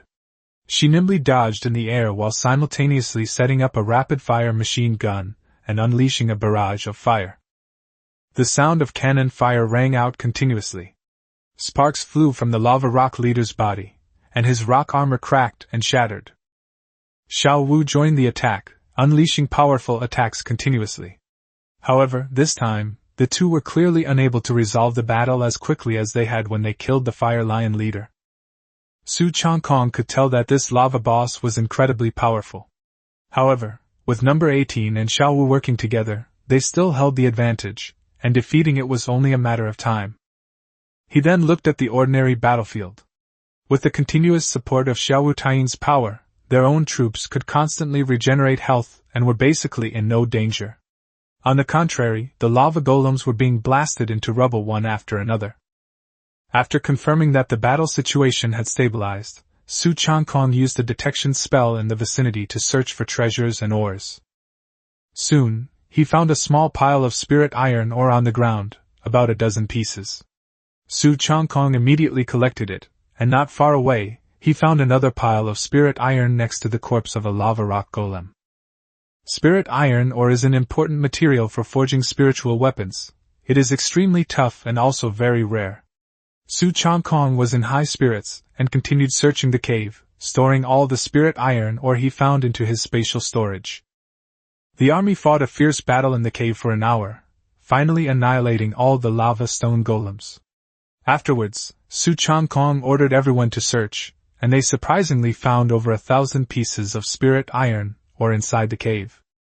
1,000 pieces of spirit iron are worth the equivalent of 1 million spirit stones. If they are taken back to the territory and given to Nong Yi and the others to be forged into spirit weapons and then sold, their value will only be higher. What surprised Su Changkong even more was that traces of spirit iron ore could be faintly seen on the cave's rock walls. In other words, this was not just scattered ore, but a real spirit iron ore resource site. Su Changkong immediately made a decision. This lava cave is a resource point for spirit iron ore. We will send farmers to mine it tomorrow. For now, we will send troops to garrison it. Chapter 49 Heaven is helping me. A spirit iron ore resource point is definitely a hotly contested area in the early stages, and Su Changkong naturally couldn't let it go unattended. In the Lord's world, monsters don't all spawn at once. Instead, they appear randomly in groups of several, with the boss monster usually appearing last. By stationing troops there, you can clear them out one by one, and then concentrate your firepower on the boss at the end. Therefore, Su Changkong left 200 green demons, 200 ghost swordsmen, and 20 tiger archers in the lava cave, led by 2 heroes, Eru and Yuan. With them here, holding this resource point shouldn't be a problem. When the farmers come to mine tomorrow, Su Changkong will send troops to escort them and also deploy more troops to the area. Before leaving, he left a large amount of food and spirit stones for Eru, the Dark Commander, and the garrison for daily consumption. Afterwards, Su Changkong led number 18, Xiaowu, and the army out of the lava cave, preparing to return to his territory. After all, it was already past 4 in the afternoon. Su Changkong led his army back along the original route. More than 10 miles away, the Batman Fiza finally arrived nearby. It lay motionless in the bushes, and when it saw the vast army of soldiers descending the Fire Lion Mountains in the distance, it was immediately shaken. This Su Changkong actually has so many types of soldiers? Fiza was secretly shocked. Su Changkong was indeed someone who could sell recruitment orders in large quantities in this region. The number of legions alone that went out to hunt in the wild exceeded 1,000. What surprised it even more was that Su Changkong was walking in the middle of the army with 2 women, Xiaowu and number 18, with 2 heroes, Dehu and Lu Er, leading the way. Bat Sao was almost speechless with astonishment. In just 8 days, Su Changkong already possesses 4 heroes? 2 legendary female heroes, 1 epic hero of the Tiger Bao race, and 1 classic hero of the Green Demon race? This Su Changkong is indeed the chosen one of humanity. If we can eliminate him, Chai Wujin and I will surely make a great contribution to the alliance of 10,000 races. Batsa grew increasingly excited as he thought about it. By then, their Bat Clan's status among the Sirius Clan's vassals would undoubtedly rise significantly. To avoid alerting the enemy, Batsa did not use its detection technique on Su Changkong and the others. However, the powerful aura emanating from number 18, Xiaowu, Dehu, and Green 2 could not be hidden from it. Of course, having just arrived, it didn't see the remaining guards inside the lava cave, nor did it know that Su Changkong actually had more than 4 heroes. Otherwise, it would have been even more shocked. Follow him quietly first, and then we'll figure out what to do next. Batsa possesses the talent of stealth. As long as the distance is sufficient, it is difficult for others to detect it. Thus, it followed behind Su Changkong's army for over an hour. Finally, Su Changkong led his jungle army back to Changkong territory. Fiza, meanwhile, hid in the bushes on the outskirts of the territory, observing from afar. Looking at the vast territory before him, Batsa was once again alarmed. It's so big, it's probably close to the limit of a village-level territory, right? It crept around the territory of Changkong, observing, and finally hid in a large tree. It opened the Lord System's friend list and sent a message to Jackal without Ember. Jackal Imperishable, the location of target Su Changkong has been found. Changkong's territory coordinates are XXX in the Whispering Wilderness. Although Batsa is Jackal Wujin's subordinate, he comes from the Batman royal family and has a high status, so he can address him by his name. Chai Wujin replied quickly, his tone full of surprise. What? You found it so quickly? Excellent! I'll immediately gather a large number of alien lords and send them there. You keep a close watch. In the Boundless territory, Jackal Boundless was extremely excited.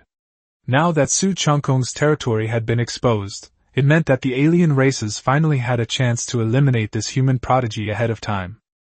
While sending orders to other alien lords, it also pressed Fuza for details. How strong is the Long Sky territory? Fuza quickly replied. He's very strong. Besides 2 legendary heroes, Su Changkong also has an epic hero, a classic hero, and nearly 2,000 units. The troops are mainly composed of green goblins, with a small number of ghost swordsmen and tiger archers. However, this is only the legion he took out to hunt in the wild. I am not sure if there are other heroes and more troops in the territory. Troops patrolled the area around Changkong's territory, and Fuza dared not get too close. It worried that if it alerted Su Changkong, the latter might use a relocation order to move the territory directly, which would be troublesome. After all, some noble children carry relocation orders when they enter the Lord's trial. Given Su Changkong's current status in this region, it's entirely possible that he could trade one from someone else. After hearing this, Chai Wujin couldn't help but gasp. 2,000 units and more than 4 high-quality heroes, this new human prodigy is indeed ridiculously strong.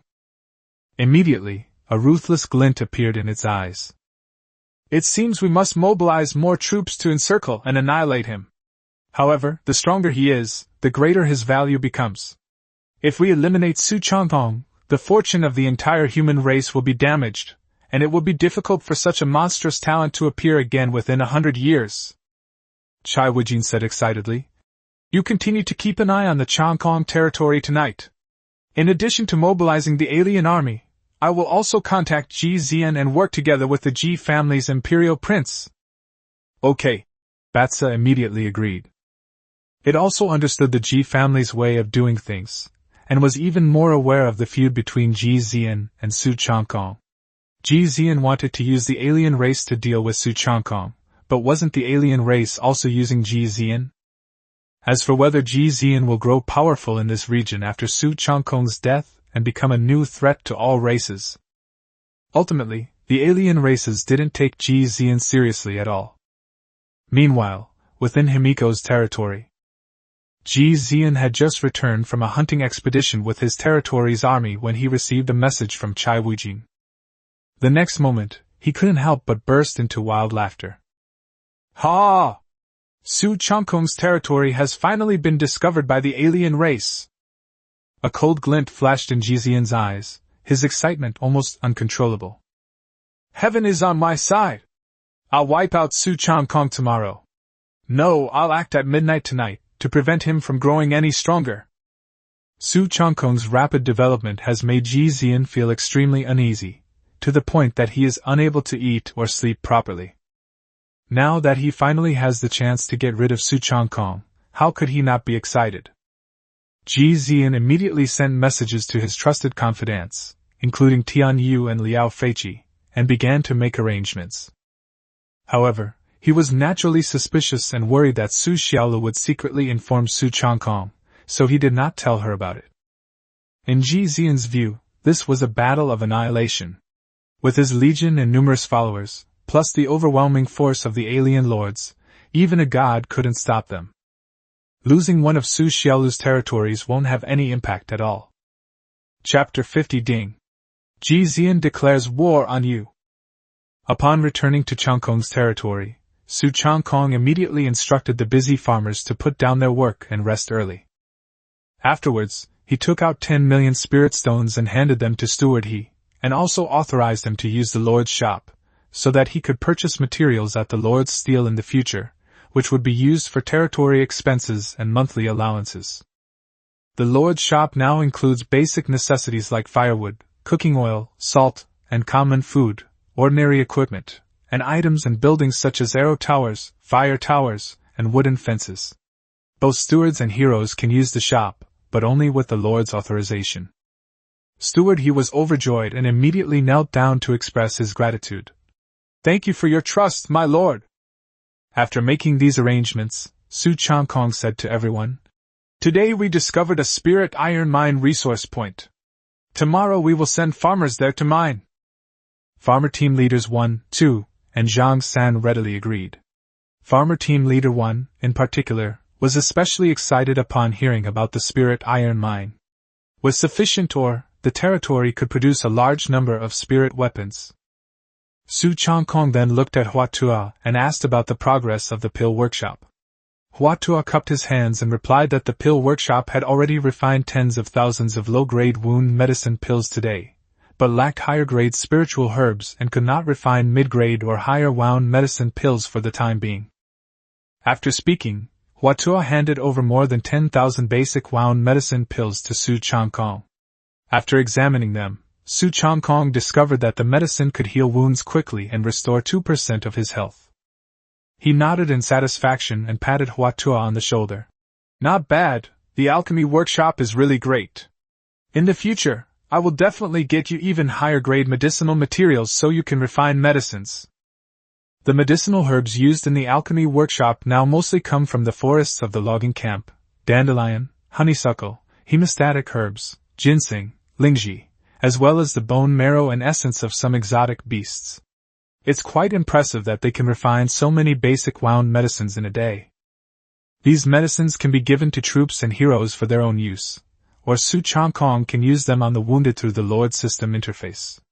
However, there are currently too many troops and the supply of medicine is not yet sufficient, so he has not distributed them or sold them yet. Then, Su Changkong smiled at number 18 and Xiao Wu and said, "Let's upgrade the territory first, and then we can have dinner." Number 18 and Xiao Wu exchanged a smile. After fighting side by side for some time, their relationship had become quite harmonious, and they were now chatting with their arms around each other's shoulders. Nongner had also arranged for the tavern's cook to prepare dinner.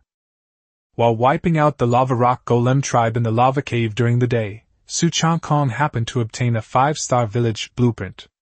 So he opened the Lord interface, consumed the blueprint, 250,000 source crystals, and 500,000 wood, stone, and iron ore to directly upgrade his territory.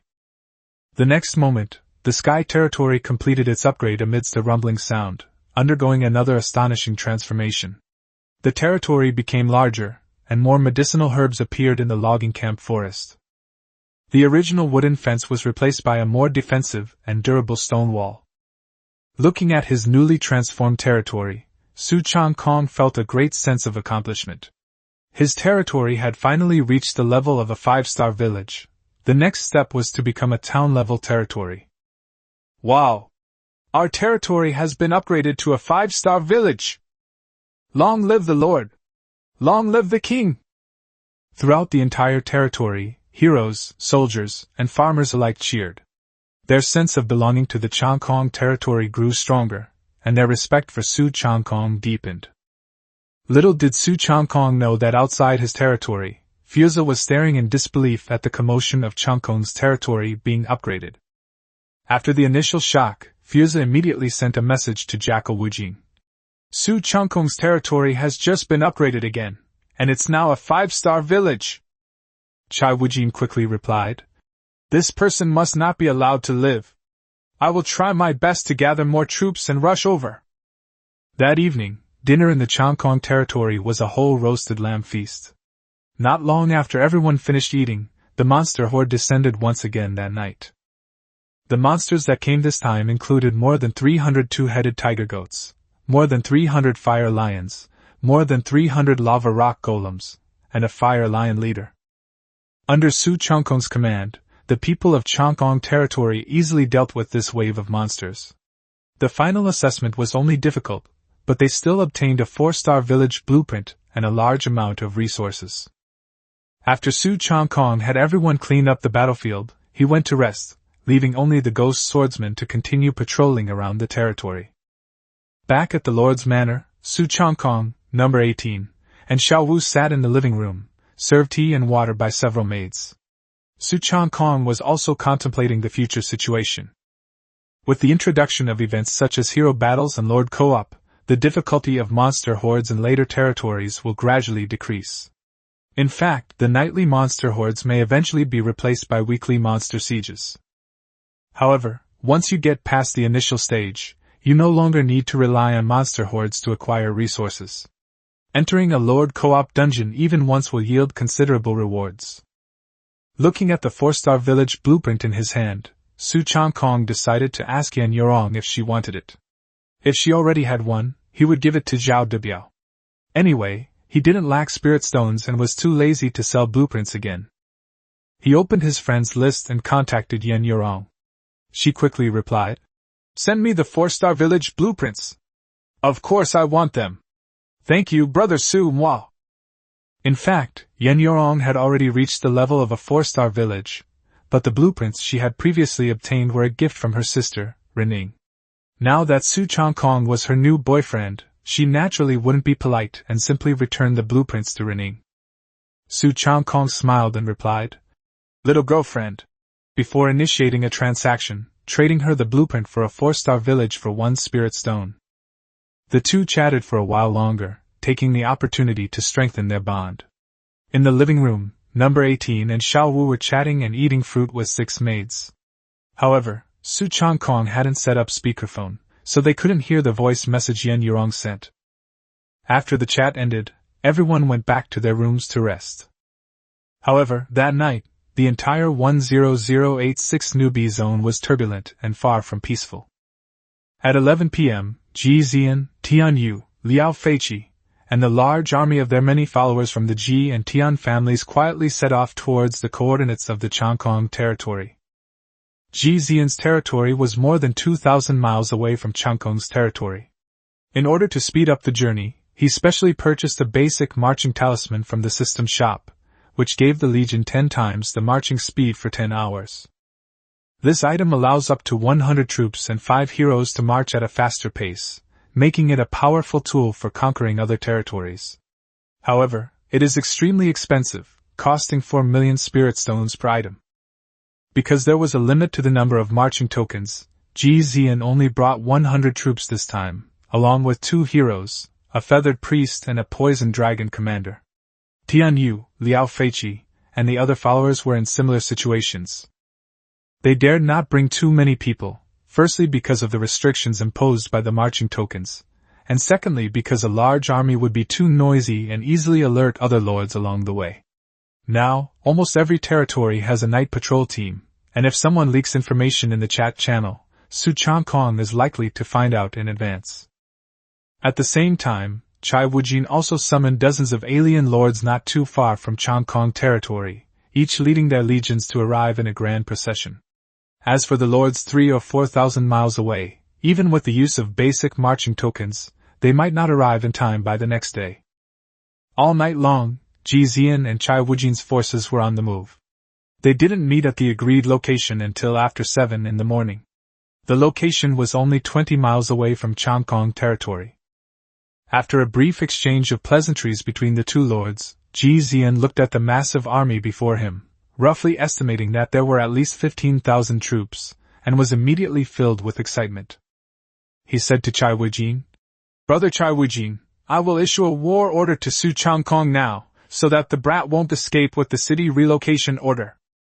During the conquest order's duration, either side's territory can be relocated. This item can drop from cooperative dungeons and world bosses, but the drop rate is low. Even with many followers, Ji Zi'an only managed to obtain 2. Jackal Wujin nodded. "Okay." A cruel glint flashed in Ji Zi'an's eyes as he sneered. "Su Changkong, your end has come. This Wind Whisper wasteland will be your burial ground."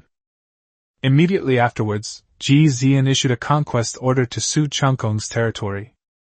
News from this region: Ji Zi'an has issued a punitive order against Su Changkong. Ding! Ji Zi'an has declared war on your territory. You will not be able to use items such as the city relocation order until the war ends. You can concede immediately, but you need to agree to one condition proposed by your opponent. At this moment, Su Changkong had just gotten up and finished washing up. Upon seeing the message from the heavenly Tao, he was first taken aback, then a cold smile appeared on his lips. Chapter 51, Recruiting New Troops, The Great War Begins. Ji Zi'an, are you so eager to come and die? Su Changkong was preparing to finish breakfast before leading his army to escort a group of farmers to the lava cave to mine. The Fire Lion mountain range is vast, and there must be more than one gathering area for fire lions. The army can continue to fight monsters and earn resources there. We might even discover other spirit iron resource points. But looks like I won't be able to go today. Although Ji Zi'an was a playboy, he was still a prince of a top-tier imperial family, and Su Changkong did not underestimate him too much. This person knew the strength of the Changkong territory, yet still dared to declare war on him, clearly indicating that he came prepared. Ji Zi'an definitely doesn't have the courage to fight me one-on-one. Perhaps Ji Zi'an has already discovered the location of Su Changkong's territory, and is now arriving with a large number of followers. Furthermore, there are a large number of alien races lurking in this area. Could Ji Zi'an collude with them to attack him? Su Changkong knew all too well how eye-catching his outstanding performance in the newbie zone was, so he naturally had to think of the worst-case scenario for everything. Now, all the people who heard the Heavenly Tao's message were stunned. Are there any other lords who have the audacity to declare war on their territory? Su Changkong immediately gave a stern order to number 18, Xiao Wu, and Da Hu. Our plans to go out today are cancelled. Let's eat breakfast quickly, because some reckless people are about to attack our territory. Da Hu, Lve, and Nongi were immediately enraged. Where did these thieves come from, daring to attack our territory? Da Hu and the others were furious. Number 18's beautiful eyes were also filled with murderous intent. I'll kill as many as they come. Xiao Wu sneered. They're here to die, aren't they? Both legendary heroines were extremely angry. Other military branches and peasants were all united in their hatred of the enemy and were poised to attack. No rush, let's eat first. The enemy has come a long way and definitely needs to recover their strength and eat, Su Changkong said. The ghost swordsman didn't need to eat.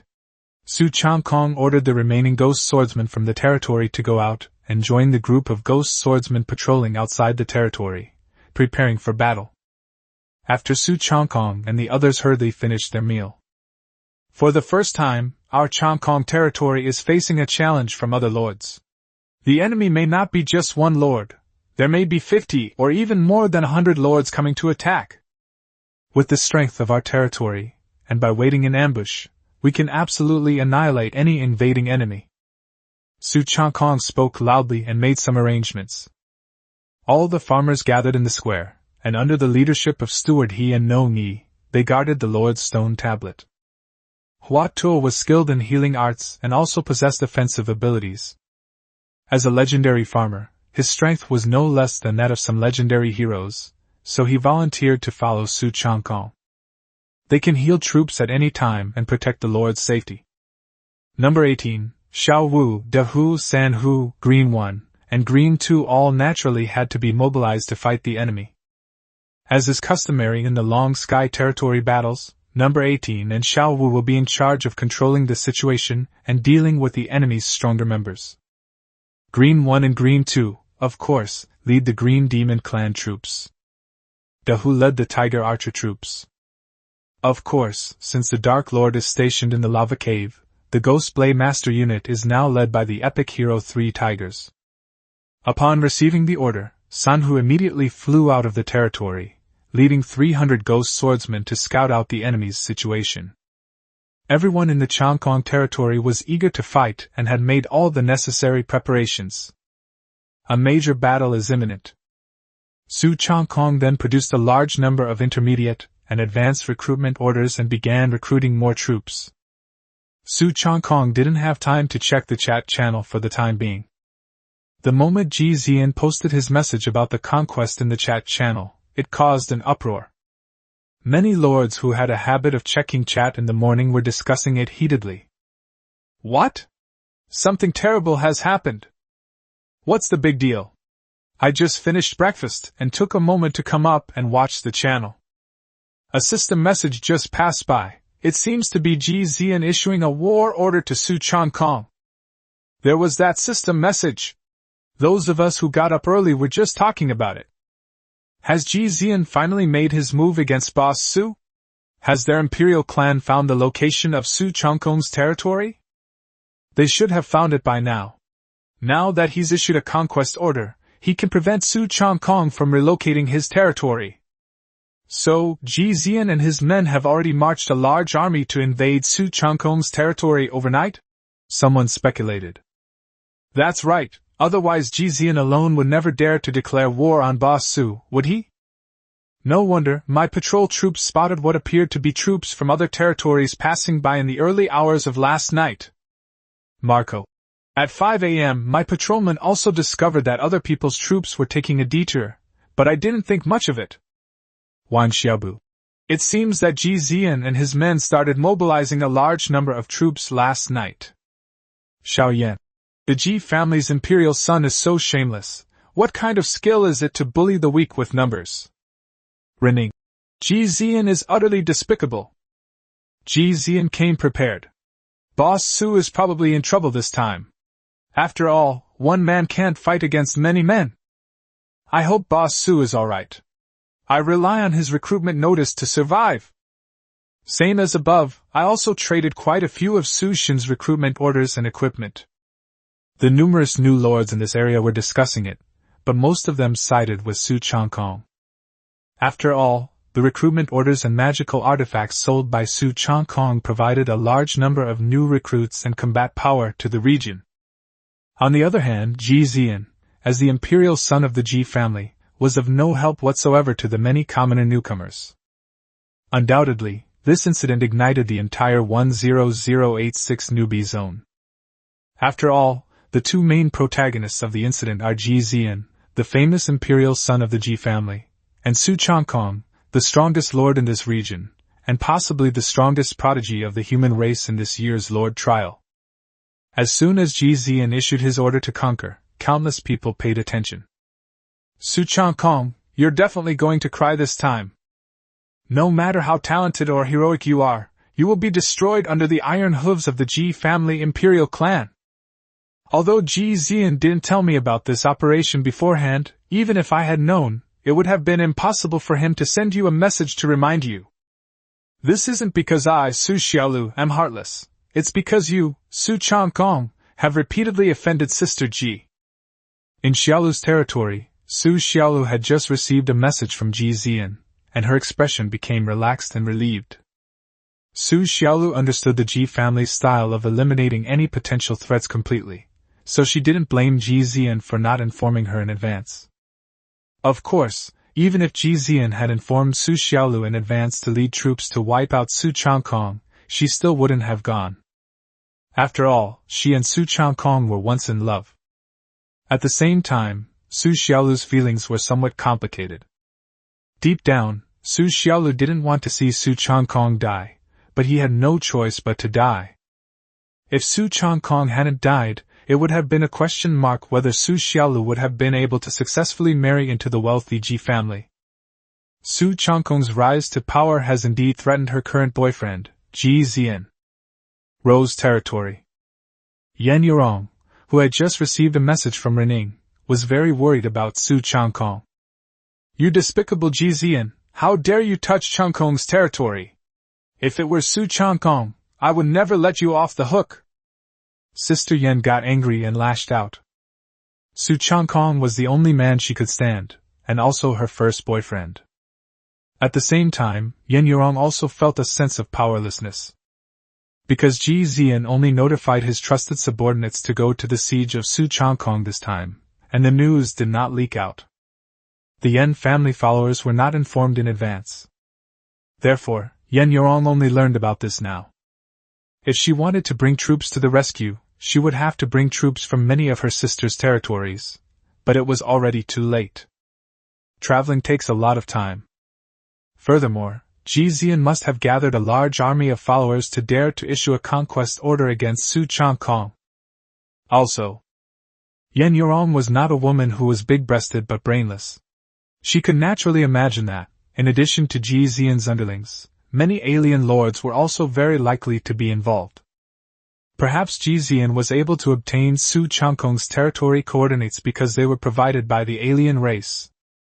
Yan Yurong knew that among the alien races, there was no shortage of lords with reconnaissance talents. For a moment, Yan Yurong was in a state of utter confusion. She could only send a message to remind Su Changkong that Ji Zi'an's attack on his Changkong territory was very likely in collusion with the alien races. Yan Yurong. Brother Su, Ji Zi'an must have made preparations when he issued the conquest order. He may have already colluded with the alien lords and the Tian family's power. That Ji Zi'an is too wicked. The Ji family has always been despicable and treacherous.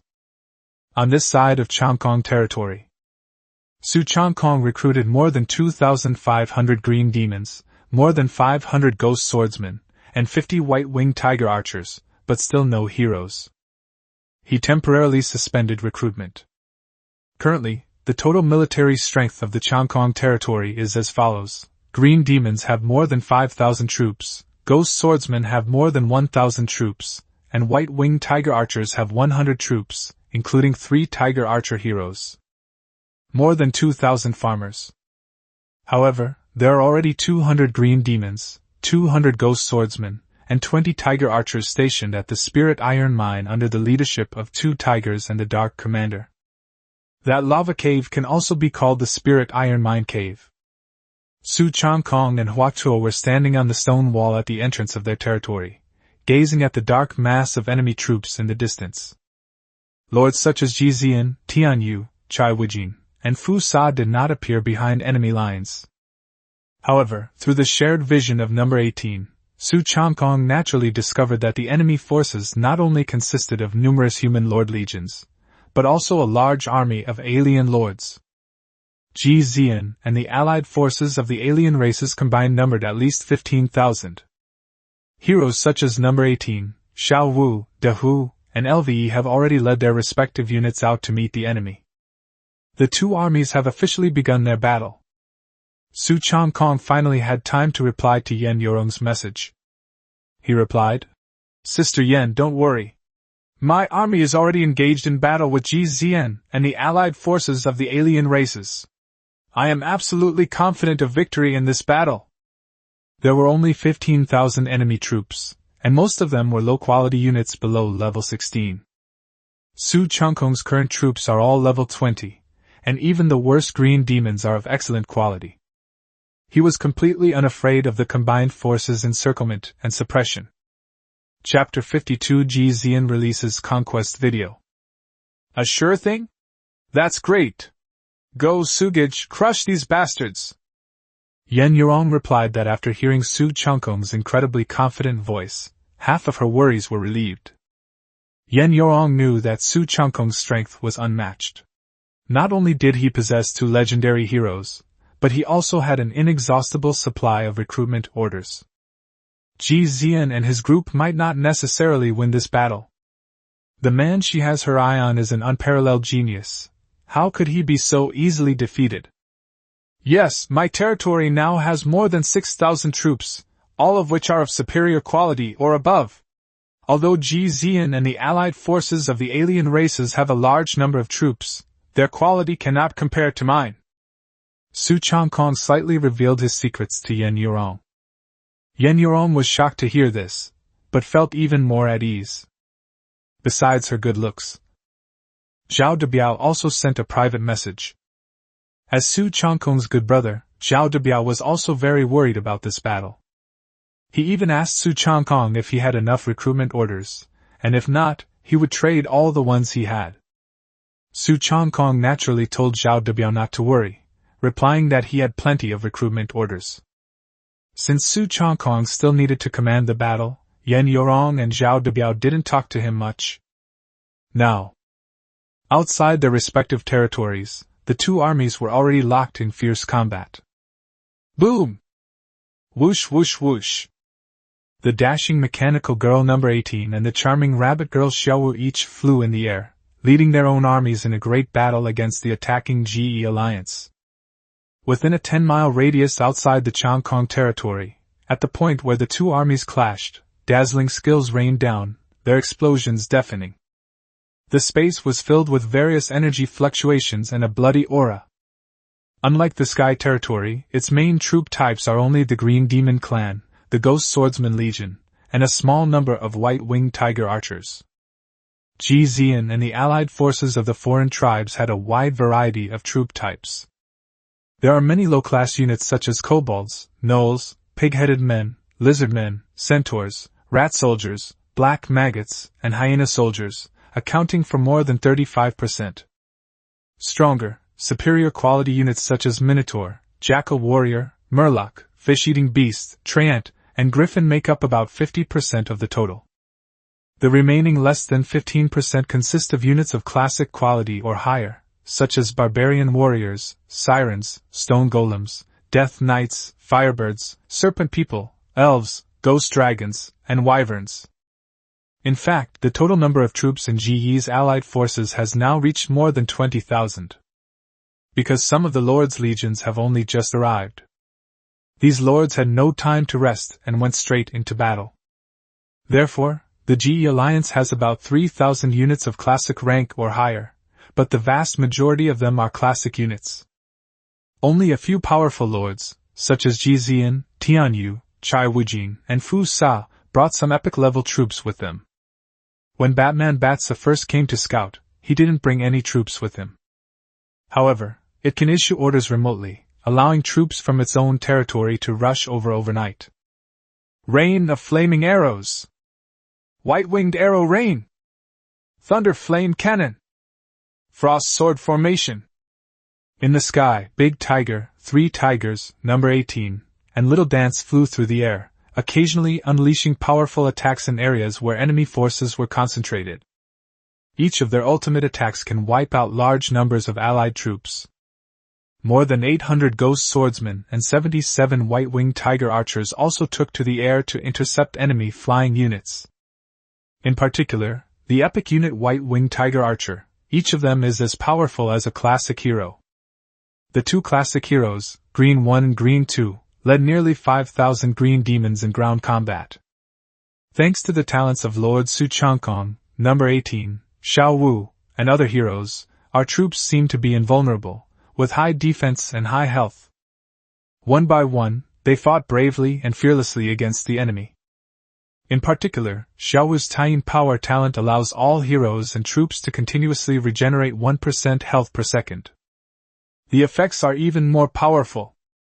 After fighting for a while, a large number of Ji Yi's allied troops fell on the battlefield, while only a very small number of unlucky green demons were killed on our side.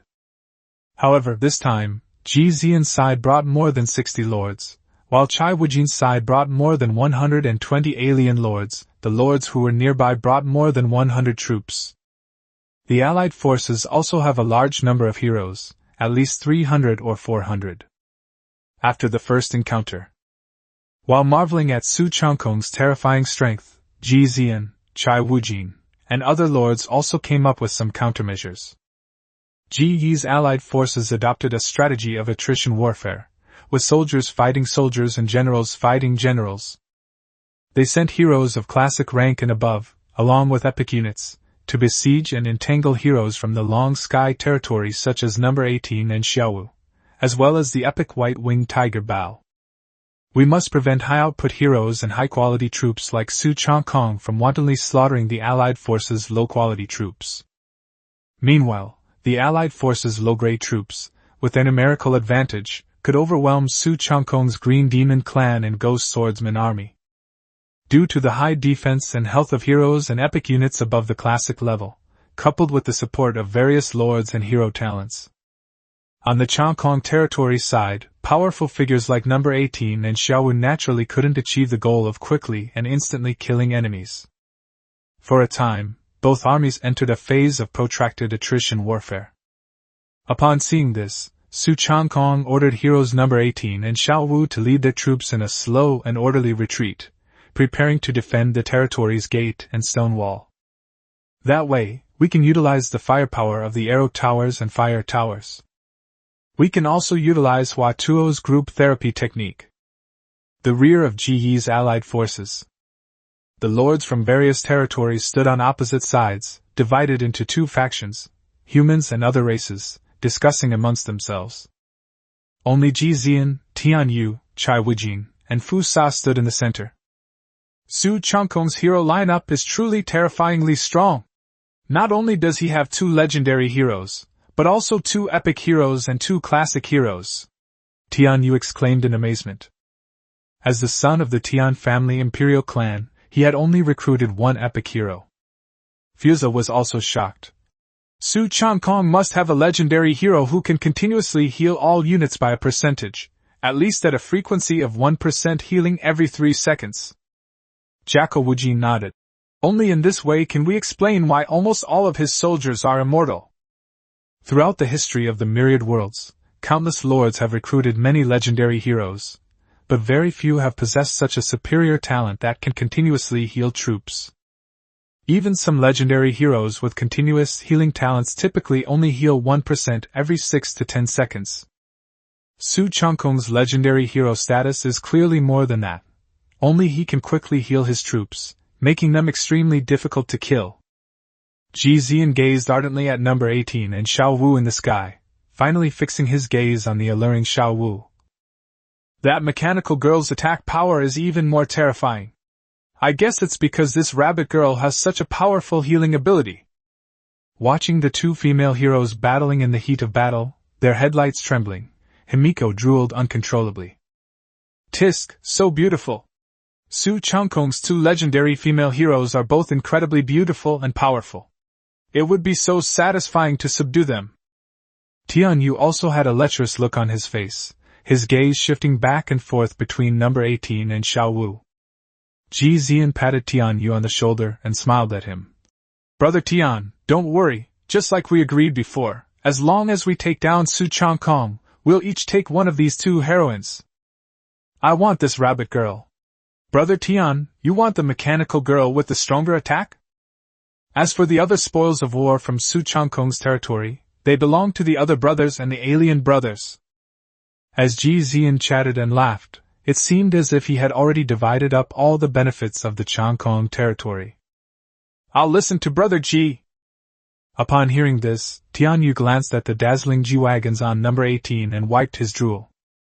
This cyborg girl has an amazing figure and is incredibly powerful, so of course he wouldn't object. In fact, as the imperial son of the Tian family, Tian Yu's status was not much lower than that of Ji Zi'an.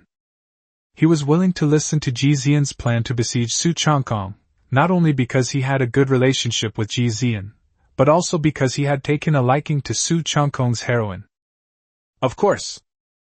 Both Jackal Wujin and Bat Sa nodded in agreement.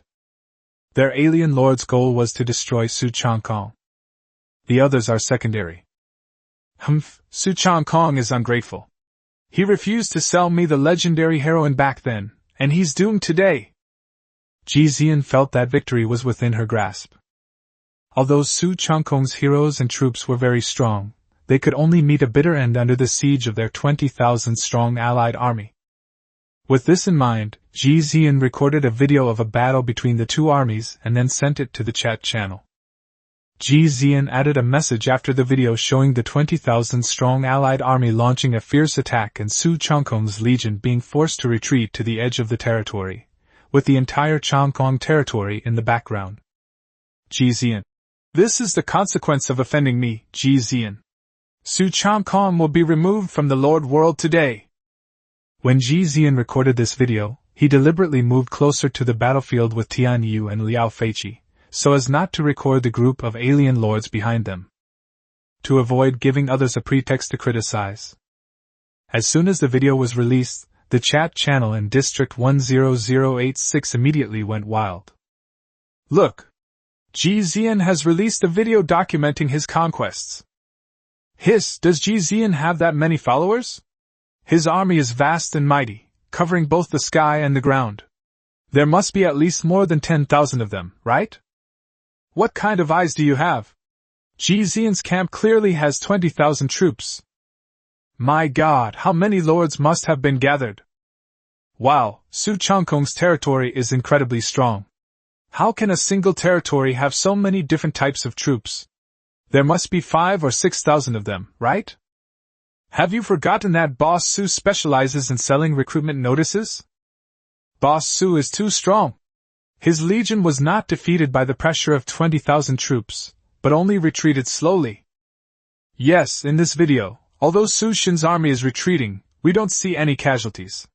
On the contrary, the Ji family's allied forces are constantly dying. Su Shin's units are just too tough. It's hard to say who will win in this big battle between the two families. Xiao Yan.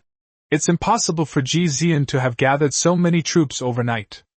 Of these 20,000 allied troops, probably half, no, more than 2/3, are the armies of alien lords. Yan Yorong. Ji Zi'an is colluding with foreign tribes. Xiao Yan. Ji Zi'an is colluding with alien races. Wan Xiaobu. Ji Zi'an is colluding with foreign tribes. Zhao Debiao. Ji Zi'an is colluding with foreign tribes. Rening. Ji Zi'an is colluding with foreign tribes. Upon seeing this, Ji Zi'an's face twitched, and he said, "Without any evidence, you are slandering me out of thin air."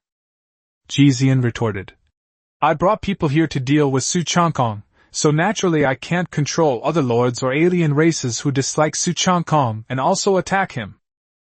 Ji Zi felt reassured. As long as we eliminate Su Changkong this time, even if they find out that I'm cooperating with the alien race, it won't be a big deal. It's highly unlikely that the human alliance would punish me for the sake of a dead person. Of course, Ji Zi'an wouldn't reveal his true feelings. Moreover, with the Ji clan as his backing, he is not afraid of the human alliance's ineffective sanctions. Ji Zi'an's sophistry naturally provoked Yan Yorong and others to retort angrily. Chapter 53. We're doomed. We're surrounded. Yan Yorong. Ji Zi'an, if you hadn't colluded with the alien lord, you and your lackeys would have died a terrible death if you tried to conquer Brother Su. Xiao Yan. That's right, that's right. A basic marching token can only carry 100 troops. He and Tian Yu can only summon a few dozen lords and a few thousand troops at most in one night. With several thousand soldiers against several thousand of Boss Su's troops, in a one-on-one situation, he would only have the option of kneeling and begging for mercy. Marco. Agreed. Rening. Well said. Zhao Debiao. Ji Zi'an and his men can hardly kill Su Ji's troops now, so they are destined to lose in the end. Yan Yorong. Yes, Brother Su will definitely be able to completely crush them. Ji Zi'an was furious. These people were all criticizing him and speaking up for Su Changkong, a commoner. Even now, do you still think Su Changkong can turn the tables? Didn't you see that Su Changkong's army is suffering a crushing defeat and has been chased back to the stone wall by us? Their GE coalition has more than 20,000 troops. Even if it's a war of attrition, they will wear down Su Changkong's troops. Furthermore, Yan Yorong, as the imperial daughter of the Yan family, actually addressed Su Changkong as Brother Su repeatedly. Why are you calling me that so affectionately? Could Yan Yorong be having an affair with Su Changkong? No way. However, Ji Zi'an didn't care about all that and immediately left the chat channel, no longer arguing with these people. Ji Zi'an is determined to destroy Su Changkong today. No one can stop it. As Su Changkong's army retreated to the edge of the territory, they launched an effective counterattack relying on more than 20 well-made arrow towers, well-made fire towers, and a thick stone wall. The attacking troops of Ji Yi's allied forces began to fall in droves again. After all, most of the coalition's units are low-tier units, ranging from level 11 to 15, which are easily damaged by defensive towers and then killed. The stone wall was also exceptionally sturdy, several times more durable than a fine wooden fence. Su Changkong has ordered all troops and heroes to retreat to their territories and launch a fierce counterattack against the allied forces behind the stone walls. More than 2 hours later.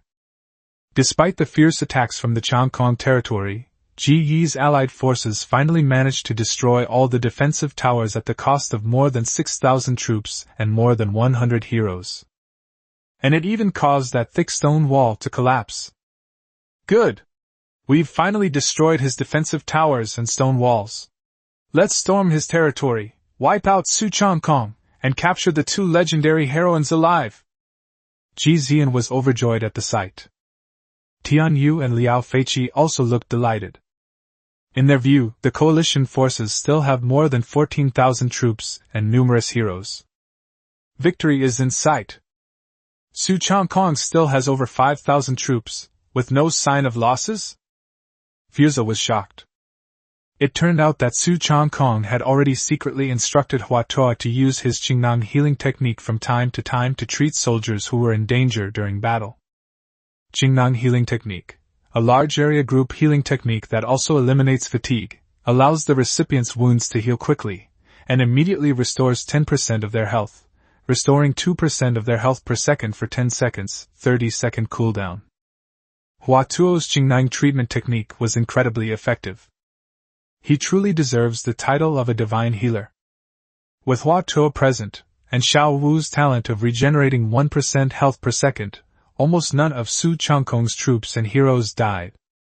Jacko Wujin frowned as he looked at the more than 14,000 wounded soldiers of the Allied forces and the remaining 200-odd heroes. This new human prodigy, Su Changkong, is simply too powerful. However, Jacko Wujin's master, Wolf Ruthless, had given instructions to eliminate Su Changkong at all costs. They certainly won't stop. Because Su Changkong had Hua Tuo blend into a group of peasants to fight, Ji Zi'an and Chai Wujin's side did not notice Hua Tuo's presence. Charge into Changkong's territory, shatter the Lord's steel, or kill Su Changkong. At Jacko Wujin's command, all the alien armies launched a final assault on Changkong's territory. Ji Zi'an and Tian Yu also ordered their subordinate lords to launch a joint charge. Ji Yi's allied forces are preparing to invade Changkong's territory and engage in close-quarter street fighting. More than 60 enormous creatures appeared in front of the allied forces. Those were over 60 epic-quality mammoth units.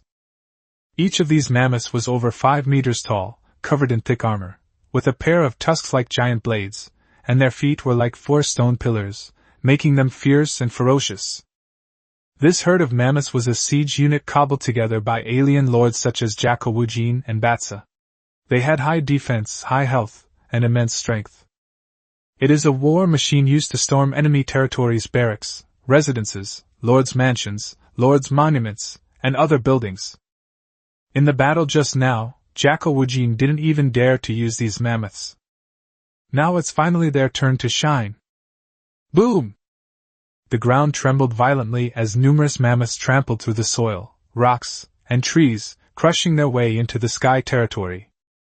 The mammoth, an epic unit with extremely high health and defense. Within Changkong's territory, Su Changkong gazed in amazement at the herd of mammoths that had appeared ahead of the enemy forces. Mammoths are among the top-tier units in epic rank, with health and defense attributes far exceeding those of other epic rank units such as titans, behemoths, and black dragons. Number 18, you take out these mammoths and wipe them out, Su Changkong ordered in a deep voice. He could not allow these mammoths to wreak havoc on his territory. Yes, Lord! The order was given on the 18th. At this moment, all of their own legions had retreated back to their territory, so the Allied forces were naturally unable to continue their siege of heroes such as Number 18 and Xiaowu. Rapid-fire machine gun! Thunder flame cannon! Annihilation energy wave! Number 18 flew through the air, braving enemy attacks, and continuously bombarded the mammoth herd that had rushed into the territory. Meanwhile, Xiaowu, Dehu, Sanhu, and numerous white-winged tiger archers continued to intercept enemy flying units. Boom! One after another, enormous mammoths charged into the territory of Changkong, wantonly destroying streets, houses, barracks and other buildings, and dust and smoke rose everywhere. However, their bodies were also severely damaged by Number 18's powerful attacks, and their health dropped rapidly. Roar, roar, roar! One by one, the mammoths roared in agony, their health rapidly dwindling, and they were about to be slaughtered by Number 18. But it was too late.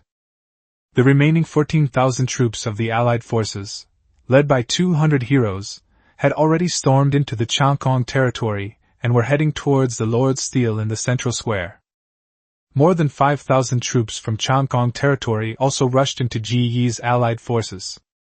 The two sides engaged in fierce combat. Lords such as Ji Zi'an, Tian Yu, Chai Wujin, and Fu Sa followed the main force of the allied army into the Changkong territory. Seeing that the battle was already decided, Ji Zi'an looked at Su Changkong standing in the central square and laughed wildly. Ha ha, Su Changkong, you didn't expect this day to come so soon, did you?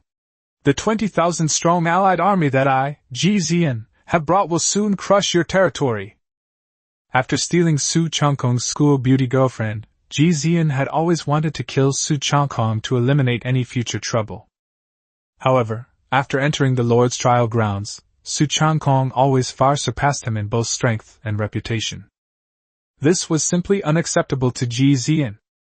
Now that Su Changkong is about to be killed by him, Ji Zi'an is naturally very pleased with himself. Lords such as Tian Yu, Liao Feiqi, and Chai Wujin all looked at Su Changkong with mocking expressions.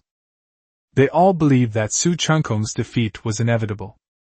At the moment, their force that stormed into Changkong territory consisted of at least 13,000 troops, more than 1,000 of whom died when they stormed in.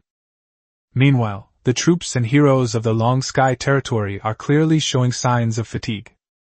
In the midst of continuous, high-intensity combat, if they keep fighting, even if they don't die, they'll be exhausted to death, right? Su Changkong looked at Ji Zi'an, Tian Yu, and the others, and said calmly, Ji Zi'an, do you think you've already won? Besides, aren't you afraid that I'll release the video I recorded, since your Ji and Tian families are colluding with alien races? Ji Zi'an mocked Su Changkong. I admit that you, Su Changkong, are a peerless genius, but after you die, who will dare to make trouble for me, Ji Zi'an, because of a dead genius? Just accept your fate.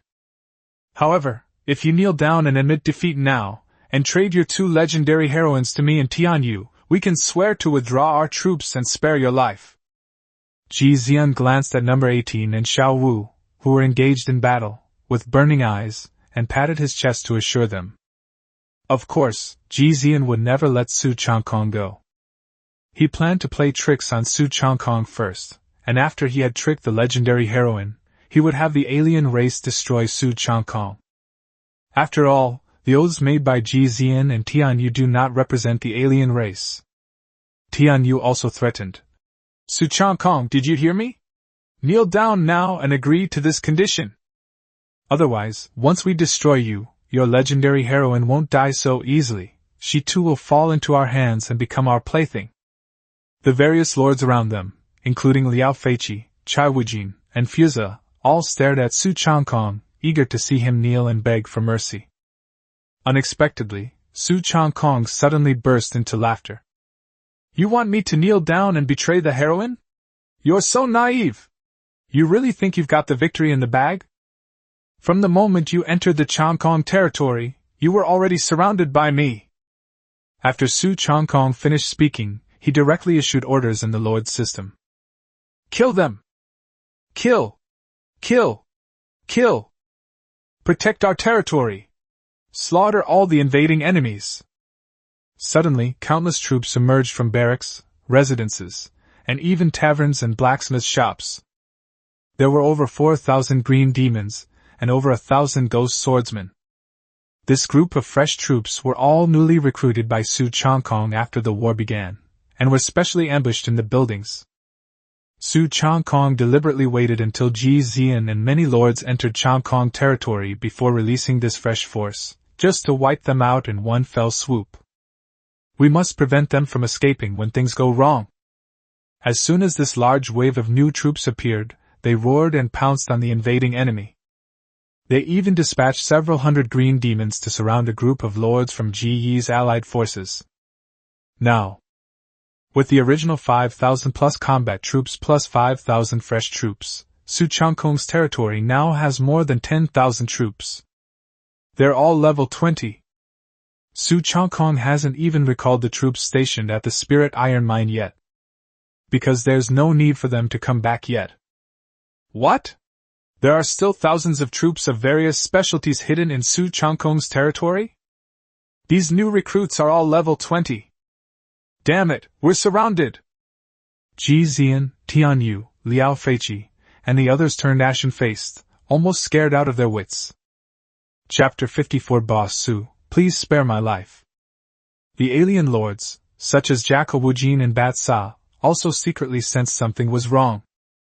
Although Su Changkong's current army only numbers over 10,000, it is still less than the 13,000 of the Allied forces. With an additional 5,000 fresh troops, the difference will be huge. It should be noted that Su Changkong had only deployed more than 5,000 troops before, and with the support of various talents, each of them was capable of fighting 3 against 1, so they were not at a disadvantage. All the Allied forces could rely on was their abundance of heroes. Such a war of attrition could potentially exhaust Su Changkong's army to death, leaving them in a state of fatigue and weakness, significantly reducing the frequency of their skill releases, or even rendering them unable to release skills at all. Only then will the Allied forces have a chance to win. But now, Su Changkong's troop numbers have almost doubled, making it practically a one-on-one battle. How could that be allowed? The many lords felt as if they had fallen into an ice cellar, as if they could smell the breath of death. If it weren't for a green demon clan unit surrounding them, they probably would have abandoned their troops and fled the Sky Territory. Of course, several hundred allied troops had already been mobilized to protect these lords and fight against the Green Goblin tribe that had besieged them. Ji Zi'an and his group did not want to sit idly by and wait for their deaths. However, the number of troops in the allied forces was already decreasing rapidly, and they were also tied up by Su Changkong's troops, so they could not spare more troops to escort them out. Su Changkong stared at them and sneered repeatedly. He didn't care what these enemies were thinking and had no interest in wasting words. He had already ordered Steward He to lead more than 2,000 farmers to surround the collapsed stone wall. Don't let any enemy escape. The farmers are now all equipped with magical artifacts and have the power to fight. In any case, none of these lords will escape. The Lord's Steel can be defended by Su Changkong, Huatua, and a large number of peasant captains, since the Allied forces can't beat us here anyway. That herd of mammoths had already been wiped out by number 18. In just a short while, the Allied forces, under the encirclement and suppression of more than 10,000 troops by Su Changkong, lost more than 2,000 troops. The score is now 1-1. Under the fierce attack of number 18, Xiaowu, Dahu, Sanhu and 77 tiger archers, more than 100 of the more than 200 heroes of the Allied forces were lost, leaving them with less than 100 men. After all, the strength of the epic tiger archer unit is equivalent to that of the classic hero. The GE Alliance has very few epic heroes. Rumble. The two sides clashed, leaving corpses strewn everywhere. The battle was incredibly brutal. Now, the number of troops in the coalition forces is decreasing at an alarming rate. 10,000. 9,000. 7,000. 5,000. Amidst the terrified gazes of Ji Zi'an, Tianyu, Chai Wujing, and many other invading lords, a great war for territory is about to end. After another hour of fierce fighting, blood was everywhere on the main street of the territory, and corpses lay strewn about. Number 18, Little Dance, Big Tiger, 3 tigers, and numerous tiger archers and ghost swordsman troops soared through the air, unleashing powerful attacks on the invading enemies. Arrows, blades, sword beams, and lightning rained down from the sky. Whenever an enemy is hit, they are instantly reduced to ashes, leaving no trace of their death. The last 2,000 or so units of the Allied forces were the elite of the elite, mostly classic units, with a small number of epic units. This includes Ji Zi'an's feathered people and Tianyu's Pegasus troops. However, they are all drowning dogs about to be slaughtered. More than 10,000 troops from the Changkong territory have surrounded them in an open area and are carrying out the final encirclement and annihilation. Boom! Number 18 fired a thunderfire cannon that struck the winged race troops in the air, and countless scorching thunderfire powers exploded out, as dazzling as fireworks. The last 20-odd remaining winged humans were blasted into clouds of blood mist. The rabbit kicks the eagle! Xiao Wu let out a sharp cry, and in a flash, she kicked the last group of Pegasus horses to pieces. Number 18, carrying the Thunder Flame Cannon, continuously bombarded the remaining Allied troops and heroes. Terrifying waves of lightning and heat descended upon the Allied forces, seemingly melting the very space around them. Those places were ablaze with red, lightning and fire swirling around them, billowing hot white smoke. Her attack speed and attacks are clearly more ferocious than Xiao Wu's. The two women's strength was so formidable that even the lords were terrified upon seeing them. It's over! The situation is hopeless! Tianyu was panicked and no longer had the heart to appreciate the beautiful figures of the two heroines. He regretted it. I should never have listened to Ji Zi'an's words and been tempted by Su Changkong's legendary heroine status to come and conquer Changkong's territory. Ji Zi'an's face was also filled with despair. Only 9 days after the server opened, the new human prodigy Su Changkong has already reached an invincible level. The alien lords, such as Jaka Wujin and Batsa, were also in despair, but they were not afraid of death. What should we do? Should we kneel down and beg for mercy from Su Changkong? Ji Zi'an's expression was uncertain. He didn't want to die. Tianyu also had this idea. Liao Feiqi, a loyal follower of Ji Zi'an, felt a chill run down his spine. Su Changkong completely terrified them in one battle. Moments later, Ji Yi's allied forces, including all their troops and heroes, were completely annihilated by Su Changkong's legion, leaving not a single one alive. The bodies of those soldiers, heroes, who died young have already turned into energy and dissipated, returning to dust. In this battle, Changkong territory easily wiped out more than 20,000 troops of Ji Yi's allied forces and more than 400 heroes of excellent to epic quality. There are not many epic heroes. More than 10,000 aerial troops pointed their blades at the allied lord who was besieged in the street. Ji Zi'an, Tianyu, and Chai Wujin gathered nearly 200 lords, and not one of them escaped. Su Changkong coldly looked at the group of drowning dogs, especially Ji Zi'an, wanting to see if he had any last words. Now, Number 18 and Xiao Wu had already finished their battle and returned to Su Changkong's side. Ha! Su Changkong, you've won! But do you dare kill me and Tianyu? How about you take some spirit stones and let us go back? Ji Zi'an burst into laughter and made a condition, seemingly unafraid that Su Changkong would make a move. Tianyu also advised.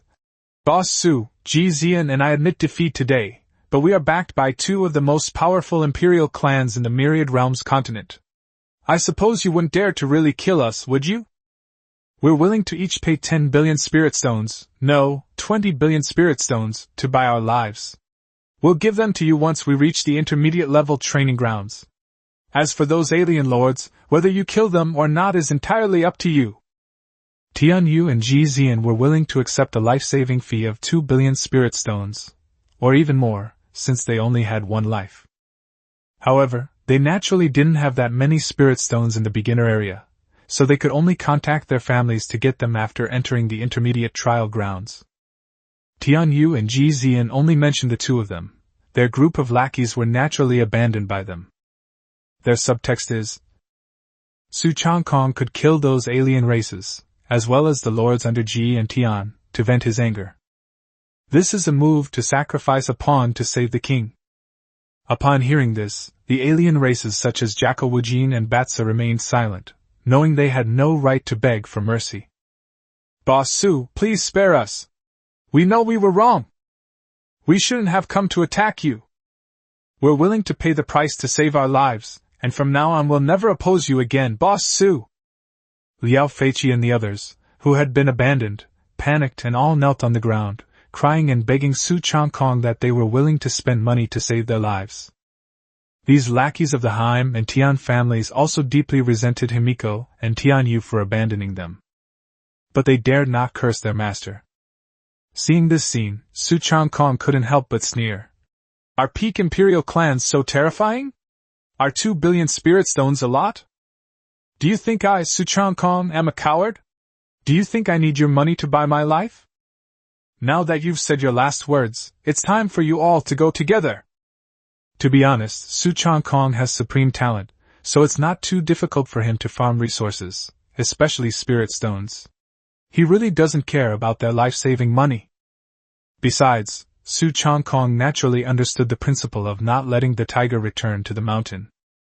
Ji Zi'an not only stole Su Changkong's ex-girlfriend, but also dared to bring people to his territory to cause trouble.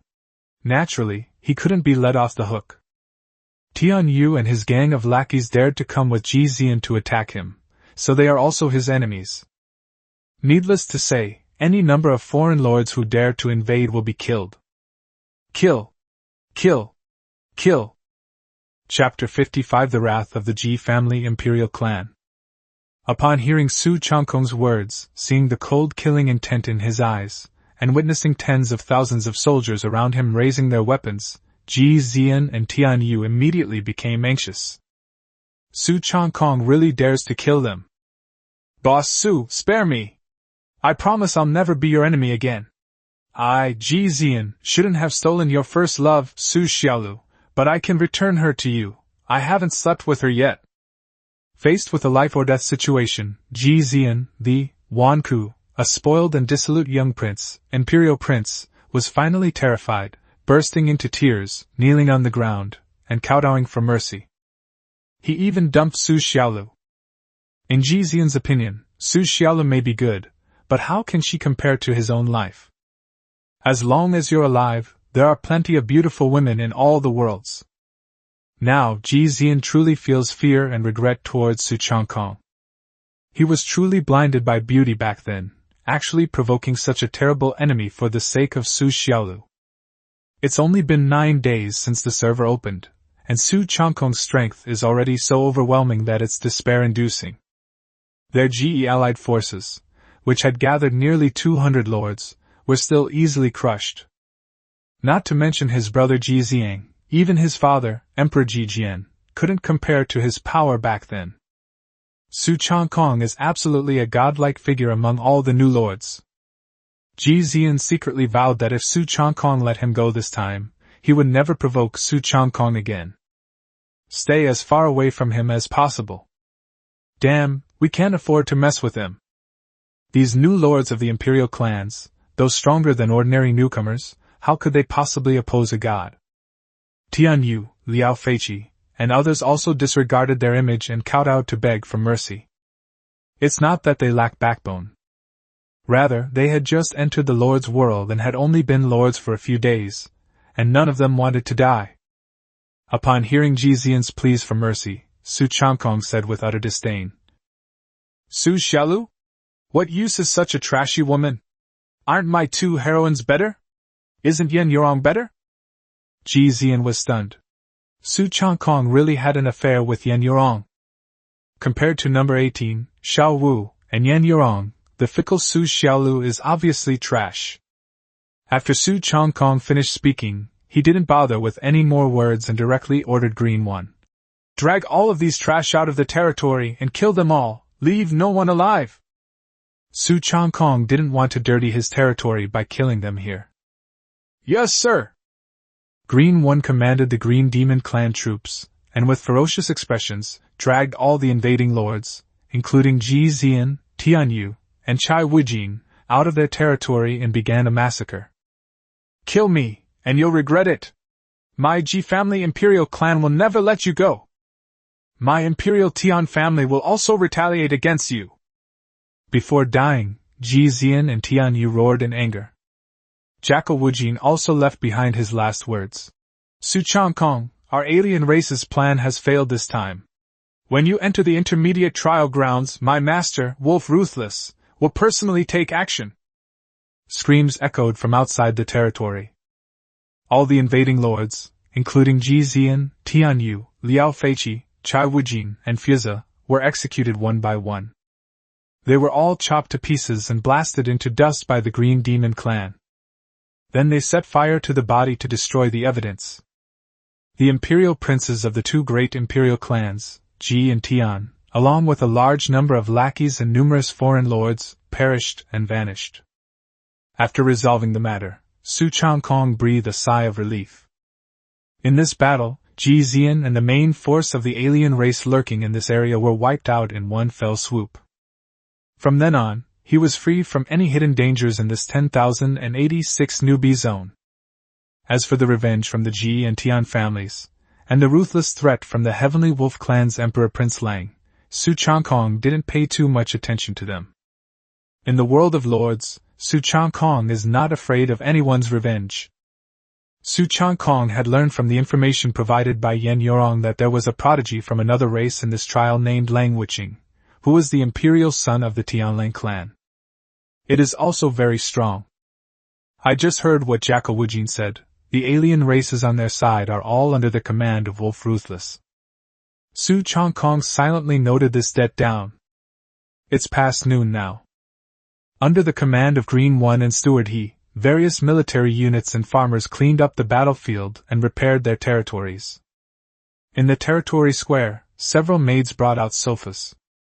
Su Changkong, number 18, and Xiao Wu sat on the sofa to rest.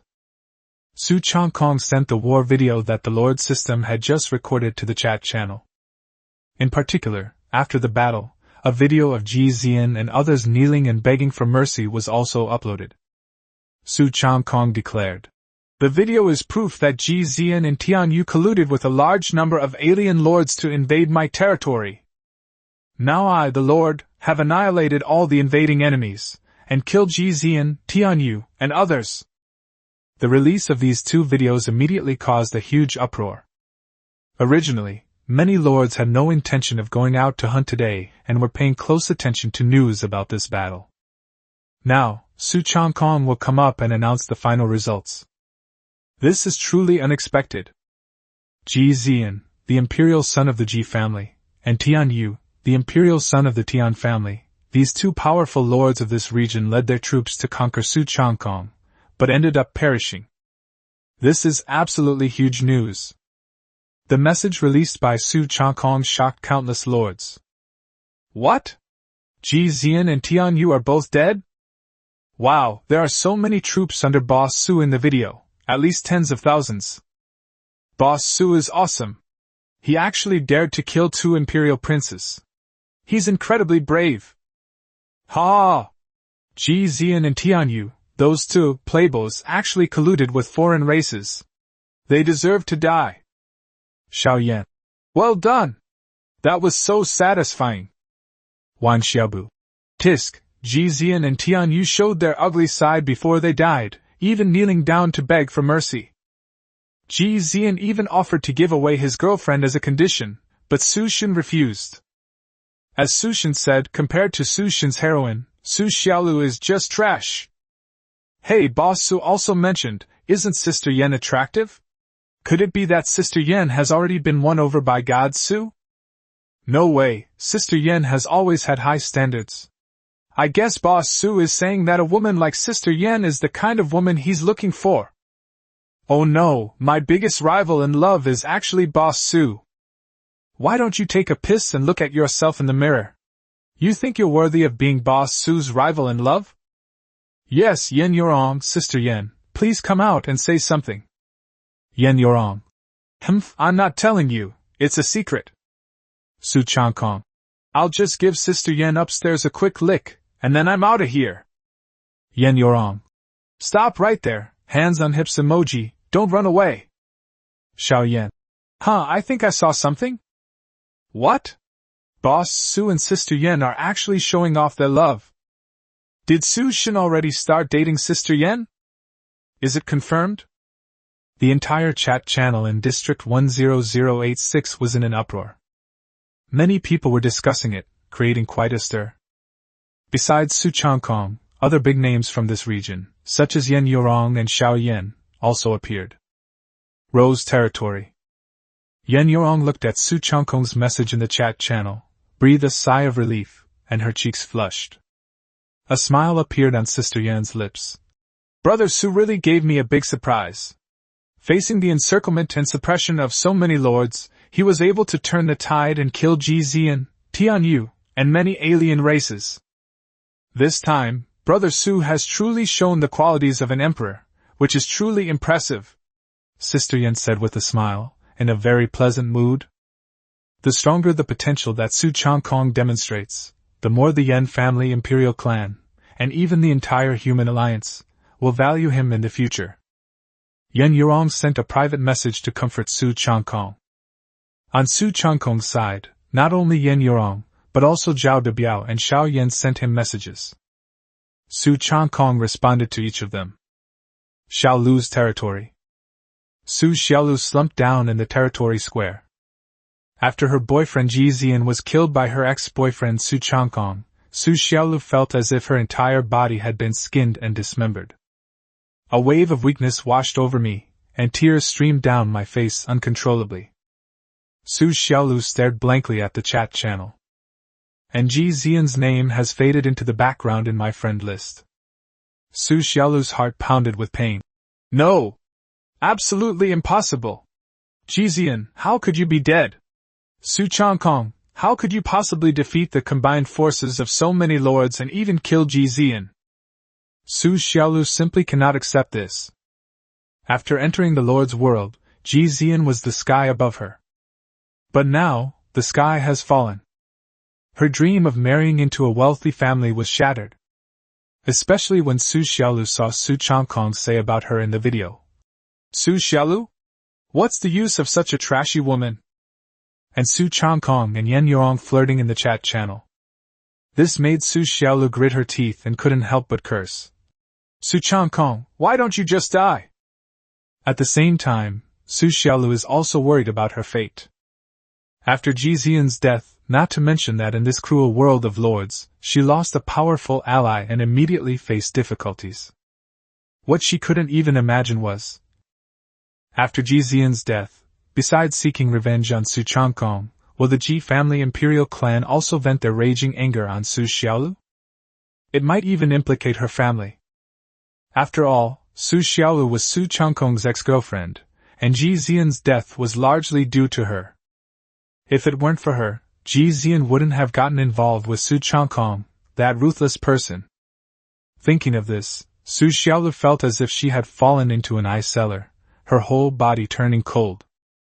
At this moment, on the infinitely distant continent of myriad realms, the Ji family Imperial Clan. Within the Divine Princess Imperial City. Reporting to the Grand Elder, Ji Zi'an's life tablet has shattered, and the Imperial Prince has perished during the beginner's area trial. What? It's over. The second young master was actually killed? How can our Council of Elders withstand the wrath of Emperor Ji Zi'an? Ji Zi'an brought so many resources in, yet he still perished. There must be a reason. Who on earth dared to kill my clan's Imperial Prince, Ji Zi'an? Investigate this matter thoroughly immediately. Find a way to notify Ji Zi'an's brother, Ji Zi'an, who is in the intermediate training ground. We must skin the murderer alive, tear him apart, and grind his bones to dust. The Ji family was in an uproar and in complete chaos. The Ji family's many high-ranking members were furious. Their imperial might covered a distance of 100,000 miles, and countless monsters outside the city were killed or wounded. The same scene unfolded within the Tian family Imperial Clan. However, since Tianyu was not the most direct descendant of the Tian family, his status was not as high as Ji Zi'an's in the Ji family. This matter did not have such a significant impact on the upper echelons of the Tian family. Chapter 56 Deploying Troops to Guard the Spirit Iron Resource Point. Su Changkong, of course, had no idea how furious the two imperial families, the Ji family and the Tian family, were. After a major battle between lords ended, Su Changkong annihilated all the invading lords. They completely eradicated the cancerous tumors and hidden dangers such as Ji Zi'an, Tianyu, and Chai Wujing. Right now, in this newbie zone, there's basically no one who can pose any threat to him. After chatting with his friends Yen Yurong, Zhao Debiao, and Xiao Yan, Su Changkong stopped paying attention to the noise in the chat channel. Once the territory has been repaired and cleaned. It's getting late. Our Changkong territory has won a great victory, so let's rest for half a day and have a good time to celebrate. Let's continue tomorrow. Su Changkong gave orders to the heroes and steward he. Yes, my lord. Xiao Wu, number 18, De Hu San Hu, LVE, LVR, Steward He, and others all accepted the order. Then, the Sky Territory prepared a banquet, and everyone ate and drank to celebrate. The next morning, Su Changkong then used another 1,000 primary and intermediate recruitment orders to recruit 1,000 farmers from the three kingdoms.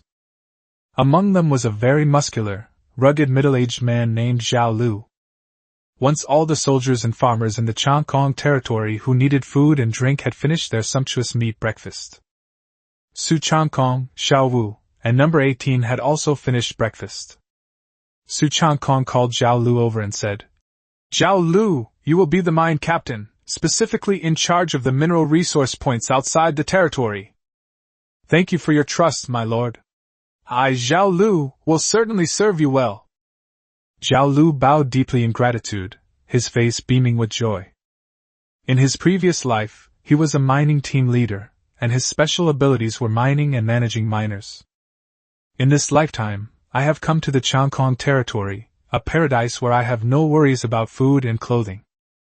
Zhao Lu will definitely lead his fellow villagers to work hard for their lord. Su Changkong nodded, gesturing for Zhao Lu to stand up. He was instructed to lead 1,000 farmers to Steward He's place to collect food, spirit stones, tools, and other supplies in preparation for departure. Then, Su Changkong gave orders to the heroes Xiao Wu, number 18, De Hu, and LVE. Today, we'll escort a group of farmers to the lava cave in the Fire Lion Mountains to mine. Then, let's jungle there while we're at it. Yes, Lord. Little Dance, number 18, and Big Tiger responded in unison. Then, Su Changkong left the heroine Green Tu in his territory, leading a large number of green demons and some ghost swordsman troops to guard the home. He, along with heroes such as Xiao Wu, number 18, and Dahu, led tens of thousands of soldiers to escort the 1,000 miners led by Zhao Lu, setting off in a grand procession towards the Fire Lion Mountains. Along the way, the army of Changkong territory encountered and killed monsters, and was invincible. More than an hour later, Su Changkong, leading a large army of heroes, soldiers, and peasants, finally arrived once again in the territory of the Fire Lion Mountains. Go into the mountains! Su Changkong gave the order. The army of over 10,000 from the Changkong territory advanced upwards across the mountains and plains. The current Long Sky territory has already begun to scale up its military, with a large number of troop types and extremely powerful heroes. With tens of thousands of troops sweeping everything away, who else but us can stop us? Even if you encounter monsters such as petrified lizards, two-headed tigers and sheep on this mountain, as well as their leader boss, the Long Sky Army, you can easily deal with them. After defeating the numerous monsters on the mountain path and obtaining a large amount of resources, Su Changkong and his army entered the Flame Canyon again, just like before. Similarly, the Fiery Lion pack here has already been refreshed. Thus, Xiao Wu and number 18, among other heroes, emerged. With tens of thousands of troops, they easily wiped out more than 1,000 Fire Lions and their boss, the Fire Lion leader. The wide opening in front of us is the lava cave. Eru and the Dark Commander, who were guarding inside, ran out upon hearing the commotion outside and bowed to Su Changkong. Greetings, Your Excellency, you have finally arrived. At the same time, they were also shocked to see a huge, dark mass of troops from their territory in the canyon. With this scale, there must be at least tens of thousands of troops, right? Their lord has recruited so many troops in just over a day. Su Changkong said. Yesterday, many other lords who were blind to the danger came to attack our Changkong territory. However, we have annihilated all the invading enemies. Both Eru and Blackley, the Dark Lord, were furious upon hearing this. What? Other lords actually dare to attack our territory? That's just asking for death. They all hated themselves for not fighting a bloody battle in their territory yesterday. At the same time, they are also proud of their lord and territory. Their sky territory possesses such immense power that no matter what kind of enemy they are, there will be no match for it. Su Changkong didn't explain further. He ordered the army to stay in the canyon for the time being and rest on the spot. Then, let Eru and the Dark Commander lead 200 green demons, 200 ghost swordsmen, and 20 white-winged tiger archers to guard this spirit iron mine. Now, the number of troops stationed here in the Changkong territory has doubled. This spirit iron mine resource point is now guarded by 400 green demons, 400 ghost swordsmen, and 40 white-winged tiger archers. Even if other lords also discover this resource point, they would definitely not dare to make any rash moves given the large number of troops already stationed there. Then, Su Changkong and Zhao Lu, the mining team leader, led 1,000 peasant miners into the lava cave. Zhao Lu led a large group of miners, picked up their tools, and began mining inside the mine. As for the monsters inside, they had already been completely wiped out by Eru and Blackley.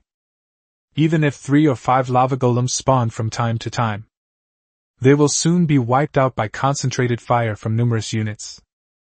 Among these 1,000 miners were some farmers who were skilled at cooking, and they brought pots, pans, and utensils with them. Su Changkong left behind a large amount of supplies such as rice, meat, and other ingredients. Then, he went out with Xiaowu, number 18, Dahu and other heroes. They planned to continue hunting down some high-level monster groups in the Fire Lion Mountains. Let's do some hunting and see if there are any other spirit iron resource points. After all, spirit iron ore is not only a scarce material for forging spirit weapons and equipment, but also a valuable resource for upgrading your territory later. Even a single spirit iron resource point has a limited output of spirit iron ore, which won't last them long enough to mine. Chapter 57 Breaking Through to the Purple Mansion Realm, Encountering a Pack of Sycophantic Rich People. Next, it's time to jungle. Su Changkong, along with his heroes and tens of thousands of troops, were hunting in the endless Fire Lion Mountains while searching for traces of spirit iron or resource points. But such spirit iron resource points are indeed very rare. They searched all afternoon without finding any. Su Changkong gained another benefit. They wiped out a group of several thousand fire tree spirits in a forest of flames. They also killed the level 30 Fire Tree King boss. This battle, Su Changkong obtained a purple mansion pill and another 5-star village blueprint. Without hesitation, Su Changkong sent the 5-star village blueprint directly to his girlfriend Yen Yurong via private message. Now that Yen Yurong has accepted Su Changkong as her boyfriend, he won't be stingy with anything. Mwah, brother Changkong is so good to me. I really want to give myself to you right now, hee. Yen Yurong received the blueprints and sent a voice message in response. Su Changkong, go ahead and flirt. When I see you, I'll just, hee. The two flirted with each other for a while. Su Changkong then remembered that he hadn't yet claimed the rewards from this week's Lord rankings. You have claimed the reward for being the number 1 Lord this week, receiving 1 million source crystals and 10 million spirit stones. They made a fortune. Seeing that the source crystal had arrived, Su Changkong prepared to break through to the Purple Mansion realm. After all, heroes and troop types can only be at the same level as him. Without a breakthrough, the levels of heroes and units cannot be increased. Su Changkong clicked to upgrade himself. You have successfully broken through to the Purple Mansion realm, and leveled up to level 21 by consuming 1 Purple Mansion pill and 330,000 source crystals. A mysterious energy surged into his body, and Su Changkong felt himself become much stronger. Let's finish our hunting activity for today and head back. We'll come back tomorrow to find more resource points. Su Changkong ordered Xiao Wu and number 18. Yes, my lord. All the heroes agreed in unison. Then, with their spoils from the day, the vast army marched back in a grand procession. After everyone returned to the Changkong territory, it was nearly evening. The farmers in the territory also stopped working during the day. We're just waiting for the Lord to come back for dinner.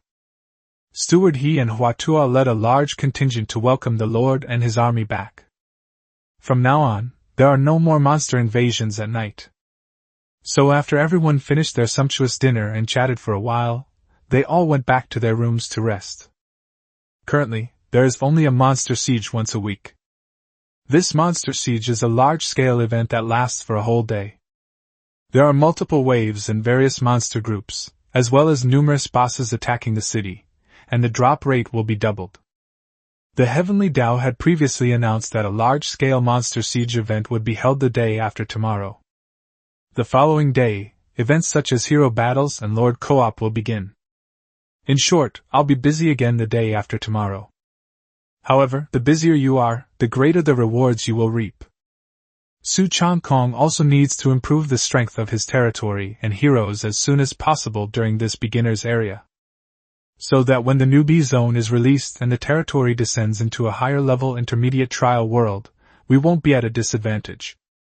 After all, it is said that both the Ji family Imperial Clan and the Tian family Imperial Clan possess enormous lord-like power in the intermediate-level training grounds. The strength of all the races is unimaginably powerful. Certainly. When soldiers come, generals will block them. When water comes, earth will dam it. Su Changkong, who possesses a unique first-class talent, is not afraid at all. Su Changkong didn't think too much about it, and returned to the Lord's Manor with Xiao Wu and number 18 to take a bath and rest. Before going to sleep, Su Changkong helped Xiao Wu and number 18, who had changed into their pajamas, give them a good massage for a while. After all, the two heroines worked too hard during the day and made great contributions, so they deserve some reward. This further increased the favorability rating of the two female heroes. Xiao Wu rose to 97, and on the 18th it rose to 93. That's really good, hee. The next morning, after Su Changkong and the others had breakfast, he, Xiao Wu, and number 18 led tens of thousands of troops out to hunt in the wild. I'll still go to the Fire Lion Mountains. Down the mountain, Su Changkong's advancing army encountered lords such as Xiao Yan, Li Yameng, Ma Gao, and Wang Xiaobu, whose territories were also nearby. They each led some heroes and a large group of soldiers, preparing to go up the mountain to hunt. Wow, so many Green Goblin Clan and Ghost Swordsman units, there must be tens of thousands of them, and White-Winged Tiger Archers too. Besides Su Xin's troops, who else could it be? I saw Su Xin and his two female heroes. Brother Changkong, we're over here! Xiao Yan and the others shouted excitedly. After all, in this newbie zone, only Su Changkong possesses this level of strength. Moreover, Xiao Yan has now become friends with Su Changkong. They all knew that Su Changkong was not someone who acted recklessly, so they weren't worried that he would make a move. Are you also hunting in the Fire Lion Mountains? Su Changkong asked as he walked over to Xiao Wu. Number 18 was commanding the territory's army. Xiao Yan nodded and said, Yeah, we also want to go up the mountain to hunt, but the monsters up there seem to be a bit too high level, we can't beat them. Xiao Yan and the others were all stuck at level 20. After all, they didn't get the Purple Mansion pill, so even if they had enough source crystals, they couldn't level up. In this way, their heroes and units can only be stuck at level 20.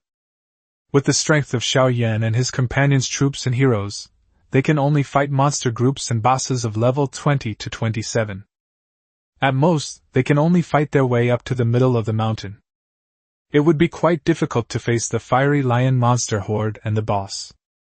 Su Changkong certainly wouldn't drive them away.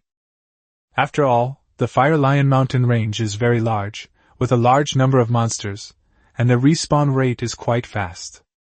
Su Changkong and several lords went up the mountain together.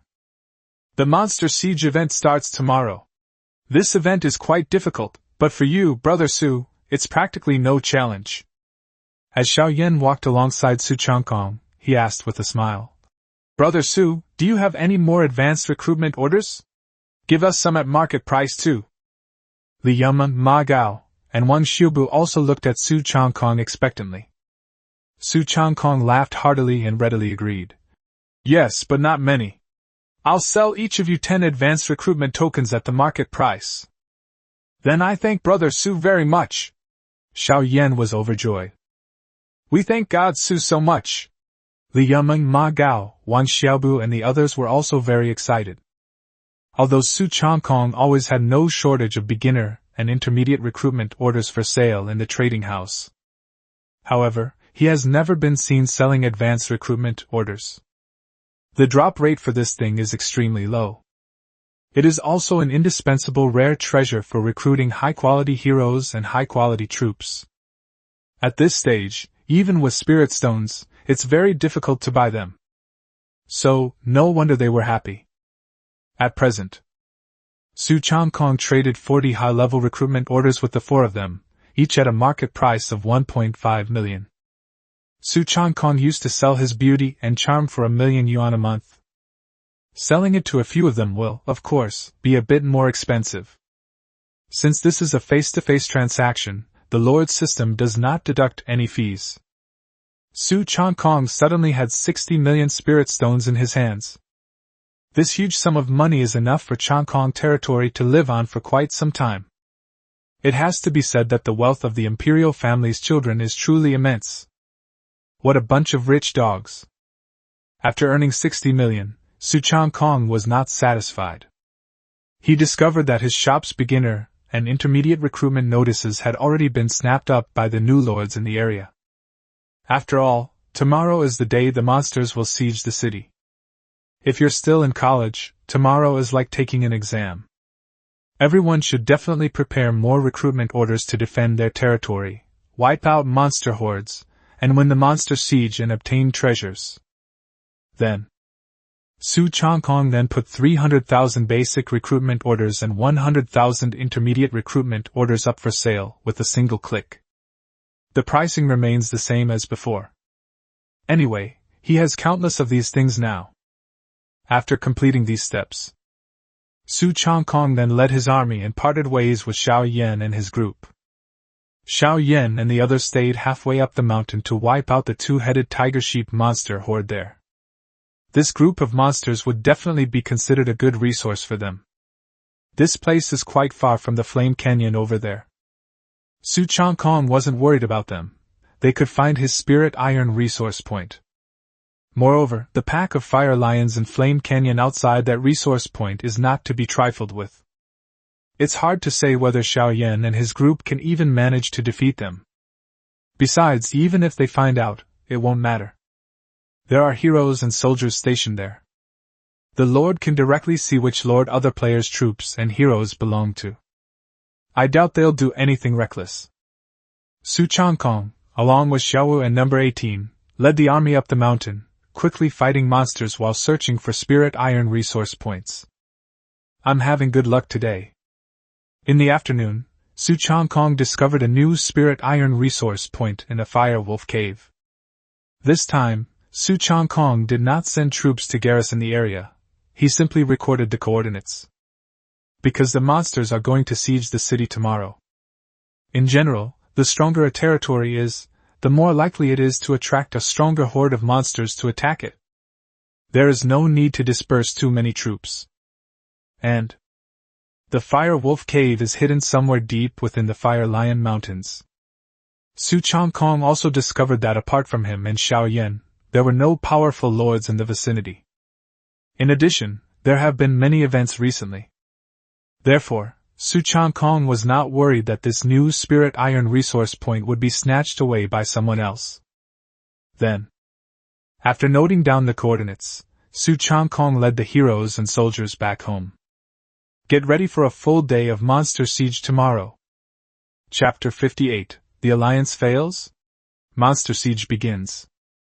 After returning to the Changkong territory, Su Changkong, Xiaowu, and number 18 were having a sumptuous dinner. Su Ji's friend Zhao Debiao sent him a voice message. Brother Su, do you have any more high-level recruitment orders? These brothers and sisters from Earth want to trade a batch of high-level recruitment orders with you at a 20% discount. Over in Zhao Debiao's territory. Zhao Debiao and his neighbor Yichin were sitting in the territory square, drowning their sorrows in alcohol.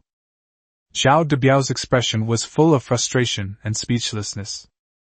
These days they have been trying to win over and help the new lords of Blue Star, in preparation for forming a Dragon Prosperity Alliance in the future. Unfortunately, most of those guys are no pushovers. They're always thinking about getting something in return. They don't want to put in the effort. Zhao Debiao had no choice but to distribute the recruitment orders that Su Changkong had given him earlier, including the junior, intermediate, and some senior ones, to them. However, apart from Yi Qin and a few others, most of the other people didn't remember any good things Zhao Debiao had done for them. They kept urging him to trade with Su Changkong at a discount, or even to borrow the high-level recruitment order. In their words, Su Changkong is doing so well in the Lord's world, he has so many recruitment orders he can't use them all. What's wrong with him trading them to us fellow villagers at a low price? We are all fellow countrymen from Earth. When fellow countrymen meet, they should open their hearts to each other. Yes, Su Changkong has become a godlike figure now. Let alone a discount, it would be only right for him to lend us advanced recruitment tokens for free. If Su Changkong lends me 300 or 500 yuan worth of advanced recruitment orders today, I, Wan, will definitely pay him back 10 times the price when I become rich. We're not borrowing for nothing. We'll pay it back tenfold when we have the money. Su Changkong can just consider it an investment in us fellow villagers, right? That's right. Su Changkong has already won over the imperial princess of the Yan family. Would he be short of spirit stones to sell us recruitment orders? In short, they said many hurtful things. In short, it's greed at work. Everyone wants something for nothing. Zhao Debiao told Su Changkong that it was a 20% discount, and that was on his own. He didn't dare say 10% or that it was a loan. After all, advanced recruitment orders are definitely valuable resources. Even without discounts, or even with price increases, there are still plenty of people willing to buy them. Of course, in reality, even at a 20% discount, these novice lords on Earth couldn't afford more than a few pieces. Zhao Debiao swallowed his pride and prepared to ask Su Changkong for a portion of the debt on credit. Yi Qin had originally advised him not to concern himself with these people. Furthermore, if everyone harbors such a blood-sucking mentality, it's better not to build this Longchang alliance in the future. Although Yi Qin and Zhao Debiao are the young city lords of the two main cities in the Longchang Plain, the people living in their cities are all descendants of the Blue Star people. But the two of them aren't the nannies for that group of people. Why is everyone allowed into the Lord's world? Those people want to get benefits for free without putting in any effort? On this side of Changkong territory, Su Changkong could also hear the helplessness and exhaustion in Zhao Debiao's voice, so he sent a message asking, "What's wrong?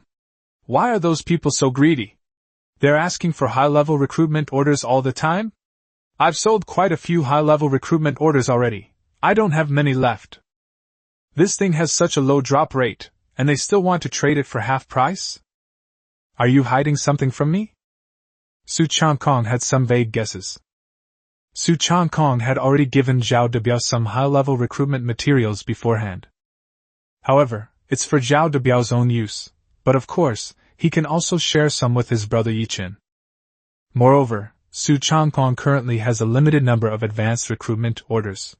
He must first ensure that he has enough for himself before considering whether to sell them. If now, this is what Zhao Debiao wants to buy, so Su Changkong can certainly sell it to him at a 20% discount, or even give him some for free. But are the other people familiar with him? Besides, Su Changkong had promised that if Zhao Debiao created a Lord Alliance, he would become its leader. However, at the time, it was mainly out of respect for Zhao Debiao. In fact, he didn't care whether or not he formed an alliance, or whether or not he became the leader of any alliance. His vast territory was enough to crush all enemies. Does he need other lords to help him fight his enemies? If even Su Changkong can't handle an enemy, then probably no one can help him. There was a moment of silence on the other end. A long time. Zhao Debiao then replied, "I was wrong. I underestimated the greed of human nature." Then Zhao Debiao told Su Changkong about those people's excessive demands and all sorts of unreasonable words. After reading this, Su Changkong immediately sneered and replied, "Are these people really trying to morally blackmail me? Too bad I, Su Changkong, won't fall for that. Lend me one time now, and I'll pay you back 10 times in the future? Anyone can make empty promises." Su Changkong immediately instructed Zhao Debiao, "Since that's the case, then you don't need to recruit soldiers and build any alliances for now. Once you enter the Lord's world, accept your fate and refuse to help others. In this Lord's world, the most important thing is to live well yourself first. Forget about the past. From now on, don't give them any more recruitment orders. Don't worry about their lives anymore. Aside from those who truly know what's good for them, they might be able to offer some assistance. Zhao Debiao. Okay, Brother Su, I know what to do now. Actually, Yichen also advised me to stop paying attention to them and take care of myself. Hearing Brother Su's words now is like a wake-up call. Su Changkong. He's right. Your Longchang alliance is now over, but it doesn't matter. It might not be a bad thing for you or me. Also, if you want to create an alliance in the future, I will not become your leader. Su Changkong did not want to be a hero who saved the whole world or all of humanity. Such heroes often end up being despised by everyone. After all, human nature is never satisfied. Su Changkong only wanted to be his own hero, live a good life as a lord, and ensure that everyone in his territory lived well. That was enough for him. In this world of lords, being a lone wolf isn't so bad. Zhao Debiao responded. Okay, sure. Managing the alliance is indeed a thankless task. After we finished discussing this matter, Zhao Debiao seemed to have relaxed a lot.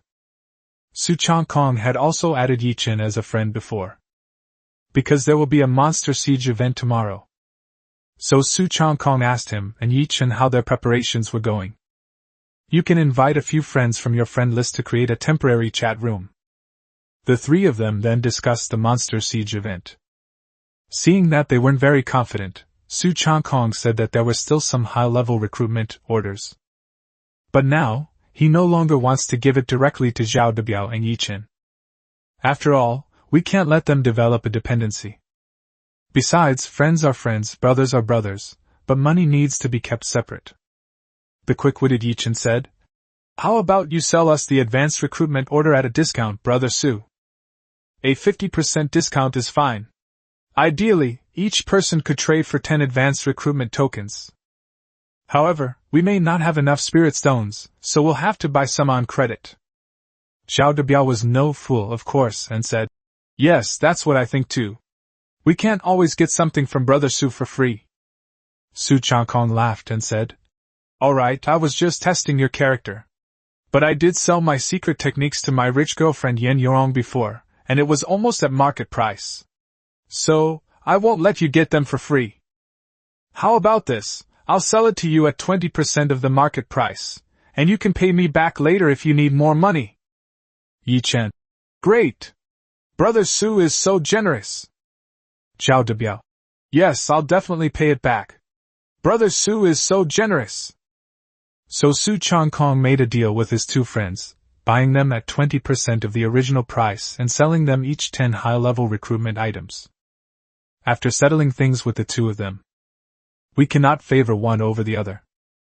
Su Changkong chatted with his wealthy girlfriend Yen Yorong for a while about the monster siege. I sold her the advanced recruitment order for 30 yuan at half the market price. After all, although Yen Yorong agreed to be Su Changkong's girlfriend, she hasn't officially married him yet, so she can't be considered his wife. So, he can't be too sycophantic. Besides, Yen Yorong isn't short of spirit stones. After 2 rounds of transactions, Su Changkong doesn't have many high-level recruitment orders left. We need to keep some, we might need them ourselves. After talking with Yen Yorong, Su Changkong then took a shower and went to bed. Early the next morning, Su Changkong got up. He personally went into the room to wake up Xiao Wu and number 18, who were sleeping in late. After all, the monster siege event starts at 8 a.m. Su Changkong was full of confidence for this event. After all, their Changkong territory has a constant supply of troops. The leader of the ironworks workshop also used the spirit iron ore he had brought back a couple of days ago to forge a batch of low-grade spirit weapons and equipment. They had everything ready and were just waiting to reap the rich resources and rewards for clearing the level. After everyone in the Changkong territory had eaten breakfast and prepared for battle. It's finally 8 o'clock. Ding! Attention all new lords in the entire region. This week's Monster Siege event has officially begun. The Lord System notification had just finished. In the mist beyond the territory. Then came a series of violent noises, as if it were an earthquake. Oh! Roar! Hiss hiss hiss. From afar came the roars and hisses of monsters. Su Changkong, Xiao Wu, and number 18 stood side by side, looking out over the territory as a large wave of monsters attacked. Chapter 59 Devastating Event? Su Changkong put his hands in his pockets. Note, this Monster Siege event in the Sky Territory is of devastating scale, with a total of 50 waves of monsters. The notification from the Lord System surprised Su Changkong greatly. Su Changkong certainly knew. In this Monster Siege event, the monster hordes arrive in waves. The specific number of waves, the quantity and strength of the monsters, generally depend on the strength of the Lord. The more powerful the Lord, the more difficult it is for monsters to siege the city. The first round of Monster Siege events in this year's Newcomer Lord Trial has already featured the most difficult devastation level event. This damned heavenly Tao thinks so highly of Su Changkong. However, Su Changkong absolutely loved it. As the saying goes, the bigger the storm, the more expensive the fish. Higher risk means greater reward. Heroes like Xiaowu and number 18, as well as all the troops and peasants in the territory, naturally heard this notification. They were all filled with fighting spirit. Begin the battle! Su Changkong gave orders to Xiaowu, number 18, De Hu, LVE, and other heroes. Big Tiger and Green One, along with over 10,000 green demons, ghost swordsmen, and tiger archers, faced off against the monster tide that was approaching their territory. As gold tier heroes, Xiaowu and number 18 are free to fight. However, it's only the first wave of monsters, so there's no need for their two aces to make a move yet. Xiaowu then unleashed the Tian Power talent buff, causing all troops and hero units on the scene to continuously regenerate 1% health per second. Su Changkong had previously recruited some more soldiers. At this moment, we have sufficient troops. Hua Tuo was no longer refining wound medicine. He also came out and stood behind the Lord, ready to treat the soldiers at any time. During this period, the medicine workshop he managed also produced a large number of primary and intermediate grade wound medicines, all of which were handed over to Steward He. Butler He distributed the supplies to the troops last night. With these wound medicines, Xiao Wu's Tian Power talent, and Hua Tuo's ability to treat her at any time, she was ready to receive treatment. These units are extremely difficult to kill. The first wave of monsters consisted of 300 each of the Fire Wolf pack, the Giant Ape pack, and the Tiger-Headed Snake pack, all of which were level 25 or higher. Furthermore, they are all led by 3 level 30 bosses, the Fire Wolf leader, the Golden Giant Ape, and the Tiger-Headed Snake leader. The first wave of monsters actually included 3 level 30 boss-level bosses and 900 monsters at the Purple Mansion realm. This shows just how difficult it was for this devastating monster siege. After all, most lords, as well as their heroes and troops, are currently only at level 20 or below. In the entire newbie zone, there probably aren't many territories that could withstand this first wave of devastating high-level monster attacks.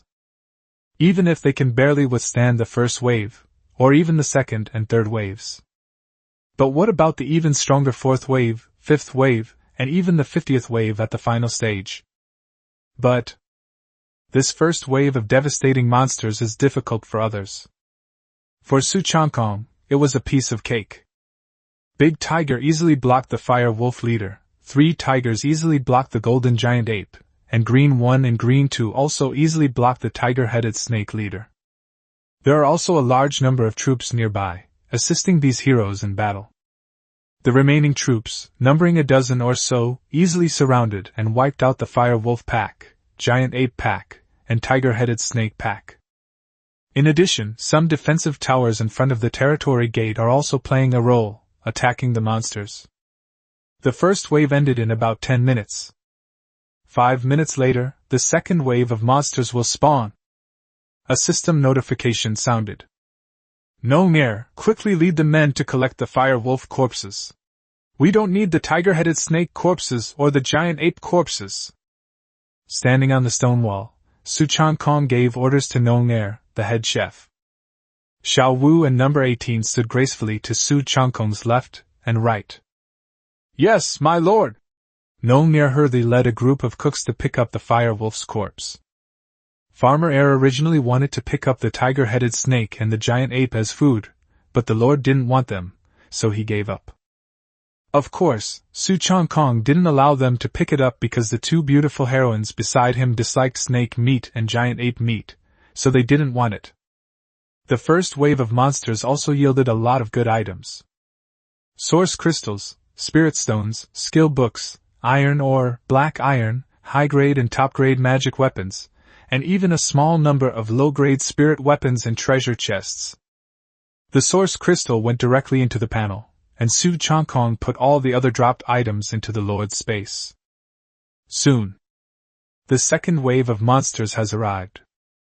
This wave, led by the three bosses, the Black Panther leader, the Golden Python, and the Demon Spider leader, each leading a horde of 350 leopards, 350 wasteland pythons, and 350 jungle demon spiders, they charge toward the territory. This wave of monsters is still composed of monsters level 25 and above. They were also easily wiped out by the heroes and troops of the Sky Territory. That's it. This devastating monster siege is no challenge at all. Su Changkong collected all the spoils of war from the ground. Then, with his hands in his pockets, he watched as Nong'er and a group of farmers cleaned up the leopard carcasses. Certainly, the corpses of the two bosses, the Black Panther leader and the Golden Python, were also taken and carried into the tavern's food warehouse. Xiao Wu and number 18, who had been by his side, both chuckled upon hearing this. Xiao Wu said with a charming smile, "Our lord doesn't even care about the threat of devastating monsters anymore." Number 18 said with pride, "With this little monster tide, you think you can wipe out our Sky Territory?" Su Changkong smiled. Of course they know. During the Monster Siege event, the monster hordes will become increasingly stronger. The later the waves come, the more terrifying the number and strength of the monster hordes will become. However, this doesn't stop them from facing the challenge with a relaxed attitude. Su Changkong casually pinched the waists and pretty faces of the two heroines. It feels good. The two women were half-heartedly resisting. A maid brought tea to the three of them. Then, the third wave of monsters began their siege. This wave consists of 400 brown bears, 400 black bears, and a group of 400 giant bearman monsters. The bosses are the brown bear leader, the mutated black bear demon, and the giant bear chieftain. Heaven has given us more territory, delivering vegetables to us. Su Changkong laughed loudly. With so many bears in their territory, they certainly wouldn't begrudge the bear meat from so many bears. Anyway, the tavern's food warehouse is like a natural freezer. All kinds of exotic meat will not spoil if stored inside. Unexpectedly, upon hearing this, the giant bear chieftain roared, "Hey! You mere human lord, how dare you treat us giant bears like a dish? I'm going to lead my men in, tear down your territory, and blow your head off." Su Changkong scoffed. "A mere chieftain of the giant bear clan, only level 30, dares to claim he can crush me? Don't worry, you giant bear people are not worthy of appearing on the menu of our Changkong territory. After all, it would be disgusting to eat you." After all, the giant bear man is a humanoid monster, and Su Changkong certainly wouldn't eat such a thing. They eat brown bears and black bear monsters.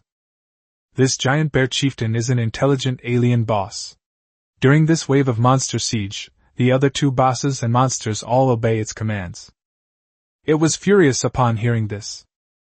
Then, the giant bear chieftain led the monster horde menacingly, charging towards the territory's gates and stone walls. The troops, heroes, and defensive towers of the Sky Territory side immediately launched a counterattack. This wave of monsters is indeed quite powerful. When Big Tiger, 3 Tigers, Green 1, and Green 2 led their troops and wiped out all the monsters and bosses. All of our defensive towers were destroyed by these monsters.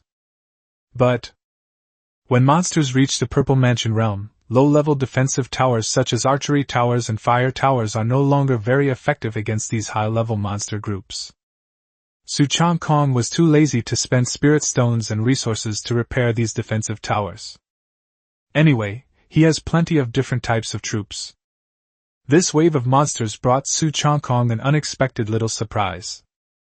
3 Purple Mansion pills were dropped, one from the mutated Black Bear Demon and the other from the Giant Bear Chieftain, the latter dropping 2 directly. In addition, 3 treasure chests were also opened. Other items and resources also dropped in huge quantities. At this time, a private message notification popped up. It was a message from Yen Yurong. Brother Su, how's the monster siege going on your end? Mine's on a hellish difficulty level, it's a bit challenging. Su Changkong replied. My event is of the devastation level, but it's not too difficult for me. I've already finished the 3rd wave. Su Changkong. Can you win on your side? Yen Yurong. What? You've already finished the 3rd wave of an event with a devastating difficulty level? I've only just finished the 2nd wave. Yen Yurong. Hell level event? Of course my Rose territory can handle it. After all, my heroes and troops are not to be underestimated. I just can't beat you as fast. Seeing the reply, Su Changkong was relieved. After all, the beautiful heroine Loda is a legendary hero, and her troops are all of high quality. If even she can't get through the hellish monster siege, who else in this region can besides Su Changkong? Here's a Purple Mansion pill for you. Once you level up, your troops and heroes will also level up, making it easier to participate in events. The 4th wave of monsters is coming again. Su Changkong didn't say much and directly sent a Purple Mansion pill via private message. Of course, it was just a transaction involving a spirit stone, which was given to her. Breakthrough pills are only valuable when most people can't obtain them. Once everyone can get their hands on it, it will lose its value. The current market price for the Purple Mansion pill is only 500,000 spirit stones. This amount of spirit stones is insignificant to the current Changkong territory. That's great! Thank you, Brother Su, thank you, my husband, hee. Yen Yurong sent a playful voice message, indicating that she had received the Purple Mansion pill. Su Changkong couldn't help but grin. I will definitely become your husband. Afterwards, in the Changkong territory, they continued to easily farm monster siege activities. We've finished the 4th and 5th waves. Wait until the 6th wave begins. The difficulty of the monster horde has increased significantly. Su Changkong then had Xiaowu and number 18 take turns joining the battle. With their addition, grinding monsters has become much easier. While watching the battle, Su Changkong also browsed the chat channel to learn about the situation of the various lords in the monster siege. Chapter 60 officially announcing their relationship? The last wave of monsters. The chat channel of the Lord system was bustling with activity at that moment. What? This heavenly Tao is simply inhuman. My tiny 2-star village is actually being attacked by monsters of the highest difficulty level. You consider this difficult? My territory is only a 1-star village, and it's already facing a difficult level monster siege. Are the 2 upstairs here to show off? You've already reached the village level and you're still talking, while I've been working hard for so many days and I'm only at a 5-star beginner village. Same here, I'm also from a 5-star village, but we only have ordinary level monsters attacking us, so the difficulty isn't too high, it's just that there are a billion more monsters. You consider this difficult? My 3-star village is facing a nightmare-level monster siege. It's absolutely terrifying. Xiao Yan. What's so scary about that? My village is only 4 stars. If a hellish monster attacks it, it will be even more terrifying. Yen Yorong. Hee, this young lady's 5-star village isn't scary at all, even with hellish monsters attacking the city. It's just that the fighting is a bit too slow. Xiao Yan. Sister Yen, are you here to show off? With God Su backing you up, you definitely won't be unable to win. Yen Yorong. Xiao Yan, there's something strange about the word you used. Xiao Yan. sweating profusely. Sister Yan, let me explain. I mean, with Su Shin's high-level recruitment order, Sister Yan will definitely be able to easily clear the hellish monster siege. Xiao Yan. Su Changkong, Su Shin, am I right? Similarly, with the large number of beginner and intermediate recruitment orders that Su Shin is selling in this area, everyone should have a much easier time in this monster siege event. Then, many lords who purchased Su Changkong's recruitment order spoke up, saying that this was the case. They all encountered a terrifying horde of monsters attacking the city. But, thanks to the massive supply of recruitment orders from Su Changkong, everyone still has a good chance of clearing this event. That's why everyone's trying to gain sympathy. Aside from a small number of people who are genuinely facing a crisis, most of the lords in this region are just talking nonsense. Xiao Yan tagged him. Su Changkong stopped hiding and spoke in the channel. Yes, Xiao Yan, you're right. It's only right that a skilled person should support their girlfriend. At the same time, Su Changkong was also slightly surprised. The strength of Xiao Yan's territory is quite impressive. Despite encountering a monster siege of hellish difficulty, he calmly came up to chat. It seems the other party is quite confident that they can clear the hellish level event. However, Su Changkong thought about it again. Xiao Yan's Yan Emperor territory is adjacent to the territories of his followers, including Li Yama, Ma Gao, and Wang Xiaobu. The difficulty of the other three lords' activities is estimated to be not that high. The four lords working together to resist the monster hordes during the event would indeed make things much easier. After all, Su Changkong had previously sold them quite a few high-level recruitment orders. Xiao Yan. Wow, Su Shin has finally made it official. He's Yan Jie's boyfriend. Yan Yorong. From now on, Sister Yan belongs to my brother Su. Everyone, please don't have any improper thoughts about me anymore. In an instant, seeing Su Changkong and Yan Yorong publicly announce their relationship, numerous male and female lords expressed various sentiments, including shock, envy, and jealousy. Memes and comments such as, Sister Yan actually has a boyfriend, my heart is dead, and Shinsu was actually beaten to the punch by Sister Yan, this young lady is going to make sand, flooded the screen. Su Changkong continued speaking in the channel. This monster siege event is indeed quite difficult. My Changkong territory has encountered the strongest devastating event. However, this cannot defeat me, Su Changkong.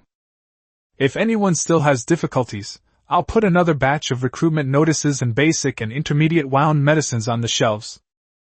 Let me explain first that the price is slightly higher than usual this time, so that only lords who urgently need it will buy it. After saying that, Su Changkong opened his shop and listed a large number of recruitment orders and a large number of wound medicines with one click.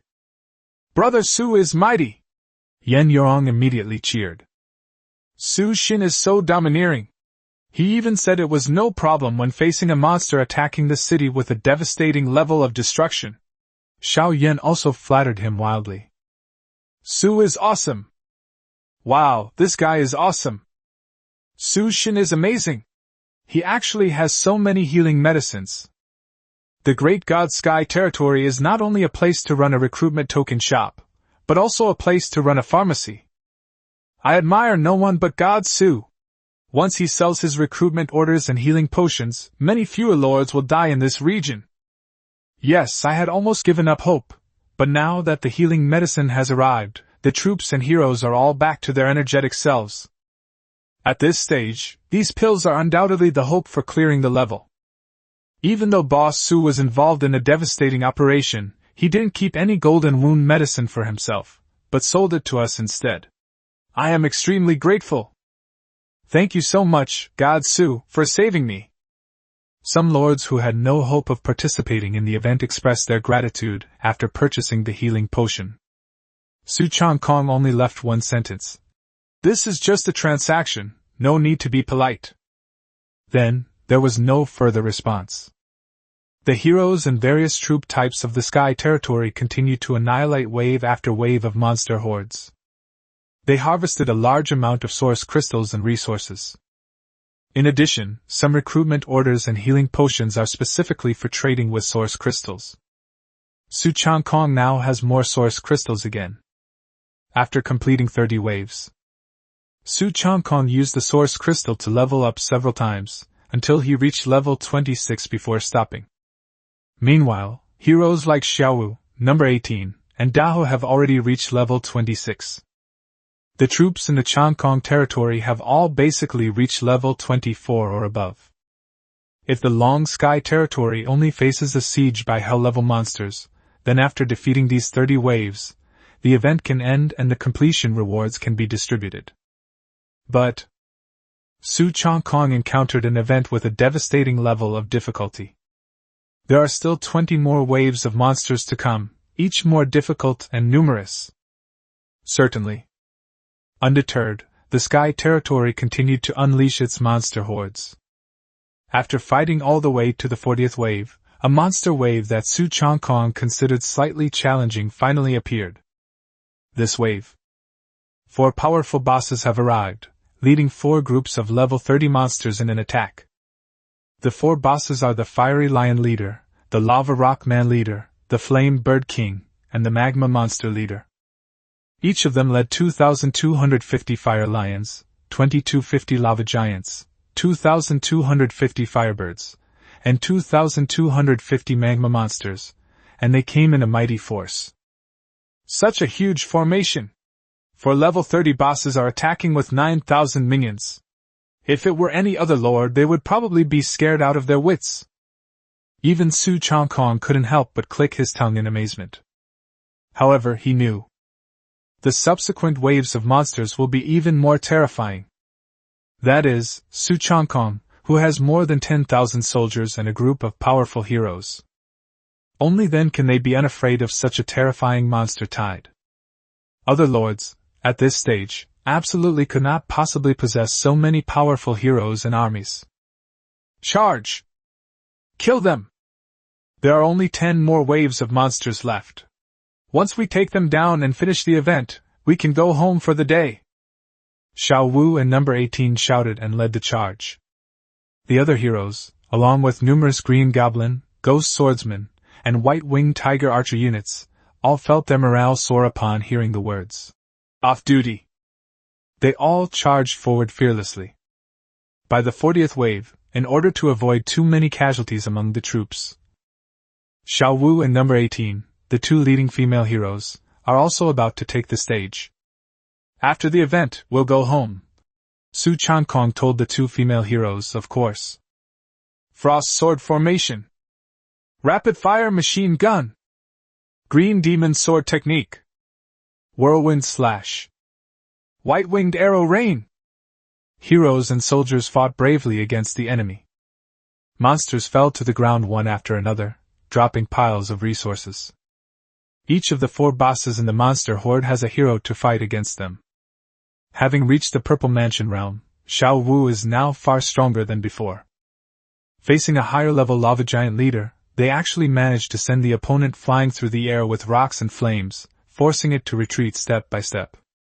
Among the 4 bosses that fought fiercely on the 18th, the strongest king-level boss, the Flame Bird King, also gained the upper hand. Number 18 unleashed a series of powerful moves, repeatedly inflicting heavy damage on the opponent. The strength of a king-level boss is often much greater than that of a boss-level or leader-level boss. This time, the monster siege actually featured a king-level boss in the 40th wave. The other 2 bosses, the Fiery Lion Leader and the Magma Monster Leader, are being defended by heroes such as Big Tiger, 3 Tigers, Green 1, and Green 2. 4 heroes can easily defeat 2 bosses of the same level. The large army surrounded and annihilated the monster horde without suffering any casualties. With Xiaowu's healing buff and Huatuo's Qingnang healing technique, the troops in Changkong territory are almost impossible to kill. A moment later, all the monsters and bosses in this wave of monsters were wiped out by the Changkong territory. Then, the 41st wave of monsters has started spawning. Waves 41, 42, 45, and 49 of monster waves. They were all swept away one by the heroes and troops of the Sky territory. The final wave of monsters is about to strike your territory during this monster siege event. Warning: the final wave of monsters in the devastating monster siege will be extremely powerful. Tip: the rewards on the heavenly roulette will be extremely generous during this devastating monster siege. Upon hearing the Lord System's warnings and prompts, Su Changkong couldn't help but grin. The last wave of monsters is tough? The rewards are plentiful? Then come on! The Monster Siege event, at Nightmare difficulty and above, will feature a heavenly roulette lottery in addition to completion rewards. Su Changkong certainly knew this. I just don't know how plentiful it will be. Chapter 61. Congratulations on winning the God-level reincarnation pool. Nay, nay! Squeak, squeak. Gurgle! Various monster sounds rang out. Outside the Changkong territory, the 50th wave of monsters has begun to spawn. This time, a total of 5 bosses came, leading 5 groups of monsters to attack. The 5 bosses are Fire Hedgehog Leader, Flame Lizard Leader, Turkey King, Fire Tree King, and Crimson Bat King. There are 3 King-level bosses and 2 Leader-level bosses. The 5 monster groups they led were Fire Hedgehog, Flame Lizard, Fire Demon Chicken, Fire Tree Spirit, and Crimson Flame Bat, all of which were Fire-type monster groups. Each monster group has a massive number of 2,800.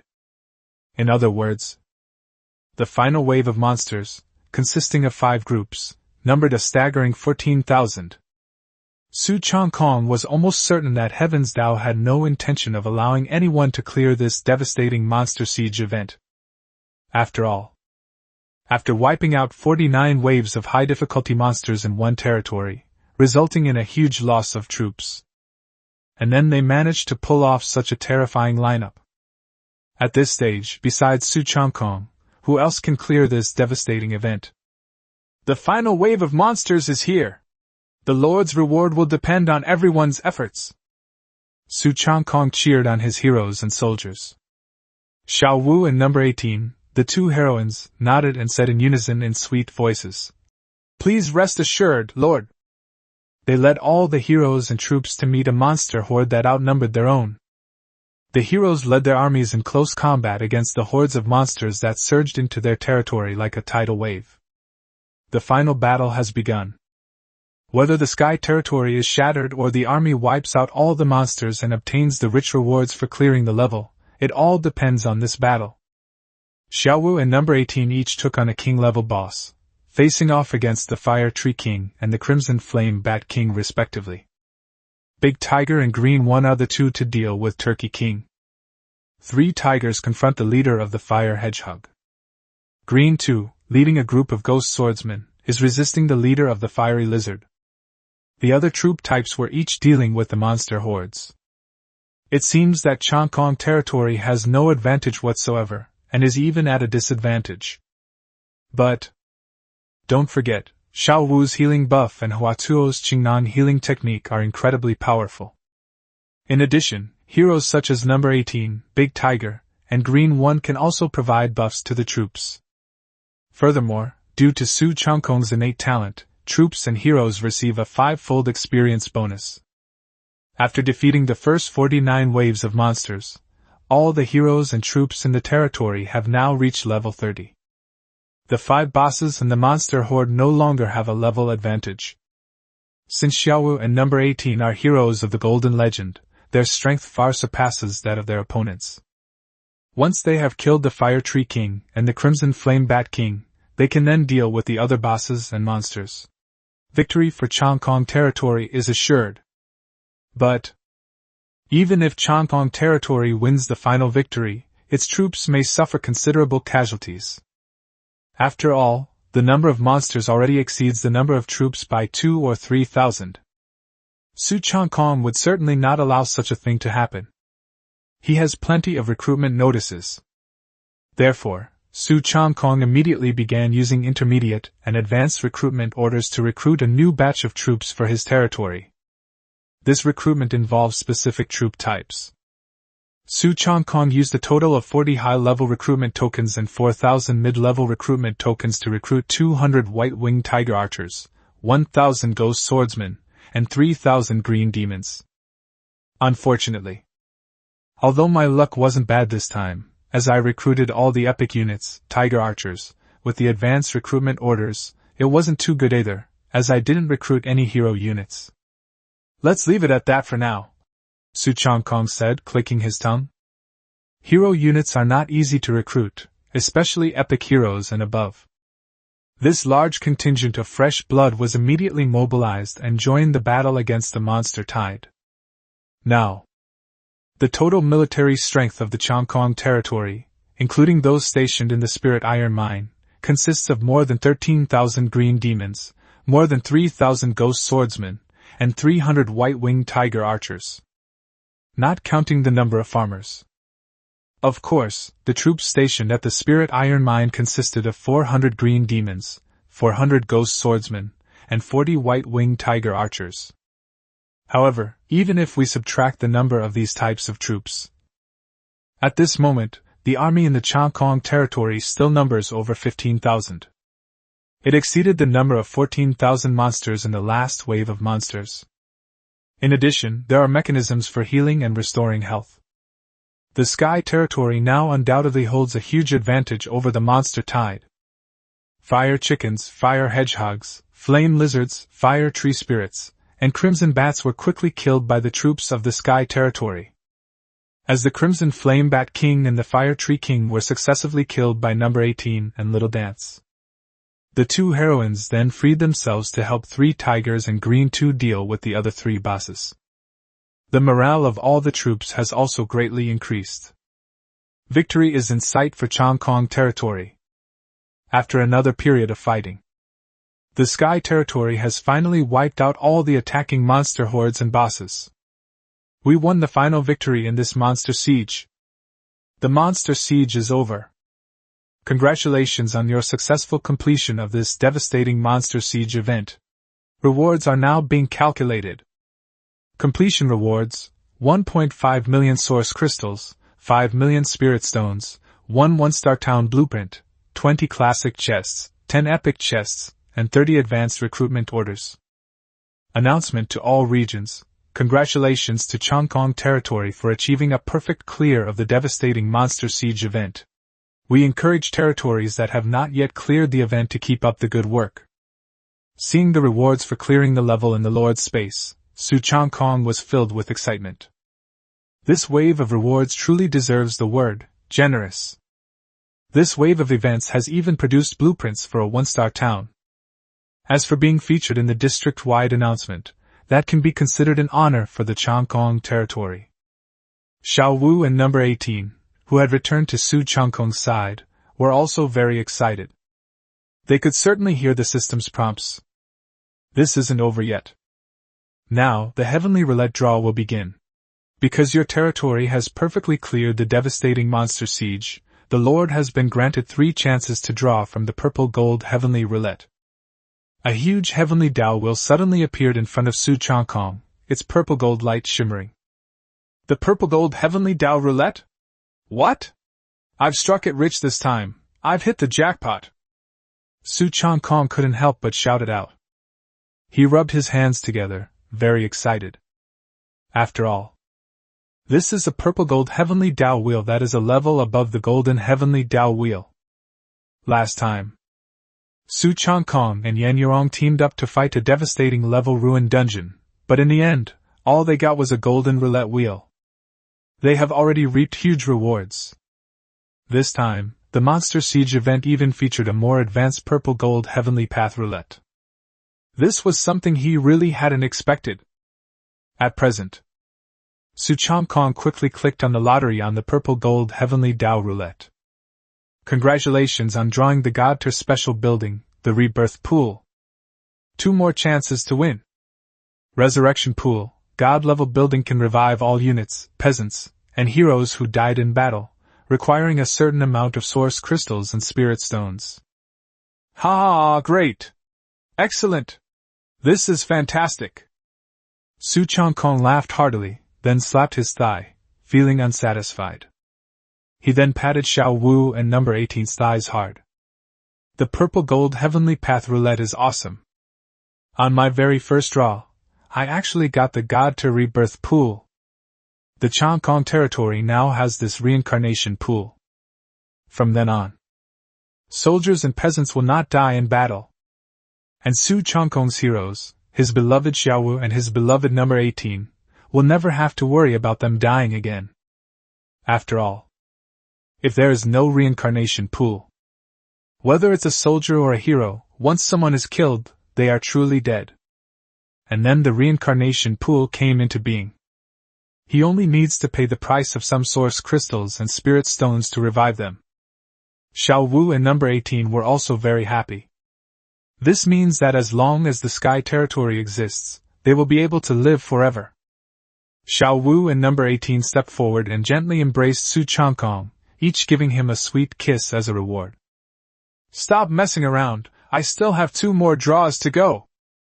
Su Changkong quickly pushed the 2 female heroes aside, saying that continuing the lottery draw was the most important thing. Congratulations on winning the ultimate recruitment order. A purple gold recruitment token appeared in the Lord's space. This is yet another amazing prize. The Supreme Recruitment Order, even rarer than the top recruitment order, has an extremely high probability of recruiting heroes of gold legendary rank or higher. Su Changkong was overjoyed and continued drawing prizes. Congratulations on drawing 120 advanced recruitment orders. The item he won in the 3rd lottery wasn't considered particularly rare by Su Changkong. However, the advanced recruitment order is definitely a good thing. And I won a whole 120 yuan. We're rich now. Chapter 62 1-Star Town, recruiting a young girl version of Jinji. After drawing the purple gold heavenly path roulette 3 times, I won 2 grand prizes and 1 big prize. The purple gold heavenly path wheel disappeared. Su Changkong was absolutely overjoyed. Furthermore, a 1-Star Town blueprint also dropped during this monster siege event. The Changkong territory already possesses sufficient resources such as timber and stone. This means he can upgrade his territory again. Steward, quickly take some men and move these edible beast carcasses back to the warehouse. Our leader needs to upgrade his territory. Su Changkong gave instructions to Steward He. Yes, my lord. Steward He accepted the order. He and Nongmare led a group of people to move the corpses of the fire demon chicken and other strange beasts back to the tavern's food warehouse. Then, accompanied by Xiaowu and number 18, and amidst the expectant gazes of everyone in the territory, Su Changkong began clicking to upgrade the territory. Ding! You have consumed 400,000 source crystals, 800,000 wood, 800,000 stone, 800,000 mystic iron, and a 1-Star Town blueprint to upgrade Changkong territory into a 1-Star Town. The territory upgrade process lasts 5 minutes. Buzz! A tremor came from the void, and in an instant, an incredible and enormous change occurred in the Changkong territory. 2 more black iron mines, 4 spirit fields, and 4 military camps have been added to the entire territory, and the main street has become even wider. At the same time, the territory expanded rapidly by several miles, truly reaching the size of a small town in Su Changkong's previous life. A thick city wall has replaced the previous low stone wall, surrounding the entire Changkong territory.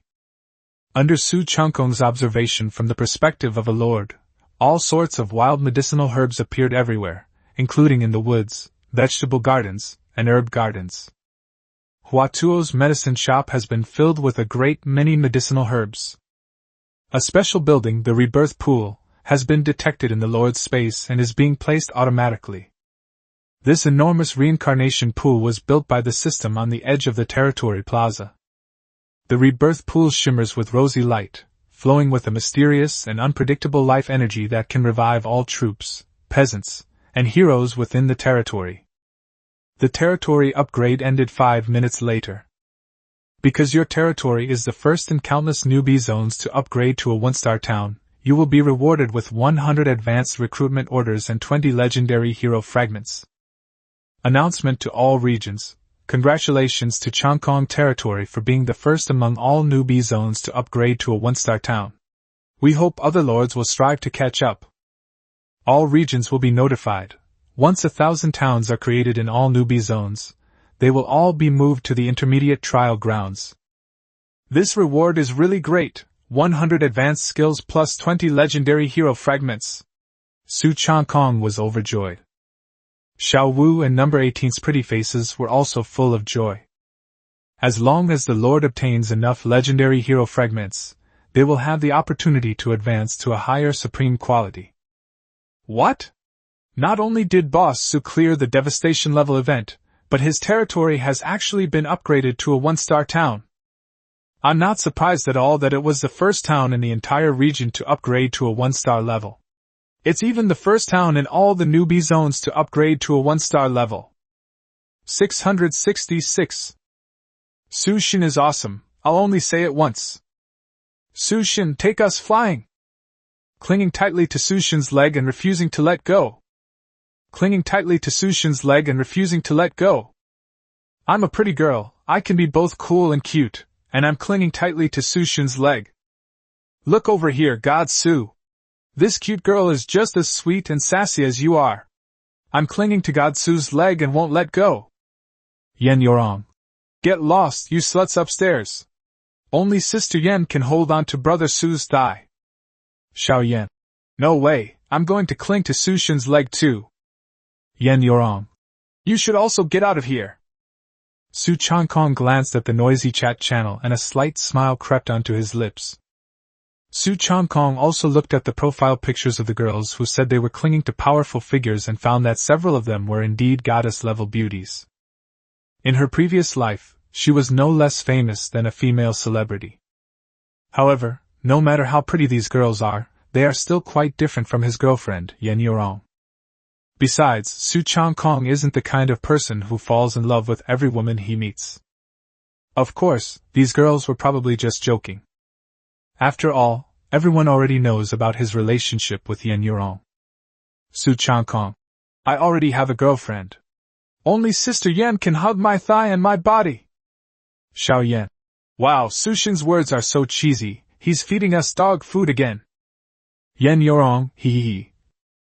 Blessings to you both, I'm so envious. Others also spoke up, some offering blessings, some expressing envy, and some discussing how much resources they had gained from the event. Some people even started talking about leaving the newbie zone and going to the intermediate training grounds. Once you go to the intermediate training grounds, you'll face even more intense competition. 1,000 towns will be created across all the newbie zones. It seems like a lot, but it actually happens very quickly. Now, most of the lords in this area have already completed the Monster Siege event, which is why they have time to come online and speak. After all, most of their lords only faced ordinary, difficult, and nightmare-level events. The monster waves are far fewer, and the monster strength is nowhere near that of the Long Sky territory. In addition, Su Changkong had previously supplied a large number of recruitment orders. This undoubtedly reduced the difficulty of the event significantly. At the same time, Yen Yorong, Xiao Yan, and friends like Zhao Debiao and each and all sent private messages to Su Changkong. Their activities are all finished. Su Changkong replied with a few words and then exited the chat interface. It's already afternoon. Su Changkong decided not to go out and hunt in the wild anymore. He ordered Nong Er to prepare dinner. Before dinner, of course, you should open all the treasure chests. Also, use the grand prize recruitment token you won in the Heavenly Roulette to see what high-quality heroes you can recruit. However, the ultimate recruitment order will be opened at the very end. The task of opening the treasure chests was naturally left to Xiaowu and number 18, since they always had good luck. During this event, Changkong territory obtained a total of 20 classic chests and 10 epic chests.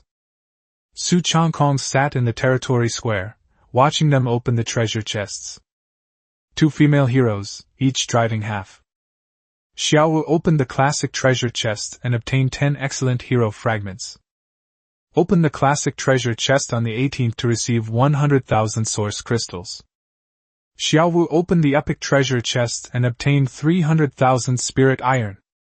Open the epic treasure chest on the 18th to obtain 20 intermediate citizen advancement pills. Xiaowu opened the epic treasure chest and obtained 20 advanced recruitment orders. Open the epic treasure chest on the 18th to receive 1 top-tier recruitment order. The two women opened all the treasure chests. Among them, the most valuable one is undoubtedly the top-tier recruitment order issued on the 18th. Of course, other items such as intermediate-level citizen advancement pills, advanced recruitment orders, and spirit iron are also good things. Number 18 is incredibly lucky. Here's a reward for you. Su Changkong kissed number 18. He saw Xiaowu pout, and then gave her a kiss. Next, I'll use that prestige recruitment token to see what heroes I can summon. Su Changkong plans to use the Supreme Recruitment Order first, and then recruit a powerful hero. As for the top-tier recruitment order issued on the 18th, you can save it and use it after you've accumulated more coins. After all, the ultimate recruitment order guarantees the recruitment of hero units, and there's a high probability that they will be legendary or higher-ranking heroes. Whether the top-tier recruitment order will recruit heroes or troops, and if it's a hero, whether it's an epic or legendary hero, is entirely based on luck. Last time, Su Changkong used a top-tier recruitment order to recruit the legendary hero number 18, which was purely due to incredible luck. It's impossible to recruit a legendary hero with every top-tier recruitment order. So, it's safer to recruit only after accumulating a larger number of recruits. Immediately, Su Changkong clicked to use the Supreme Recruitment Order. You used the Supreme Recruitment Order to recruit the legendary heroine Ji. The void rippled, and a dazzling golden light appeared in the arena. A woman of unparalleled beauty appeared in the square of the Changkong territory. The stunningly beautiful woman, whose looks were no less than Xiaowu's and number 18's, but whose height was slightly shorter than Xiaowu's, glanced at Su Changkong and the others with a hint of bewilderment as soon as she appeared. He remained silent for a moment.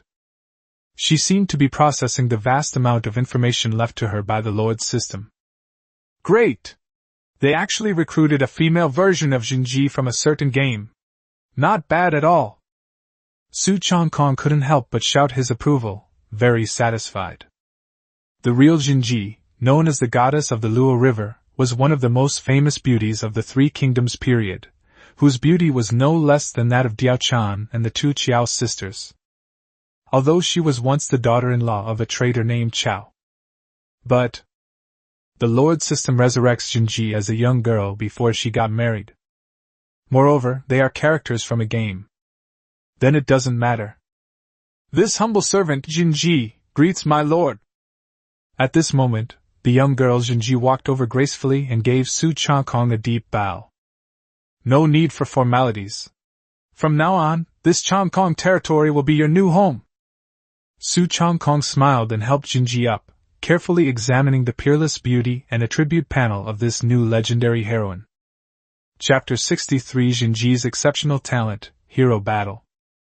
Jinji, the only hero, a female version of Jinji, from the game world. Race, human. Level/realm, 26, Purple Mansion Realm. Quality, Golden Legend. Favorability, 75.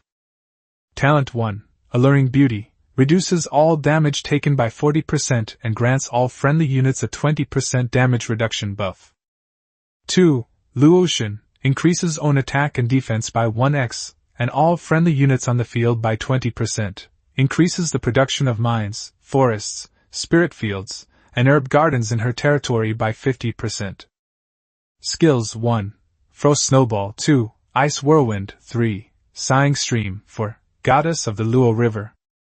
It's absolutely gorgeous. That's incredible. After reviewing Jinji's skills, Su Changkong patted her shoulder and praised her highly. Jinji, you're so beautiful. Your talent and skills are truly outstanding. Truly worthy of being a legendary hero recruited using the prestige recruitment token.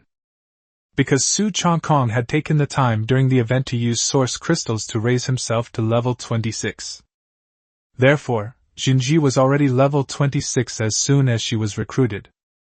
Jinji's skills are all ice and water-based, which indicates that she is a control-type mage hero.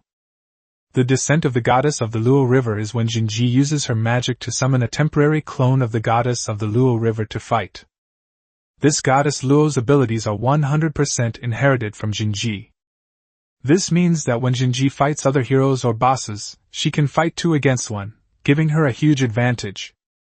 Besides, Jinji's 2 talents, Alluring Beauty and Goddess of the Luo River, are both top-tier talents that can buff all friendly units on the field. The Alluring talent, buff, grants all heroes and units on the field a 20% damage reduction. This means that from now on, the troops and heroes of the Sky Territory will be even more resilient and harder to kill.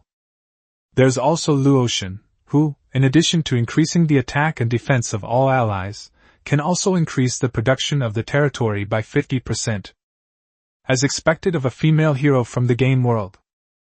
To be honest, Jinji's 2 talents definitely surpass those of Xiao Wu and number 18. Even the talents of some top-tier heroes might not be able to match Jinji's. This ultimate recruitment order is definitely worth using. You'll make a huge profit. Is that so? Then Jinji thanks you for your praise, my lord. Hearing her lord's praise, Jinji was very pleased and smiled. Tip: Jinji's favorability has increased by 5 points thanks to your high praise, now it's 80 points. Haha, let me introduce you to my 2 beauties. The one pouting is Xiaowu, and the tall mecha girl is called number 18. Hearing the prompt, Su Changkong was secretly delighted and began to introduce them. The 3 of you are all legendary heroines of my Changkong territory. As for Xiao Wu, the little jealous girl, Su Changkong was already used to it, and it didn't bother him. Hello, Sister Xiao Wu and Sister number 18. I'm new here, and I hope you 2 will take good care of me in the future. The intelligent and understanding Jinji smiled and said to Xiao Wu and number 18. Certainly. In fact, Xiao Wu and number 18 are both old monsters who have lived for countless years. It's not wrong for Jinji to call them elder sisters. Seeing Jinji's sweet words, Xiao Wu and number 18 were not reserved at all and warmly welcomed Jinji. After all, the addition of another powerful legendary hero to the Lord's side signifies a significant increase in the strength of the Changkong territory. We will go even further in the future. As they serve under the Lord, their relationship may become closer in the future, and they will naturally be happy for the Lord to have gained a new hero. Instead of giving the new hero a hard time, the 3 incredibly attractive female heroes quickly sat down together and began chatting intimately. Jinji learned from Xiao Wu and number 18 that all the farmers in Changkong territory came from her hometown, the 3 kingdoms. Furthermore, the people in charge of various affairs in the territory, such as Huatua, Steward He, Nong Yi, and Nong Er, were all from the 3 kingdoms period. They are all doing well in the Sky territory now.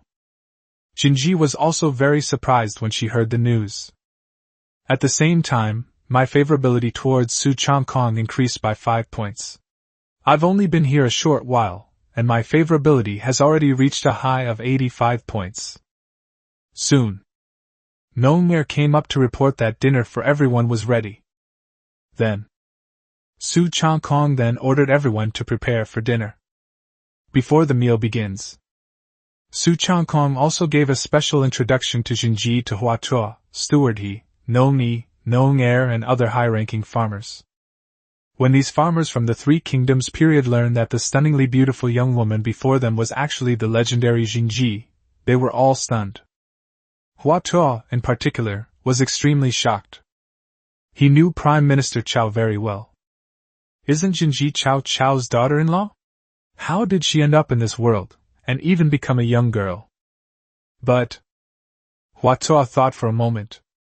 This world possesses the mysterious and unpredictable power of the heavenly Tao. It's normal for incredible things to happen. Besides, for a beauty as stunning as Jinji, marrying into the Chao family was not necessarily a fortunate thing. Her fate was tragic in history. I came into this world. Following this wise and mighty Lord Su Changkong, there is only hope for the future. Therefore, Huatua did not speak recklessly, so as not to displease the Lord. After all, Huatua was a seasoned veteran. In his previous life, he was so engrossed in medicine that he proposed a bold and offensive treatment plan to Prime Minister Chao, which led to his tragic end. As the saying goes, serving a ruler is like serving a tiger. This generation of Huatua has undoubtedly become much wiser. The territory dinner officially began. Jinji, Su Changkong, Xiao Wu, and number 18 sat together at a table, enjoying plates of exotic beast meat. Like Xiao Wu and number 18, Jinji is also a foodie. They eat relatively politely, but they can still eat a lot. Being able to eat and work is a good thing. After everyone in the territory had eaten and drunk their fill, they went to rest. Su Changkong arranged for Jinji to stay in the Lord's mansion, in the room next to Xiao Wu's. Nothing was said that night. The next morning, Su Changkong got up early. Today is the 13th day since the server opened, and there will be hero battles and cooperative dungeon events. Heroic battles and cooperative dungeons are now scheduled to take place on the same day. The morning is for hero battles, and the afternoon is for cooperative dungeons. Anyway, the cooperative dungeons have a 3-day time limit to complete. After everyone had breakfast, Su Changkong asked Jinji, Xiao Wu, and number 18. Of the three of you, who will participate in today's activities? Who will go to the Fire Lion Mountains to gather resources? In hero battles, you only need to deploy one hero. Lord cooperation requires 2 heroes and 100 units. Whether it's Xiao Wu, Jinji, or number 18 participating in the event, Su Changkong has great confidence in them.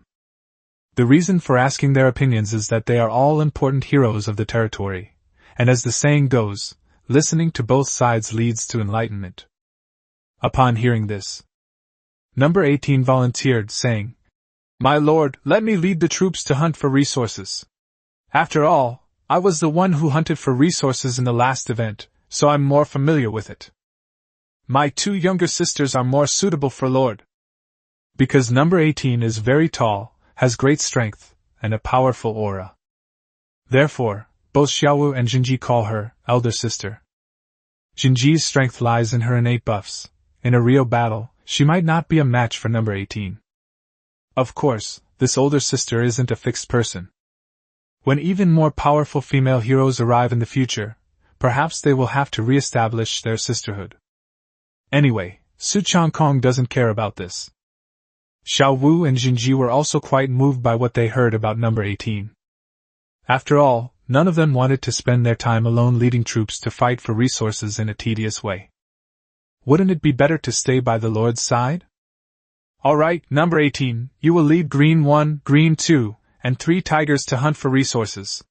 They will all obey your orders. Su Changkong ordered the heroes. Dahu, you leave 3,000 troops to patrol and hunt in the vicinity of the territory. Steward, he will oversee the affairs of the territory. If there is any situation, immediately notify Dahu to lead the troops back to defend. Xiao Wu is temporarily on standby in the territory. There are also 100 white-winged tiger bows left in the territory. After I finish the hero battle with Jinji, I will take Jinji, Xiao Wu, and the 100 tiger bows to participate in the cooperative dungeon this afternoon. As for Huatua and the people in charge of various affairs such as Agriculture 1 and Agriculture 2, there is no need to give any instructions. They all have their own things to do. Yes, my lord! Yes, my lord! All heroes obey. Then, number 18 and several heroes led their troops out in a grand procession to hunt for resources. Dahu also led a large army to hunt in the surrounding areas of his territory. 100 white-winged tiger archer units were also left in the territory. Su Changkong let Xiao Wu rest in his territory, and then, carrying Jinji, logged into the hero battle platform. The reason Su Changkong brought Jinji to the arena was to see just how powerful her magic was. Chapter 64. After 4 consecutive victories, encountering a golden hero from another race. You and the hero Jinji are now available on the hero battle platform. Randomly matching opponents. As the Heavenly Dao's notification sounded, Su Changkong and Jinji appeared in a sky arena. On the other side, a flash of teleportation light appeared, and then a female Murloc Lord and her hero appeared on the arena. This female merfolk lord, despite her hot figure and revealing clothing, has a ferocious fish head. It has absolutely no aesthetic appeal. Its hero, also with a fish head, is a classic quality Murloc leader. Su Changkong used a scouting spell and discovered that the Murloc Queen and her hero were both level 20. Human race, Su Changkong, the legendary heroine Ji. Damn it, my first round of points is all gone! The merfolk lord spoke the common language of all races. The merfolk lord seemed to have never expected that in the first match of today's battle, she would encounter a powerful figure among the human lords. She stared in shock at the stunningly beautiful Ji, swallowing hard. At this stage, a lord who can possess a legendary hero is undoubtedly a top player. Su Changkong beckoned to her with his finger and said, "Let's see how capable your merman commander really is."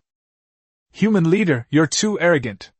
Upon hearing this, the merfolk lord, unwilling to admit defeat, ordered the merfolk commander to charge over and start the battle. "Ji, let's go too, it's up to you now." Su Changkong also gave the order to Ji. "Hee, this servant will certainly not disappoint my lord." Ji received the order, took out a magic staff, and gracefully entered the arena. The Murloc commander possesses 3 powerful skills: Slash, Whirlwind Slash, and Moonlight Slash. However, while it was still rushing towards us, Frost Snowball! Ji, in the distance, had already waved her staff, and a frost snowball the size of a basketball shot out, hitting the Murloc leader and reducing its health by a quarter. Not only that, the merman leader was instantly covered in frost, and his speed was reduced by half. Classic heroes who have reached level 20 already have a very high amount of health. Even so, a quarter of his health was taken away by Ji with a single skill, which shows how high Ji's attack power is. Ice Whirlwind! Ji unleashed another skill. A whirlwind of ice mixed with snow fragments swept through the void, engulfing the entire Murloc leader and relentlessly strangling him.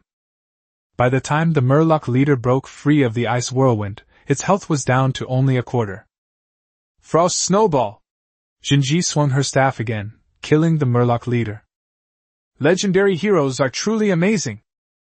The Murloc lady lamented that her heroes couldn't even get close to the enemy heroes.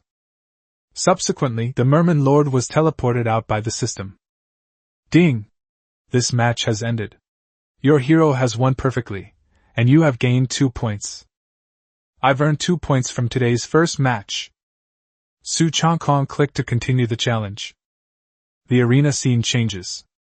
Su Changkong and Ji appeared in another meteorite arena. There were already opponents standing there. This time, the opponent is also a lord from another race. They're actually the legendary Stone Clan. Su Changkong launched a detection spell. Its hero is an epic lava giant. Stone-wrapped Jade, Stoneman race, Lord of District 333 level 23. Heroes in battle. Lava Giant, level 24, epic quality. Skills: Lava Fist, Giant Stomp, Earth Shatter, Lava Jet. This stone-encased Jade hero, Lava Giant, is level 24 and of epic quality. In this battle platform, it is definitely a powerful existence. It seems that this stone-encased Jade must be a powerful being in their 333rd district. Upon seeing Ji's qualities, the other party exclaimed in exaggerated surprise. Holy crap, so fast already? There are already human lords who possess heroes of the golden legendary rank? However, this man, Shi Baoyu, was clearly a well-traveled nobleman from a foreign tribe, and quickly calmed down. Human Su Changkong, your hero is a level higher than mine, but this Ji looks delicate and definitely not as tough as my lava giant. The outcome between us is still undecided. Upon hearing this, Su Changkong couldn't help but grin. Really? Is it your lava giant hero's extremely high health and defense that gives you this confidence? As a top student, Su Changkong naturally knew that the lava giant's talents were high health, high defense, and high attack. In that case, Ji, you should teach that thing a lesson and let it know the consequences of underestimating you. Yes, my lord. Ji smiled slightly and confidently swayed her hips as she entered the arena. Meanwhile, the lava giant on the other side charged forward. Frost snowball! Ice whirlwind! Sighing waters flow! Faced with this melee hero who has high attack and high health, Jinji did not choose to fight head-on, but instead released a series of skill attacks from a distance. They flew a kite over this lava giant. Although the lava giant was very powerful, it was immediately entangled by Jinji's sighing water stream or ice whirlwind as soon as it rushed close, making it extremely difficult for it to move. Jinji herself is very fast, allowing her to quickly create distance and launch ranged attacks.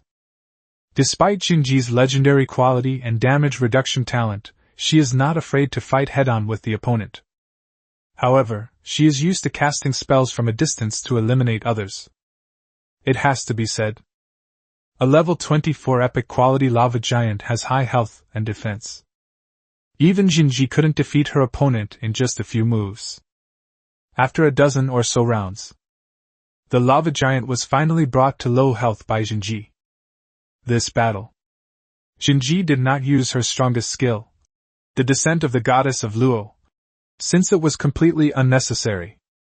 Boss Su, your heroine is truly amazing, I'm completely convinced. However, when I, this lava giant, advance to the golden legendary level, I might still be able to defeat your Jinji. Compared to other alien races, the stone people are relatively honest and simple, without much cunning or scheming. When Shi Baoyu saw that his hero had lost, he readily admitted defeat to Su Changkong.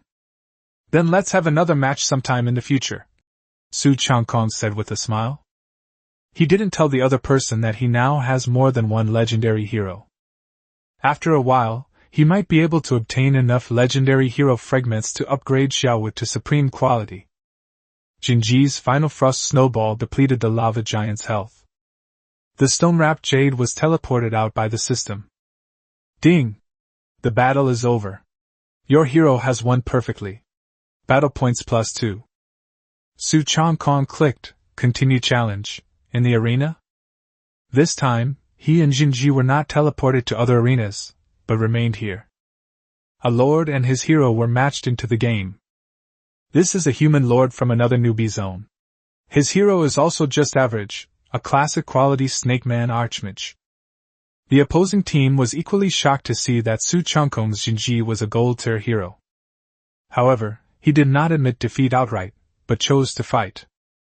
Then, Jinji and the opposing snake man archmage stood opposite each other, exchanging spells from a distance. With just a few skills, Jinji wiped out the snake man mage, winning her third complete victory of the day. The fourth match was also against the human lord, but instead of heroes, he fielded 8 level 20, classic quality fire lions. There are many similar monsters in the Fire Lion Mountains that belong to this type of beast unit. In other words, after being converted into a military unit, they will gain some additional attributes.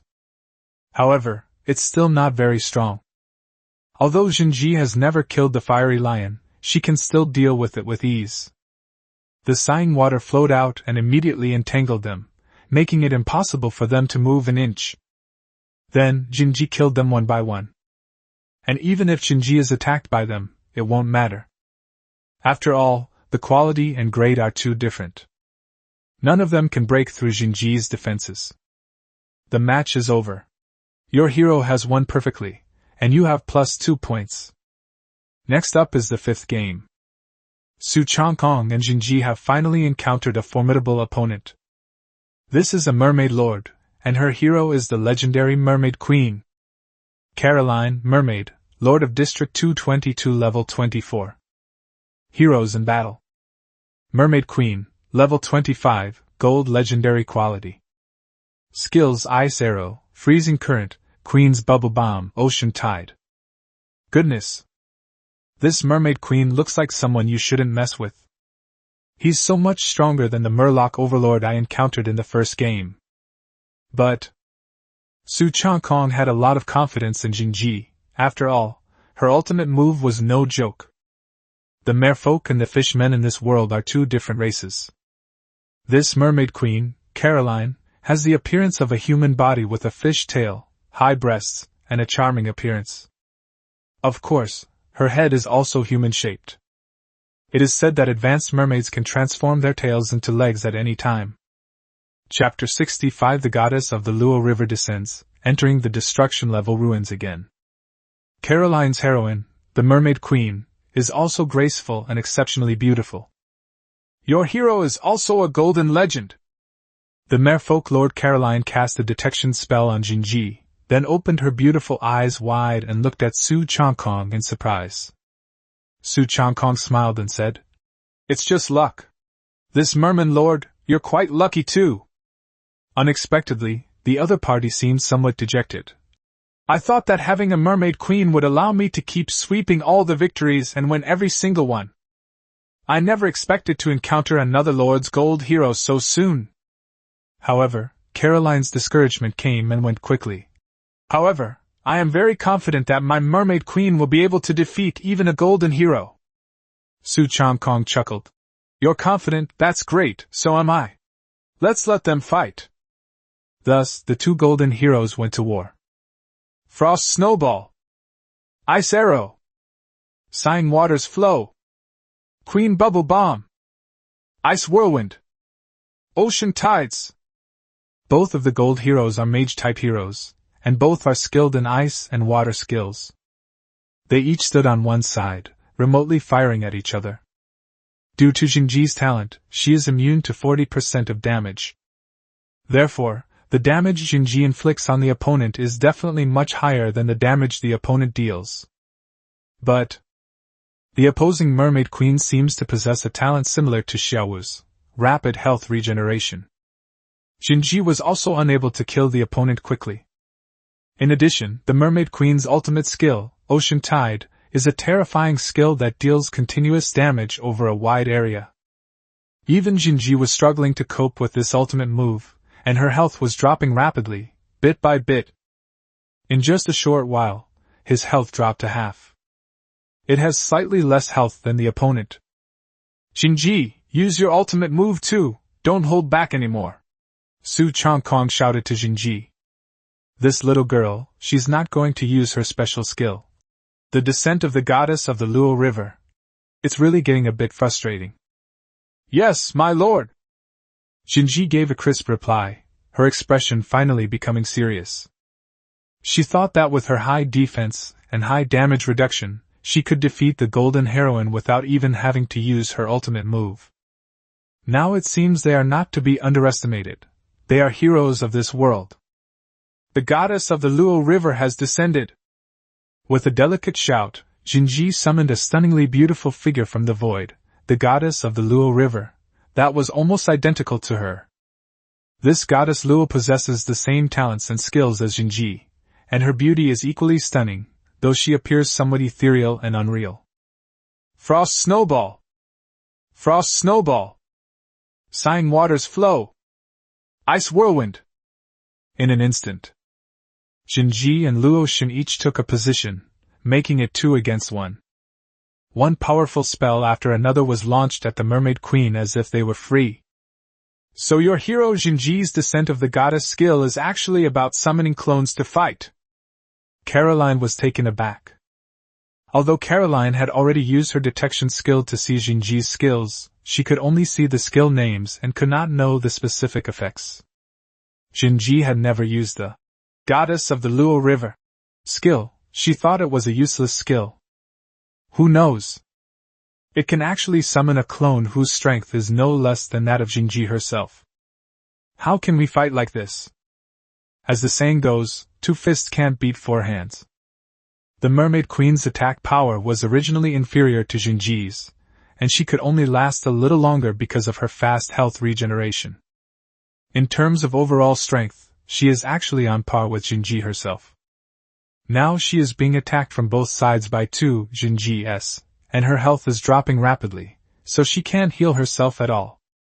In addition, both Jinji's spells have control effects such as slowing down and freezing. Even the Mermaid Queen, who also plays with water and ice, is not completely immune to the control effects of these water and ice skills. So, the Mermaid Queen was quickly affected, and her entire body was frozen. Then, he was quickly killed by Jinji and her temporary clone. "Human Su Changkong, you are a very strong hero. I, Caroline, will remember you," Caroline said reluctantly before leaving. Su Changkong shrugged and didn't say anything more. Actually, the opponent's legendary hero is also very strong. If Xingji didn't have a powerful clone skill, she might not have been able to defeat the opponent. Ding! This match has ended. Your hero Xingji has won, and you have gained 1 point. Because your territory achieved a 10-game winning streak in the hero battle arena, you will receive an additional epic chest as a reward. You have used up your hero battle attempts for today. If there is no action taken in 5 minutes, you and your hero will be automatically teleported back to your territory. Since this match was not a perfect victory, Xingji's remaining health was insufficient to meet the standard for a complete victory. Only 1 point was awarded. However, this is quite normal. This time, Xingji encountered an equally powerful gold hero, so it's already quite impressive that she was able to win this game. This proves that she is stronger than her opponent. In the competition among the Lords of the Heavens, no one can maintain a perfect victory all the time. Furthermore, including the previous one, Changkong territory has achieved a total of 10 consecutive wins in hero battles, and the system has awarded an extra epic treasure chest. Su Changkong will save this epic treasure chest for now. Today's hero battles are over, and they can now return to their territories.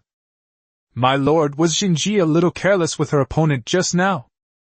At this moment, Xingji walked up to Su Changkong and whispered, as if afraid that he would blame her for not winning the final match completely. She has taken back her clone, the goddess of Luo. Of course, Xingji's Luotian clone can only exist for a maximum of 5 minutes, and it requires the consumption of Xingji's own magic power to exist. Therefore, Xingji recalled Luotian as soon as the battle was over. Upon hearing this, Su Changkong laughed heartily and patted Xingji's shoulder. It's alright, Xingji. Legendary heroes fighting legendary heroes, how can it be so easy to win completely? The Mermaid Queen on the other side is also a strong one. You're already very impressive for beating her. Ding! Since you praised Xingji instead of blaming her, Xingji's favorability has increased by 5 points, now it's 90. Upon hearing Su Changkong's praise, Xingji's beautiful eyes curved into crescent shapes, and her favorability rating soared. 666. I didn't expect Xingji's favorability to rise to 90 points so quickly. It seems I can be a little more affectionate towards her now. Then, Su Changkong stepped forward decisively and hugged Xingji without saying a word, saying, Xingji, you have won 5 matches in a row. You have worked hard. This is my reward for you. Then they kissed. Then, Su Changkong released Xingji, whose pretty face was flushed. He was secretly pleased to find that her favorability rating had not dropped. Let's go back to our territory first, Su Changkong said to Xingji, then clicked to exit the battle platform. A hissing sound. The two were then teleported back to the plaza of the Long Sky territory by the Lord's system. You guys are back from 5 matches so quickly? Hey, why is Xingji's face all red? Xiao Wu, who was resting and drinking tea in the square while waiting for Su Changkong and Xingji to return, saw the two of them appear and quickly asked the maid to serve them tea. At the same time, Xiao Wu glanced thoughtfully at Xingji's rosy face and at a certain smug lord. Su Changkong smiled, sat down to drink tea, and of course offered no explanation. Xingji feigned ignorance. Really? I don't feel anything, but well, my face is a little hot. The clever and quick-witted Xiao Wu, of course, wouldn't ask that question. She quickly changed the subject, asking Xingji what kind of opponents she had encountered that day. Xingji excitedly recounted each battle. Xiao Wu and she chatted excitedly about hero battles. Although it's still early. But Su Changkong also called Nong'er over and told him to prepare today's lunch. After all, once lunch is over, we can participate in the next cooperative dungeon event in the afternoon. Not long after, Changkong territory had lunch. Su Changkong then contacted Yen Yurong. Wife, let's run a dungeon together later. Yen Yurong quickly replied. Okay, husband, I've also chosen my lineup. This time, the Lord Collaboration instance will open at 2 p.m. So Su Changkong chatted with Yen Yorong while waiting for the dungeon to open. Finally, the time came. Su Changkong and Yen Yorong formed a team, each adding their heroes and troop types, and then selected the highest difficulty, destruction level dungeon. You and Yen Yorong have successfully teamed up, and you have selected the devastation level dungeon. The two clicked to enter. Your team is being teleported into a devastating ruin in the Purple Mansion realm. As the void rippled, a dizzying sensation ensued. Su Changkong and Yen Yorong, along with the heroes and troop formations from their respective territories, were teleported to the entrance of a ruined dungeon on an unknown planet. Chapter 66 Speedrun of the Flame Soul Palace, Caroline's Confidence. The Lord's party has entered the Purple Mansion Realm Destruction Level Ruins Flame Soul Palace. This time, the Purple Mansion Realm ruins have a name. Su Changkong and his heroic soldiers entered the square in front of the Flame Soul Palace. I felt a wave of heat hit me. Fortunately, at the level 20 plus Purple Mansion Realm, one can already tolerate such a high temperature environment. Everyone just felt a little hot. Wow, Brother Su, Sister Yen has finally seen my boyfriend again.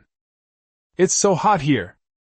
Yen Yorong, accompanied by two female heroes and a group of soldiers, greeted them from the other side of the square. Although Yen Yorong is not very old, she has always been very outgoing and sometimes likes to call Su Changkong her little boyfriend. Haha, my little girlfriend Yen, we're back together again. Su Changkong laughed as well. The two couldn't wait to get closer, embraced, and kissed for a while before letting go. Su Changkong glanced at Yen Yorong's lineup for this trip. Two beautiful heroes. Besides the previously mentioned gold hero Loda, there is also an epic quality hero, the succubus high priestess, named Enchantress. The unit composition consists of 50 succubi, epic, and 50 harpies, classic. At this stage, it's definitely a very strong lineup. Your lineup is pretty good, Yorong. When did you get another succubus high priest? Su Changkong asked casually. This succubus high priestess, Enchantress, is an epic quality magic type hero, and also a mature and beautiful female hero, exuding charm. Standing next to the blue dragon girl, Loda, is quite a sight to behold. Of course, Su Changkong felt that his three female heroes, Xiaowu, Jinji, and even number 18 who went out to farm resources, were all prettier than them. Yen Yorong smiled and said, I was lucky before. I opened an epic treasure chest and got a top-tier recruitment order, which is how I recruited him. Brother Su, you're amazing! You've added another legendary heroine, Jinji! Yen Yorong was no longer surprised. Su Changkong had obtained another legendary hero. After all, her boyfriend was the first to clear a devastating monster siege event, and he was the man she had her eye on. So what if I'm a little lucky? Su Changkong nodded. The two men introduced their respective heroes to each other. Su Changkong also took out a large quantity of basic and intermediate healing potions and asked Yen Yorong to distribute them to her heroes and troops. The two then led their respective forces into the Flame Soul Palace to begin their raid. After all, the ruins only have 3 days to be open to the public. And now, it is estimated that many lords in the newbie zone of the heavens already possess golden heroes and powerful troop formations. Gold heroes and epic units are undoubtedly much stronger in combat. Those powerful lords might also choose to conquer ruins of destructive power. Their two territories' goal this time is to conquer this instance before the other lords. Only in this way can you achieve the first clear of the Purple Mansion realm destruction level ruins and reap greater rewards. Xiaowu, Jinji, and Loata, as gold heroes, you should lead the charge. Meiji and the 10 white-winged tiger archers will be responsible for protecting our lord. Su Changkong made arrangements as he walked. After all, Yen Yorong has handed over full command to Su Changkong. After these two lords advance to the Purple Mansion realm, they also possess formidable combat power. 1 hero and 10 tiger archers are enough to protect you. Then, Xiaowu, Jinji, and Luota led a large army of tiger archers, succubi, and harpies at the forefront. A large group of people poured into the Flame Soul Palace. The Lord's party has entered the first level of the Flame Soul Palace. Inside the Flame Soul Palace, the rocky floor radiates heat and is riddled with huge cracks. Hot magma was flowing out of those cracks in the ground. Hiss! Whoosh! They saw outsiders come in. The monsters inside swarmed forward, raining down bursts of flames as they attacked the legions from both territories. This Flame Soul Palace has multiple layers. The monster groups on the first floor consist only of two types: fire-breathing insects and phosphorescent beasts. Firefly, level 21, classic quality. Phosphorus Fire Beast, level 22, classic quality. Mutant Phosphorus Fire Beast, elite monster level 23, classic quality. Among them, the strength of elite monsters has increased dramatically, more than doubling. However, these minor monsters were no match for the two powerful legions, and could only be swept away. Frost Sword Formation, Ice Cyclone, Fire Dragon Breath. Xiaowu, Jinji, and Luota all unleashed their skills, bombarding the surrounding monster horde. White-Winged Arrow Rain, Painful Lashing, Banshee's Claws. The Tiger Archers, Succubi, and Harpies all unleashed their skills, launching a merciless massacre against the monsters. The heroes and units of both legions are all top tier in strength. Even Yen Yorong's weakest Harpy unit possesses three powerful skills: Harpy Claws, Lightning Strikes, and Combo Lightning Strikes. Soon, the surrounding monsters were cleared out, and a large number of equipment and items were dropped in the arena. Su Changkong and Yen Yorong's Lord Space also gained a large number of source crystals and spirit stones. Brother Su, I didn't expect that we could defeat a destructive level ruin at the Purple Mansion realm so easily. Thanks to your powerful hero and tiger archer units, my units are a bit weak, Yen Yorong said with a charming smile. She had just witnessed it. Xiao Wu and Jinji's monster clearing speed was astonishing, definitely no less than Lota's. Even faster. And the 90 white-winged tiger bows can clear monsters much faster than her succubus and harpy units. Often, a single tiger bow can kill 3 or 4 monsters, while her succubus and harpy might not even be able to kill one. Su Changkong laughed heartily, put his arm around Yen Yorong, and said, Romer, your succubus is not a combat-oriented unit, and your harpy is of a lower quality. Yen Yorong nodded. After defeating the monsters at the entrance to the first level, Xiao Wu, Jinji, and Luo Ta led a large force of troops and continued to advance inward. Su Changkong and Yen Yorong, along with Meiji and 10 white-winged tiger bows, naturally followed behind the group. This time, Xiao Wu was surprised not to be jealous when she saw Yen Yorong being so intimate with her lord. After all, Xiao Wu already knew from the last time that this human female lord Yen Yorong was her lord's lover. Perhaps in the future, this Yen Yorong will become the legitimate wife of her lord. We can't keep targeting her, Xiao Wu. Not only that, while searching for monsters ahead, Xiao Wu also whispered to Jinji. This female lord is not only our lord's business partner, but also his official girlfriend and future wife. We can't afford to offend her easily. Jinji smiled. Oh, really? It seems my lord has excellent taste. She thought Yen Yorong was very beautiful and a perfect match for her lord. Lota listened intently from the side. She was thinking, what should she do as a heroine if her lord were to marry into his family? Will I have to go with her as part of her dowry? Oh dear, just thinking about it makes me so embarrassed. However, Lota, who was always innocent, carefree, and thoughtless, didn't think too much about it. After all, she only listens to Yen Yorong. In addition, this Lota is a sucker for good looks. Su Changkong is so handsome, Lota had long harbored feelings for him. If that day ever comes, she won't resist at all. Soon. Su Yan's army then encountered a large group of monsters, numbering more than 200. Xiaowu, Jinji, and Luota led a large force of troops in a one-sided massacre of the monster horde. Su Yan's legion wiped out wave after wave of monsters in the first level of the Flame Soul Palace, rapidly advancing deeper into the dungeon. Su Changkong and Yen Yorong not only picked up a large number of equipment and items with one click, but also divided up the corpse of the phosphorus fire beast, since the meat of this strange beast could be taken back as food, and to divide up the various treasure chests that appear on this floor. Less than 2 hours. They quickly cleared out all the monsters on this floor and arrived at the bottom of the level, where they met the boss, the phosphorus fire beast king. Xiaowu and her team have already led their troops to fight the boss. Su Changkong and Yen Yorong launched a detection spell. Phosphorus Fire Beast King, King level boss level 30, gold legendary quality. Skills: Exploding Fireball, Flame Bomb, Blazing Storm, Crimson Meteor, Phosphorus Poison, Summon Phosphorus Beast. Wow, a king level boss! Its skills look really powerful, and it can even summon minions.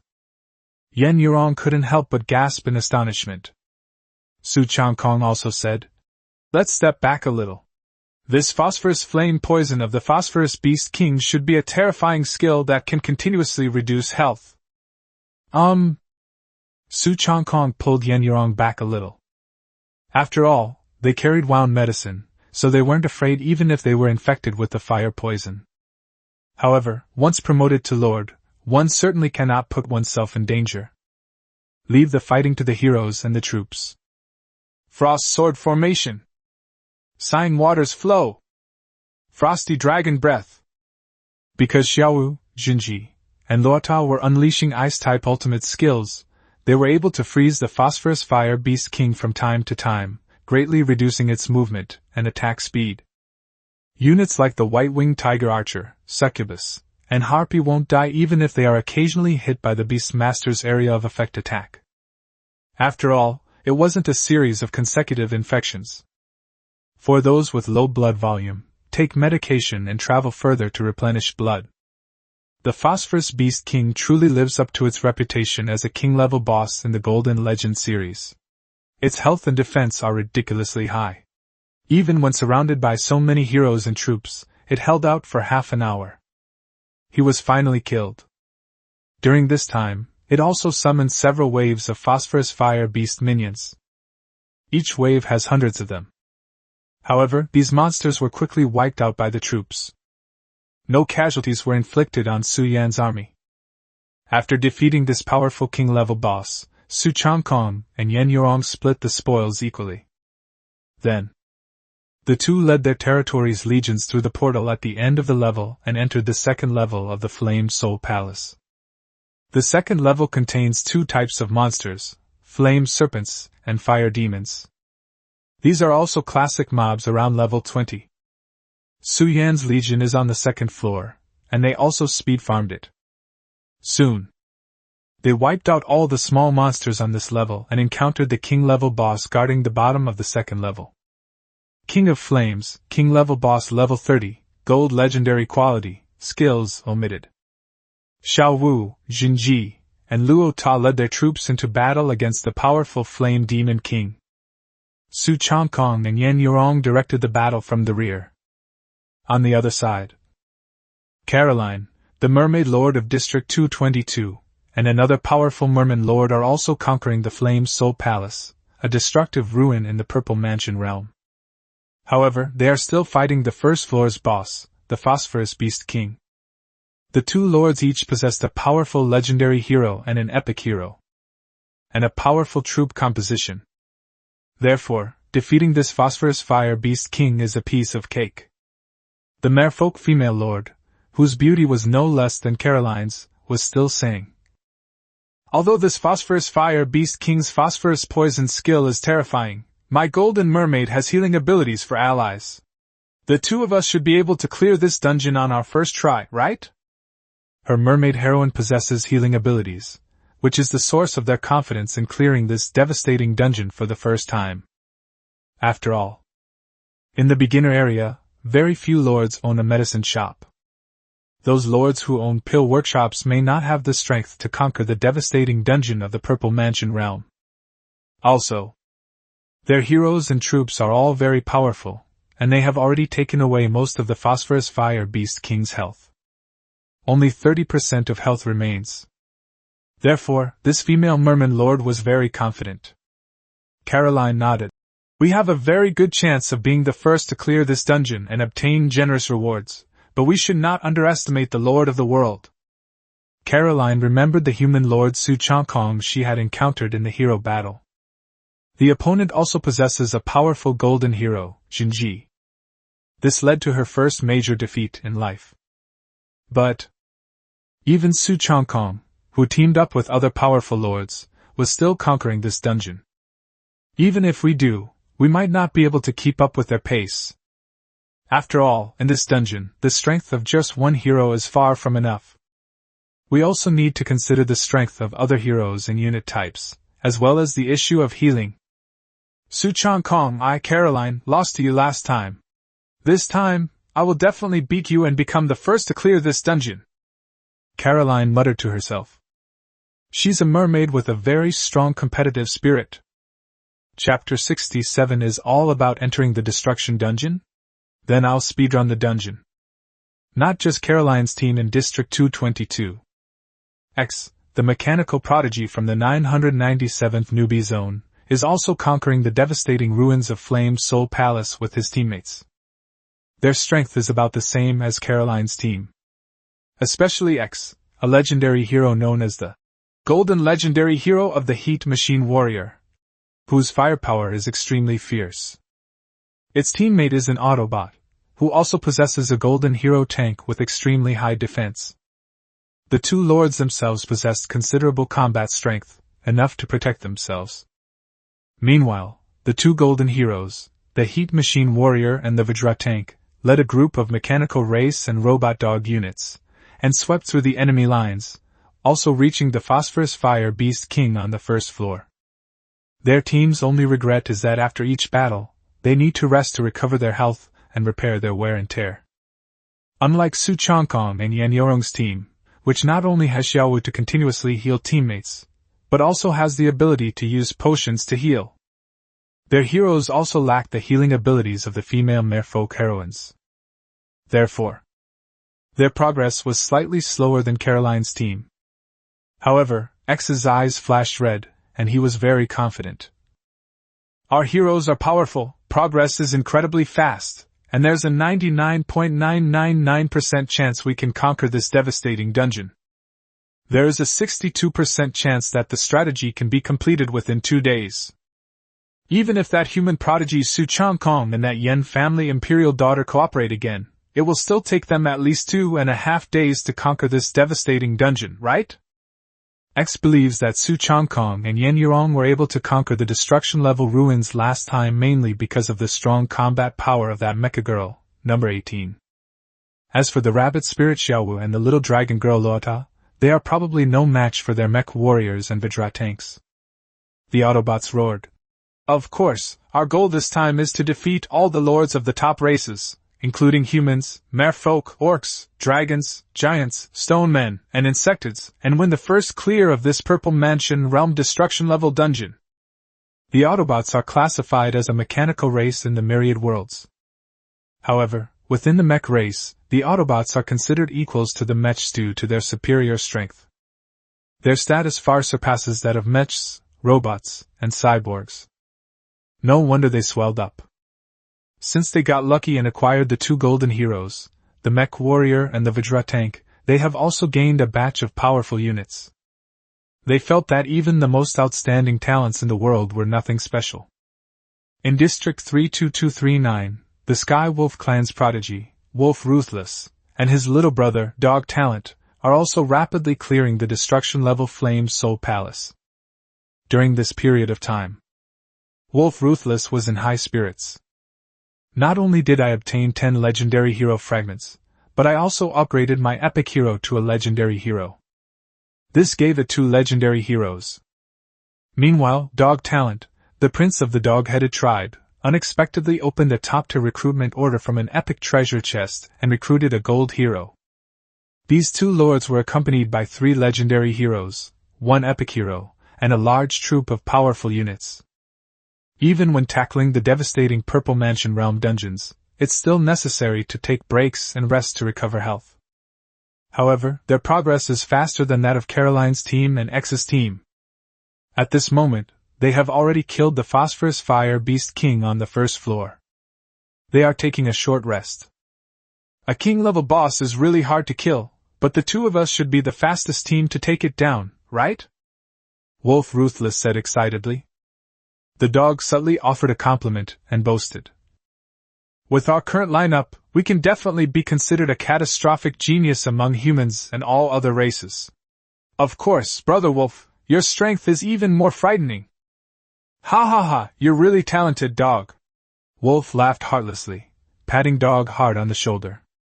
However, Su Changkong of the human race is still our #1 rival. The Knoll Lord I previously placed in the new human district 10086 has sent back some unfortunate news. When Wolf Ruthless brought up the matter, his eyes flashed with a ferocious light. According to a message sent back to us by several surviving alien lords in the area through the hero battle platform. My generals, Jackal Wujin and Bat Sa, along with numerous alien lords, were all wiped out when they went to besiege Su Changkong's territory. Only those few alien races, whose journey was too far, did not reach the Changkong territory and escape the calamity. The dog had, of course, heard about this too, and it analyzed. This Su Changkong must have had an incredible stroke of luck. He not only drew 2 golden heroes, but also obtained tens of thousands of powerful troops, which enabled him to wipe out Chai Wujin and his forces. However, this chosen one of humanity not only destroyed Chai Wujin, but also took the opportunity to kill the human emperors Ji Zi'an and Tian Yu. In the future, those 2 imperial families will not let him off easily. In the intermediate training grounds, it won't be difficult for us to deal with him in the future. And this time, in the struggle for the first passage through the Purple Mansion Realm destruction-level ruins, no matter how many troops Su Changkong's territory has, it's useless. He can only bring in 100 troops. Brother Wolf, your powerful lineup and mine will definitely not lose to Su Changkong and Yan Yorong's team. Upon hearing this, Wolf Heartless nodded in agreement. I suspect that the hero loader with Yan Yorong has already been upgraded to gold rank. In that case, their strength is indeed about the same as ours. Su Changkong, you are indeed worthy of being my opponent, Wolf Ruthless. Next, Dog, the teams from our 2 territories need to speed up our progress in clearing this dungeon. In fact, Wolf Ruthless believed that Dog was not his best teammate. The real one is Xiao Bai, the beautiful and proud tiger from the White Tiger clan in this area. Because Tiger White already has 2 gold heroes. Unfortunately, they completely ignored his request to join a team. With Wolf's merciless command, they led all the heroes and troops, quickly entering the 2nd level of the Flame Soul Palace, and fiercely slaughtered the monster horde. Meanwhile, Su Changkong and Yan Yorong were on their side. They have already killed the Fire Demon King on the 2nd floor. After all, although the Fire Demon King's attacks are very powerful, it is still a ranged mage-type boss. This caused the Succubus and Harpy units to dare not stand and fight the Balrog King head-on, and could only kite him. But Xiao Wu, Jinji, Luo Ta, and the White-Winged Tiger Archer unit are all formidable fighters. Once Xiao Wu's Tien power talent is activated, it's as if all the heroes and troops present are constantly consuming a powerful tonic that continuously restores health. As long as you are not attacked continuously by the Flame Demon King, you are basically not in any danger to your life. When Jinji activated her ultimate skill, Descent of the Goddess of Luo, she summoned a clone of equal strength to join the battle. It's like having 4 gold-tier heroes fighting a boss that's also of gold quality. Even if the Fire Demon King is incredibly strong, he simply cannot hold out for long. Su Changkong and Yan Yorong, along with their heroes and troops, entered the 3rd level to continue quickly defeating the monsters on this level. The monsters on the 3rd floor include Fire Fox Demons and Blue-Eyed Fire Lions. The boss is also a level 30 king-level boss, the Fire Kirin. Xiao Wu, Jinji, and Luo Ta led a group of soldiers and successfully wiped out all the monsters without any trouble, finally killing the Fire Qilin. Then, Su Changkong and Yan Yorong, along with their subordinates, continued to clear the 4th level. They worked day and night, grinding through this dungeon relentlessly. By the time they finished the 8th floor, which was already more than halfway through, everyone was getting hungry. Su Changkong took out the food he had prepared in advance from the Lord's space, and Yen Yurong also prepared some delicacies. We shared it and ate it together. Then take a short break. Continue clearing the remaining dungeons. In the later levels, the monsters become more numerous and stronger. Wait until the evening of the second day. They finally reached the last level of the dungeon, the final boss on the 15th floor. Roar! A violent dragon roar resounded. The final boss of this devastating dungeon is none other than the level 35 Yuanshan round boss, the Fire Dragon King. Fire Dragon King, King level boss level 35, gold legendary quality. Skills: Fire Dragon Breath, Fire Dragon Devour, Fire Dragon Storm, Fire Dragon Shield, Fire Dragon Ascension, World-Destroying Dragon Flame, Summon Young Dragon. This Fire Dragon King's skills look incredibly powerful and terrifying. The cooperative instance of the Purple Mansion realm was the highest difficulty level, Destruction. The appearance of a boss at the nascent Soul realm was not surprising to Su Changkong and Yen Yurong. Xiao Wu, Jinji, Luo Ta, Mei Ji, and all the soldiers, be careful.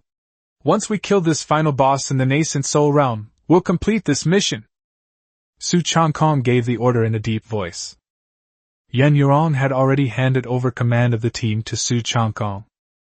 Now, all the monsters have been cleared out. It was enough to leave only a few succubi around Su Changkong and Yen Yurong for protection. The epic hero, Enchantress, and the team of tiger archers were both sent up for the final battle. Soon, Xiao Wu, Jinji, and Luo Ta led their legion to attack the terrifying Fire Dragon King. The young dragons summoned by the Fire Dragon King have their own unit to deal with them.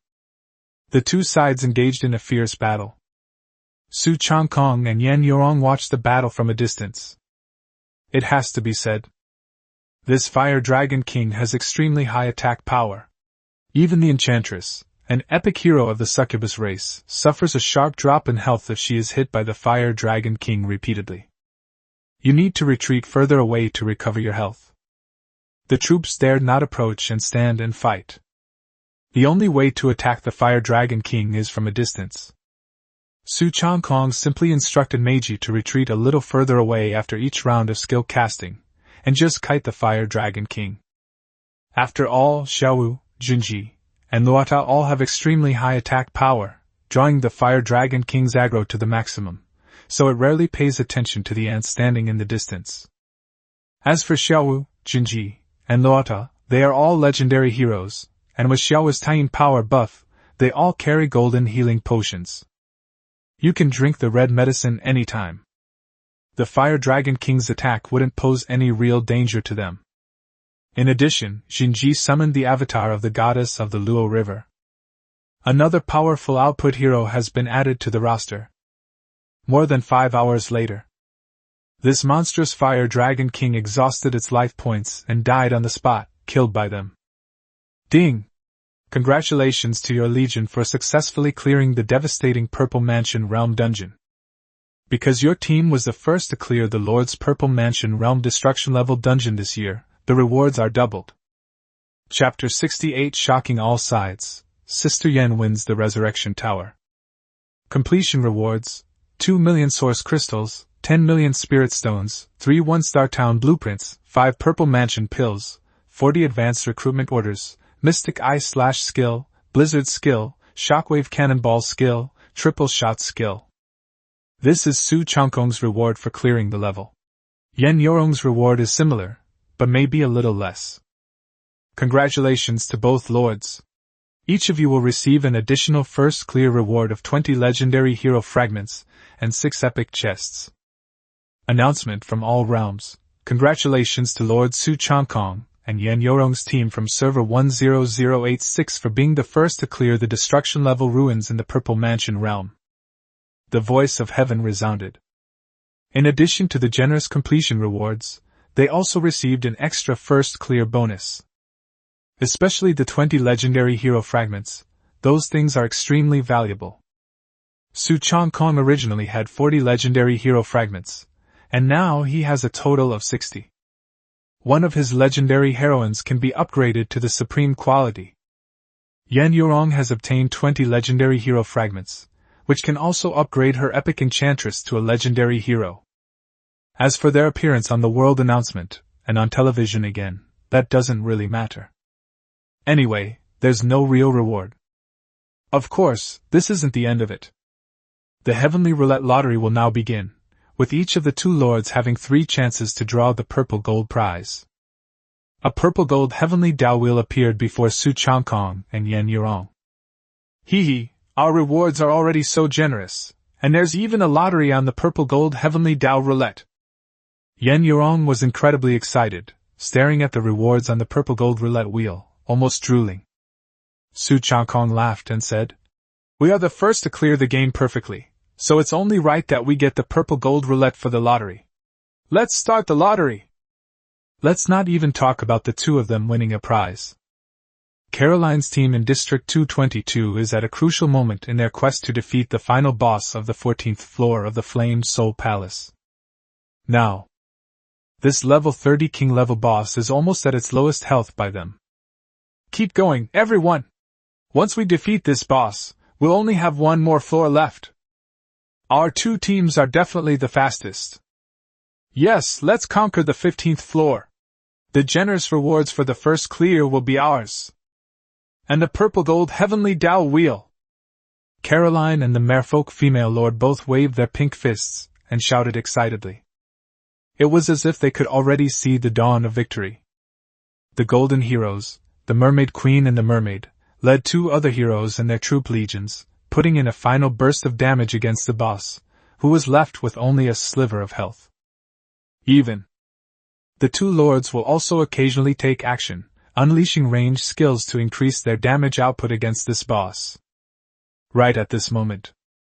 Announcement from all realms. Congratulations to Lords Su Changkong and Yan Yurong of Server 10,086.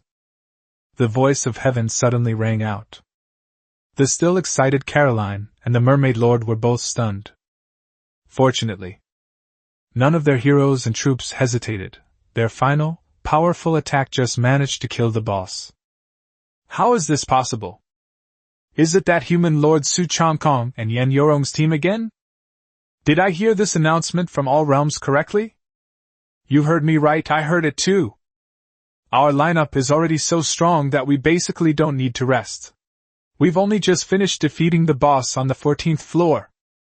According to the records of our merfolk, the 15th level of the Purple Mansion Realm Destruction level dungeon will be filled with even more difficult Yuanshan Realm monsters and bosses. How could they have attacked so quickly? Our purple gold Heavenly Path Roulette Lottery, and the legendary hero fragments from the first clear, are all gone. Caroline and the Merman Lord could hardly believe their ears. Even a Lord's Legion led by 4 gold heroes couldn't possibly clear this devastating dungeon quickly. After all, we still need to consider the health regeneration of heroes and units.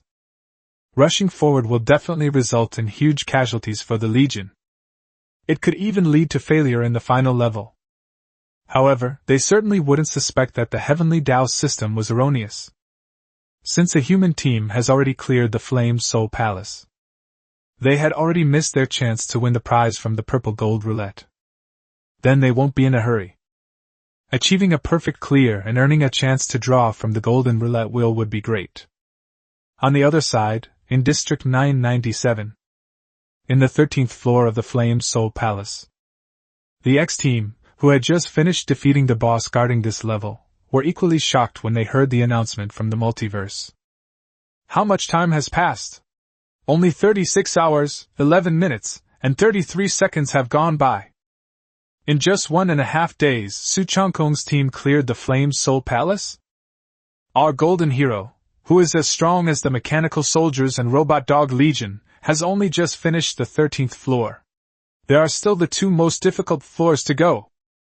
As expected of Su Changkong, the prodigy of the human race, we, the mechanical race, must raise Su Changkong's danger level from catastrophic to disaster level.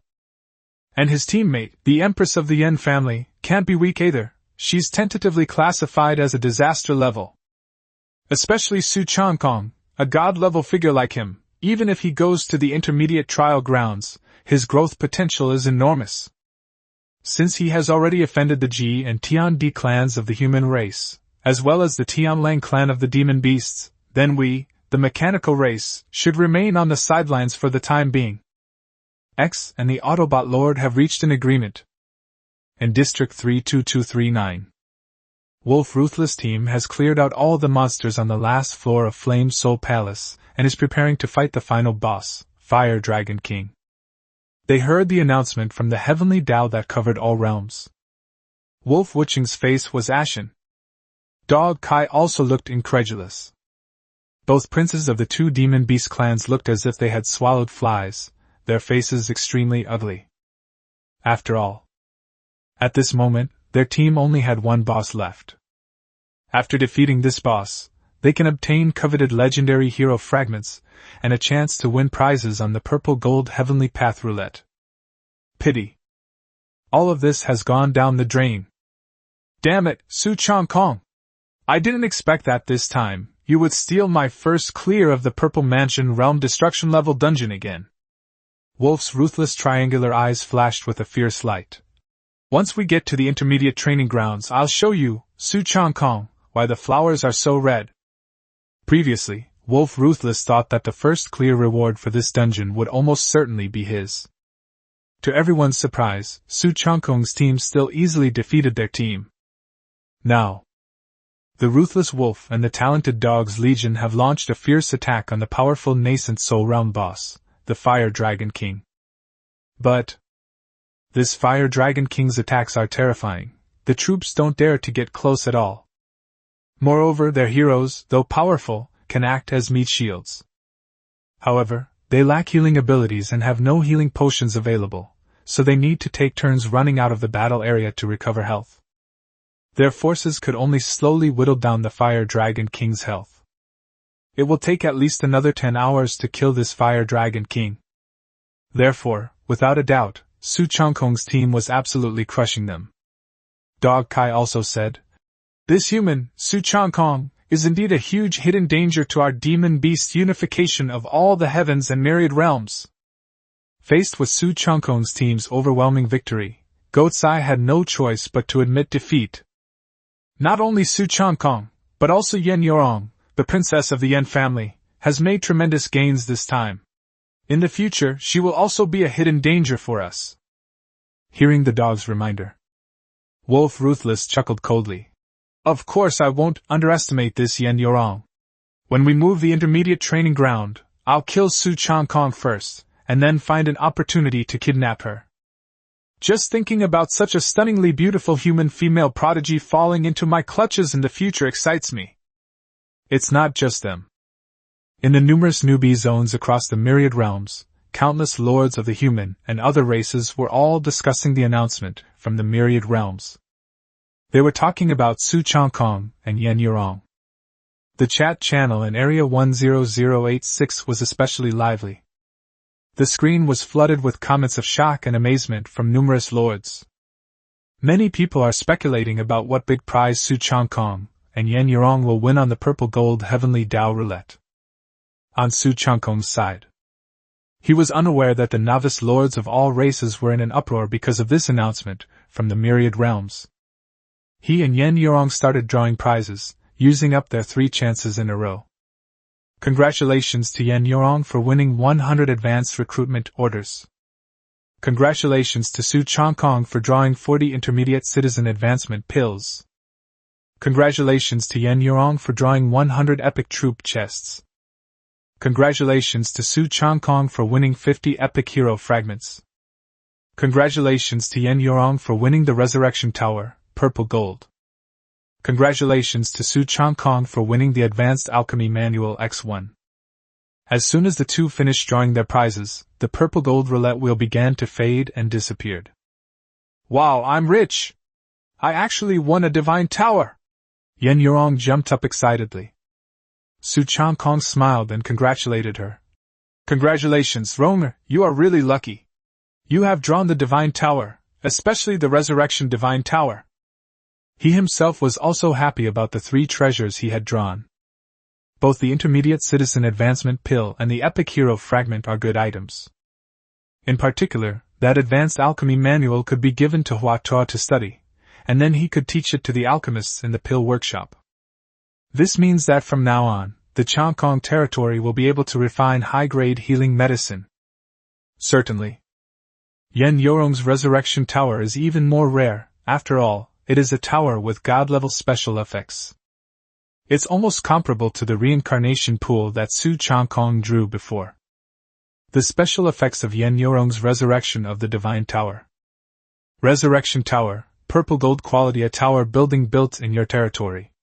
It increases the health and defense of all units, heroes, and peasants by 10%. All units and heroes that die can automatically return to their territory and be resurrected with full health. Each unit, hero, can only be resurrected once per week. This purple gold quality resurrection tower is definitely not as good as Su Changkong's god-level building, the Rebirth Pool. After all, there is no limit to reviving troops and heroes once a week in the resurrection pool. It only requires consuming resources.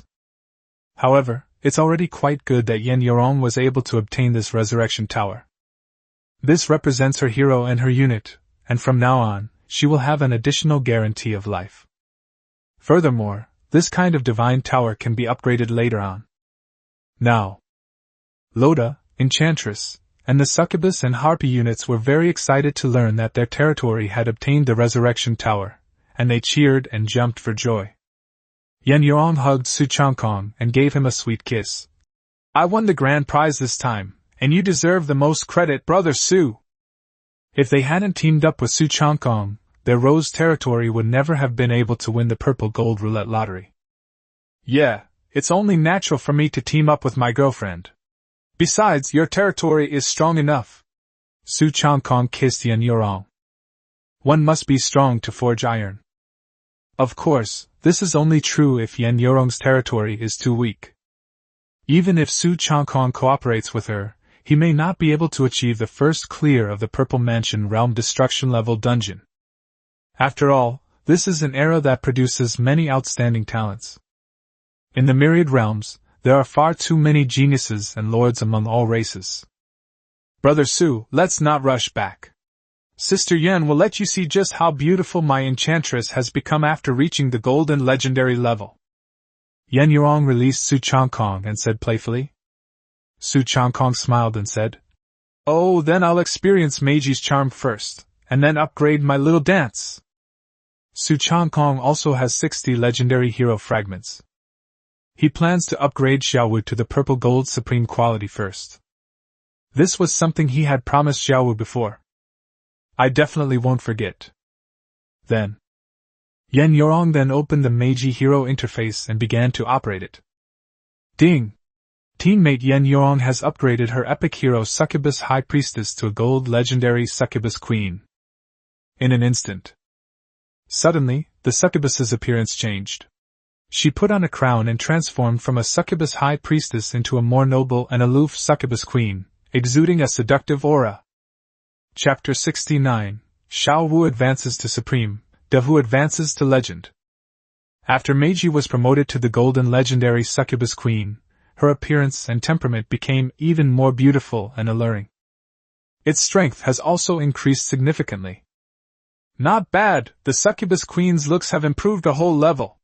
She's almost as good looking as my girlfriend Yurong." Su Changkong looked at Meiji's voluptuous body and smiled.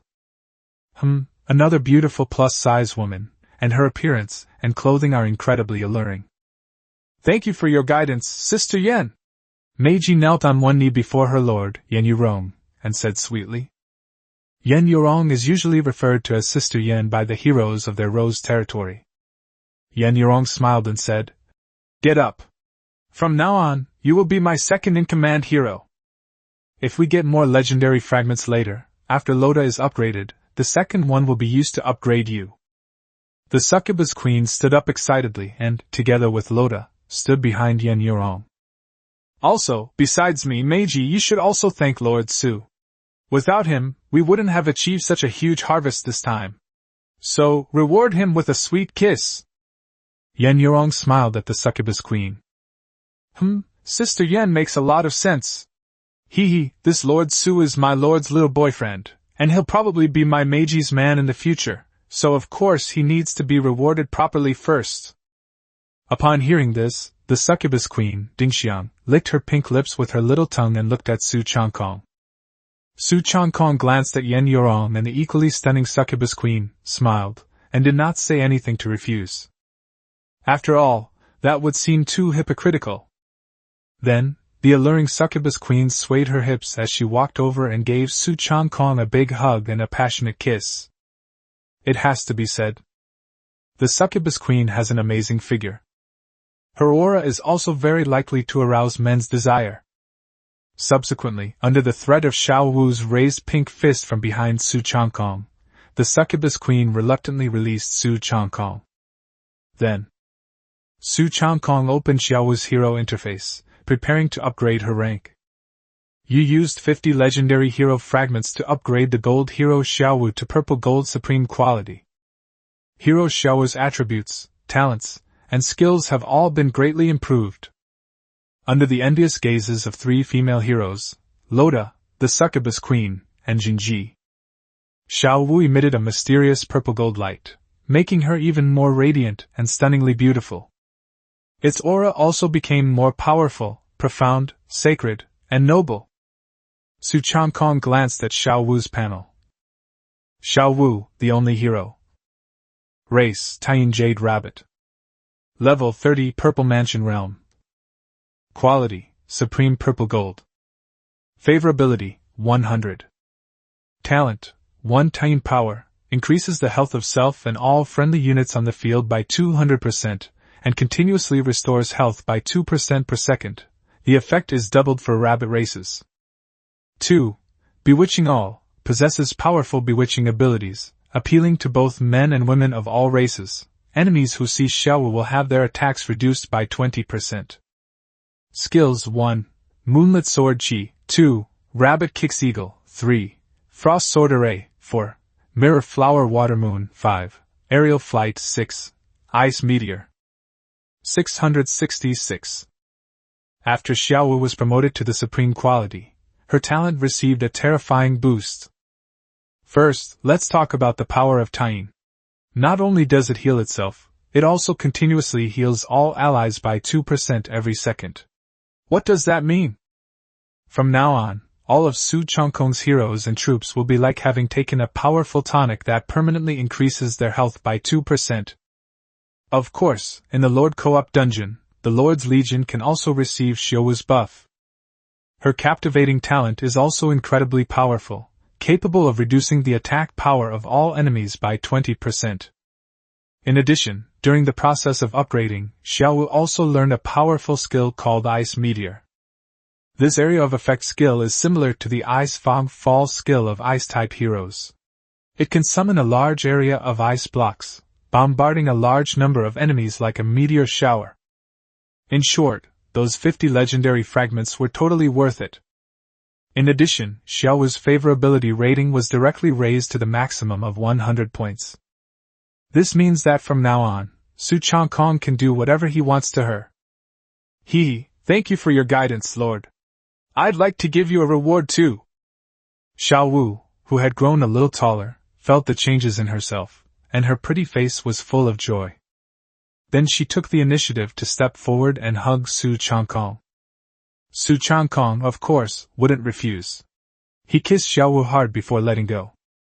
Congratulations, Brother Su, on upgrading Little Wu to purple gold quality, Yen Yorong said with a smile. Congratulations to you too. Su Changkong also smiled broadly. Then, the two then bid farewell contentedly, and led their respective forces back to their territories. A hissing sound. Su Changkong, Xiao Wu, Jinji, and 100 tiger bows were teleported back to the square in Changkong's territory.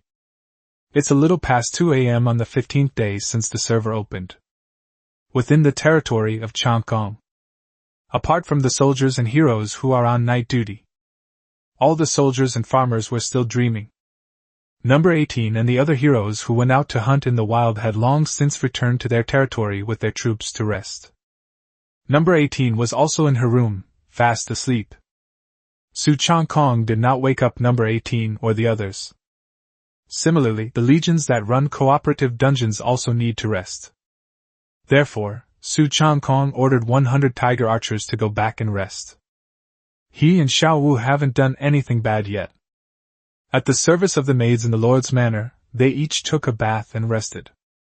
Wait until 8 or 9 o'clock in the morning.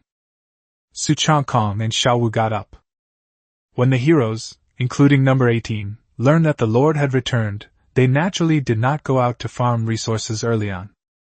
After Su Changkong and the people of the territory had breakfast, Su Changkong first used the source crystal to raise his level to 30. Then, all the treasure chests obtained during this period were given to Xiaowu, number 18, and Jinji to open.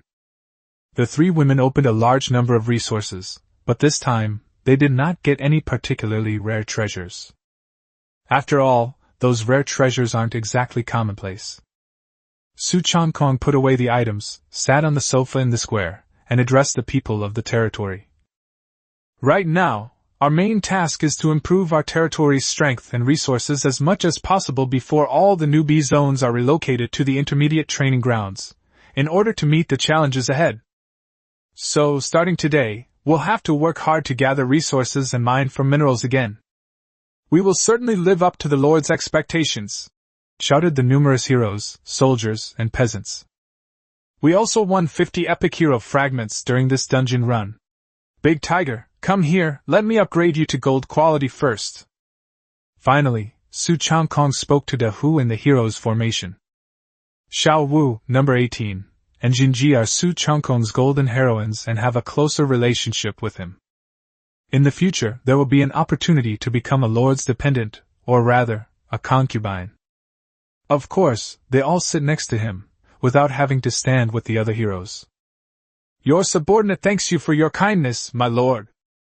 Overjoyed, Dahu stepped forward and knelt on one knee. Su Changkong nodded. Please rise. Then open the interface for the epic hero Dahu, and use 50 epic hero fragments to directly upgrade Dahu to gold legendary. Ding! You have upgraded Dahu to a gold legendary hero, and his attributes, talents, and skills have been greatly improved. Big Tiger's loyalty has reached a maximum value of 100 points. The tiger was bathed in golden light. The skill has also been expanded to include a 5-shot burst. From then on, the Sky Territory had a powerful lineup of 1 supreme hero and 3 legendary heroes. This isn't over yet. Su Changkong used all the intermediate-level citizen advancement pills on the 100 epic-level white-winged tiger archers who had gone to the dungeon with him. This batch of advancement pills successfully promoted 2 white-winged tiger archer units to hero units. With so many advancement pills, only 2 epic heroes were obtained, which is actually quite good. After all, this thing is purely based on luck. Su Changkong named these 2 new epic heroes, 4 tigers, and 5 tigers. He is considered the younger brother of Dahu, Air Hu, and San Hu. The 4 tigers and the 5 tigers also knelt down to thank the Lord. After a series of operations, 2 more epic heroes have been added to the Sky Territory. Also, Su Changkong also taught Xiao Wu the Xianbing slash skill he obtained in the dungeon. The Shockwave Shell skill was taught to number 18. The Blizzard skill was taught to Jinji. This further increased their strength. Number 18 and Jinji both envied Xiao Wu for reaching the purple gold quality. However, they all knew that Su Changkong was also very good to them. As long as they stay by the Lord's father's side, they will have the opportunity to be promoted in the future. Alright, now let's lead our troops and mining army to that newly discovered spirit iron resource point to mine. Su Changkong gave the order. Then, he, along with Xiao Wu, number 18, and Jinji, led the territory's army in a grand procession toward the Fire Lion Mountains. During the journey, Su Changkong also put the things that his territory didn't want, such as purple mansion pills, 1-star town blueprints, a large number of low-level recruitment orders, low-grade spiritual weapons and equipment, and low-level skill books, on the trading house for sale. After all, it's better to sell these things sooner rather than later to exchange them for spirit stones or source crystals. Once everyone moves to the intermediate training grounds, these things will become worthless. Chapter 70. Excavating the second spirit iron mine, and eating Little Wu. A few hours later, Su Changkong led his heroes, the army of his territory, and 1,000 farmers to the Fire Lion Mountains. As they wiped out the monster hordes that spawned along the way, they advanced toward the spirit iron mine where Eru, the Dark Commander, and Zhao Lu were located. That lava cave was named the number 1 spirit iron mine by Su Changkong. Over there, in the Fire Wolf Cave, lies the number 2 spirit iron mine. Not long after, the group fought their way through the monster horde and arrived at the number 1 spirit iron mine. Eru, the Dark Commander, and Zhao Lu hurriedly stepped forward to pay their respects to their lord. At the same time, they were all shocked to find that another legendary hero, Jinji, had joined the lord's side.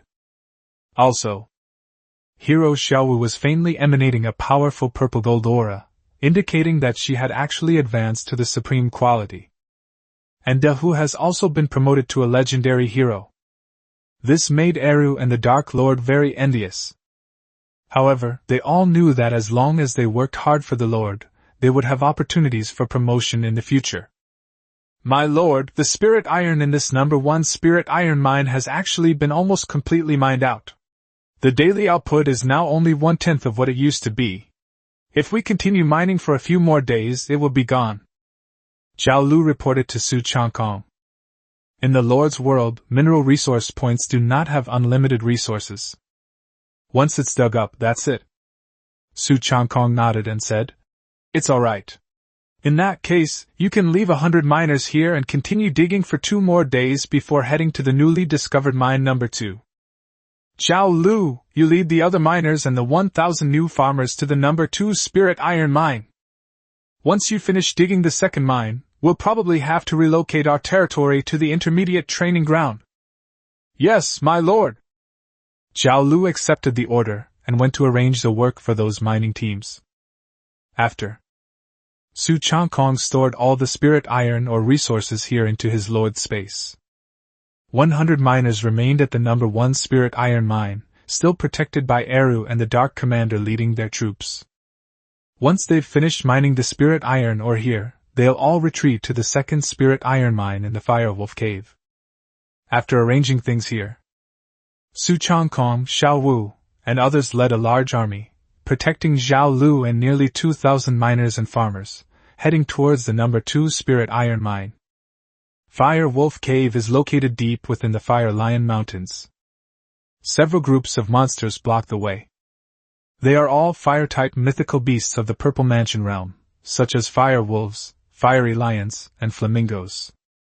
After easily wiping them out, the Changkong territory didn't even spare the corpses of these strange beasts, leaving them as food for Zhao Lu and his mining team.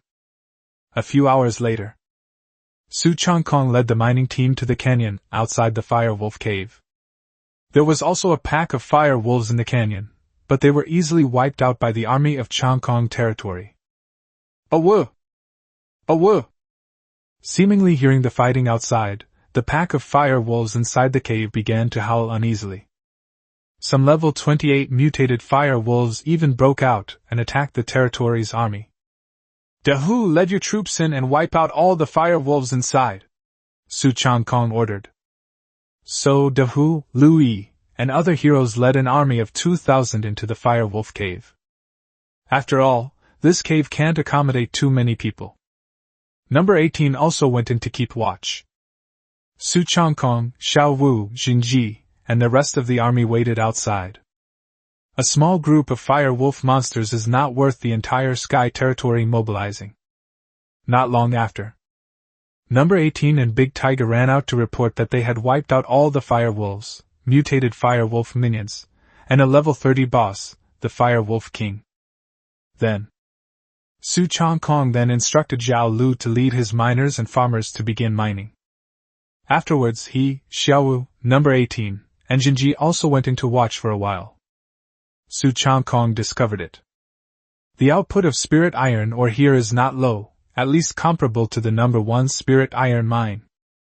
The environment inside the Fire Wolf Cave is not much different from that lava cave. It's very hot inside too. But the farmers in Changkong territory are not lacking in spirit stones for cultivation, and they can also gain experience points by mining, so their levels are all quite high. Naturally, they are not afraid of the hot environment here and work here.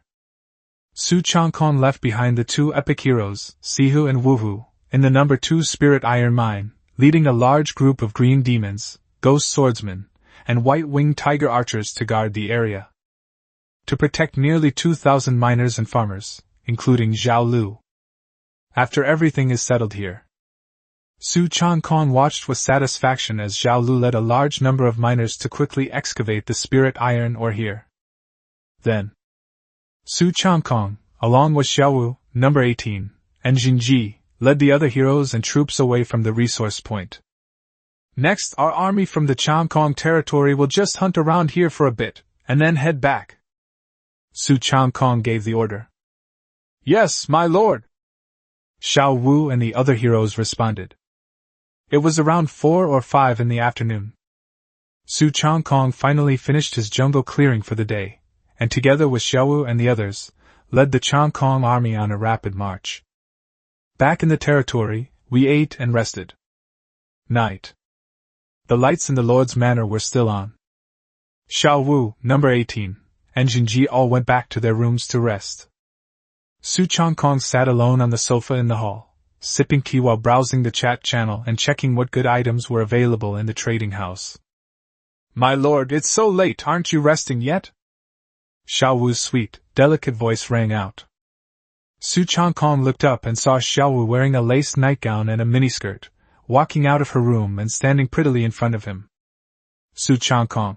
I'm going to sleep soon, Xiaowu. Why did you come out in your pajamas tonight? Hiss, Xiaowu, you're dressed so sexy and seductively, are you trying to seduce me?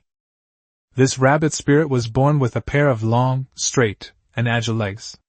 Wearing a miniskirt, her 2 smooth and long legs are too dazzling. It's so tempting. The pajamas she wore on her upper body also perfectly accentuated her hot figure. Coupled with Xiao Wu's charming face that seemed to be both happy and angry, Su Changkong's temper flared up. But this lord's mansion was occupied by Su Changkong, the 3 heroines, and the maids. Others may only enter with the lord's permission. Xiao Wu can wear sexy pajamas in the lord's manor without worrying about being seen by others. Okay, then it's all right. Little Wu, you can wear even less. This lord can still withstand it. Su Changkong wiped away non-existent nosebleed. However, Xiao Wu usually wouldn't dress like this and flaunt herself in front of Su Changkong. That's why Su Changkong asked this question. Hee hee, I can't sleep. I want to stay with you a little longer, lord. Xiao Wu giggled, answering a question she didn't really ask. Then, Xiao Wu stood in the center of the living room, gently stretching her jade-like arms and long legs, and casually turning her stunningly beautiful and graceful body a few times. Then, looking at Su Changkong, she asked with a charming smile, Lord, do you think Xiaowu is beautiful? Su Changkong looked at Xiaowu's delicate body, swaying in front of him, her breasts undulating. She took a sip of tea to calm herself. Beautiful, my little Wu is so beautiful. I want to. Little Wu, if you keep doing this, I'm going to eat you up. Hee hee, wishful thinking. I just couldn't sleep, so I came out to stretch my arms and legs. Xiao Wu gave Su Changkong a charming wink and said coquettishly. Then she turned around, swaying her hips, and headed towards her room. However, she walked very slowly, and every now and then she would turn her head and look at Su Changkong behind her with her captivating beautiful eyes. His eyes were glazed over. Su Changkong understood perfectly well that this little vixen, having just reached the maximum favorability rating of 100, wanted him to devour her quickly. He wanted to get ahead of the other female heroes, and even Su Changkong's official girlfriend, Yan Yurong, to gain the actual status of a dependent. Since that's the case, Su Changkong was holding back his anger, so he didn't hold back. Little rabbit, you've seduced this lord, do you think you can escape now? Su Changkong chuckled as he looked at Xiao Wu. Come back quickly, let this lord take a look and see if you've gained weight recently, Xiao Wu. Upon hearing this, Xiao Wu obediently stopped, walked back to Su Changkong, and huffed. Lord, you're talking nonsense. How could Xiao Wu possibly gain weight? What makes you think that? Su Changkong grinned mischievously. Of course I'll hold you in my arms and give you a thorough and careful inspection. While they were talking, Su Changkong had already pulled Xiao Wu into his arms, and his hands and feet began to wander. Not long after, with a flushed face and delicate nose, Xiao Wu snorted softly. My lord, I've finished checking everything. I'm going back to sleep now. Su Changkong kissed her and smiled. Silly girl, still calling me lord? Do you want to go back to sleep? Call me Brother Su. Also, tonight you'll have to sleep in the lord's bedroom. Oh, Xiao Wu will listen to the lord, she'll listen to Brother Su. Xiao Wu looked at Su Changkong, who exuded domineering power. A series of undulating peaks and valleys, and a surge of love. Tonight, let this lord be the first to taste whether my purple gold hero little dance is fragrant, and just how fragrant it is. Su Changkong laughed and gave Xiao Wu a princess carry. He wrapped his arms around Xiao Wu's thighs and shoulders, picked her up, and carried her toward his lord's bedroom. Xiao Wu naturally wrapped her arms around Su Changkong's neck, her pretty eyes fixed on Su Changkong's handsome face. Then, Su Changkong carried Xiao Wu into the room and gently placed her on the bed. Su Changkong leaned down, kissed Xiao Wu's delicate cheek, and smelled her alluring fragrance, saying, Xiao Wu, you smell so good. Then, Su Changkong then began to explore various ways to communicate his feelings with Xiao Wu. Chapter 71 Territory Relocation Intermediate Trial Grounds. You have accepted Xiao Wu as your first spouse. The next morning, with the help of their maids, Su Changkong and Xiao Wu got dressed and got up together. Number 18 and Jinji had already gotten up. Seeing the maids helping Xiao Wu, whose walking posture was a bit strange, they called her Madam Wu. Number 18 and Jinji were somewhat surprised. However, they were all intelligent and clever heroines, and they did not ask Xiao Wu how she ran away from the lord's bedroom. After all, both women knew this. For them, as heroines, to be able to fall in love with the lord and become his consorts would be the happiest outcome. You could tell from the radiant smile on Xiao Wu's face. The lord's affirmation last night gave Xiao Wu a great sense of happiness. Congratulations, Xiao Wu, on becoming a lord's servant. Number 18 pulled Xiao Wu over and tilted his head as he spoke. Congratulations, little dance sister. No, Jinji should call you Madam Dance now, hee, Jinji said with a smile. Xiao Wu smiled brightly. You too will become the lord's 18th wife and Lady Jin in the future. Su Changkong looked at the three women and smiled without saying a word. Then, the group left the lord's mansion and arrived at the territory square. The other heroes, farmers, and soldiers in the territory all bowed to Su Changkong and Xiao Wu. Su Changkong looked at everyone and announced, From now on, your Lady Xiao Wu will be my wife. To celebrate, everyone in the Changkong territory is off today, and a grand banquet is being held with unlimited food and drinks. Congratulations, Lord and Little Dancer. Congratulations, my Lord and Lady Wu. May the Lord and Lady Wu be forever united in heart. All the heroes, soldiers, and peasants offered their congratulations. A cheer erupted. In the world of lords, there is no need for any complicated ceremony for a lord and a hero to become husband and wife, especially in the beginner area with its poor conditions. Therefore, Su Changkong decided to keep things simple and just have a simple celebration. Then, Nong Er, the head chef, led the tavern's chefs into a busy workday. Su Changkong sat on a sofa in the square, with Xiao Wu, number 18, and Jinji sitting next to him. The four of them were enjoying fruit, drinking beer. The farmers and soldiers in the territory were either helping out at the tavern or chatting excitedly in small groups. Now, the tavern already has the ability to brew fine wines and beers, and the territory's spirit fields are not lacking in grain. Of course, cases of snow beer are also available for sale in the lord's shop. Su Changkong and his group can drink as much beer as they want. Soon, The banquet began. Su Changkong, Xiao Wu, number 18, Jinji, and the people of the territory enjoyed the meal to their heart's content, creating a lively atmosphere. Of course, Su Changkong did not forget to have the tavern prepare an extra portion of food and drinks for the banquet, pack it up, and have De Hu take people to deliver it to the mining team in the number 2 Spirit Iron Mine. The day passed in a flurry of activity.